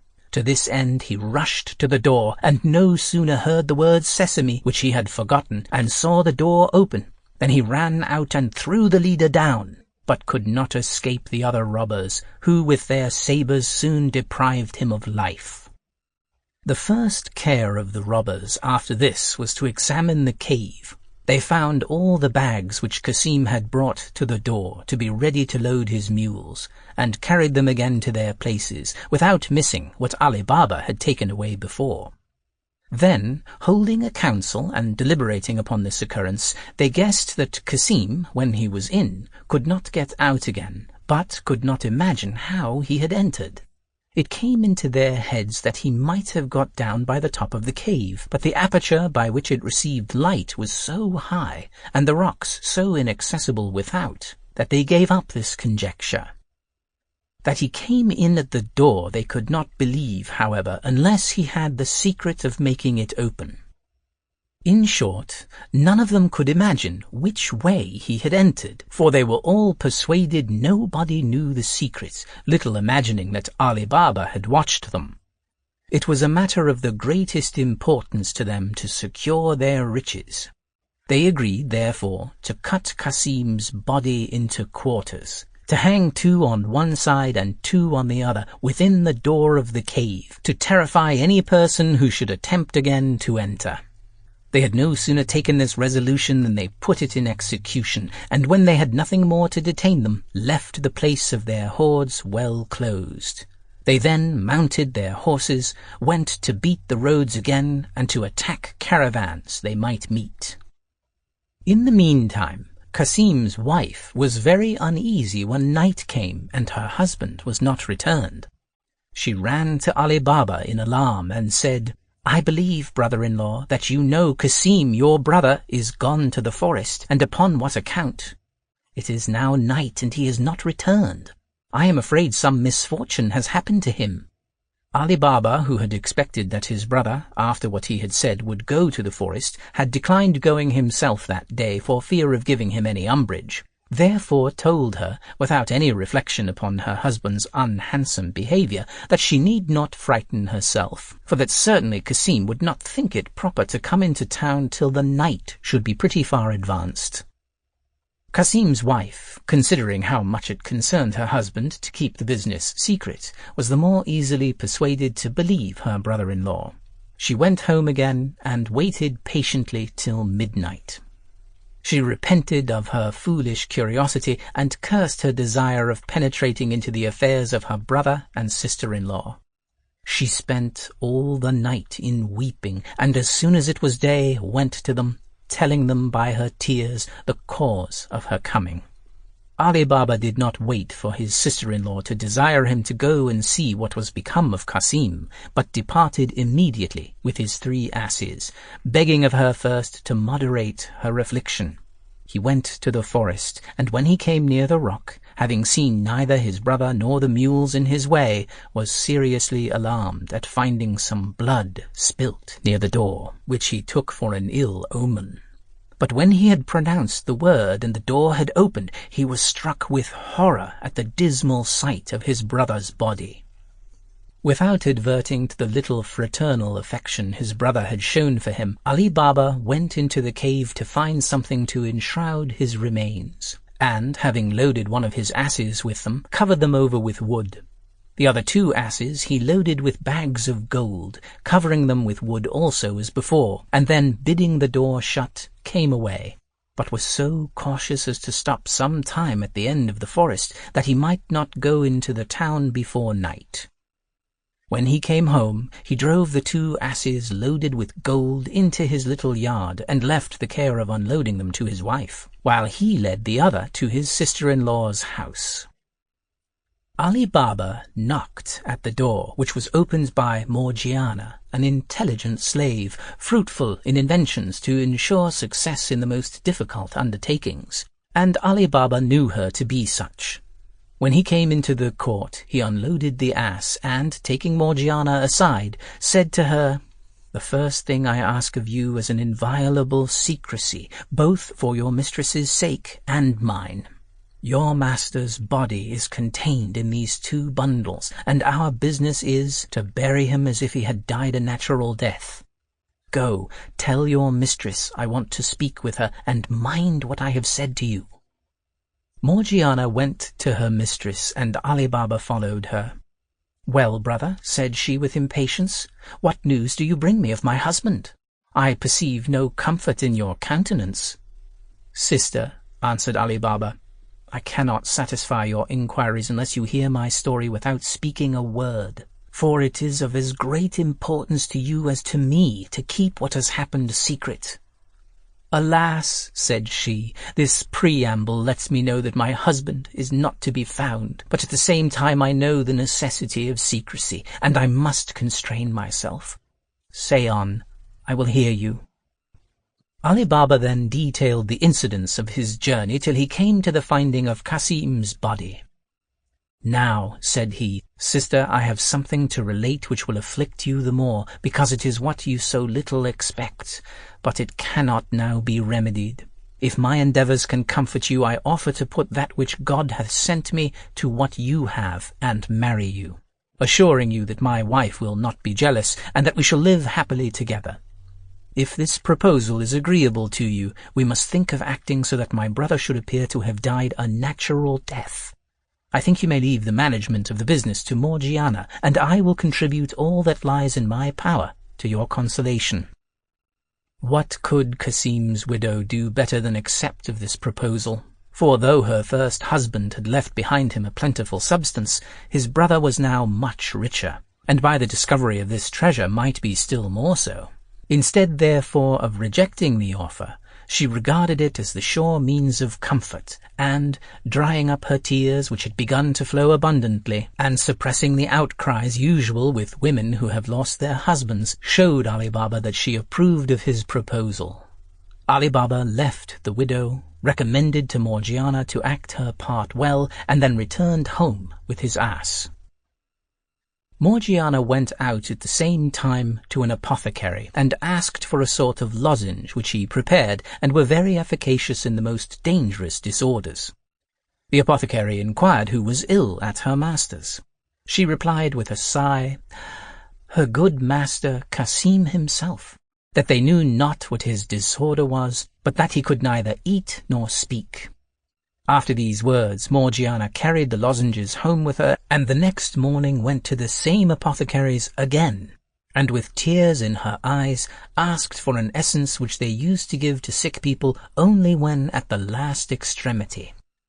Alas, said she, taking it from the apothecary, I am afraid that this remedy will have no better effect than the lozenges, and that I shall lose my good master. On the other hand, as Ali Baba and his wife were often seen to go between Cassim's and their own house all that day, and to seem melancholy, nobody was surprised in the evening to hear the lamentable shrieks and cries of Cassim's wife and Morgiana, who gave out everywhere that her master was dead. The next morning, soon after day appeared, Morgiana, who knew a certain old cobbler that opened his stall early before other people, went to him, and, bidding him good morrow, put a piece of gold into his hand. Well, said Baba Mustapha, which was his name, and who was a merry old fellow, looking at the gold, this is good hansel. What must I do for it? I am ready. Baba Mustapha, said Morgiana, you must take with you your sewing tackle, and go with me, but I must tell you, I shall blindfold you when we come to such a place. Baba Mustapha seemed to hesitate a little at these words. Oh, replied he, you would have me do something against my conscience or against my honor? God forbid, said Morgiana, putting another piece of gold into his hand, that I should ask anything that is contrary to your honor. Only come along with me and fear nothing. Baba Mustapha went with Morgiana, who, after she had bound his eyes with a handkerchief, conveyed him to her deceased master's house, and never unloosed his eyes till he had entered the room where she had put the corpse together. Baba Mustapha, said she, you must make haste and sew these quarters together, and when you have done, I will give you another piece of gold.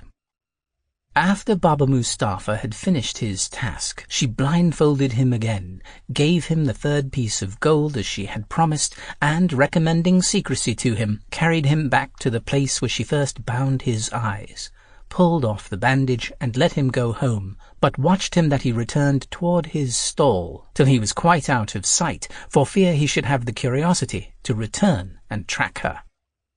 By the time Morgiana had warmed some water to wash the body, Ali Baba came with incense to embalm it, after which it was sewn up in a winding sheet. Not long after, the joiner, according to Ali Baba's orders, brought the bier, which Morgiana received at the door, and helped Ali Baba to put the body into it, when she went to the mosque to inform the imam that they were ready. The people of the mosque, whose business it was to wash the dead, offered to perform their duty, but she told them that it was done already. Morgiana had scarcely got home before the imam and the other ministers of the mosque arrived. 4 neighbors carried the corpse on their shoulders to the burying ground, following the imam, who recited some prayers. Morgiana, as a slave to the deceased, followed the corpse, weeping, beating her breast, and tearing her hair, and Ali Baba came after with some neighbors, who often relieved the others in carrying the corpse to the burying ground. Cassim's wife stayed at home, mourning, uttering lamentable cries with the women of the neighborhood, who came according to custom during the funeral, and, joining their lamentations with hers, filled the quarter far and near with sorrow. In this manner Cassim's melancholy death was concealed and hushed up between Ali Baba, his wife, Cassim's widow, and Morgiana, with so much contrivance that nobody in the city had the least knowledge or suspicion of the cause of it. 3 or 4 days after the funeral, Ali Baba removed his few goods openly to the widow's house. But the money he had taken from the robbers he conveyed thither by night. Soon after the marriage with his sister-in-law was published, and as these marriages are common in the Mussulman religion, nobody was surprised. As for Qasim's warehouse, Ali Baba gave it to his own eldest son, promising that if he managed it well, he would soon give him a fortune to marry very advantageously according to his situation. Let us now leave Ali Baba to enjoy the beginning of his good fortune and return to the 40 robbers. They came again at the appointed time to visit their retreat in the forest, but great was their surprise to find Qasim's body taken away with some of their bags of gold. "We are certainly discovered," said the captain, "and if we do not speedily apply some remedy, shall gradually lose all the riches which we have with so much pains and danger been so many years amassing together. All that we can think of the loss which we have sustained is that the thief whom we surprised had the secret of opening the door, and we arrived, luckily, as he was coming out. But his body being removed, and with it some of our money, plainly shows that he had an accomplice, and as it is likely that there were but 2 who had discovered our secret, and one has been caught, we must look narrowly after the other. What say you, my lads?" All the robbers thought the captain's proposal so advisable that they unanimously approved of it, and agreed that they must lay all other enterprises aside to follow this closely and not give it up till they had succeeded. "I expected no less," said the captain, "from your fidelity. But, first of all, one of you who is artful and enterprising must go into the town disguised as a traveller, to try if he can hear any talk of the strange death of the man whom we have killed as he deserved, and endeavour to find out who he was and where he lived. This is a matter of the first importance for us to ascertain, that we may do nothing which we may have reason to repent of by discovering ourselves in a country where we have lived so long unknown. But to warn him who shall take upon himself this commission, and to prevent our being deceived by his giving us a false report, I ask you all, if you do not think that in case of treachery or even error of judgment he should suffer death?" Without waiting for the suffrages of his companions, one of the robbers started up and said, "I submit to this condition, and think it an honour to expose my life by taking the commission upon me. But remember at least, if I do not succeed, that I neither wanted courage nor goodwill to serve the troop." After this robber had received great commendations from the captain, he disguised himself, and taking his leave of the troop that night, went into the town just at daybreak, and walked up and down till accidentally he came to Baba Mustafa's stall, which was always open before any of the shops. Baba Mustafa was seated with an awl in his hand, just going to work. The robber saluted him, bidding him good morrow, and perceiving that he was old, said, "Honest man, you begin to work very early. Is it possible that one of your age can see so well? I question, even if it were somewhat lighter, whether you could see to stitch." "Certainly," replied Baba Mustafa. "You must be a stranger and do not know me. For old as I am, I have extraordinarily good eyes, and you will not doubt it when I tell you that I sewed a dead body together in a place where I had not so much light as I have now." The robber was overjoyed to think that he had addressed himself at his first coming into the town to a man who in all probability could give him the intelligence he wanted. "A dead body?" replied he with affected amazement. "What could you sew up a dead body for? You mean you sewed up his winding sheet?" "No, no," answered Baba Mustafa. "I perceive your meaning. You want to have me speak out, but you shall know no more." The robber wanted no farther assurance to be persuaded that he had discovered what he sought. He pulled out a piece of gold, and, putting it into Baba Mustafa's hand, said to him, "I do not want to learn your secret, though I can assure you I would not divulge it if you trusted me with it. The only thing which I desire of you is to do me the favour to show me the house where you stitched up the dead body." "If I were disposed to do you that favour," replied Baba Mustafa, holding the money in his hand, ready to return it, "I assure you I cannot. I was taken to a certain place where I was blinded. I was then led to the house, and afterward brought back again in the same manner. You see, therefore, the impossibility of my doing what you desire." "Well," replied the robber, "you may, however, remember a little of the way that you were led blindfolded. Come, let me blind your eyes at the same place. We will walk together. Perhaps you may recognize some part, and as everybody ought to be paid for his trouble, there is another piece of gold for you. Gratify me in what I ask you." So saying, he put another piece of gold into his hand. The 2 pieces of gold were great temptations to Baba Mustapha. He looked at them a long time in his hand without saying a word, thinking with himself what he should do. But at last he pulled out his purse and put them in. "I cannot assure you," said he to the robber, "that I remember the way exactly, but since you desire, I will try what I can do." At these words Baba Mustapha rose up, to the great joy of the robber, and without shutting his shop, where he had nothing valuable to lose, he led the robber to the place where Morgiana had bound his eyes. "It was here," said Baba Mustapha. "I was blindfolded, and I turned as you see me." The robber, who had his handkerchief ready, tied it over his eyes, walked by him till he stopped, partly leading and partly guided by him. "I think," said Baba Mustapha, "I went no farther," and he had now stopped directly at Qasim's house, where Ali Baba then lived. The thief, before he pulled off the band, marked the door with a piece of chalk which he had ready in his hand, and then asked him if he knew whose house that was. To which Baba Mustapha replied that as he did not live in that neighborhood, he could not tell. The robber, finding he could discover no more from Baba Mustapha, thanked him for the trouble he had taken, and left him to go back to his stall, while he returned to the forest, persuaded that he should be very well received. A little after the robber and Baba Mustapha had parted, Morgiana went out of Ali Baba's house upon some errand, and upon her return, seeing the mark the robber had made, stopped to observe it. "What can be the meaning of this mark?" said she to herself. "Somebody intends my master no good.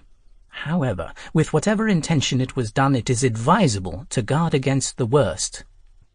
Accordingly, she fetched a piece of chalk and marked 2 or 3 doors on each side in the same manner, without saying a word to her master or mistress.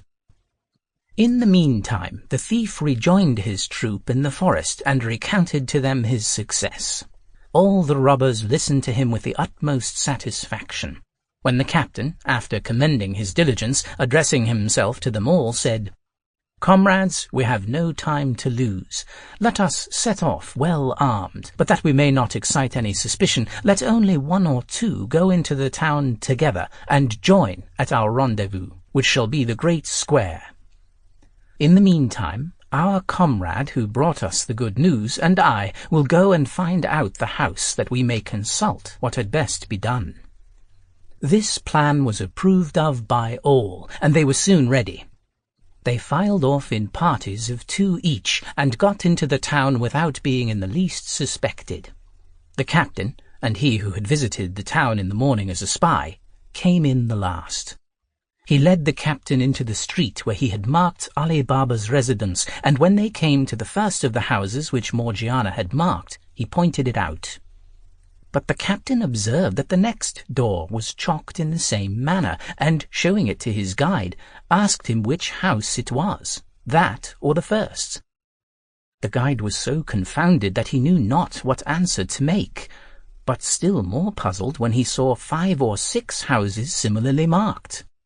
He assured the captain with an oath that he had marked but 1, and could not tell who had chalked the rest, so that he could not distinguish the house which the cobbler had stopped at. The captain, finding that their design had proved abortive, went directly to the place of rendezvous, and told the first of his troop whom he met that they had lost their labour, and must return to their cave. When the troop was all got together, the captain told them the reason of their returning, and presently the conductor was declared by all worthy of death. He condemned himself, acknowledging that he ought to have taken better precaution, and prepared to receive the stroke from him who was appointed to cut off his head.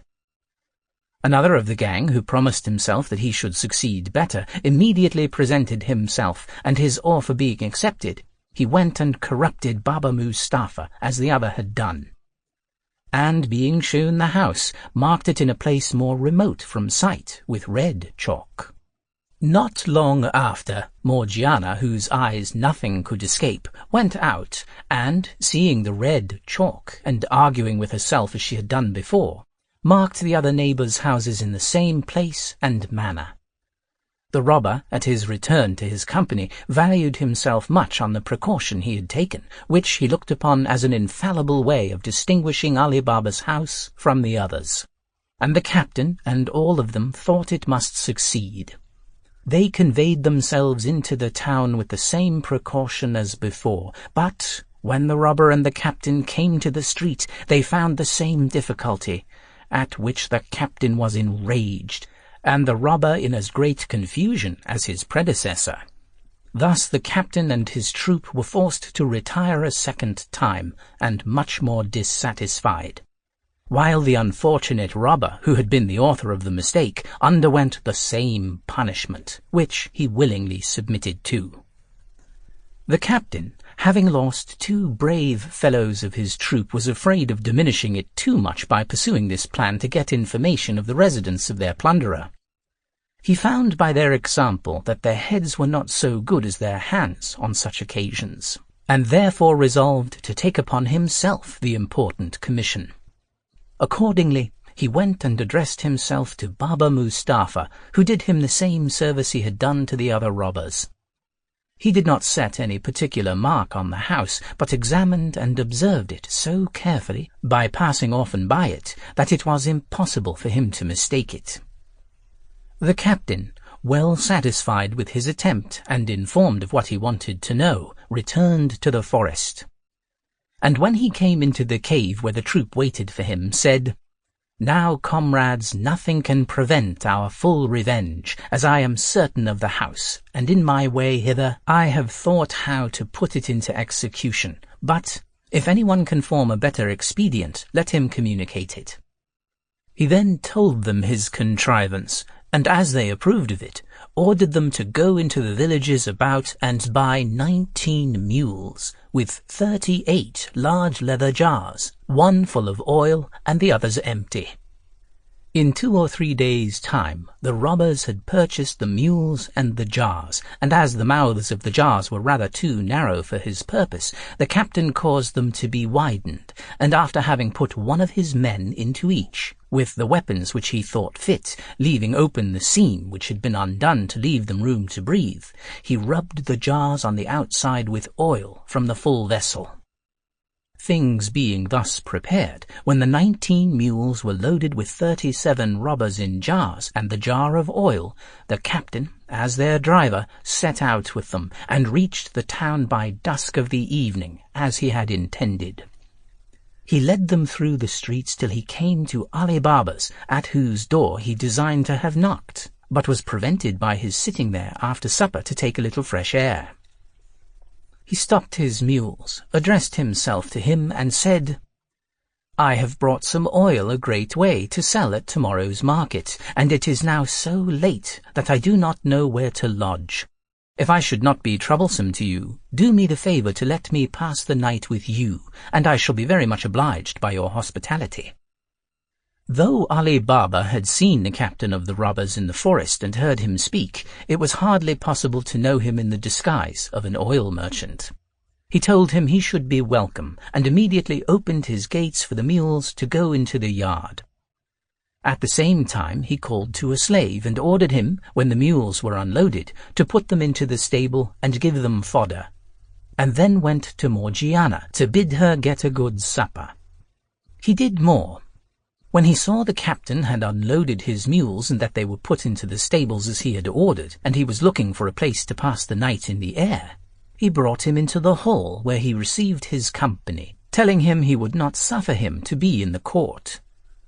The captain excused himself on pretence of not being troublesome, but really to have room to execute his design, and it was not till after the most pressing importunity that he yielded. Ali Baba, not content to keep company till supper was ready with the man who had a design on his life, continued talking with him till it was ended, and repeating his offer of service. The captain rose up at the same time with his host, and while Ali Baba went to speak with Morgiana, he withdrew into the yard under pretense of looking at his mules. Ali Baba, after charging Morgiana afresh to take care of his guest, said to her, "Tomorrow morning I design to go to the bath before day. Take care my bathing linens be ready, give them to Abdullah," which was the slave's name, "and make me some good broth against I return." After this he went to bed. In the meantime, the captain went from the stable to give his people orders what to do, and beginning at the first jar, and so on to the last, said to each man, "As soon as I throw some stones out of the chamber window where I lie, do not fail to cut the jar open with the knife you have about you for the purpose, and come out, and I will immediately join you." After this he returned into the house, when Morgiana, taking up a light, conducted him to his chamber where she left him. And he, to avoid any suspicion, put the light out soon after, and laid himself down in his clothes, that he might be the more ready to rise. Morgiana, remembering Ali Baba's orders, got his bathing linens ready, and ordered Abdullah to set on the pot for the broth. But while she was preparing it, the lamp went out, and there was no more oil in the house, nor any candles. What to do she did not know, for the broth must be made. Abdullah, seeing her very uneasy, said, "Do not fret and tease yourself, but go into the yard and take some oil out of one of those jars." Morgiana thanked Abdullah for his advice, took the oil pot, and went into the yard. When, as she came nigh the first jar, the robber within said softly, "Is it time?" Though the robber spoke low, Morgiana was struck with the voice the more, because the captain, when he unloaded the mules, had taken the lids off this and all the other jars to give air to his men, who were ill enough at their ease, almost wanting room to breathe. As much surprised as Morgiana naturally was at finding a man in a jar instead of the oil she wanted, many would have made such an outcry as to have given an alarm, whereas Morgiana, comprehending immediately the importance of keeping silence, and the necessity of applying a speedy remedy without noise, conceived at once the means, and, collecting herself without shewing the least emotion, answered, "Not yet, but presently." She went in this manner to all the jars, giving the same answer till she came to the jar of oil. By this means Morgiana found that her master, Ali Baba, who thought that he had entertained an oil merchant, had admitted 38 robbers into his house, regarding this pretended merchant as their captain. She made what haste she could to fill her oil pot, and returned into her kitchen, where, as soon as she had lighted her lamp, she took a great kettle, went again to the oil jar, filled the kettle, set it on a large wood fire, and as soon as it boiled, went and poured enough into every jar to stifle and destroy the robber within. When this action, worthy of the courage of Morgiana, was executed without any noise, she returned into the kitchen with the empty kettle, and, having put out the great fire she had made to boil the oil, and leaving just enough to make the broth, put out the lamp also, and remained silent, resolving not to go to rest till she had observed what might follow through a window of the kitchen which opened into the yard. She had not waited long before the captain of the robbers got up, opened the window, and finding no light and hearing no noise or anyone stirring in the house, gave the appointed signal by throwing little stones, several of which hit the jars, as he doubted not by the sound they gave. He then listened, but not hearing or perceiving anything whereby he could judge that his companions stirred, he began to grow very uneasy. Threw stones again, a second, and also a third time, and could not comprehend the reason that none of them should answer his signal. Much alarmed, he went softly down into the yard, and going to the first jar, whilst asking the robber whom he thought alive, if he was in readiness, smelt the hot boiled oil which sent forth a steam out of the jar. Hence he suspected that his plot to murder Ali Baba and plunder his house was discovered. Examining all the jars one after another, he found that all the members of his gang were dead, and by the oil he missed out of the last jar, guessed the means and manner of their death. Enraged to despair at having failed in his design, he forced the lock of a door that led from the yard to the garden, and, climbing over the walls, made his escape. When Morgiana heard no noise, and found after waiting some time that the captain did not return, she concluded that he had chosen rather to make his escape by the garden than the street door, which was double-locked. Satisfied and pleased to have succeeded so well in saving her master and family, she went to bed. Ali Baba rose before day and, followed by his slave, went to the baths, entirely ignorant of the important event which had happened at home, for Morgiana had not thought it safe to wake him before, for fear of losing her opportunity, and after her successful exploit she thought it needless to disturb him. When he returned from the baths, the sun was risen. He was very much surprised to see the oil jars, and that the merchant was not gone with the mules. He asked Morgiana, who opened the door and had let all things stand as they were that he might see them, the reason of it. "My good master," answered she, "God preserve you and all your family. You will be better informed of what you wish to know when you have seen what I have to show you, if you will but give yourself the trouble to follow me." As soon as Morgiana had shut the door, Ali Baba followed her. When she requested him to look into the first jar and see if there was any oil, Ali Baba did so, and seeing a man, started back in alarm and cried out. "Do not be afraid," said Morgiana. "The man you see there can neither do you nor anybody else any harm. He is dead." "Ah, Morgiana," said Ali Baba, "what is it you show me? Explain yourself." "I will," replied Morgiana. "Moderate your astonishment, and do not excite the curiosity of your neighbors. Look into all the other jars."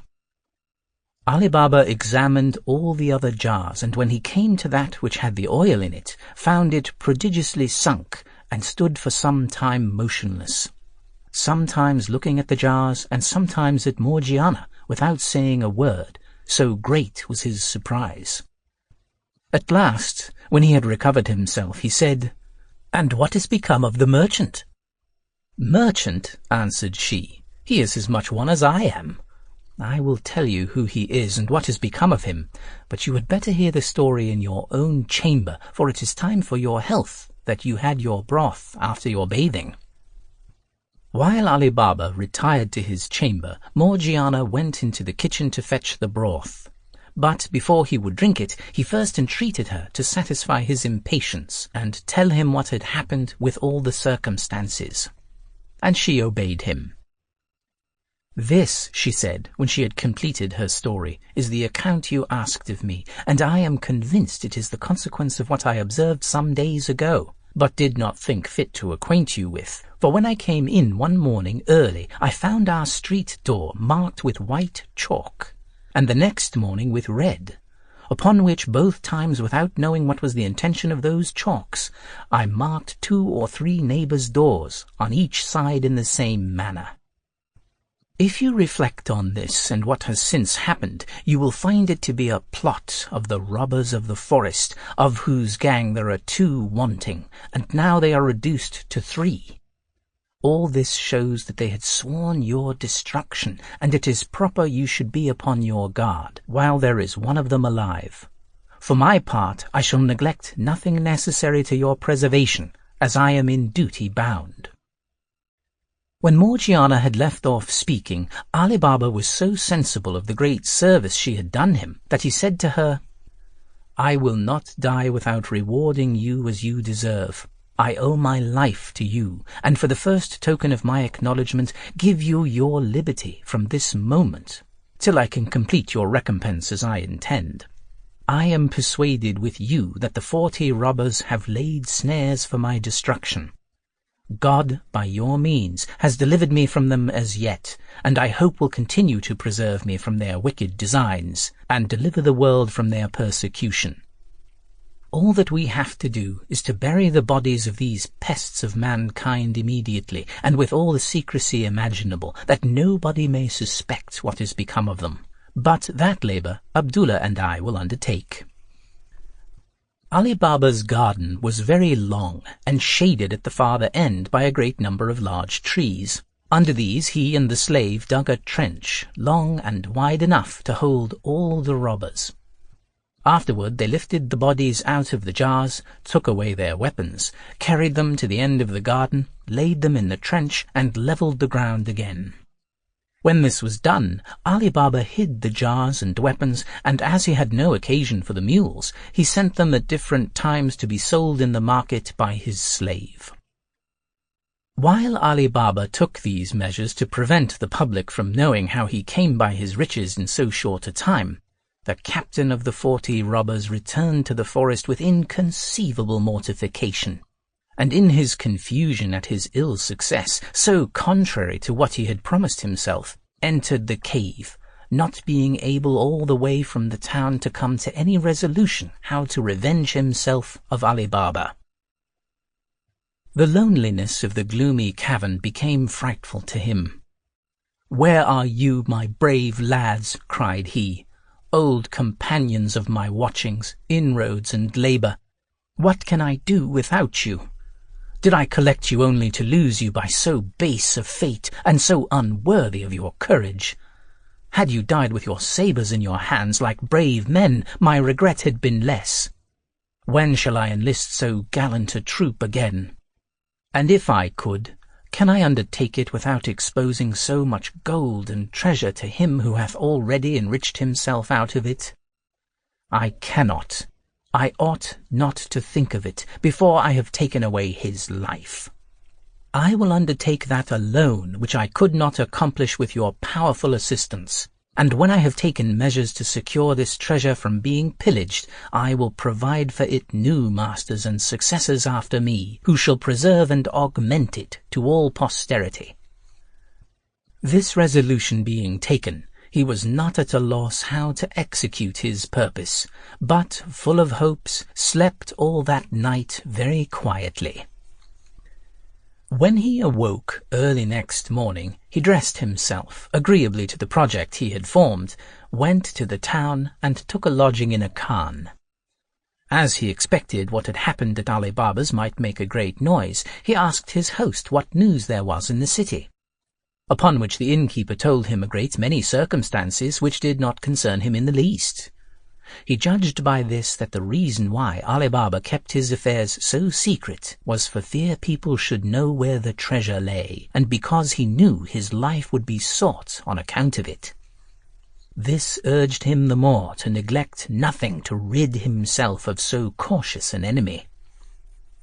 The captain now assumed the character of a merchant, and conveyed gradually a great many sorts of rich stuffs and fine linen to his lodging from the cavern, but with all the necessary precautions imaginable to conceal the place whence he brought them. In order to dispose of the merchandise when he had amassed them together, he took a warehouse which happened to be opposite to Qasim's, which Ali Baba's son had occupied since the death of his uncle.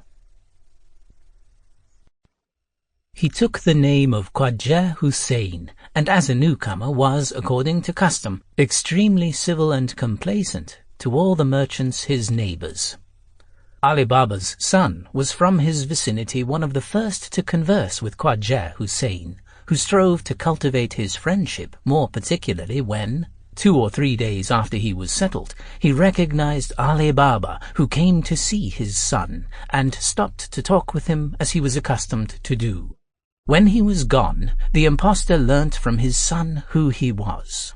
He increased his assiduities, caressed him in the most engaging manner, made him some small presents, and often asked him to dine and sup with him. Ali Baba's son did not choose to lie under such obligation to Khwaja Hussein without making the like return, but was so much straitened for want of room in his house that he could not entertain him so well as he wished.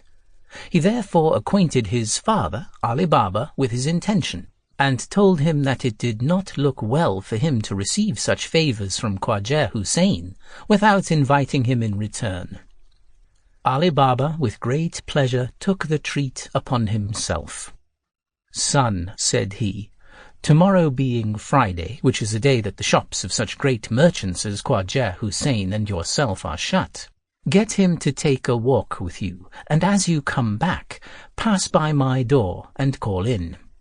It will look better to have it happen accidentally than if you give him a formal invitation. I will go and order Morgiana to provide a supper." The next day, Ali Baba's son and Khwaja Hussain met by appointment, took their walk, and as they returned, Ali Baba's son led Khwaja Hussain through the street where his father lived, and when they came to the house, stopped and knocked at the door. "This, sir," said he, "is my father's house, who, from the account I have given him of your friendship, charged me to procure him the honor of your acquaintance."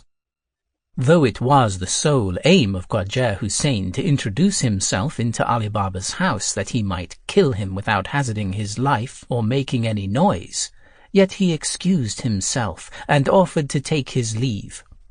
But a slave, having opened the door, Ali Baba's son took him obligingly by the hand and in a manner forced him in.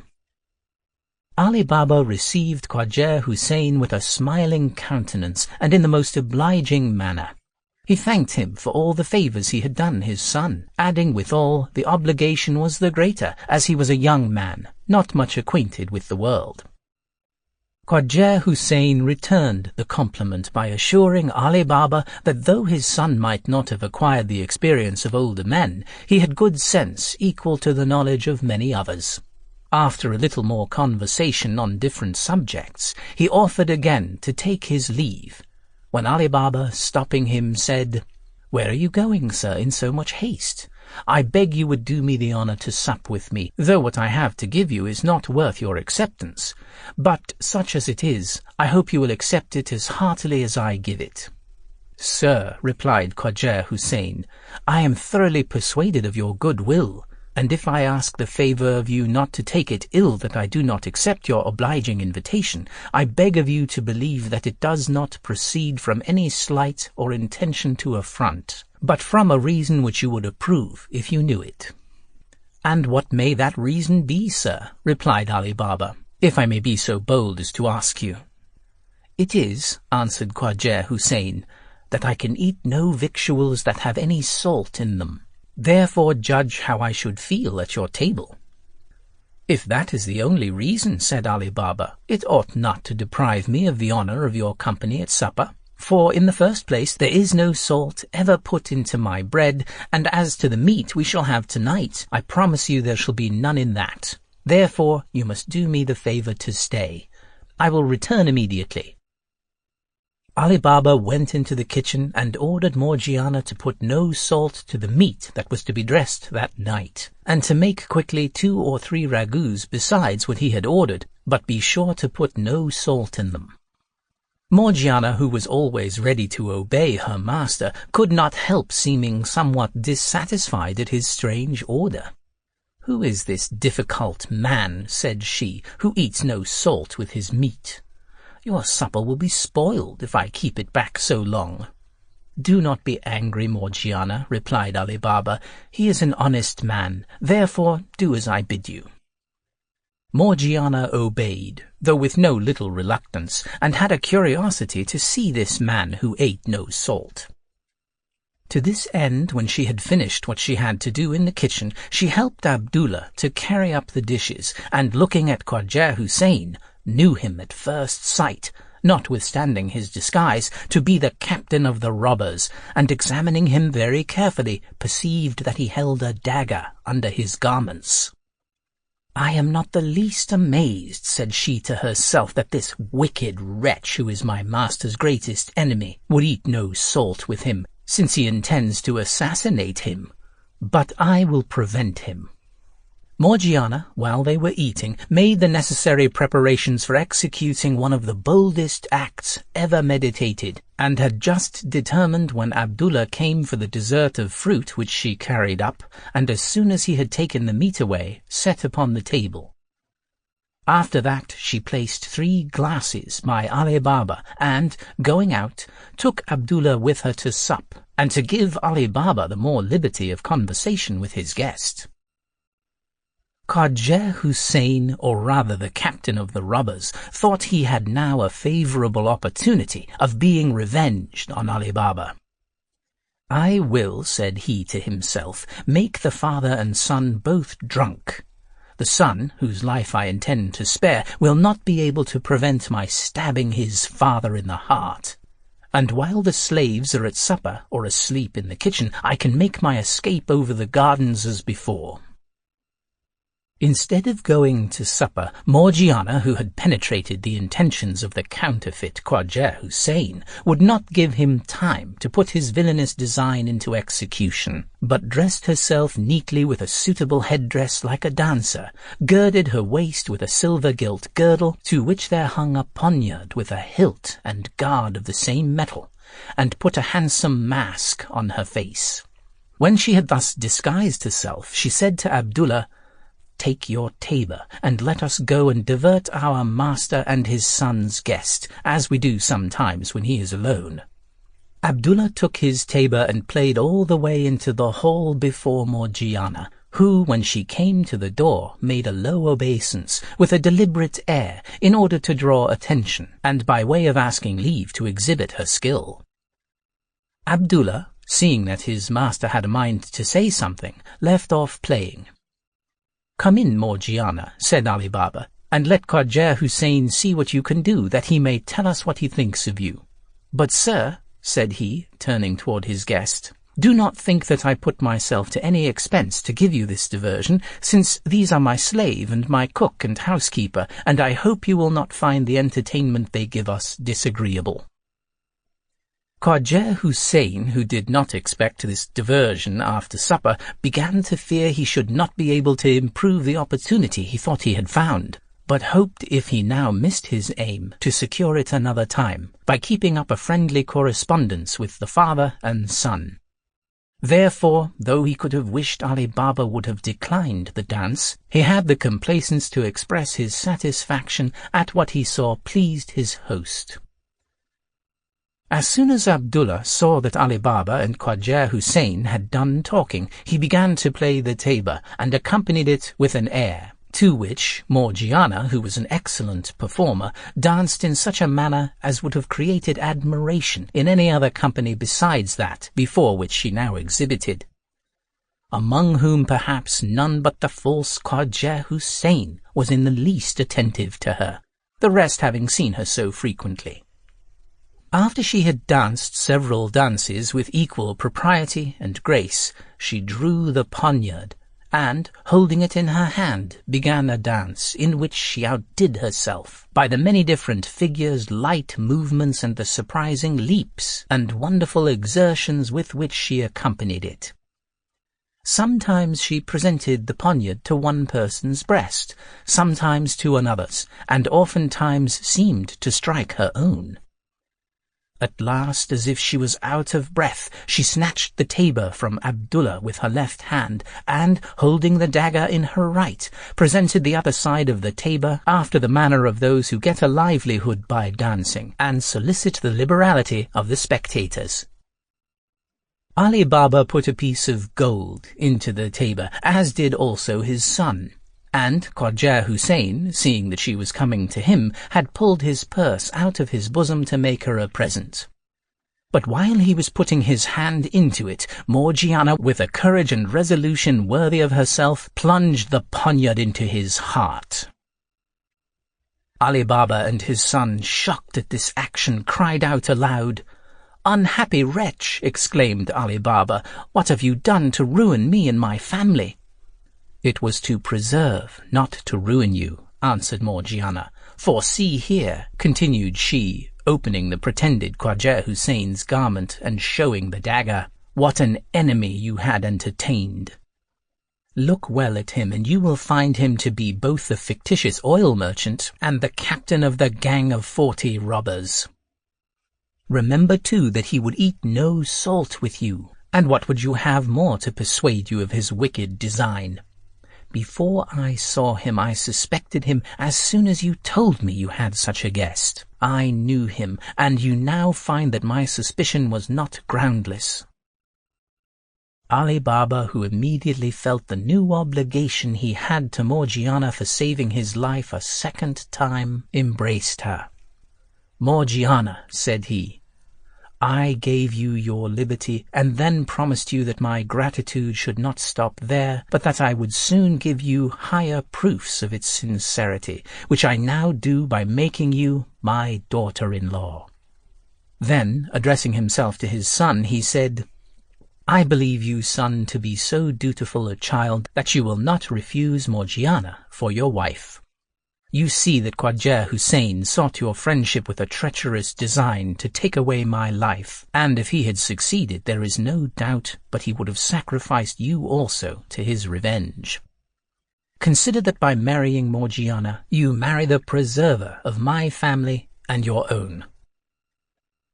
The son, far from showing any dislike, readily consented to the marriage, not only because he would not disobey his father, but also because it was agreeable to his inclination.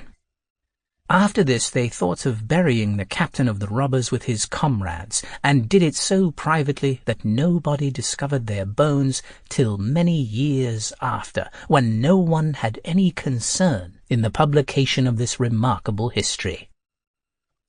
A few days afterward, Ali Baba celebrated the nuptials of his son and Morgiana with great solemnity, a sumptuous feast, and the usual dancing and spectacles, and had the satisfaction to see that his friends and neighbours whom he invited had no knowledge of the true motives of the marriage, but that those who were not unacquainted with Morgiana's good qualities commended his generosity and goodness of heart.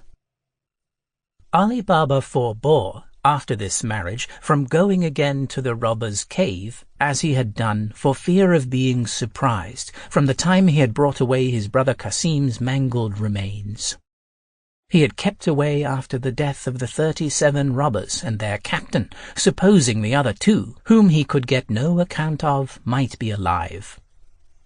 At the year's end, when he found that they had not made any attempt to disturb him, he had the curiosity to make another journey, taking the necessary precautions for his safety. He mounted his horse, and when he came to the cave and saw no footsteps of men or beasts, looked upon it as a good sign. He alighted, tied his horse to a tree, then, approaching the entrance and pronouncing the words, "Open Sesame," the door opened. He entered the cavern, and by the condition he found things in, judged that nobody had been there since the false Khwaja Hussein, when he had fetched the goods for his shop. That the gang of 40 robbers was completely destroyed, and no longer doubted that he was the only person in the world who had the secret of opening the cave, so that all the treasure was at his sole disposal. Having brought with him a wallet, he put into it as much gold as his horse would carry, and returned to town. Afterward, Ali Baba carried his son to the cave, and taught him the secret, which they handed down to their posterity, who, using their good fortune with moderation, lived in great honour and splendour. The History of Khordadad and his Brothers. There formerly reigned in the city of Haran a most magnificent and potent sultan, who loved his subjects and was equally beloved by them. He was endued with all virtues, and wanting nothing to complete his happiness but an heir. He continually prayed to heaven for a child, and one night in his sleep a prophet appeared to him and said, "Your prayers are heard. You have obtained what you have desired. Rise as soon as you awake, go to your prayers, and make 2 genuflections. Then walk into the garden of your palace, call your gardener, and bid him to bring you a pomegranate. Eat as many of the seeds as you please, and your wishes shall be accomplished." The Sultan, calling to mind his dream when he awoke, returned thanks to heaven, got up, prayed, made 2 genuflections, and then went into his garden, where he took 50 pomegranate seeds, which he counted and ate. Some time afterward, 49 of his wives presented him with sons, each one as vigorous as a young palm tree. But Piruz, the 50th wife, remained childless. The Sultan therefore took an aversion to this lady, and would have had her put to death had not his vizier prevented him, advising rather that she be sent to Samaria, to her brother, Sultan Samer, with orders that she be well treated. Not long after Piruz had been retired to her brother's country, a most beautiful prince was born to her. The Prince of Samaria wrote immediately to the Sultan of Haran to acquaint him with the birth of a son, and to congratulate him on the occasion. The Sultan was much rejoiced at this intelligence, and answered Prince Samer as follows. Cousin, all my other wives have each presented me with a prince. I desire you to educate the child of Piruz, to give him the name of Codadad, and to send him to me when I may apply for him. The Prince of Samaria spared nothing that might improve the education of his nephew. He taught him to ride, draw the bow, and all other accomplishments becoming the son of a sovereign, so that Codadad, at 18 years of age, was looked upon as a prodigy. The young prince, being inspired with a courage worthy his birth, said one day to his mother, Madam, I begin to grow weary of Samaria. I feel a passion for glory. Give me leave to seek it amidst the perils of war.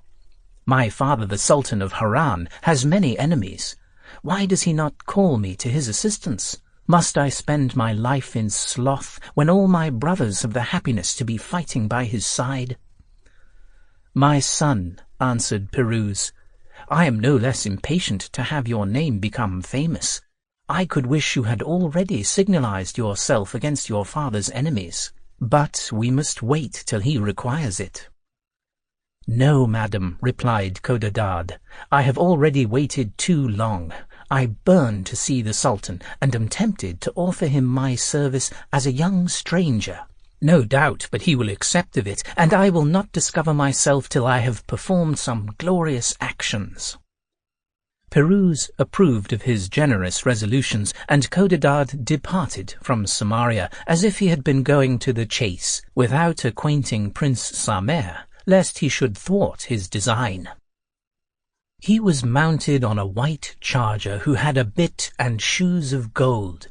His housing was of blue satin embroidered with pearls. The hilt of his scimitar was of one single diamond, and the scabbard of sandalwood, adorned with emeralds and rubies, and on his shoulder he carried his bow and quiver. In this equipage, which greatly set off his handsome person, he arrived at the city of Haran, and soon found means to offer his service to the Sultan, who, being charmed with his beauty, and perhaps indeed by natural sympathy, gave him a favourable reception, and asked his name and quality. Sir, answered Codadad, I am son to an emir of Grand Cairo. An inclination to travel has made me quit my country, and, understanding that you are engaged in war, I am come to your court to offer your majesty my service. The Sultan, upon hearing this, shewed him extraordinary kindness, and gave him a command in his army. The young prince soon gained the esteem of the officers, and was admired by the soldiers. Having no less wit than courage, he so far advanced himself in the Sultan's esteem as to become his favourite. All the ministers and other courtiers daily resorted to Codadad, and were so eager to purchase his friendship that they neglected the Sultan's sons. The princes could not but resent this conduct, and all conceived an implacable hatred against him. But the Sultan's affection daily increasing, he was never weary of giving him fresh testimonies of his regard. He always would have him near his person, and to show his high opinion of his wisdom and prudence, committed to his care the other princes, though he was of the same age as they, so that Codadad was made governor of his brothers. This only served to heighten their hatred. "Is it come to this," said they, "that the Sultan, not satisfied with loving a stranger more than us, will have him to be our governor and not allow us to act without his leave? This is not to be endured. We must rid ourselves of this foreigner." "Let us go together," said one of them, "and dispatch him." "No, no," answered another. "We had better be cautious how we sacrifice ourselves. His death would render us odious to the Sultan. Let us destroy him by some stratagem. We will ask his permission to hunt, and, when at a distance from the palace, proceed to some other city and stay there some time.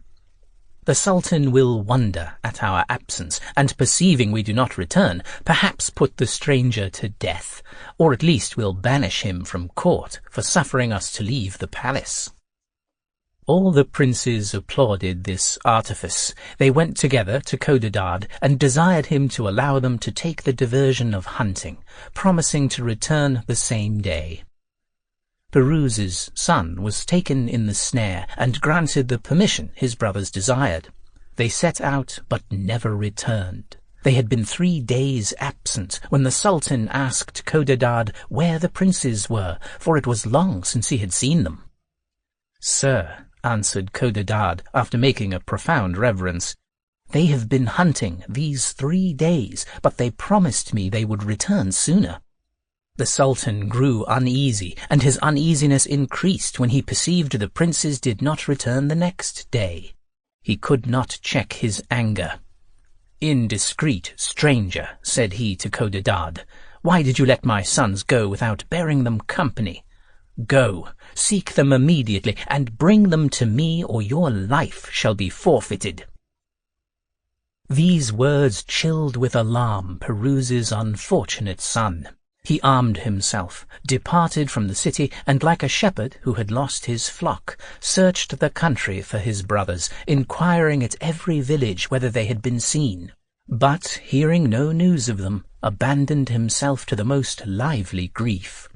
He was inconsolable for having given the princes permission to hunt, or for not having borne them company. After some days spent in fruitless search, he came to a plain of prodigious extent, in the midst whereof was a palace built of black marble. He drew near, and at one of the windows beheld a most beautiful lady, but set off with no other ornament than her own charms, for her hair was dishevelled, her garments torn, and on her countenance appeared all the marks of affliction.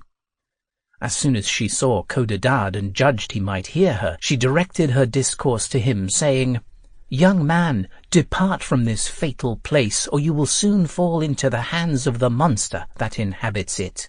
A black, who feeds only on human blood, resides in this palace.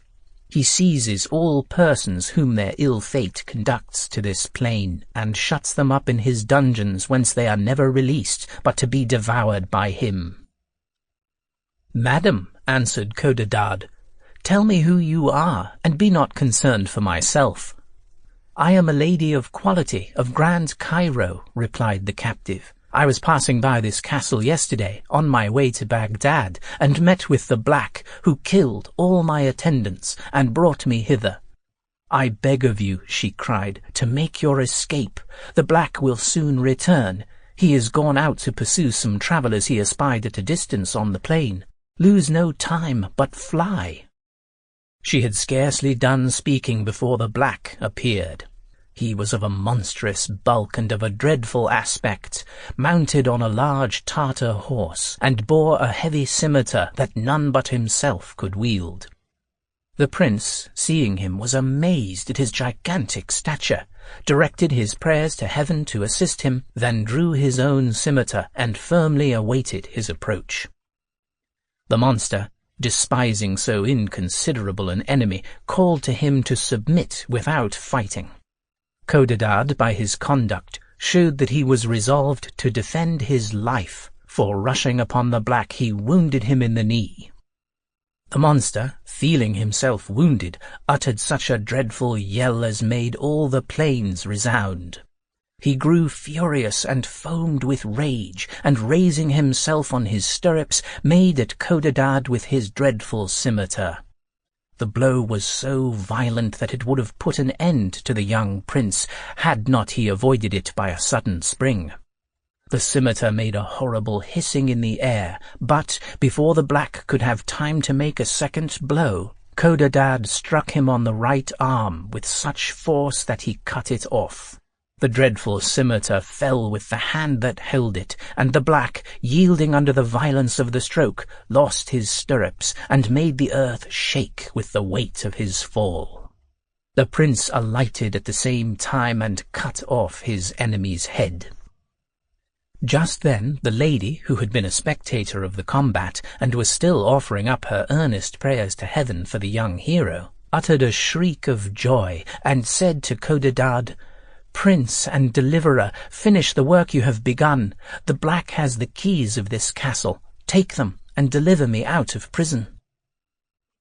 The prince searched the wretch as he lay stretched on the ground, and found several keys. He opened the first door and entered a court where he saw the lady coming to meet him. She would have cast herself at his feet, the better to express her gratitude, but he would not permit her. She commended his valor and extolled him above all the heroes in the world. He returned her compliments, and she appeared still more lovely to him near than she had done at a distance. I know not whether she felt more joy at being delivered from the desperate danger she had been in than he for having done so considerable a service to so beautiful a person.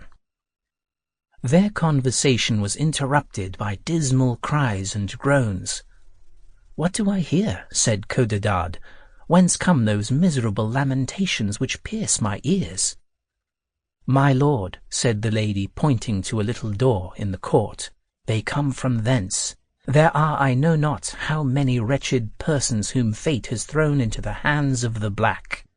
They are all chained, and the monster drew out one every day to devour."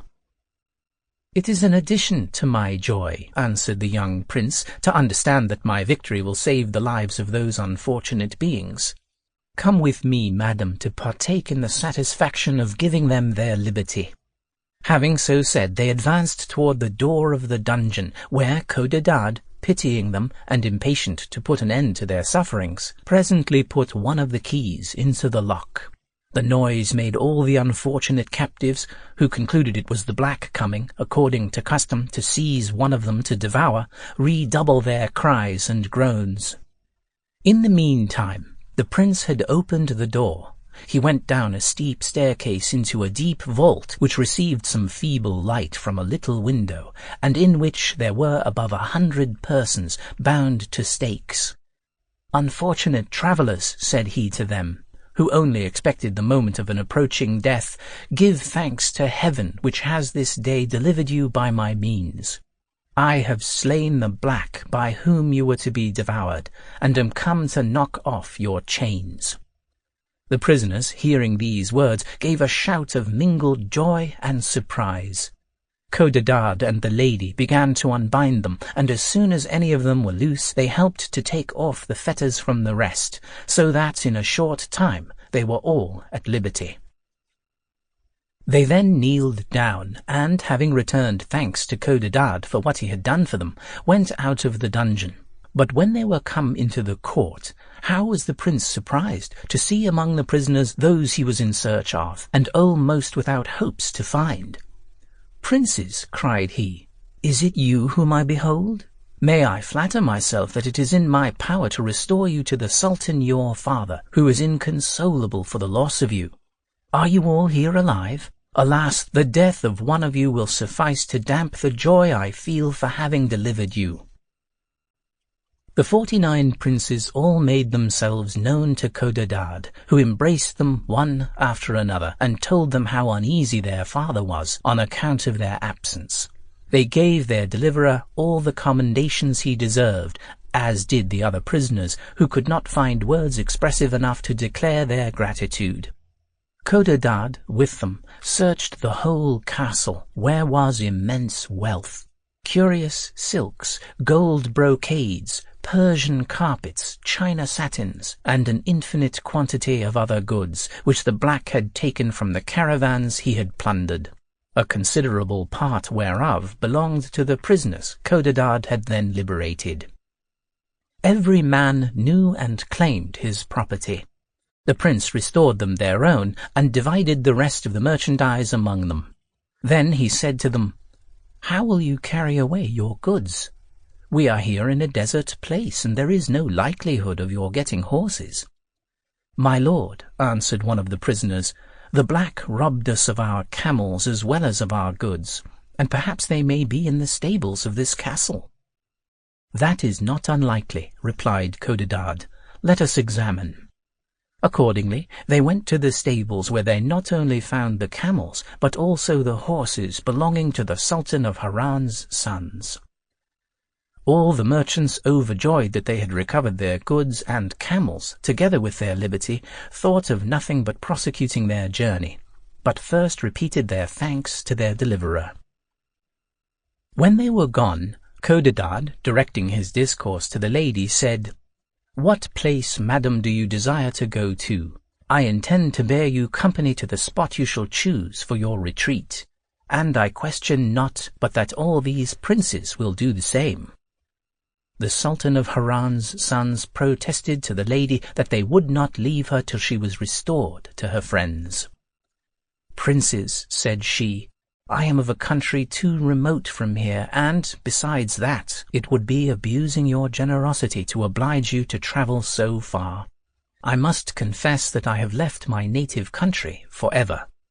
I told you that I was a lady of Grand Cairo, but since you have shown me so much favor, I should be much in the wrong in concealing the truth from you.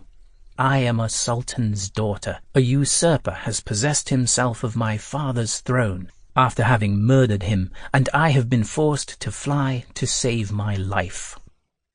Codadad and his brothers requested the princess to tell them her story, and, after thanking them for their repeated protestations of readiness to serve her, she could not refuse to satisfy their curiosity, and began the recital of her adventures in the following manner.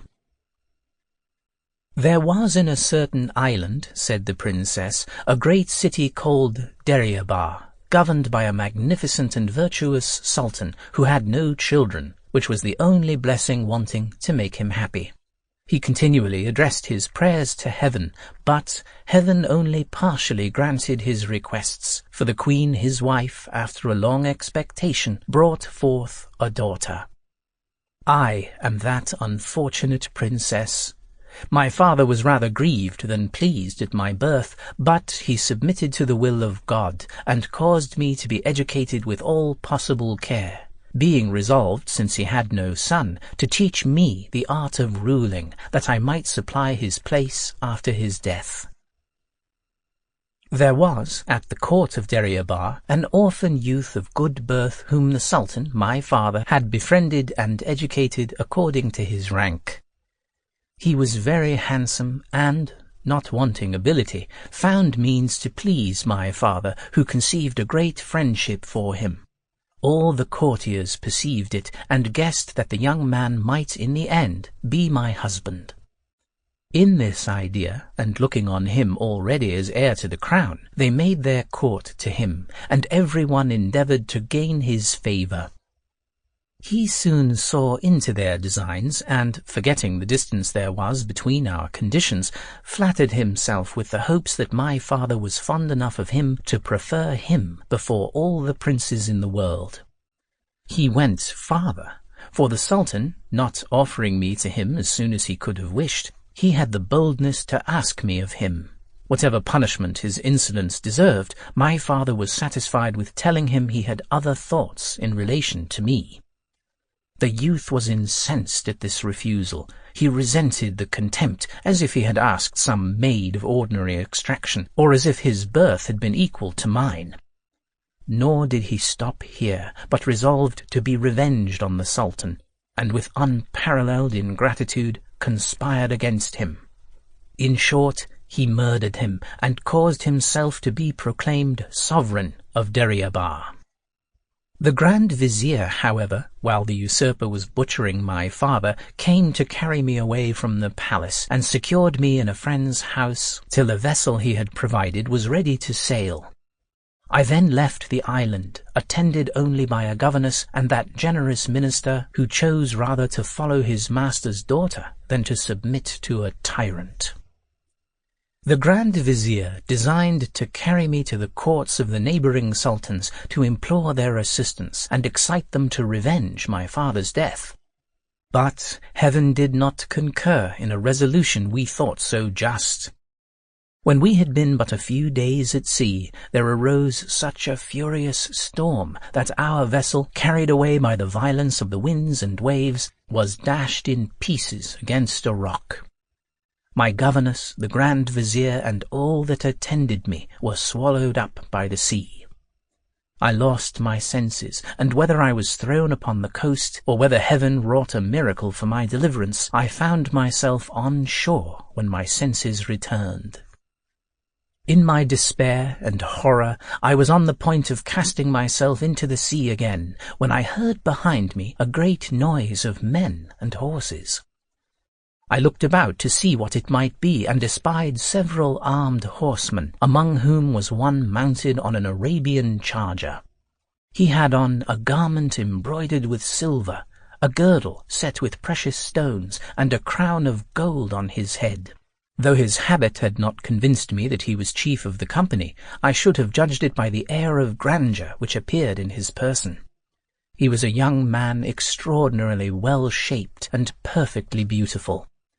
Surprised to see a young lady alone in that place, he sent some of his officers to ask who I was. I answered only by weeping. The shore being covered with the wreck of our ship, they concluded that I was certainly some person who had escaped from the vessel.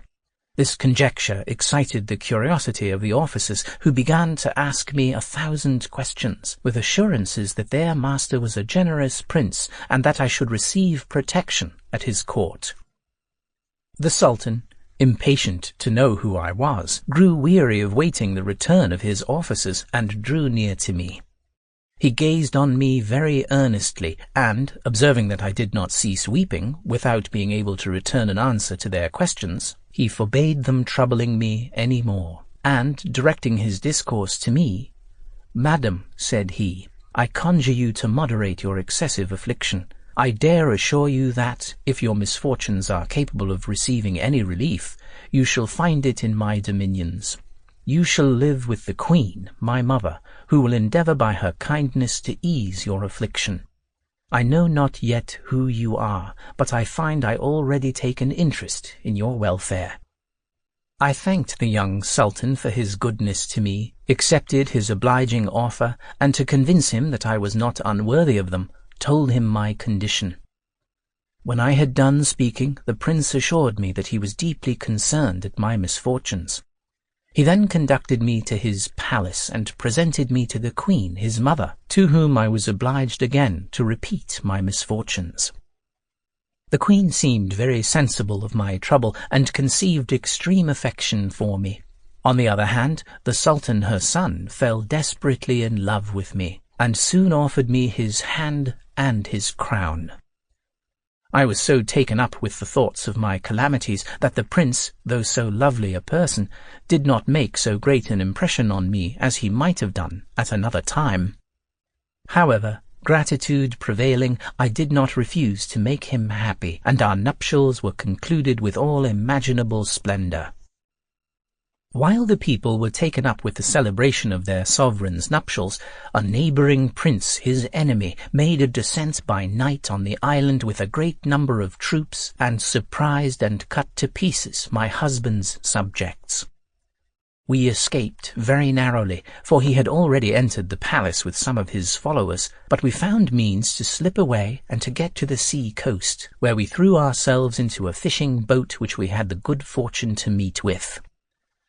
2 days we were driven about by the winds, without knowing what would become of us. The 3rd day we espied a vessel making toward us under sail.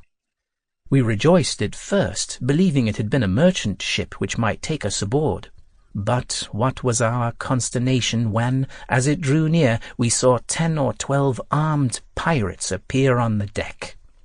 Having boarded, 5 or 6 of them leapt into our boat, seized us, bound the prince, and conveyed us into their ship, where they immediately took off my veil. My youth and features touched them, and they all declared how much they were charmed at the sight of me. Instead of casting lots, each of them claimed the preference, and me as his right. The dispute grew warm. They came to blows and fought like madmen. The deck was soon covered with dead bodies, and they were all killed but one, who, being left sole possessor of me, said, "You are mine. I will carry you to Grand Cairo to deliver you to a friend of mine, to whom I have promised a beautiful slave. But who," added he, looking upon the Sultan, my husband, "is that man? What relation does he bear to you? Are you allied by blood or love?" "Sir," answered I, "he is my husband." "If so," replied the pirate, "in pity I must rid myself of him. It would be too great an affliction to him to see you disposed of to another." Having spoken these words, he took up the unhappy prince who was bound, and threw him into the sea, notwithstanding all my endeavours to prevent him.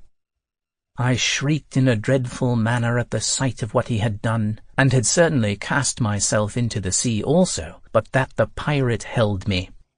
He saw my design, and therefore bound me with cords to the main mast. Then, hoisting sail, made toward the land, and got ashore.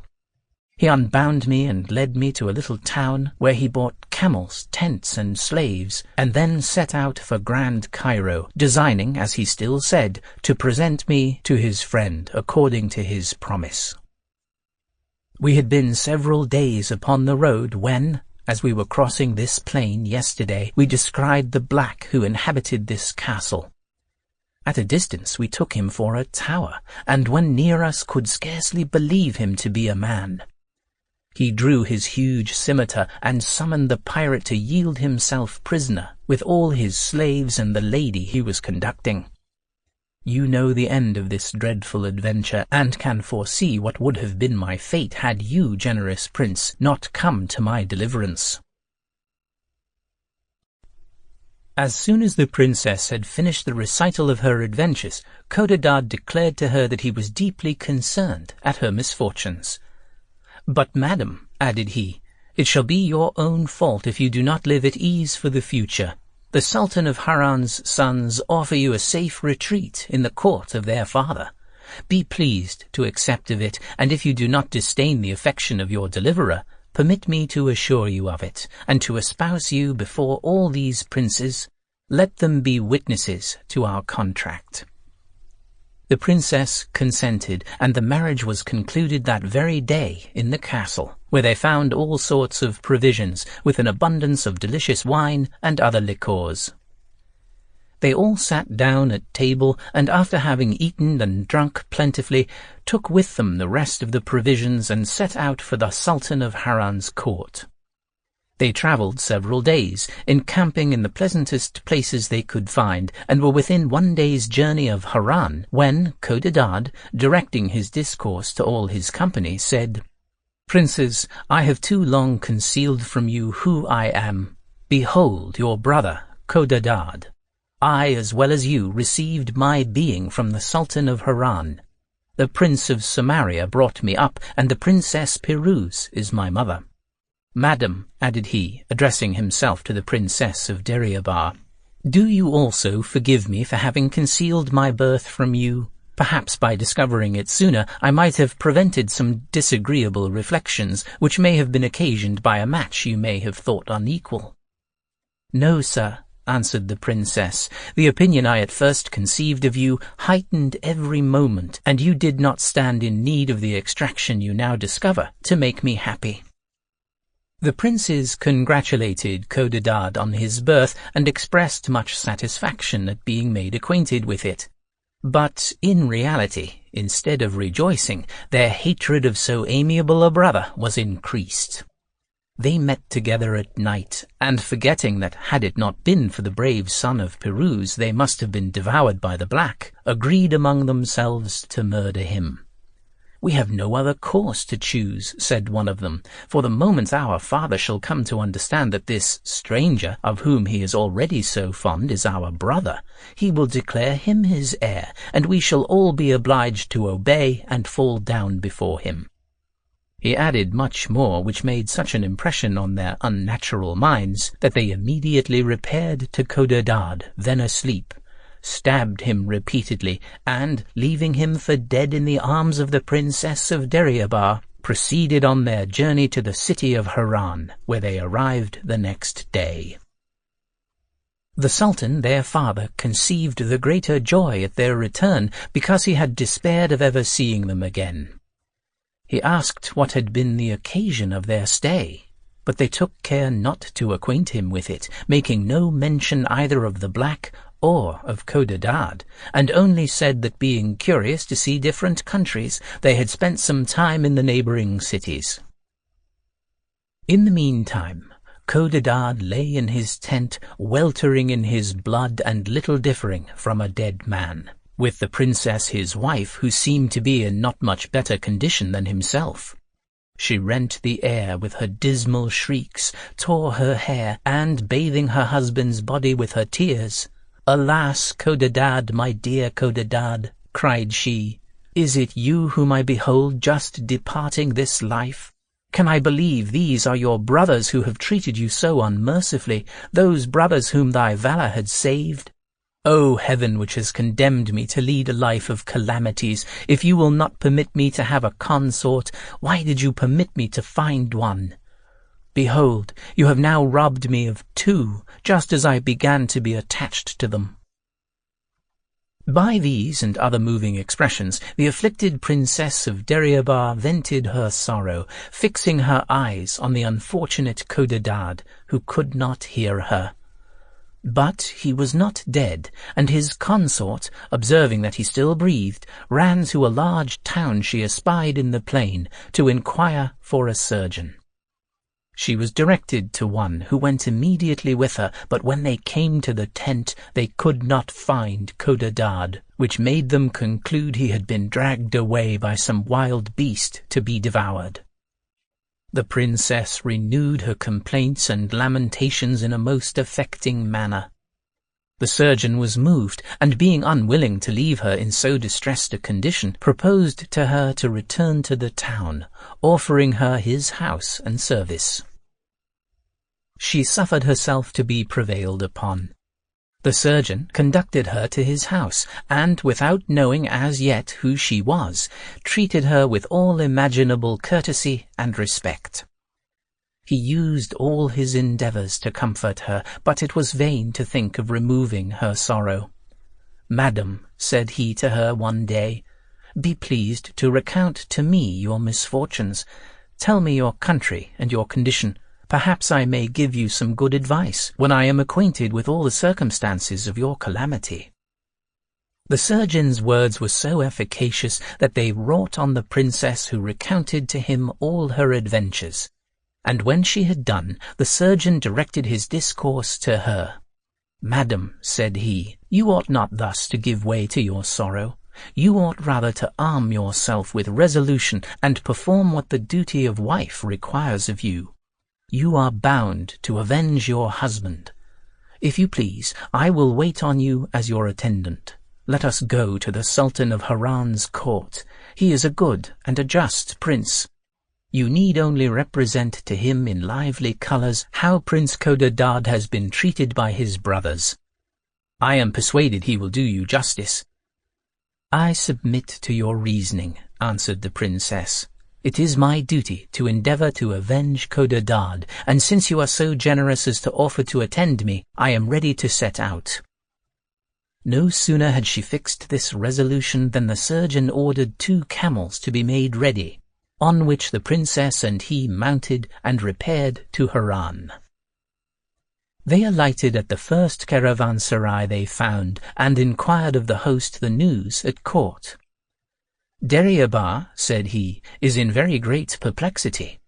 The Sultan had a son who lived long with him as a stranger, and none can tell what has become of the young prince. One of the Sultan's wives, named Piruz, is his mother. She has made all possible inquiry, but to no purpose. The Sultan has 49 other sons, all by different mothers, but not one of them has virtue enough to comfort him for the death of Codadad. I say his death, because it is impossible he should be still alive, since no intelligence has been heard of him, notwithstanding so much search has been made. The surgeon, having heard this account from the host, concluded that the best course the Princess of Deryabar could take was to wait upon Piruz. But that step required much precaution, for it was to be feared that if the Sultan of Harran's sons should happen to hear of the arrival of their sister-in-law and her design, they might cause her to be conveyed away before she could discover herself. The surgeon weighed all these circumstances and, therefore, that he might manage matters with discretion, desired the princess to remain in the caravanserai, whilst he repaired to the palace, to observe which might be the safest way to conduct her to Piruz. He went accordingly into the city, and was walking toward the palace, when he beheld a lady mounted on a mule richly accoutred. She was followed by several ladies mounted also on mules, with a great number of guards and black slaves. All the people formed a lane to see her pass along, and saluted her by prostrating themselves on the ground.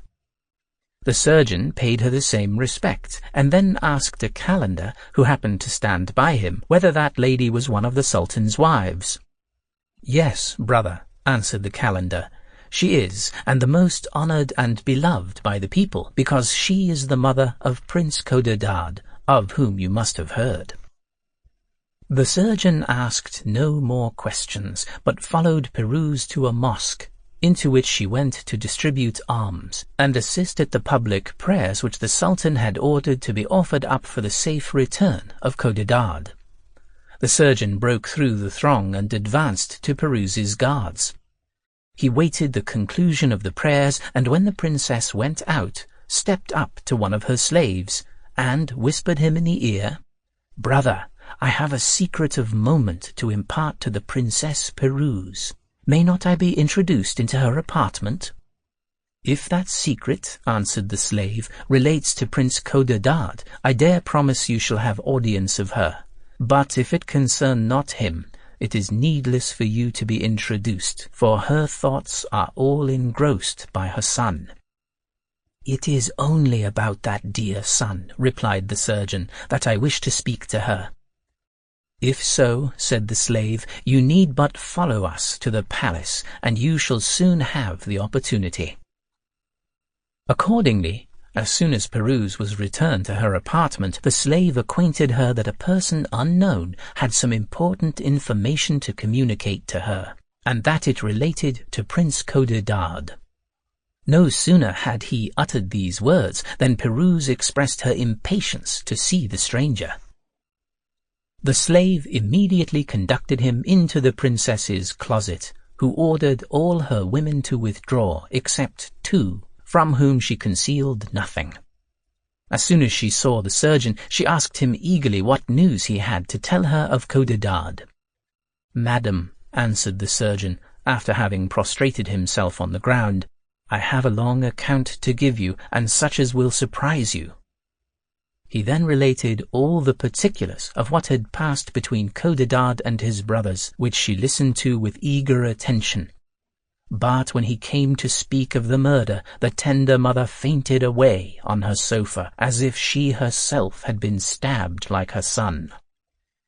Her 2 women soon brought her to herself, and the surgeon continued his relation.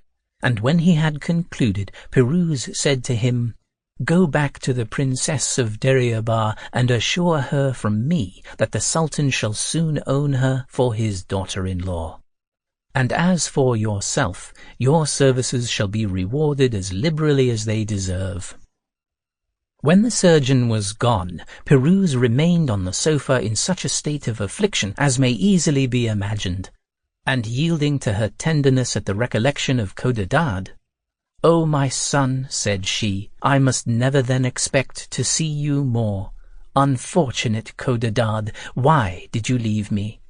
While she uttered these words she wept bitterly, and her 2 attendants, moved by her grief, mingled their tears with hers.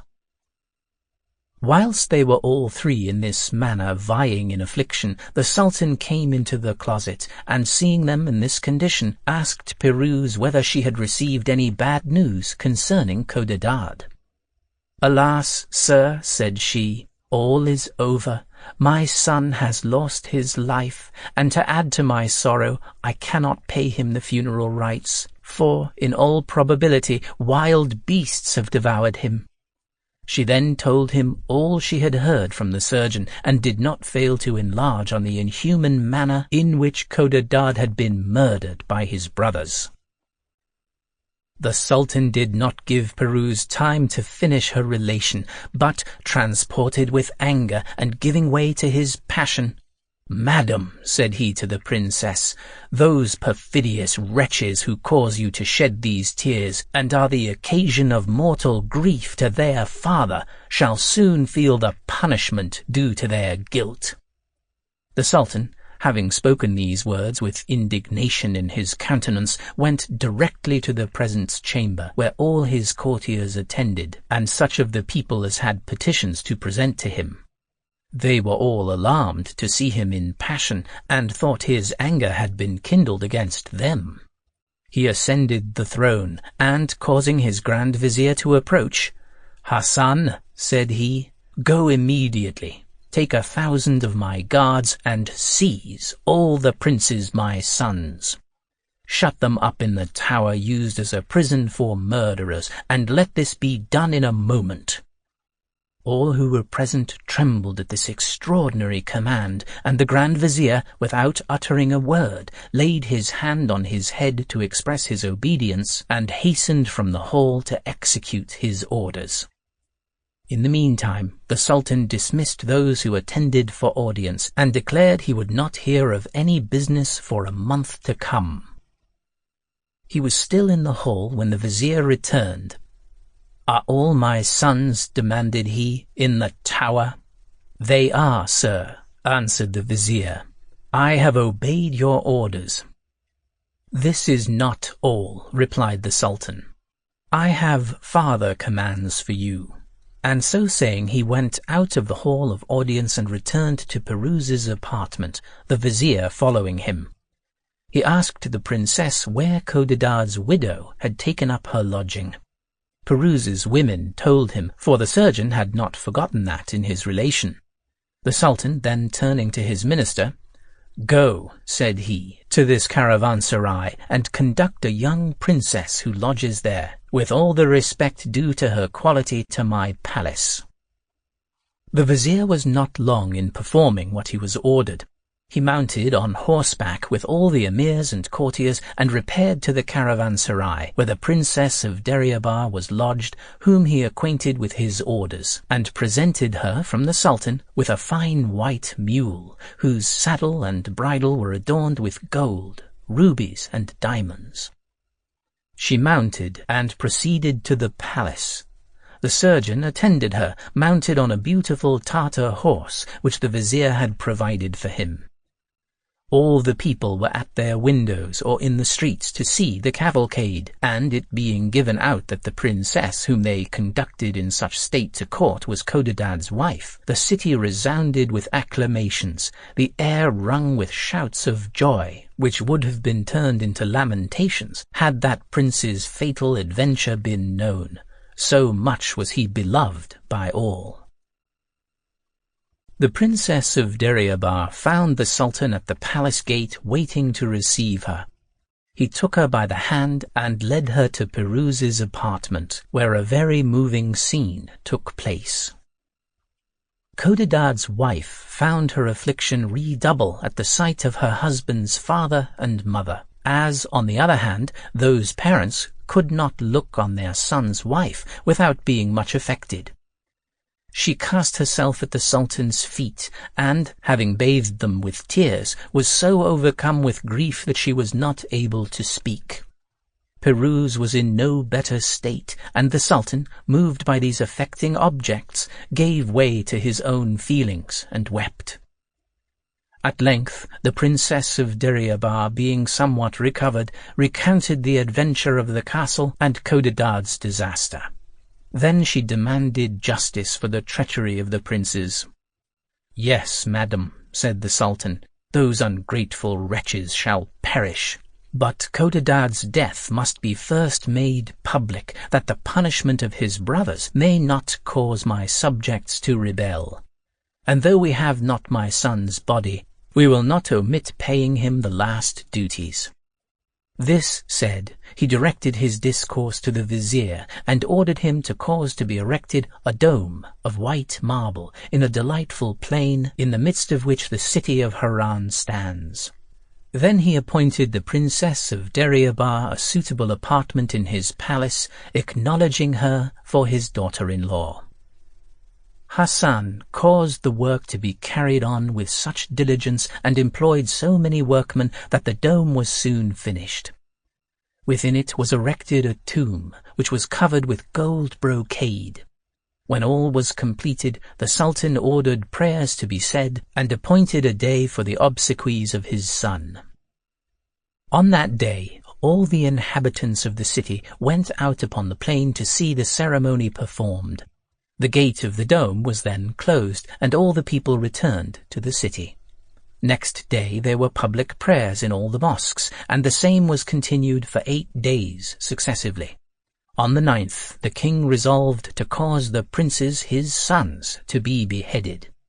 The people, incensed at their cruelty toward Codadad, impatiently expected to see them executed.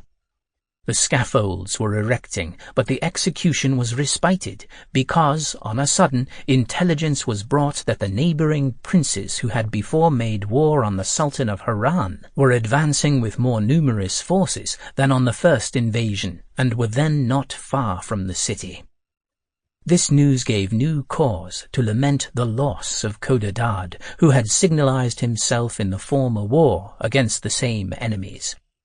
The Sultan, nothing dismayed, formed a considerable army, and being too brave to await the enemy's attack within his walls, marched out to meet them. They, on their side, being informed that the Sultan of Harran was marching to engage them, halted in the plain and formed their army.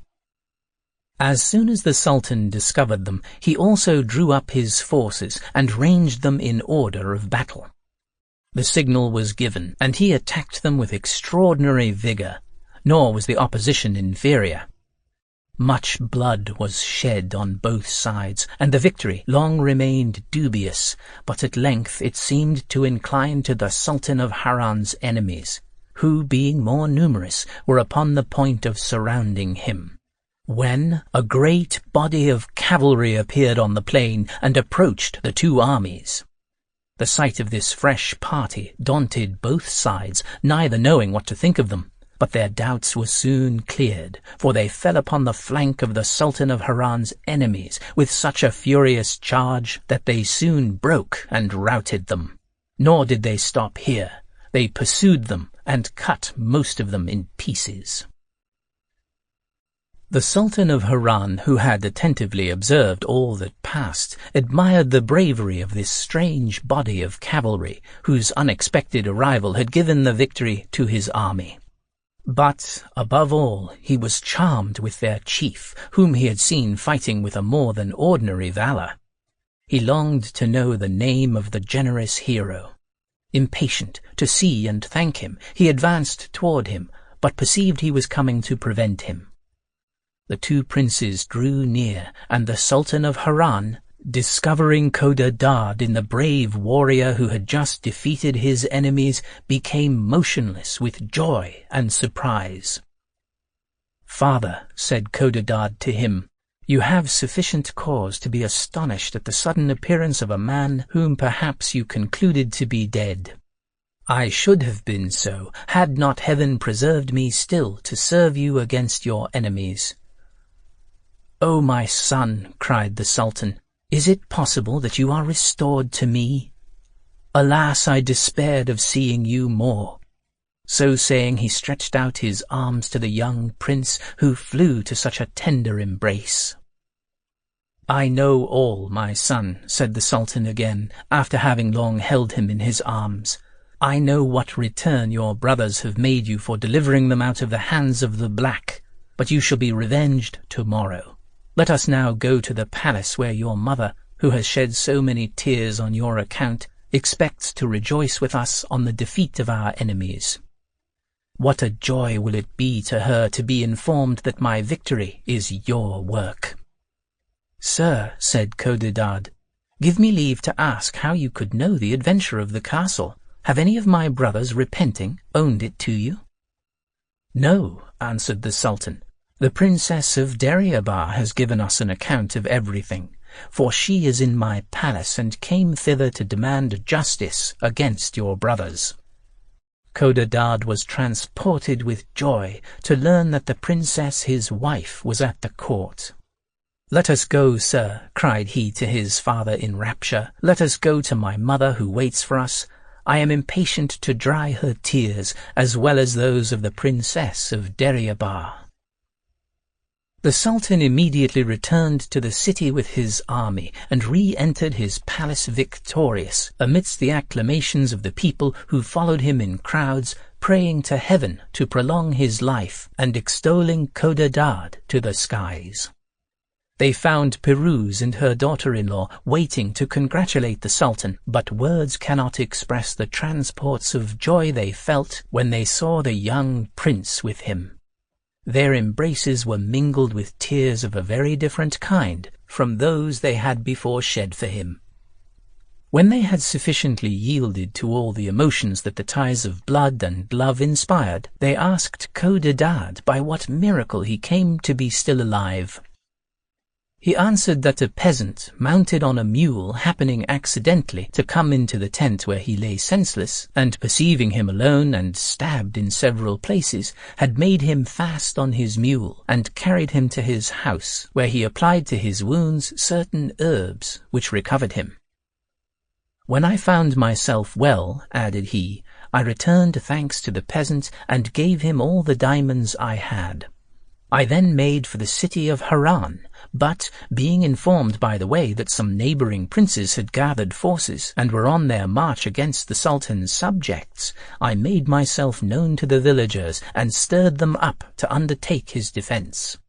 I armed a great number of young men and, heading them, happened to arrive at the time when the two armies were engaged." When he had done speaking, the Sultan said, "Let us return thanks to God for having preserved Codadad, but it is requisite that the traitors who would have destroyed him should perish."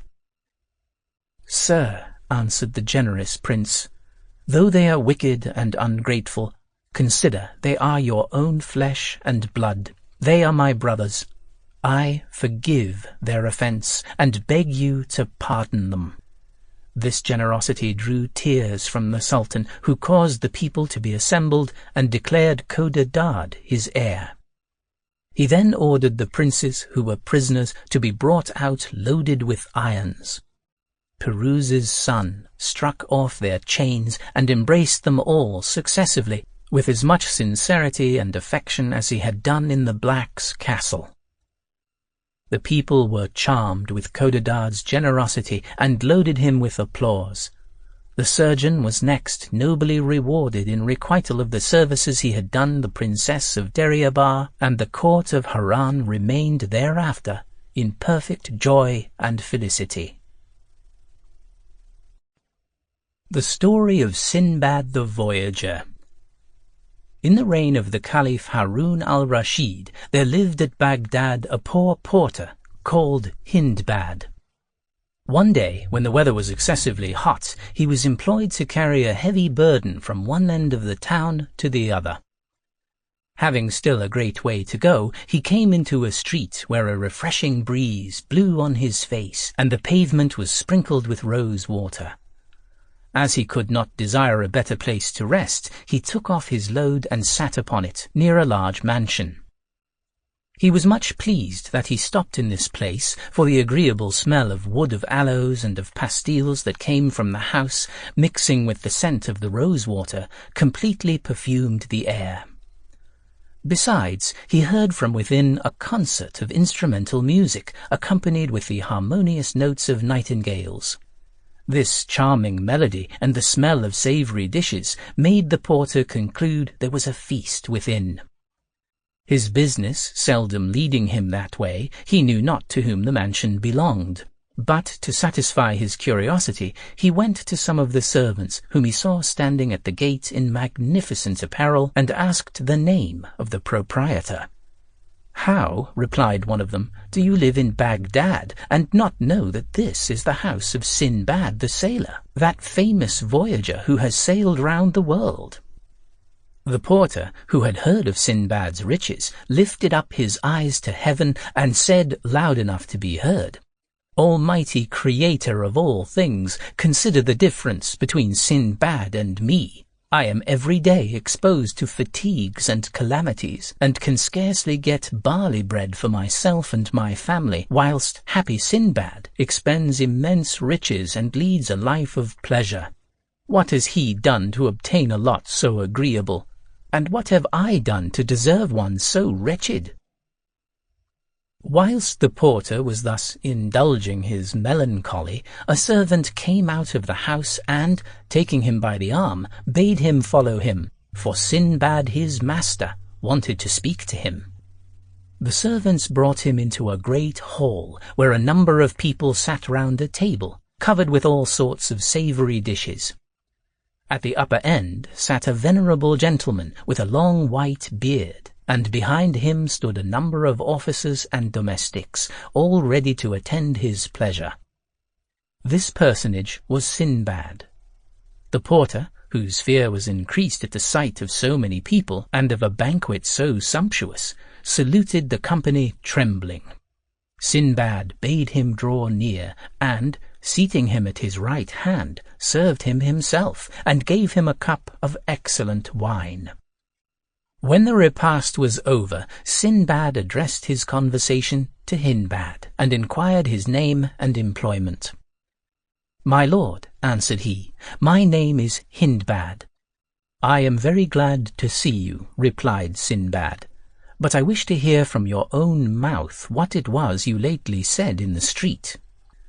Sinbad had himself heard the porter complain through the window, and this it was that induced him to have him brought in. At this request, Hindbad hung down his head in confusion, and replied, "My lord, I confess that my fatigue put me out of humour, and occasioned me to utter some indiscreet words, which I beg you to pardon." "Do not think I am so unjust," resumed Sinbad, "as to resent such a complaint. But I must rectify your error concerning myself. You think, no doubt, that I have acquired without labour and trouble the ease which I now enjoy. But do not mistake. I did not attain this happy condition without enduring for several years more trouble of body and mind than can well be imagined. Yes, gentlemen," he added, speaking to the whole company, "I can assure you my troubles were so extraordinary that they were calculated to discourage the most covetous from undertaking such voyages as I did to acquire riches. Perhaps you have never heard a distinct account of my wonderful adventures, and since I have this opportunity, I will give you a faithful account of them, not doubting but it will be acceptable. The First Voyage.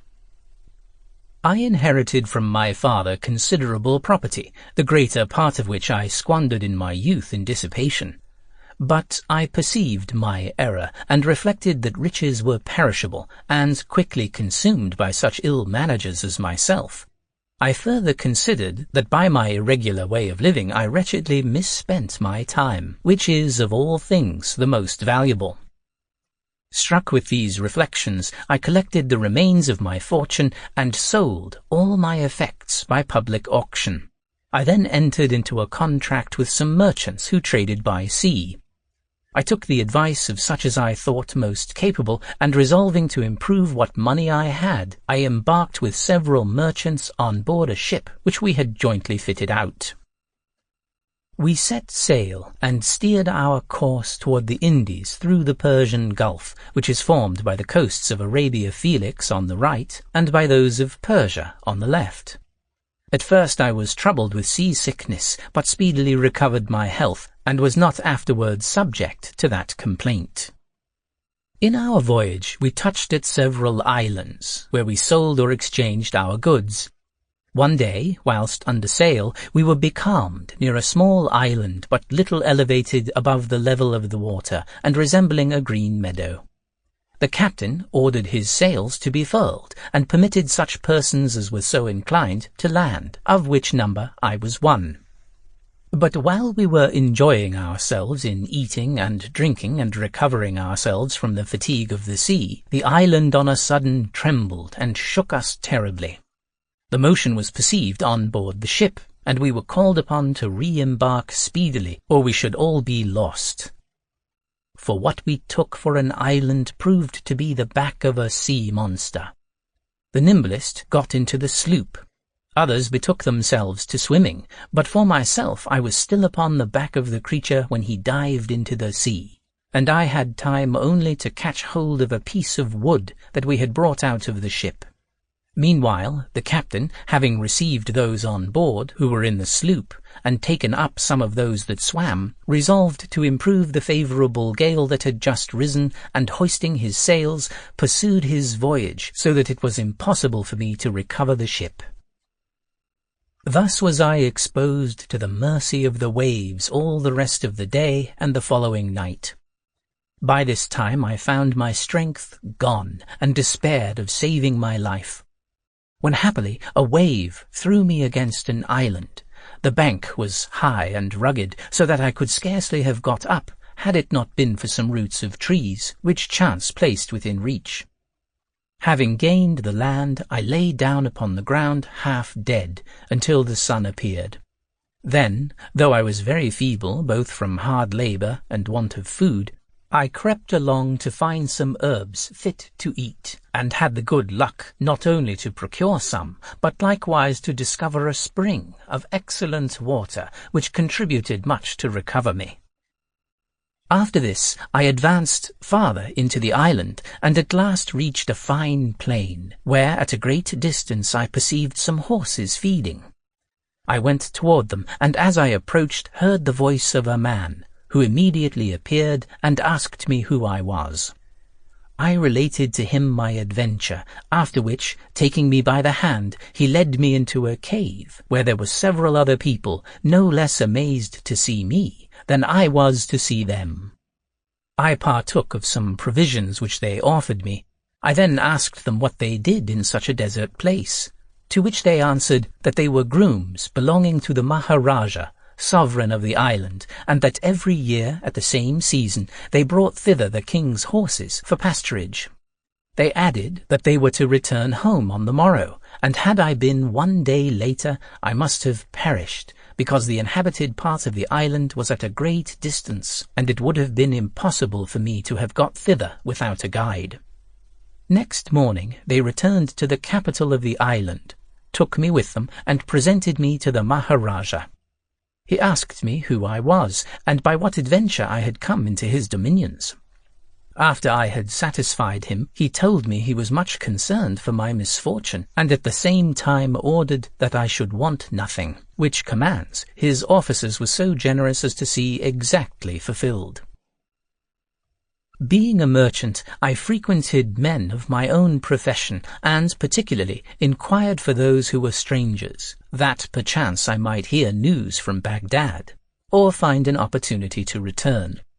They put 1,000 questions respecting my country, and I, being willing to inform myself as to their laws and customs, asked them concerning everything which I thought worth knowing. There belongs to this king an island named Cassel. They assured me that every night a noise of drums was heard there, whence the mariners fancied that it was the residence of a Degial. I determined to visit this wonderful place, and in my way thither saw fishes of 100 and 200 cubits long, that occasion more fear than hurt, for they are so timorous that they will fly upon the rattling of 2 sticks or boards. I saw likewise other fish about a cubit in length, that had heads like owls. As I was one day at the port after my return, a ship arrived, and as soon as she cast anchor, they began to unload her, and the merchants on board ordered their goods to be carried into the custom house. As I cast my eye upon some bales and looked to the name, I found my own, and perceived the bales to be the same that I had embarked at Bussorah.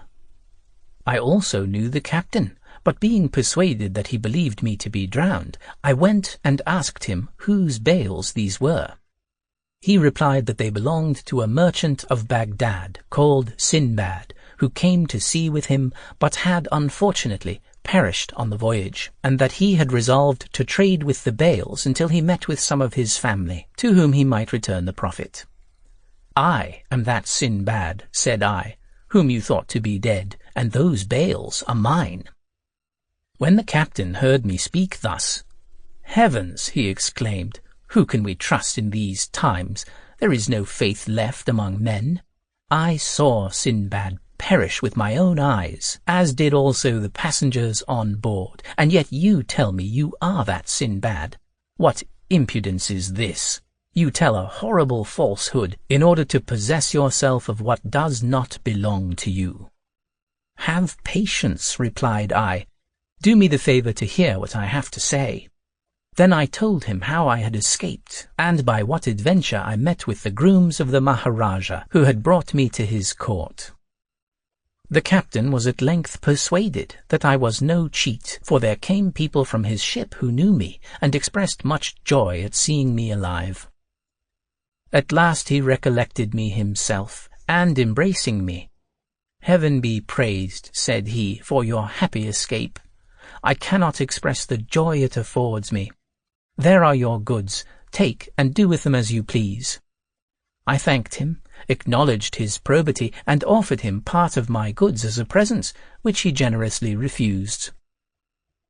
I took out what was most valuable in my bales and presented them to the Maharaja, who, knowing my misfortune, asked me how I came by such rarities.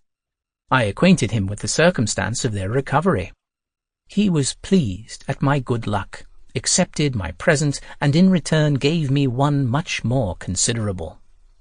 Upon this I took leave of him, and went aboard the same ship, after I had exchanged my goods for the commodities of that country. I carried with me wood of aloes, sandal, camphor, nutmegs, cloves, pepper, and ginger. We passed by several islands, and at last arrived at Bussorah, from whence I came to this city with the value of 100,000 sequins. My family and I received one another with sincere affection. I bought slaves and a landed estate, and built a magnificent house.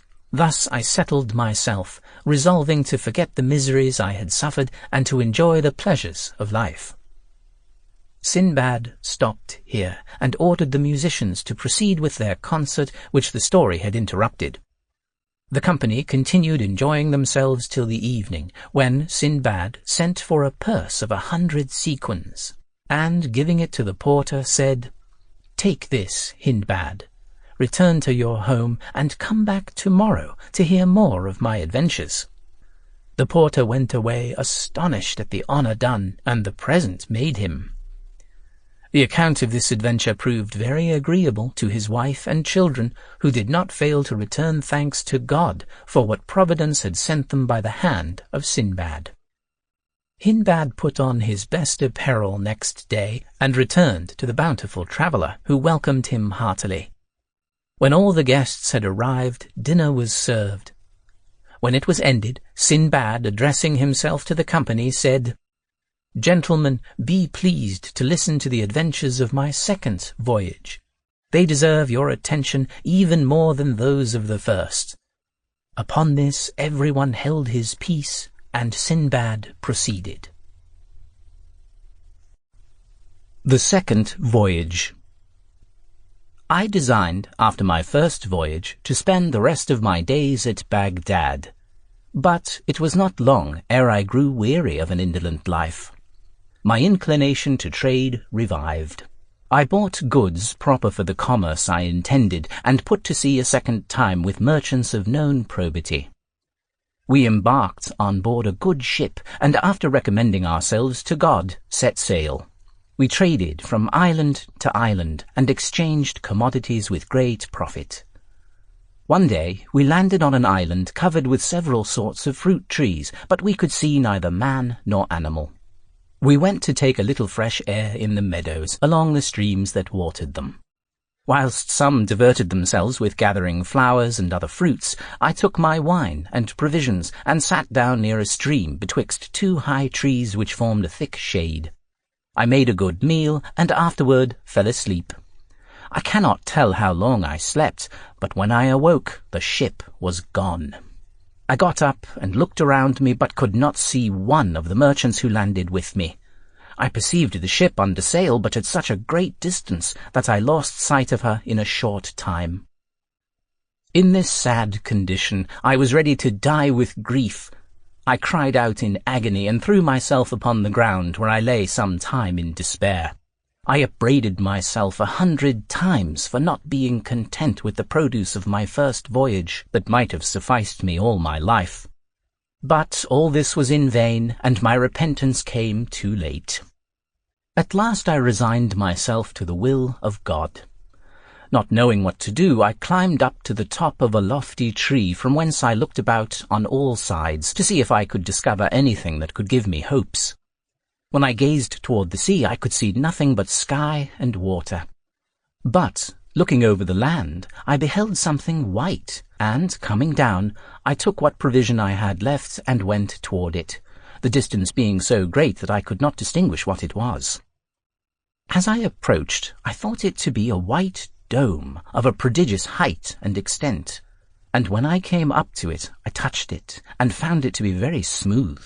I went round to see if it was open on any side, but saw that it was not, and that there was no climbing up to the top, as it was so smooth. It was at least 50 paces round. By this time the sun was about to set, and all of a sudden the sky became as dark as if it had been covered with a thick cloud. I was much astonished at this sudden darkness, but much more when I found it occasioned by a bird of a monstrous size that came flying toward me. I remembered that I had often heard mariners speak of a miraculous bird called the roc, and conceived that the great dome which I so much admired must be its egg. As I perceived the roc coming, I crept close to the egg, so that I had before me one of the bird's legs, which was as big as the trunk of a tree. I tied myself strongly to it with my turban, in hopes that next morning she would carry me with her out of this desert island. After having passed the night in this condition, the bird flew away as soon as it was daylight, and carried me so high that I could not discern the earth. She afterward descended with so much rapidity that I lost my senses. But when I found myself on the ground, I speedily untied the knot, and had scarcely done so, when the roc, having taken up a serpent of a monstrous length in her bill, flew away. The spot where she left me was encompassed on all sides by mountains that seemed to reach above the clouds, and so steep that there was no possibility of getting out of the valley. This was a new perplexity, so that when I compared this place with the desert island from which the roc had brought me, I found that I had gained nothing by the change. As I walked through this valley, I perceived it was strewed with diamonds, some of which were of a surprising bigness. I took pleasure in looking upon them, but shortly saw at a distance such objects as greatly diminished my satisfaction. Namely, a great number of serpents, so monstrous that the least of them was capable of swallowing an elephant. They retired in the daytime to their dens, where they hid themselves from the roc, their enemy, and came out only in the night. I spent the day in walking about the valley, resting myself at times in such places as I thought most convenient. When night came on, I went into a cave where I thought I might repose in safety. I secured the entrance with a great stone to preserve me from the serpents, but not so far as to exclude the light. I supped on part of my provisions, but the serpents, which began hissing round me, put me into such extreme fear that I could not sleep. When day appeared, the serpents retired, and I came out of the cave trembling. I can justly say that I walked upon diamonds without feeling any inclination to touch them. At last I sat down, and, notwithstanding my apprehensions, not having closed my eyes during the night, fell asleep after having eaten a little more of my provision. But I had scarcely shut my eyes when something that fell by me with a great noise awaked me. This was a large piece of raw meat, and at the same time I saw several others fall down from the rocks in different places. I had always regarded as fabulous what I had heard sailors and others relate of the Valley of Diamonds, and of the stratagems employed by merchants to obtain jewels from thence. But now I found that they had stated nothing but truth, for the fact is that the merchants come to the neighborhood of this valley when the eagles have young ones, and, throwing great joints of meat into the valley, the diamonds upon whose points they fall stick to them. The eagles, which are stronger in this country than anywhere else, pounce with great force upon the pieces of meat, and carry them to their nests on the rocks to feed their young. The merchants at this time run to the nests, drive off the eagle by their shouts, and take away the diamonds that stick to the meat. Until I perceived the device, I had concluded it to be impossible for me to leave this abyss, which I regarded as my grave. But now I changed my opinion, and began to think upon the means of my deliverance. I began to collect the largest diamonds I could find, and put them into the leather bag in which I used to carry my provisions. I afterward took the largest of the pieces of meat, tied it close round me with the cloth of my turban, and then laid myself upon the ground with my face downward, the bag of diamonds being made fast to my girdle. I had scarcely placed myself in this posture when the eagles came. Each of them seized a piece of meat, and one of the strongest, having taken me up with the piece of meat to which I was fastened, carried me to the nest on the top of the mountain. The merchants immediately began their shouting to frighten the eagles, and when they had obliged them to quit their prey, one of them came to the nest where I was. He was much alarmed when he saw me, but recovering himself, instead of inquiring how I came hither, began to quarrel with me, and asked why I stole his goods. "You will treat me," replied I, "with more civility when you know me better. Do not be uneasy. I have diamonds enough for you and myself, more than all the other merchants together. Whatever they have, they owe to chance, but I selected for myself in the bottom of the valley those which you see in this bag." I had scarcely done speaking when the other merchants came crowding about us, much astonished to see me, but they were much more surprised when I told them my story. They conducted me to their encampment, and there having opened my bag, they were surprised at the largeness of my diamonds, and confessed that in all the courts which they had visited they had never seen any of such size and perfection. I prayed the merchant who owned the nest to which I had been carried, for every merchant had his own, to take as many for his share as he pleased. He contented himself with one, and that the least of them.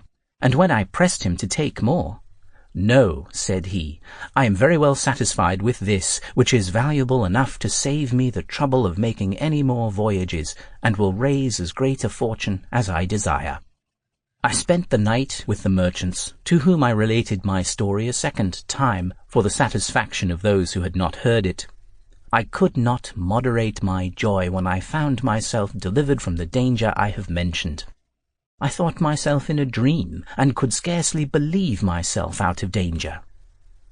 The merchants had thrown their pieces of meat into the valley for several days, and each of them being satisfied with the diamonds that had fallen to his lot, we left the place the next morning and travelled near high mountains, where there were serpents of a prodigious length, which we had the good fortune to escape.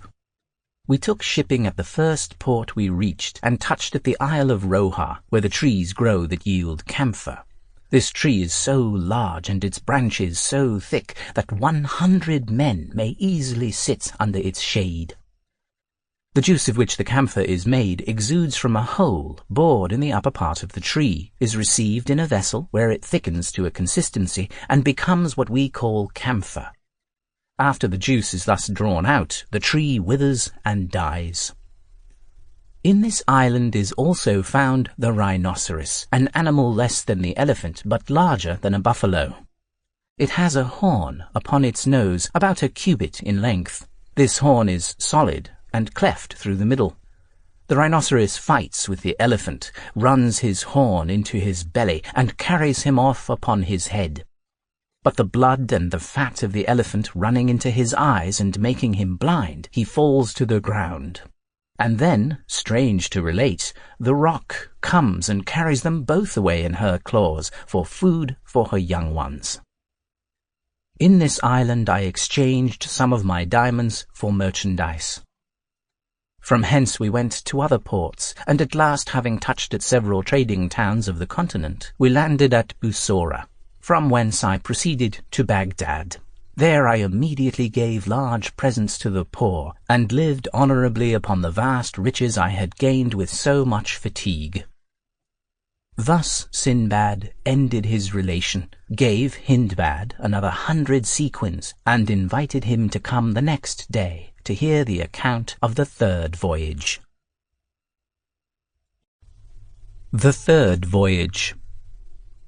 I soon lost the remembrance of the perils I had encountered in my 2 former voyages, said Sinbad, and being in the flower of my age, I grew weary of living without business, and went from Baghdad to Bussorah with the richest commodities of the country. There I embarked again with some merchants. We made a long voyage and touched at several ports, where we carried on a considerable trade. One day, being out in the main ocean, we were overtaken by a dreadful tempest, which drove us from our course. The tempest continued several days, and brought us before the port of an island, which the captain was very unwilling to enter, but we were obliged to cast anchor. When we had furled our sails, the captain told us that this and some other neighbouring islands were inhabited by hairy savages who would speedily attack us. And though they were but dwarfs, yet we must make no resistance, for they were more in number than the locusts, and if we happened to kill one of them, they would all fall upon us and destroy us. We soon found that what he had told us was but too true. An innumerable multitude of frightful savages about 2 feet high, covered all over with red hair, came swimming toward us and encompassed our ship. They spoke to us as they came near, but we understood not their language, and they climbed up the sides of the ship with such agility as surprised us. They took down our sails, cut the cables, and hauling to the shore, made us all get out, and afterward carried the ship into another island, from whence they had come. We went forward into the island, where we gathered some fruits and herbs to prolong our lives as long as we could, but we expected nothing but death. As we advanced, we perceived at a distance a vast pile of buildings, and made toward it. We found it to be a palace, elegantly built and very lofty, with a gate of ebony, which we forced open. We entered the court, where we saw before us a large apartment, with a porch, having on one side a heap of human bones, and on the other a vast number of roasting spits. We trembled at this spectacle, and being fatigued with travelling, fell to the ground, seized with deadly apprehension, and lay a long time motionless. The sun set. The gate of the apartment opened with a loud crash, and there came out the horrible figure of a black man, as tall as a lofty palm tree. He had but one eye, and that in the middle of his forehead, where it looked as red as a burning coal. His 4 teeth were very long and sharp, and stood out of his mouth, which was as deep as that of a horse. His upper lip hung down upon his breast. His ears resembled those of an elephant, and covered his shoulders, and his nails were as long and crooked as the talons of the greatest of birds. At the sight of so frightful a giant we became insensible, and lay like dead men. At last we came to ourselves, and saw him sitting in the porch looking at us. When he had considered us well, he advanced toward us, and, laying his hand upon me, took me up by the nape of my neck, and turned me round as a butcher would do a sheep's head. After having examined me, and perceiving me to be so lean that I had nothing but skin and bone, he let me go. He took up all the rest one by one, and viewed them in the same manner. The captain, being the fattest, he held him with one hand, as I would do a sparrow, and thrust a spit through him. He then kindled a great fire, roasted, and ate him in his apartment for supper. Having finished his repast, he returned to his porch, where he lay and fell asleep, snoring louder than thunder. He slept thus till morning. As to ourselves, it was not possible for us to enjoy any rest, so that we passed the night in the most painful apprehension that can be imagined. When day appeared, the giant awoke, got up, went out, and left us in the palace. When we thought him at a distance, we broke the melancholy silence we had preserved the whole of the night, and filled the palace with our lamentations and groans. We spent the day in traversing the island, supporting ourselves with fruits and herbs as we had done the day before. In the evening we sought for some place of shelter, but found none, so that we were forced, whether we would or not, to go back to the palace. The giant failed not to return, and supped once more upon one of our companions, after which he slept and snored till day, and then went out and left us as before. Our situation appeared to us so dreadful that several of my comrades designed to throw themselves into the sea, rather than die so painful a death, upon which one of the company answered that it would be much more reasonable to devise some method to rid ourselves of the monster. Having thought of a project for this purpose, I communicated it to my comrades, who approved it. "Brethren," said I, "you know there is much timber floating upon the coast. If you will be advised by me, let us make several rafts capable of bearing us. In the meantime, we will carry out the design I propose to you for our deliverance from the giant. And if it succeed, we may remain here patiently awaiting the arrival of some ship. But if it happen to miscarry, we will take to our rafts and put to sea." My advice was approved, and we made rafts capable of carrying 3 persons on each. We returned to the palace toward the evening, and the giant arrived shortly after. We were forced to submit to seeing another of our comrades roasted, but at last we revenged ourselves on the brutish giant in the following manner. After he had finished his supper, he lay down on his back and fell asleep. As soon as we heard him snore, according to his custom, 9 of the boldest among us and myself took each of us a spit, and putting the points of them into the fire till they were burning hot, we thrust them into his eye all at once, and blinded him. The pain made him break out into a frightful yell. He started up and stretched out his hands in order to sacrifice some of us to his rage, but we ran to such places as he could not reach. And after having sought for us in vain, he groped for the gate and went out, howling in agony. We quitted the palace after the giant and came to the shore where we had left our rafts, and put them immediately to sea. We waited till day, in order to get upon them in case the giant should come toward us with any guide of his own species, but we hoped that if he did not appear by sunrise, and gave over his howling, which we still heard, that he would prove to be dead. And if that happened, we resolved to stay in that island, and not to risk our lives upon the rafts. But day had scarcely appeared when we perceived our cruel enemy, accompanied by 2 others almost of the same size, leading him, and a great number more coming before him at a quick pace. We did not hesitate to take to our rafts and put to sea with all the speed we could. The giants, who perceived this, took up great stones, and, running to the shore, entered the water up to the middle, and threw so exactly that they sunk all the rafts but that I was upon. And all my companions, except the two with me, were drowned. We rowed with all our might and escaped the giants, but when we got out to sea we were exposed to the mercy of the waves and winds, and spent that night and the following day under the most painful uncertainty as to our fate. But next morning we had the good fortune to be thrown upon an island, where we landed with much joy. We found excellent fruit which afforded us great relief and recruited our strength. At night we went to sleep on the sea-shore, but were awakened by the noise of a serpent of surprising length and thickness, whose scales made a rustling noise as he wound himself along. It swallowed up one of my comrades, notwithstanding his loud cries and the efforts he made to extricate himself from it. Dashing him several times against the ground, it crushed him, and we could hear it gnaw and tear the poor wretch's bones, though we had fled to a considerable distance. As we walked about, when day returned, we saw a tall tree, upon which we designed to pass the following night for our security, and having satisfied our hunger with fruit, we mounted it before the dusk had fallen.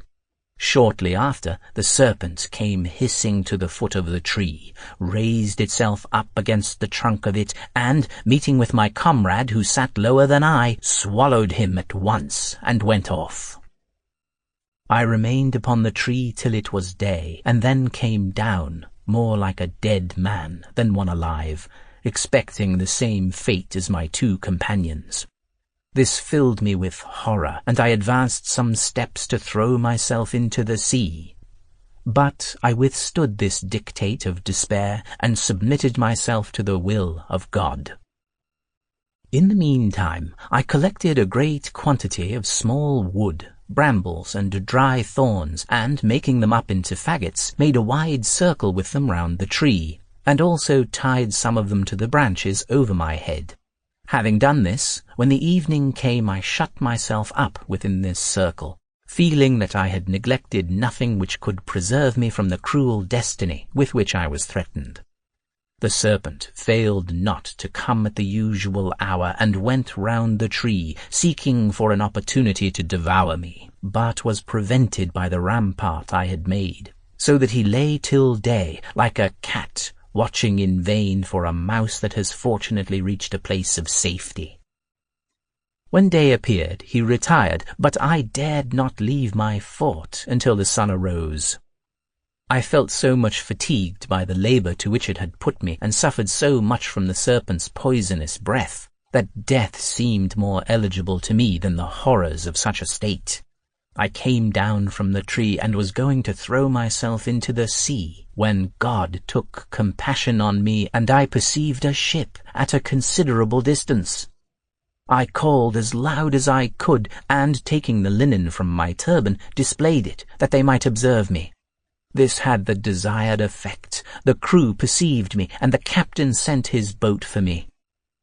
As soon as I came on board, the merchants and seamen flocked about me to know how I came into that desert island. And after I had related to them all that had befallen me, the oldest among them said that they had often heard of the giants that dwelt in that island, that they were cannibals. And as to the serpents, they added that there were abundance of them that hid themselves by day and came abroad by night. After having testified their joy at my escaping so many dangers, they brought me the best of their provisions, and the captain, seeing that I was in rags, was so generous as to give me one of his own suits. We continued at sea for some time, touched at several islands, and at last landed at that of Salabat, where sandalwood is obtained, which is of great use in medicine. We entered the port, and came to anchor. The merchants began to unload their goods in order to sell or exchange them. In the meantime, the captain came to me and said, "Brother, I have here some goods that belonged to a merchant who sailed some time on board this ship, and, he being dead, I designed to dispose of them for the benefit of his heirs." The bales he spoke of lay on the deck, and, showing them to me, he said, "There are the goods. I hope you will take care to sell them, and you shall have factorage." I thanked him for thus affording me an opportunity of employing myself, because I hated to be idle. The clerk of the ship took an account of all the bales, with the names of the merchants to whom they belonged, and when he asked the captain in whose name he should enter those he had given me the charge of, "Enter them," said the captain, "in the name of Sinbad." I could not hear myself named without some emotion, and, looking steadfastly on the captain, I knew him to be the person who, in my second voyage, had left me in the island where I fell asleep. I was not surprised that he, believing me to be dead, did not recognize me. "Captain," said I, "was the merchant's name to whom those bales belonged Sinbad?" "Yes," replied he, "that was his name. He came from Baghdad, and embarked on board my ship at Bassorah." "You believe him then to be dead?" said I. "Certainly," answered he. "No, captain," resumed I. "Look at me, and you may know that I am Sinbad." The captain, having considered me attentively, recognized me. "God be praised," said he, embracing me. "I rejoice that fortune has rectified my fault. There are your goods, which I always took care to preserve." I took them from him and made him the acknowledgments to which he was entitled. From the Isle of Salabat we went to another, where I furnished myself with cloves, cinnamon, and other spices. As we sailed from this island, we saw a tortoise 20 cubits in length and breadth. We observed also an amphibious animal like a cow, which gave milk. Its skin is so hard that they usually make bucklers of it. In short, after a long voyage I arrived at Bassorah, and from thence returned to Baghdad with so much wealth that I knew not its extent. I gave a great deal to the poor, and bought another considerable estate in addition to what I had already. Thus Sinbad finished the history of his third voyage, gave another 100 sequins to Hindbad, and invited him to dinner again the next day to hear the story of his fourth series of adventures. The Fourth Voyage.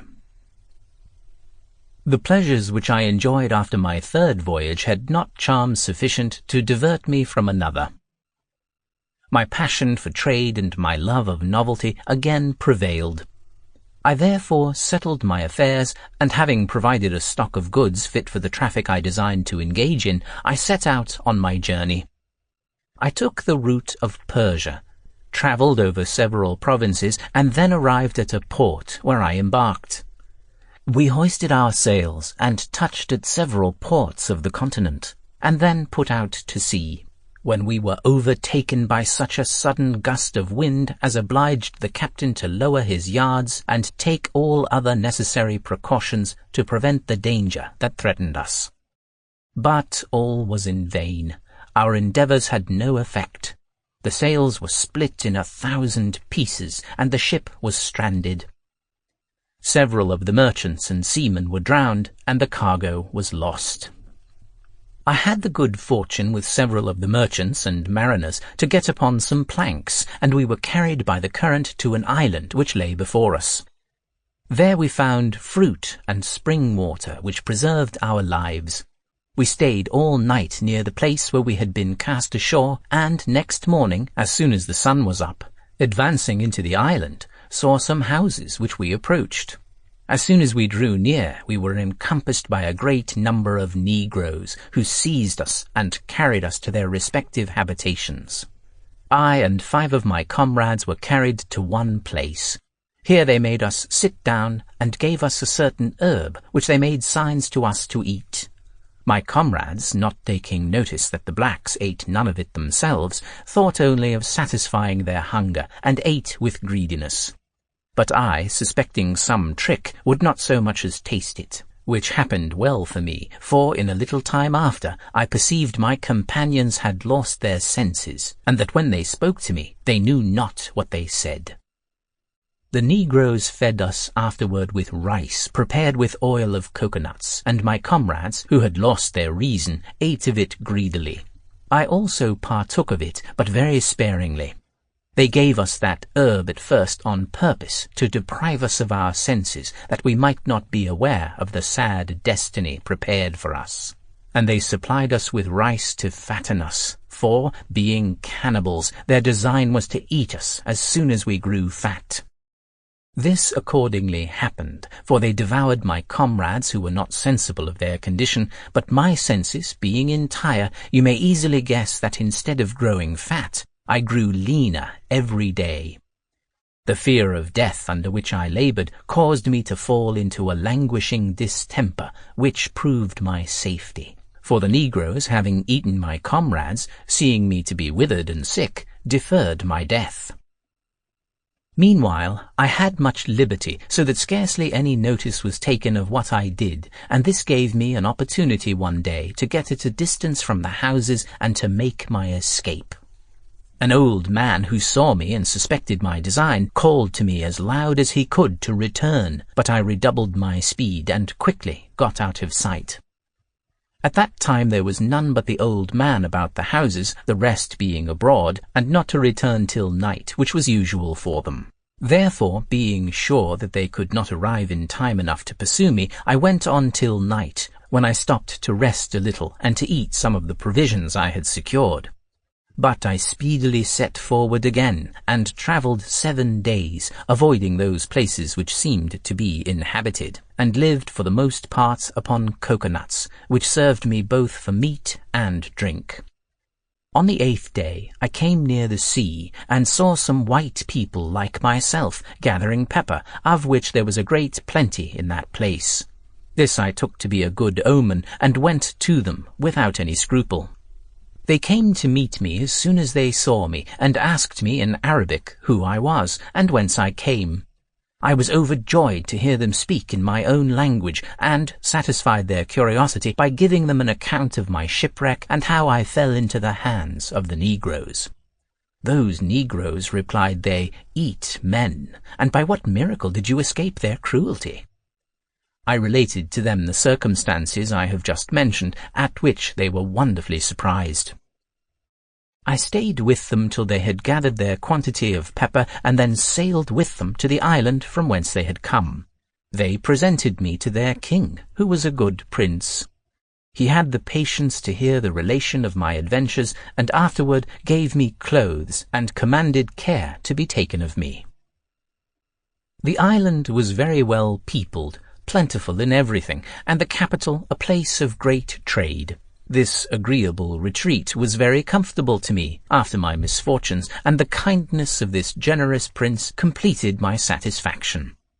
In a word, there was not a person more in favour with him than myself, and consequently every man in court and city sought to oblige me, so that in a very little time I was looked upon rather as a native than a stranger.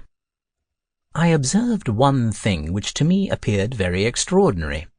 All the people, the king himself not excepted, rode their horses without bridle or stirrups. This made me one day take the liberty to ask the king how it came to pass.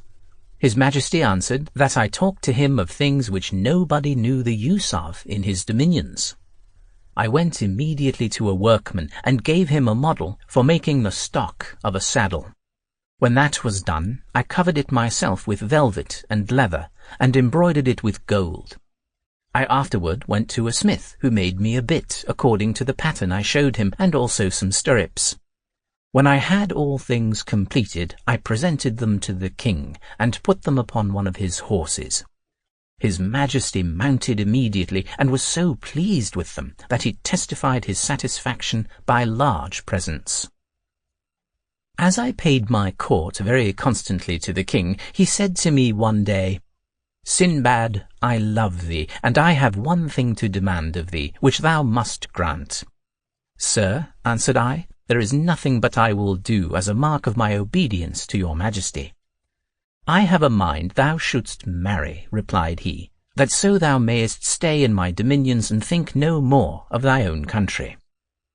I durst not resist the prince's will, and he gave me one of the ladies of his court, noble, beautiful, and rich. The ceremonies of marriage being over, I went and dwelt with my wife, and for some time we lived together in perfect harmony. I was not, however, satisfied with my banishment, therefore designed to make my escape the first opportunity and to return to Baghdad. At this time, the wife of one of my neighbors fell sick and died. I went to see and comfort him in his affliction, and finding him absorbed in sorrow, I said to him as soon as I saw him, "God preserve you and grant you a long life." "Alas," replied he, "how do you think I should obtain the favor you wish me? I have not above an hour to live." "Pray," said I, "do not entertain such a melancholy thought. I hope I shall enjoy your company many years." "I wish you," he replied, "a long life, but my days are at an end, for I must be buried this day with my wife. This is a law which our ancestors established in this island, and it is always observed. The living husband is interred with the dead wife, and the living wife with the dead husband. Nothing can save me. Everyone must submit to this law." While he was giving me an account of this barbarous custom, the very relation of which chilled my blood, his kindred, friends, and neighbors came in a body to assist at the funeral. They dressed the corpse of the woman in her richest apparel and all her jewels, as if it had been her wedding day. Then they placed her in an open coffin and began their march to the place of burial, the husband walking at the head of the company. They proceeded to a high mountain, and when they had reached the place of their destination, they took up a large stone which covered the mouth of a deep pit, and let down the corpse with all its apparel and jewels. Then the husband, embracing his kindred and friends, suffered himself without resistance to be put into another open coffin with a pot of water and 7 small loaves, and was let down in the same manner. The ceremony being over, the aperture was again covered with the stone, and the company returned. It is needless for me to tell you that I was a melancholy spectator of this funeral, while the rest were scarcely moved. The custom was to them so familiar. I could not forbear communicating to the king my sentiment respecting the practice. "Sir," I said, "I cannot but feel astonished at the strange usage observed in this country, of burying the living with the dead. I have been a great traveller and seen many countries, but never heard of so cruel a law." "What do you mean, Sinbad?" replied the king. "It is a common law. I shall be interred with the queen, my wife, if she die first." "But, sir," said I, "may I presume to ask your majesty if strangers be obliged to observe this law?" "Without doubt," returned the king. "They are not exempted if they be married in this island." I returned home much depressed by this answer, for the fear of my wife's dying first and that I should be interred alive with her occasioned me very uneasy reflections. But there was no remedy. I must have patience and submit to the will of God. I trembled, however, at every little indisposition of my wife, and, alas, in a little time my fears were realized, for she fell sick and died. The king and all his court expressed their wish to honor the funeral with their presence, and the most considerable people of the city did the same. When all was ready for the ceremony, the corpse was put into a coffin with all her jewels and her most magnificent apparel. The procession began, and as second actor in this doleful tragedy, I went next to the corpse, my eyes filled with tears, bewailing my deplorable fate. Before we reached the mountain, I made an attempt to affect the minds of the spectators. I addressed myself to the king first, and then to all those that were around me. Bowing before them to the earth and kissing the border of their garments, I prayed them to have compassion upon me. "Consider," said I, "that I am a stranger, and ought not to be subject to this rigorous law, and that I have another wife and children in my own country." Although I spoke in the most pathetic manner, no one was moved by my address. On the contrary, they ridiculed my dread of death as cowardly, made haste to let my wife's corpse into the pit, and lowered me down the next moment in an open coffin with a vessel full of water and 7 loaves. As I approached the bottom, I discovered by the aid of the little light that came from above the nature of this subterranean place. It seemed an endless cavern, and might be about 50 fathoms deep. Instead of losing my courage and calling death to my assistance in that miserable condition, however, I felt still an inclination to live, and to do all I could to prolong my days.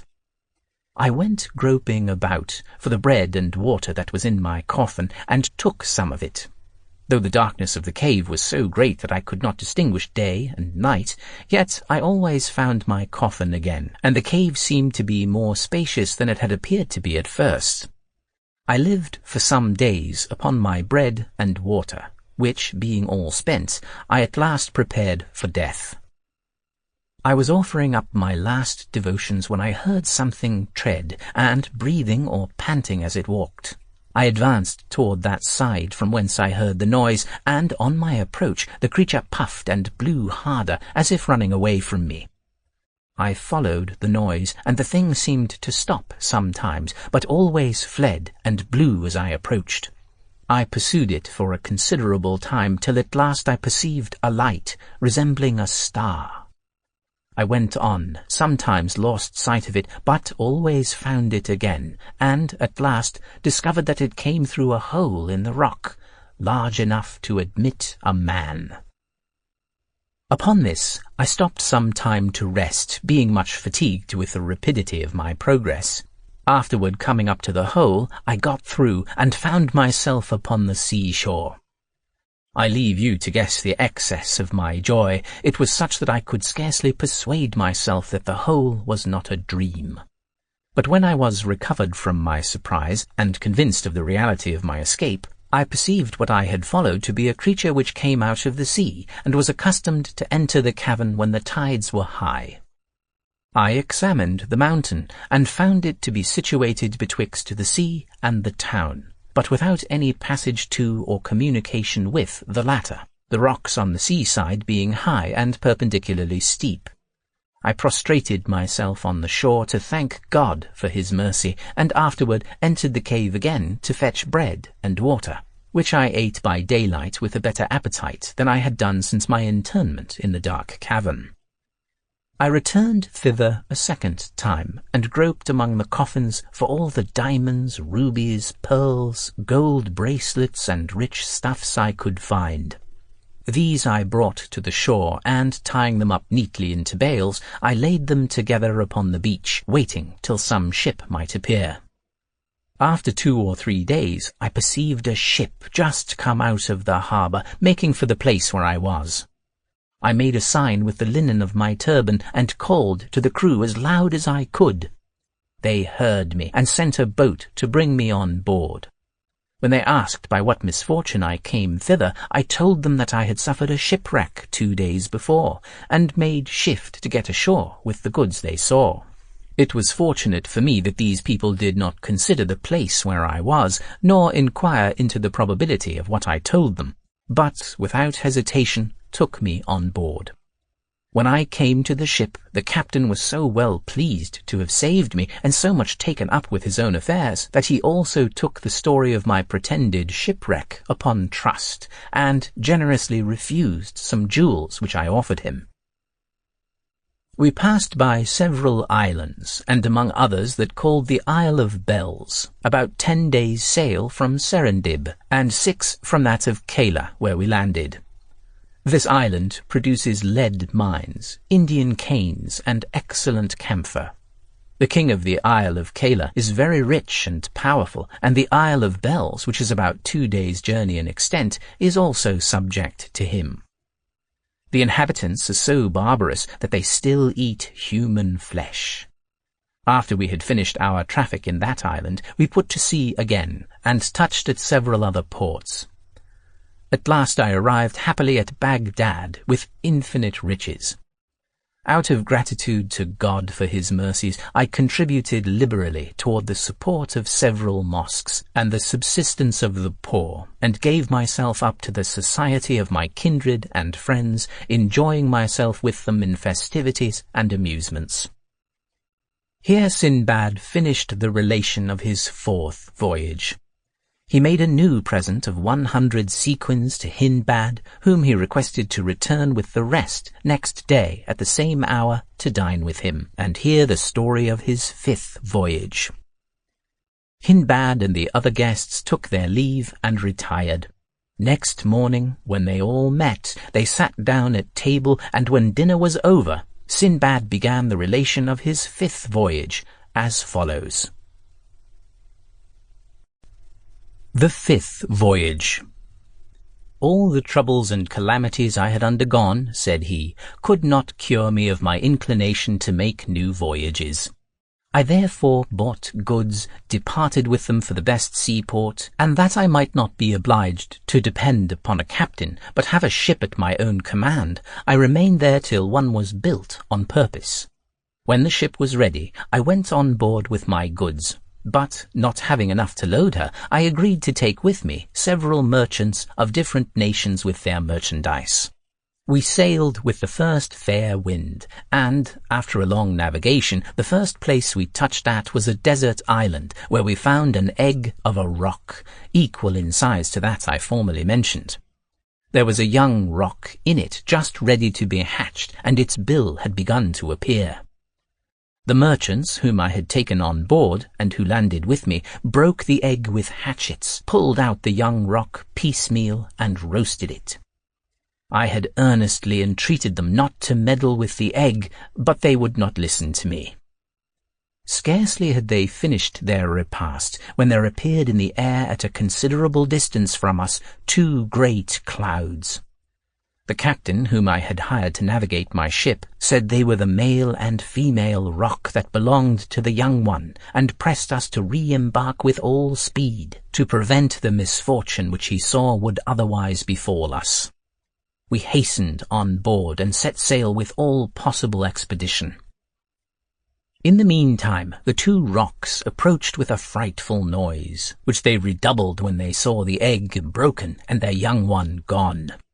They flew back in the direction they had come and disappeared for some time, while we made all the sail we could to endeavour to prevent that which unhappily befell us. They soon returned, and we observed that each of them carried between its talons rocs of a monstrous size. When they came directly over my ship, they hovered, and one of them let fall a stone, but by the dexterity of the steersman it missed us.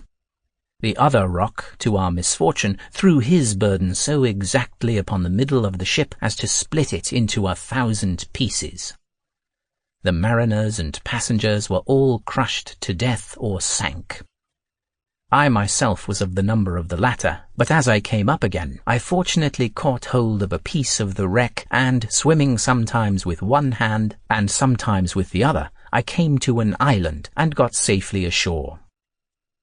I sat down upon the grass to recover myself from my fatigue, after which I went into the island to explore it. I found trees everywhere, some of them bearing green and others ripe fruits, and streams of fresh, pure water. I ate of the fruits, which I found excellent, and drank of the water, which was very good. When I was a little advanced into the island, I saw an old man who appeared very weak and infirm. He was sitting on the bank of a stream, and at first I took him to be one who had been shipwrecked like myself. I went toward him and saluted him, but he only slightly bowed his head. I asked him why he sat so still, but instead of answering me, he made a sign for me to take him upon my back and carry him over the brook, signifying that it was to gather fruit. I believed him really to stand in need of my assistance, took him upon my back, and, having carried him over, bade him get down, and for that end stooped, that he might get off with ease. But instead of doing so, which I laugh at every time I think of it, the old man, who to me appeared quite decrepit, clasped his legs nimbly about my neck. He sat astride upon my shoulders, and held my throat so tight that I thought he would have strangled me, the apprehension of which made me swoon and fall down. Notwithstanding my fainting, the ill-natured old fellow kept fast about my neck, but opened his legs a little to give me time to recover my breath. When I had done so, he thrust one of his feet against my stomach, and struck me so rudely on the side with the other that he forced me to rise up against my will. Having arisen, he made me walk under the trees, and forced me now and then to stop to gather and eat fruit. He never left me all day, and when I lay down to rest at night, laid himself down with me, holding always fast about my neck. Every morning he pushed me to make me awake, and afterward obliged me to get up and walk, and pressed me with his feet. One day I found in my way several dry calabashes that had fallen from a tree. I took a large one, and after cleaning it, pressed into it some juice of grapes which abounded in the island.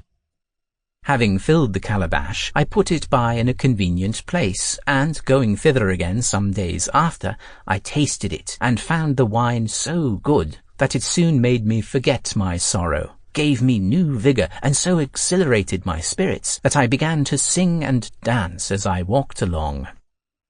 The old man, perceiving the effect which this liquor had upon me, and that I carried him with more ease than before, made a sign to give him some of it. I handed him the calabash, and the liquor pleasing his palate, he drank it all off. There being a considerable quantity of it, he became intoxicated, and the fumes getting up into his head, he began to sing after his manner, and to dance, thus loosening his legs from about me by degrees. Finding that he did not press me as before, I threw him upon the ground, where he lay without motion. I then took up a great stone and crushed him. I was extremely glad to be thus freed forever from this troublesome fellow.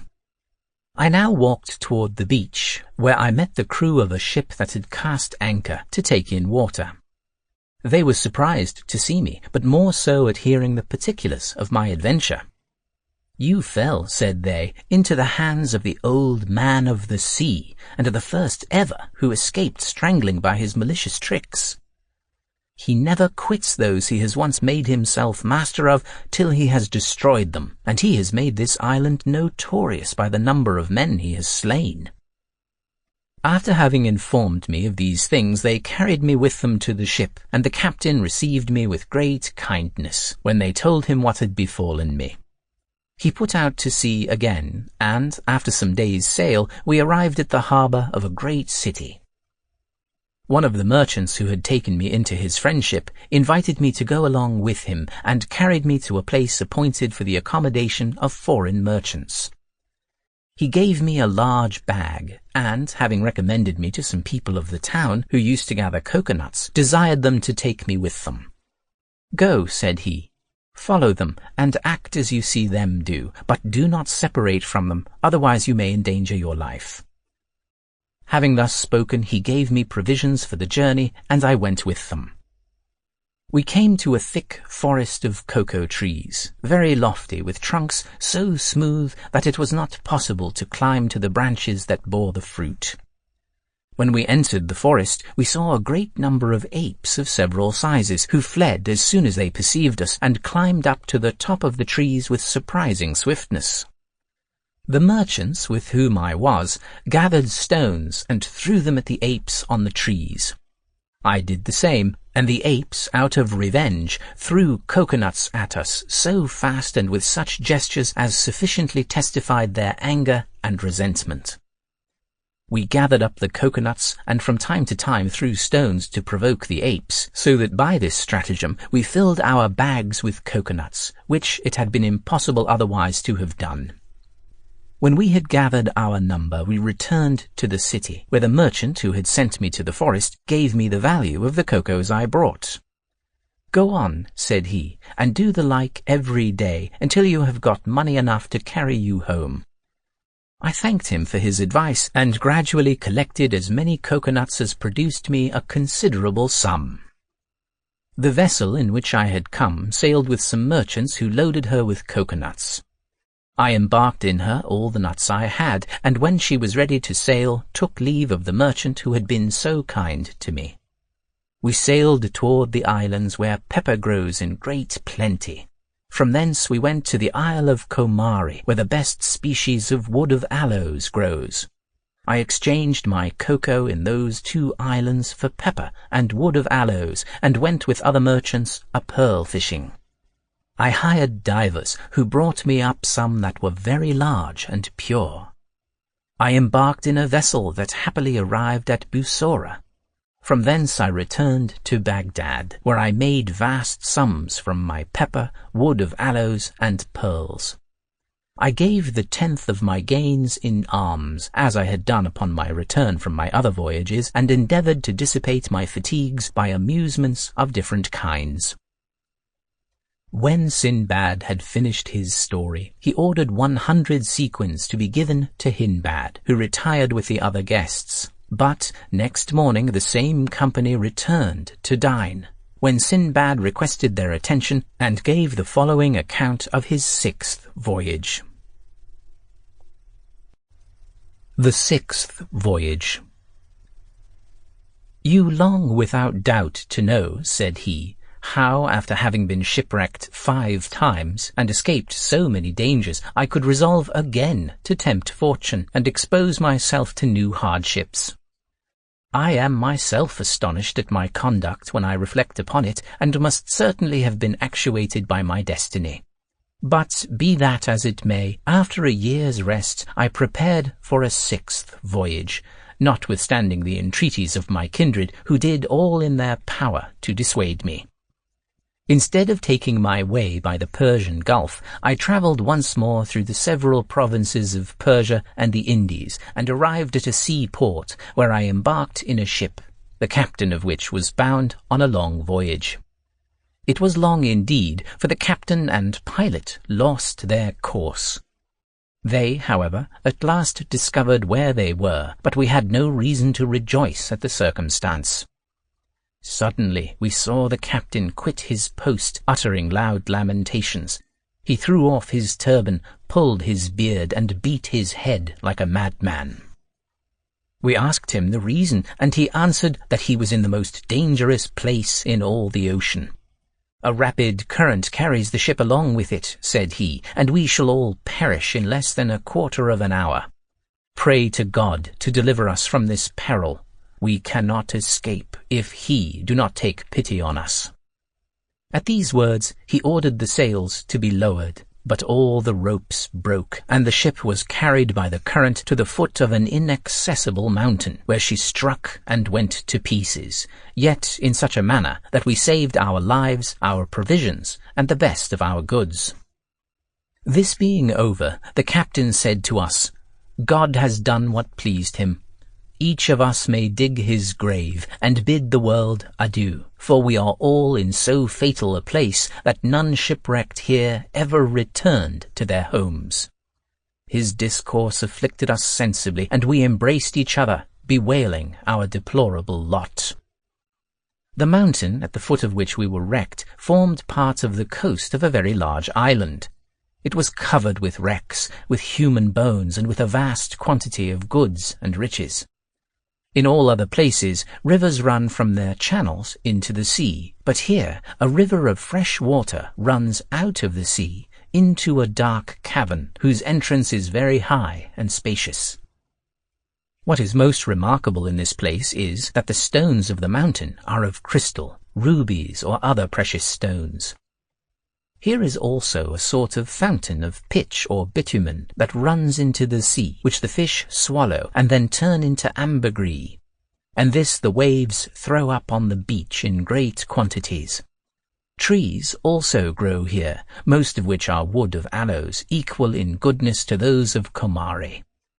To finish the description of this place, which may well be called a gulf, since nothing ever returns from it, it is not possible for ships to get off once they approach within a certain distance.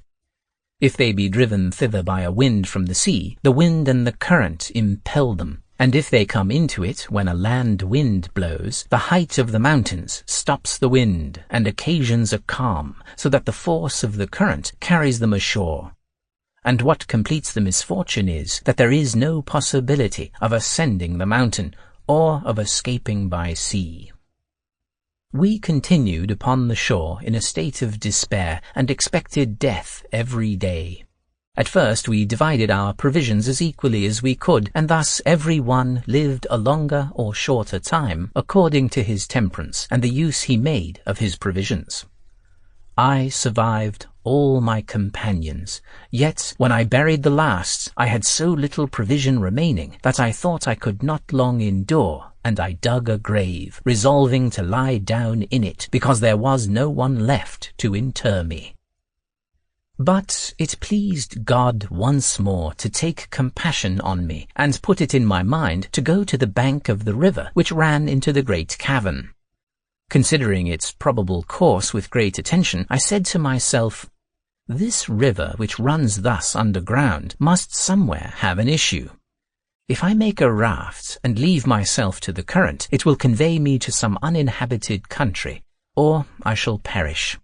If I be drowned, I lose nothing, but only change one kind of death for another." I immediately went to work upon large pieces of timber and cables, for I had choice of them, and tied them together so strongly that I soon made a very solid raft. When I had finished, I loaded it with rubies, emeralds, ambergris, rock crystal, and bales of rich stuffs.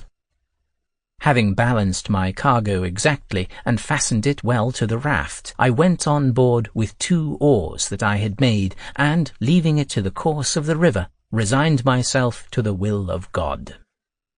As soon as I entered the cavern, I lost all light, and the stream carried me I knew not whither. Thus I floated some days in perfect darkness, and once found the arch so low that it very nearly touched my head, which made me cautious afterward to avoid the like danger. All this while I ate nothing but what was just necessary to support nature. Yet, notwithstanding my frugality, all my provisions were spent.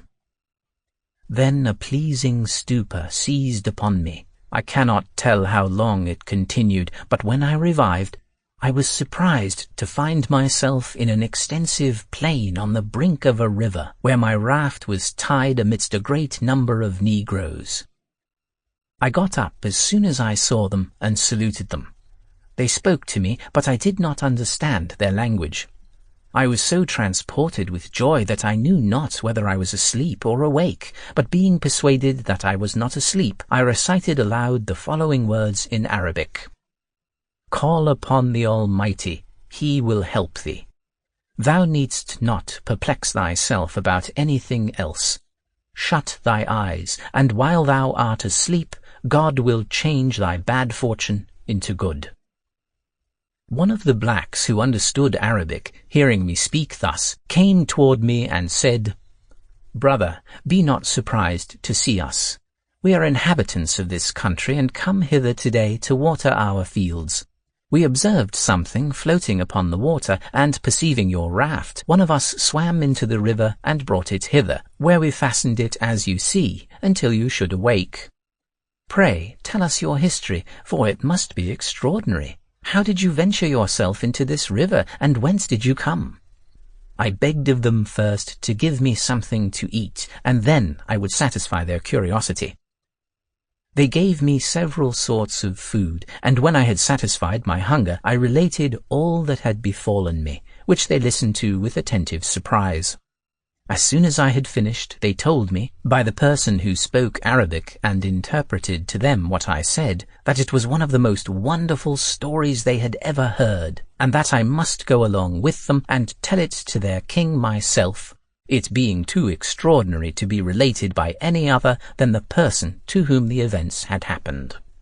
They immediately sent for a horse, which was brought in a little time, and having helped me to mount, some of them walked before to show the way, while the rest took my raft and cargo and followed.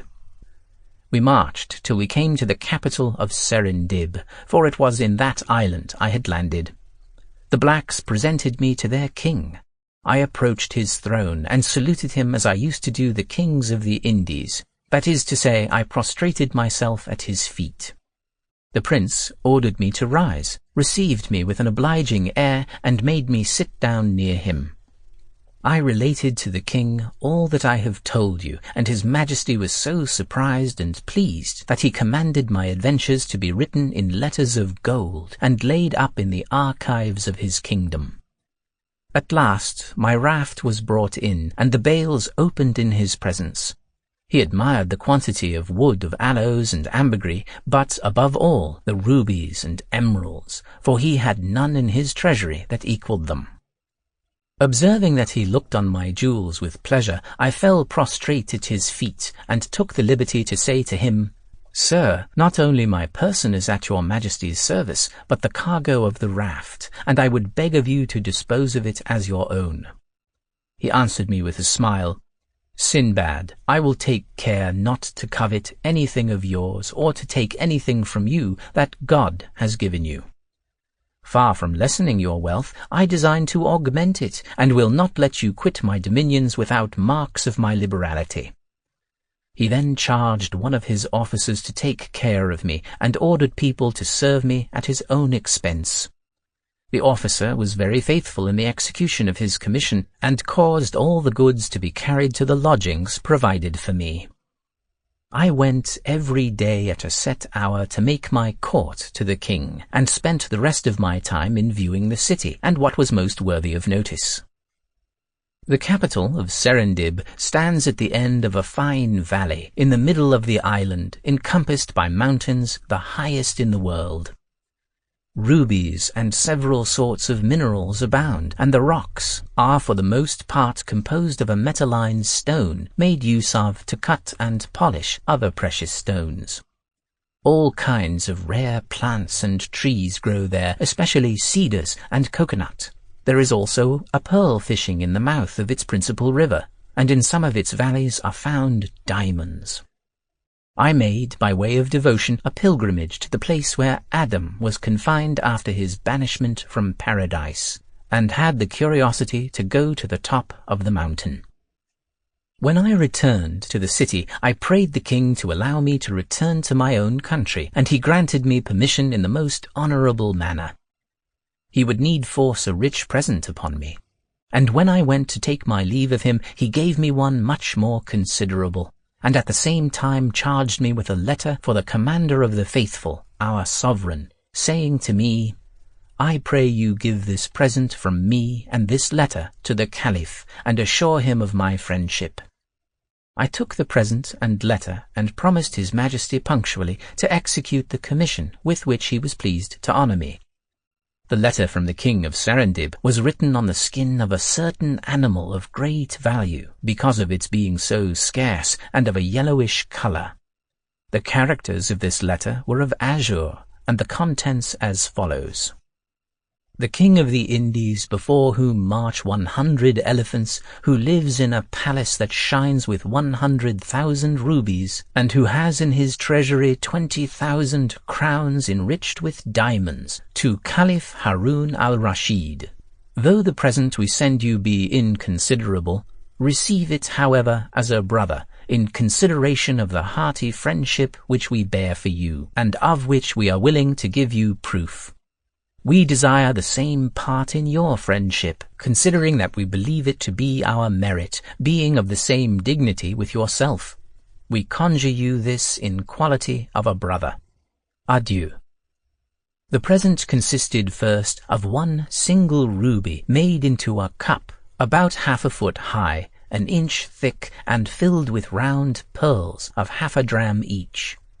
2. The skin of a serpent, whose scales were as large as an ordinary piece of gold, and had the virtue to preserve from sickness those who lay upon it. 3. 50,000 drams of the best wood of aloes, with 30 grains of camphor as big as pistachios. And 4. A female slave of ravishing beauty, whose apparel was all covered over with jewels.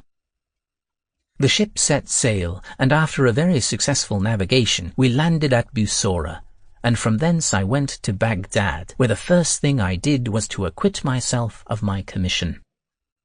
I took the king of Serendib's letter and went to present myself at the gate of the commander of the faithful, followed by the beautiful slave and such of my own family as carried the gifts. I stated the reason of my coming, and was immediately conducted to the throne of the Caliph. I made my reverence, and, after a short speech, gave him the letter and present. When he had read what the king of Serendib wrote to him, he asked me if the prince were really so rich and potent as he represented himself in his letter. I prostrated myself a second time, and, rising again, said, "Commander of the faithful, I can assure your majesty he doth not exceed the truth. Nothing is more worthy of admiration than the magnificence of his palace. When the prince appears in public, he has a throne fixed on the back of an elephant, and marches betwixt two ranks of his ministers, favourites, and other people of his court. Before him, upon the same elephant, an officer carries a golden lance in his hand. And behind the throne there is another, who stands upright with a column of gold, on the top of which is an emerald 1/2 foot long and an inch thick. Before him march a guard of 1,000 men, clad in cloth of gold and silk, and mounted on elephants, richly caparisoned. While the king is on his march, the officer who is before him on the same elephant cries from time to time with a loud voice, "Behold the great monarch, the potent and redoubtable Sultan of the Indies, whose palace is covered with 100,000 rubies, and who possesses 20,000 crowns of diamonds. Behold the monarch greater than Solomon, and the powerful Maharaja." After he has pronounced those words, the officer behind the throne cries in his turn, "This monarch, so great and so powerful, must die, must die, must die." And the officer before replies, "Praise be to him who liveth forever." Furthermore, the king of Serendib is so just that there are no judges in his dominions. His people have no need of them. They understand and observe justice rigidly of themselves. The Caliph was much pleased with my account. "The wisdom of that king," said he, "appears in his letter, and after what you tell me, I must confess that his wisdom is worthy of his people, and his people deserve so wise a prince." Having spoken thus, he dismissed me, and sent me home with a rich present. Sinbad left off, and his company retired, Hindbad having first received 100 sequins. And next day they returned to hear the relation of his 7th and last voyage.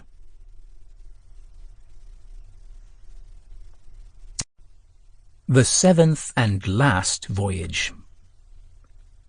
"Being returned from my 6th voyage," said Sinbad, "I absolutely laid aside all thoughts of travelling, for besides that my age now required rest. I was resolved no more to expose myself to such risks as I had encountered, so that I thought of nothing but to pass the rest of my days in tranquillity. One day, however, as I was treating my friends, one of my servants came and told me that an officer of the Caliph's inquired for me. I rose from table and went to him. "The Caliph," said he, "has sent me to tell you that he must speak with you." I followed the officer to the palace, where, being presented to the Caliph, I saluted him by prostrating myself at his feet. "Sinbad," said he to me, "I stand in need of your service. You must carry my answer and present to the king of Serendib. It is but just I should return his civility." This command of the Caliph was to me like a clap of thunder.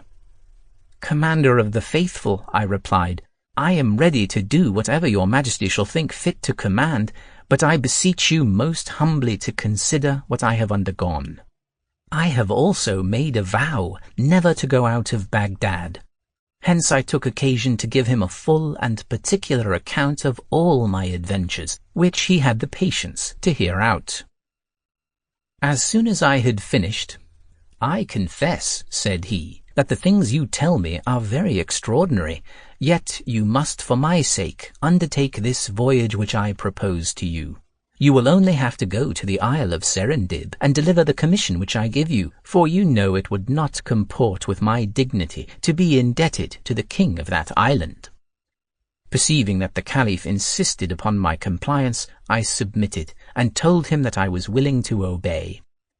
He was very well pleased, and ordered me 1,000 sequins for the expenses of my journey.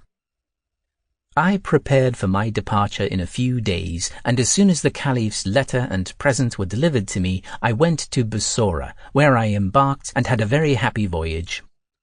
Having arrived at the Isle of Serendib, I acquainted the king's ministers with my commission, and prayed them to get me speedy audience. They did so, and I was conducted to the palace, where I saluted the king by prostration, according to custom. That prince knew me immediately, and testified very great joy at seeing me. "Sinbad," said he, "you are welcome. I have many times thought of you since you departed. I bless the day on which we see one another once more." I made my compliments to him, and, after having thanked him for his kindness, delivered the Caliph's letter and present, which he received with all imaginable satisfaction. The Caliph's present was a complete suit of cloth of gold, valued at 1,000 sequins, 50 robes of rich stuff, 100 of white cloth, the finest of Cairo, Suez, and Alexandria, a vessel of agate, broader than deep, 1 inch thick, and 1/2 foot wide, the bottom of which represented in bas-relief a man with one knee on the ground, who held a bow and an arrow, ready to discharge at a lion. He sent him also a rich tablet, which, according to tradition, belonged to the great Solomon. The Caliph's letter was as follows: "Greeting. In the name of the sovereign guide of the right way, from the dependent on God Harun al-Rashid, whom God hath set in the place of vice-regent to his prophet, after his ancestors of happy memory, to the potent and esteemed Raja of Serendib. We received your letter with joy, and send you this from our imperial residence, the Garden of Superior Wits. We hope when you look upon it, you will perceive our good intention and be pleased with it. Adieu." The king of Serendib was highly gratified that the Caliph answered his friendship. A little time after his audience, I solicited leave to depart, and had much difficulty to obtain it. I procured it, however, at last, and the king, when he dismissed me, made me a very considerable present. I embarked immediately to return to Baghdad, but had not the good fortune to arrive there so speedily as I had hoped. God ordered it otherwise. 3 or 4 days after my departure, we were attacked by corsairs, who easily seized upon our ship because it was no vessel of force. Some of the crew offered resistance which cost them their lives. But for myself and the rest, who were not so imprudent, the corsairs saved us on purpose to make slaves of us. We were all stripped, and instead of our own clothes, they gave us sorry rags, and carried us into a remote island where they sold us. I fell into the hands of a rich merchant, who, as soon as he bought me, carried me to his house, treated me well, and clad me handsomely for a slave. Some days after, not knowing who I was, he asked me if I understood any trade. I answered that I was no mechanic, but a merchant, and that the corsairs who sold me had robbed me of all I possessed. "But tell me," replied he, "can you shoot with a bow?" I answered that the bow was one of my exercises in my youth. He gave me a bow and arrows, and, taking me behind him upon an elephant, carried me to a thick forest some leagues from the town. We penetrated a great way into the wood, and he bade me alight. Then, showing me a great tree, "Climb up that," said he, "and shoot at the elephants as you see them pass by, for there is a prodigious number of them in this forest, and if any one of them fall, come and give me notice." Having spoken this, he left me victuals and returned to the town, and I continued upon the tree all night. I saw no elephant during the night, but next morning, as soon as the sun was up, I perceived a great number. I shot several arrows among them, and at last one of the elephants fell, when the rest retired immediately and left me at liberty to go and acquaint my patron with my booty. When I had informed him, he gave me a good meal, commended my dexterity, and caressed me highly. We went afterwards together to the forest, where we dug a hole for the elephant, my patron designing to return when it had fallen to pieces and take its teeth to trade with. I continued this employment for 2 months and killed an elephant every day, getting sometimes upon one tree and sometimes upon another. One morning, as I looked for the elephants, I perceived with extreme amazement that, instead of passing by me across the forest as usual, they stopped and came to me with a horrible noise, in such number that the plain was covered and shook under them. They encompassed the tree in which I was concealed with their trunks extended, and all fixed their eyes upon me. At this alarming spectacle I continued immovable, and was so much terrified that my bow and arrows fell out of my hand. My fears were not without cause, for, after the elephants had stared upon me some time, one of the largest of them put his trunk round the foot of the tree, plucked it up, and threw it on the ground. I fell with the tree, and the elephant, taking me up with his trunk, laid me on his back, where I sat more like one dead than alive, with my quiver on my shoulder. He put himself afterward at the head of the rest, who followed him in troops, carried me a considerable way, then laid me down on the ground, and retired with all his companions. After having lain some time, and seeing the elephants gone, I got up, and found I was upon a long and broad hill, almost covered with the bones and teeth of elephants. I confess to you that this object furnished me with abundance of reflections. I admired the instinct of those animals. I doubted not but that was their burying place, and that they carried me thither on purpose to tell me that I should forbear to persecute them, since I did it only for their teeth. I did not stay on the hill, but turned toward the city, and, after having travelled a day and a night, I came to my patron. As soon as he saw me, "Ah, poor Sinbad!" exclaimed he, "I was in great trouble to know what was become of you. I have been at the forest where I found a tree newly pulled up, and a bow and arrows on the ground, and I despaired of ever seeing you more. Pray, tell me what befell you, and by what good chance you are still alive." I satisfied his curiosity, and going both of us next morning to the hill, he found to his great joy that what I had told him was true. We loaded the elephant which had carried us with as many teeth as he could bear, and when we returned, "Brother," said my patron, "for I will treat you no more as my slave, after having made such a discovery as will enrich me, God bless you with all happiness and prosperity. I declare before him that I give you your liberty. I concealed from you what I am now going to tell you. The elephants of our forest have every year killed a great many slaves, whom we sent to seek ivory. God has delivered you from their fury, and has bestowed that favor upon you only. It is a sign that he loves you, and has some use for your service in the world. You have procured me incredible wealth. Formerly we could not procure ivory but by exposing the lives of our slaves, and now our whole city is enriched by your means. I could engage all our inhabitants to contribute toward making your fortune, but I will have the glory of doing it myself." To this obliging declaration I replied, "Patron, God preserve you. Your giving me my liberty is enough to discharge what you owe me, and I desire no other reward for the service I had the good fortune to do you and your city, but leave to return to my own country." "Very well," said he, "the monsoon will in a little time bring ships for ivory. I will then send you home, and give you wherewith to bear your charges." I thanked him again for my liberty and his good intentions toward me. I stayed with him expecting the monsoon, and during that time we made so many journeys to the hill that we filled all our warehouses with ivory. The other merchants who traded in it did the same, for it could not long be concealed from them.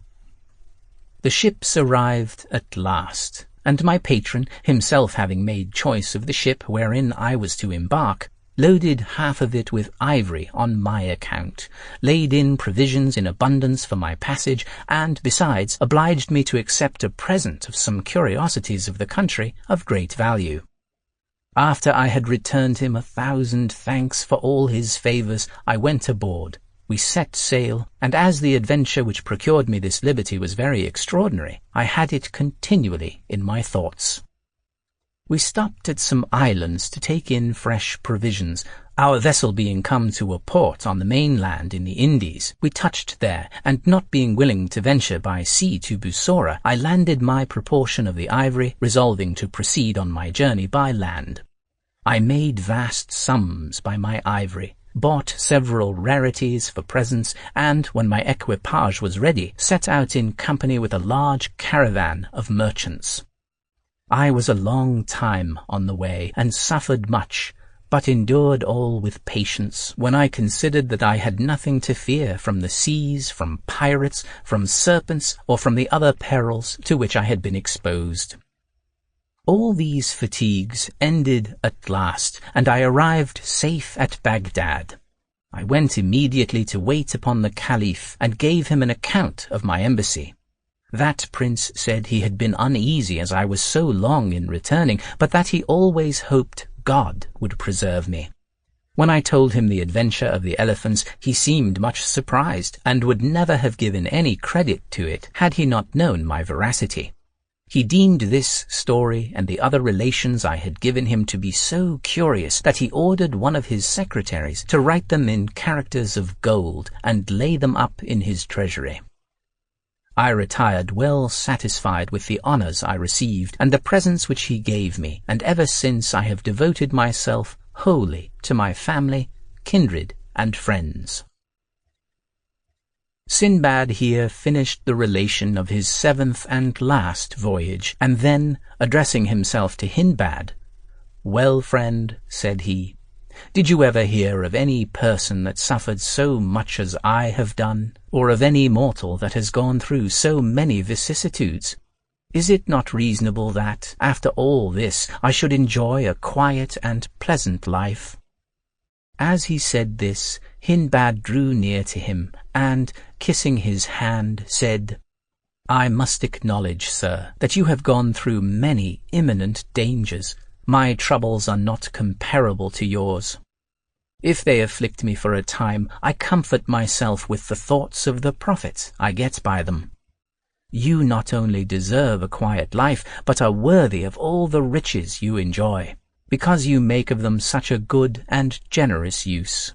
May you therefore continue to live in happiness till the day of your death."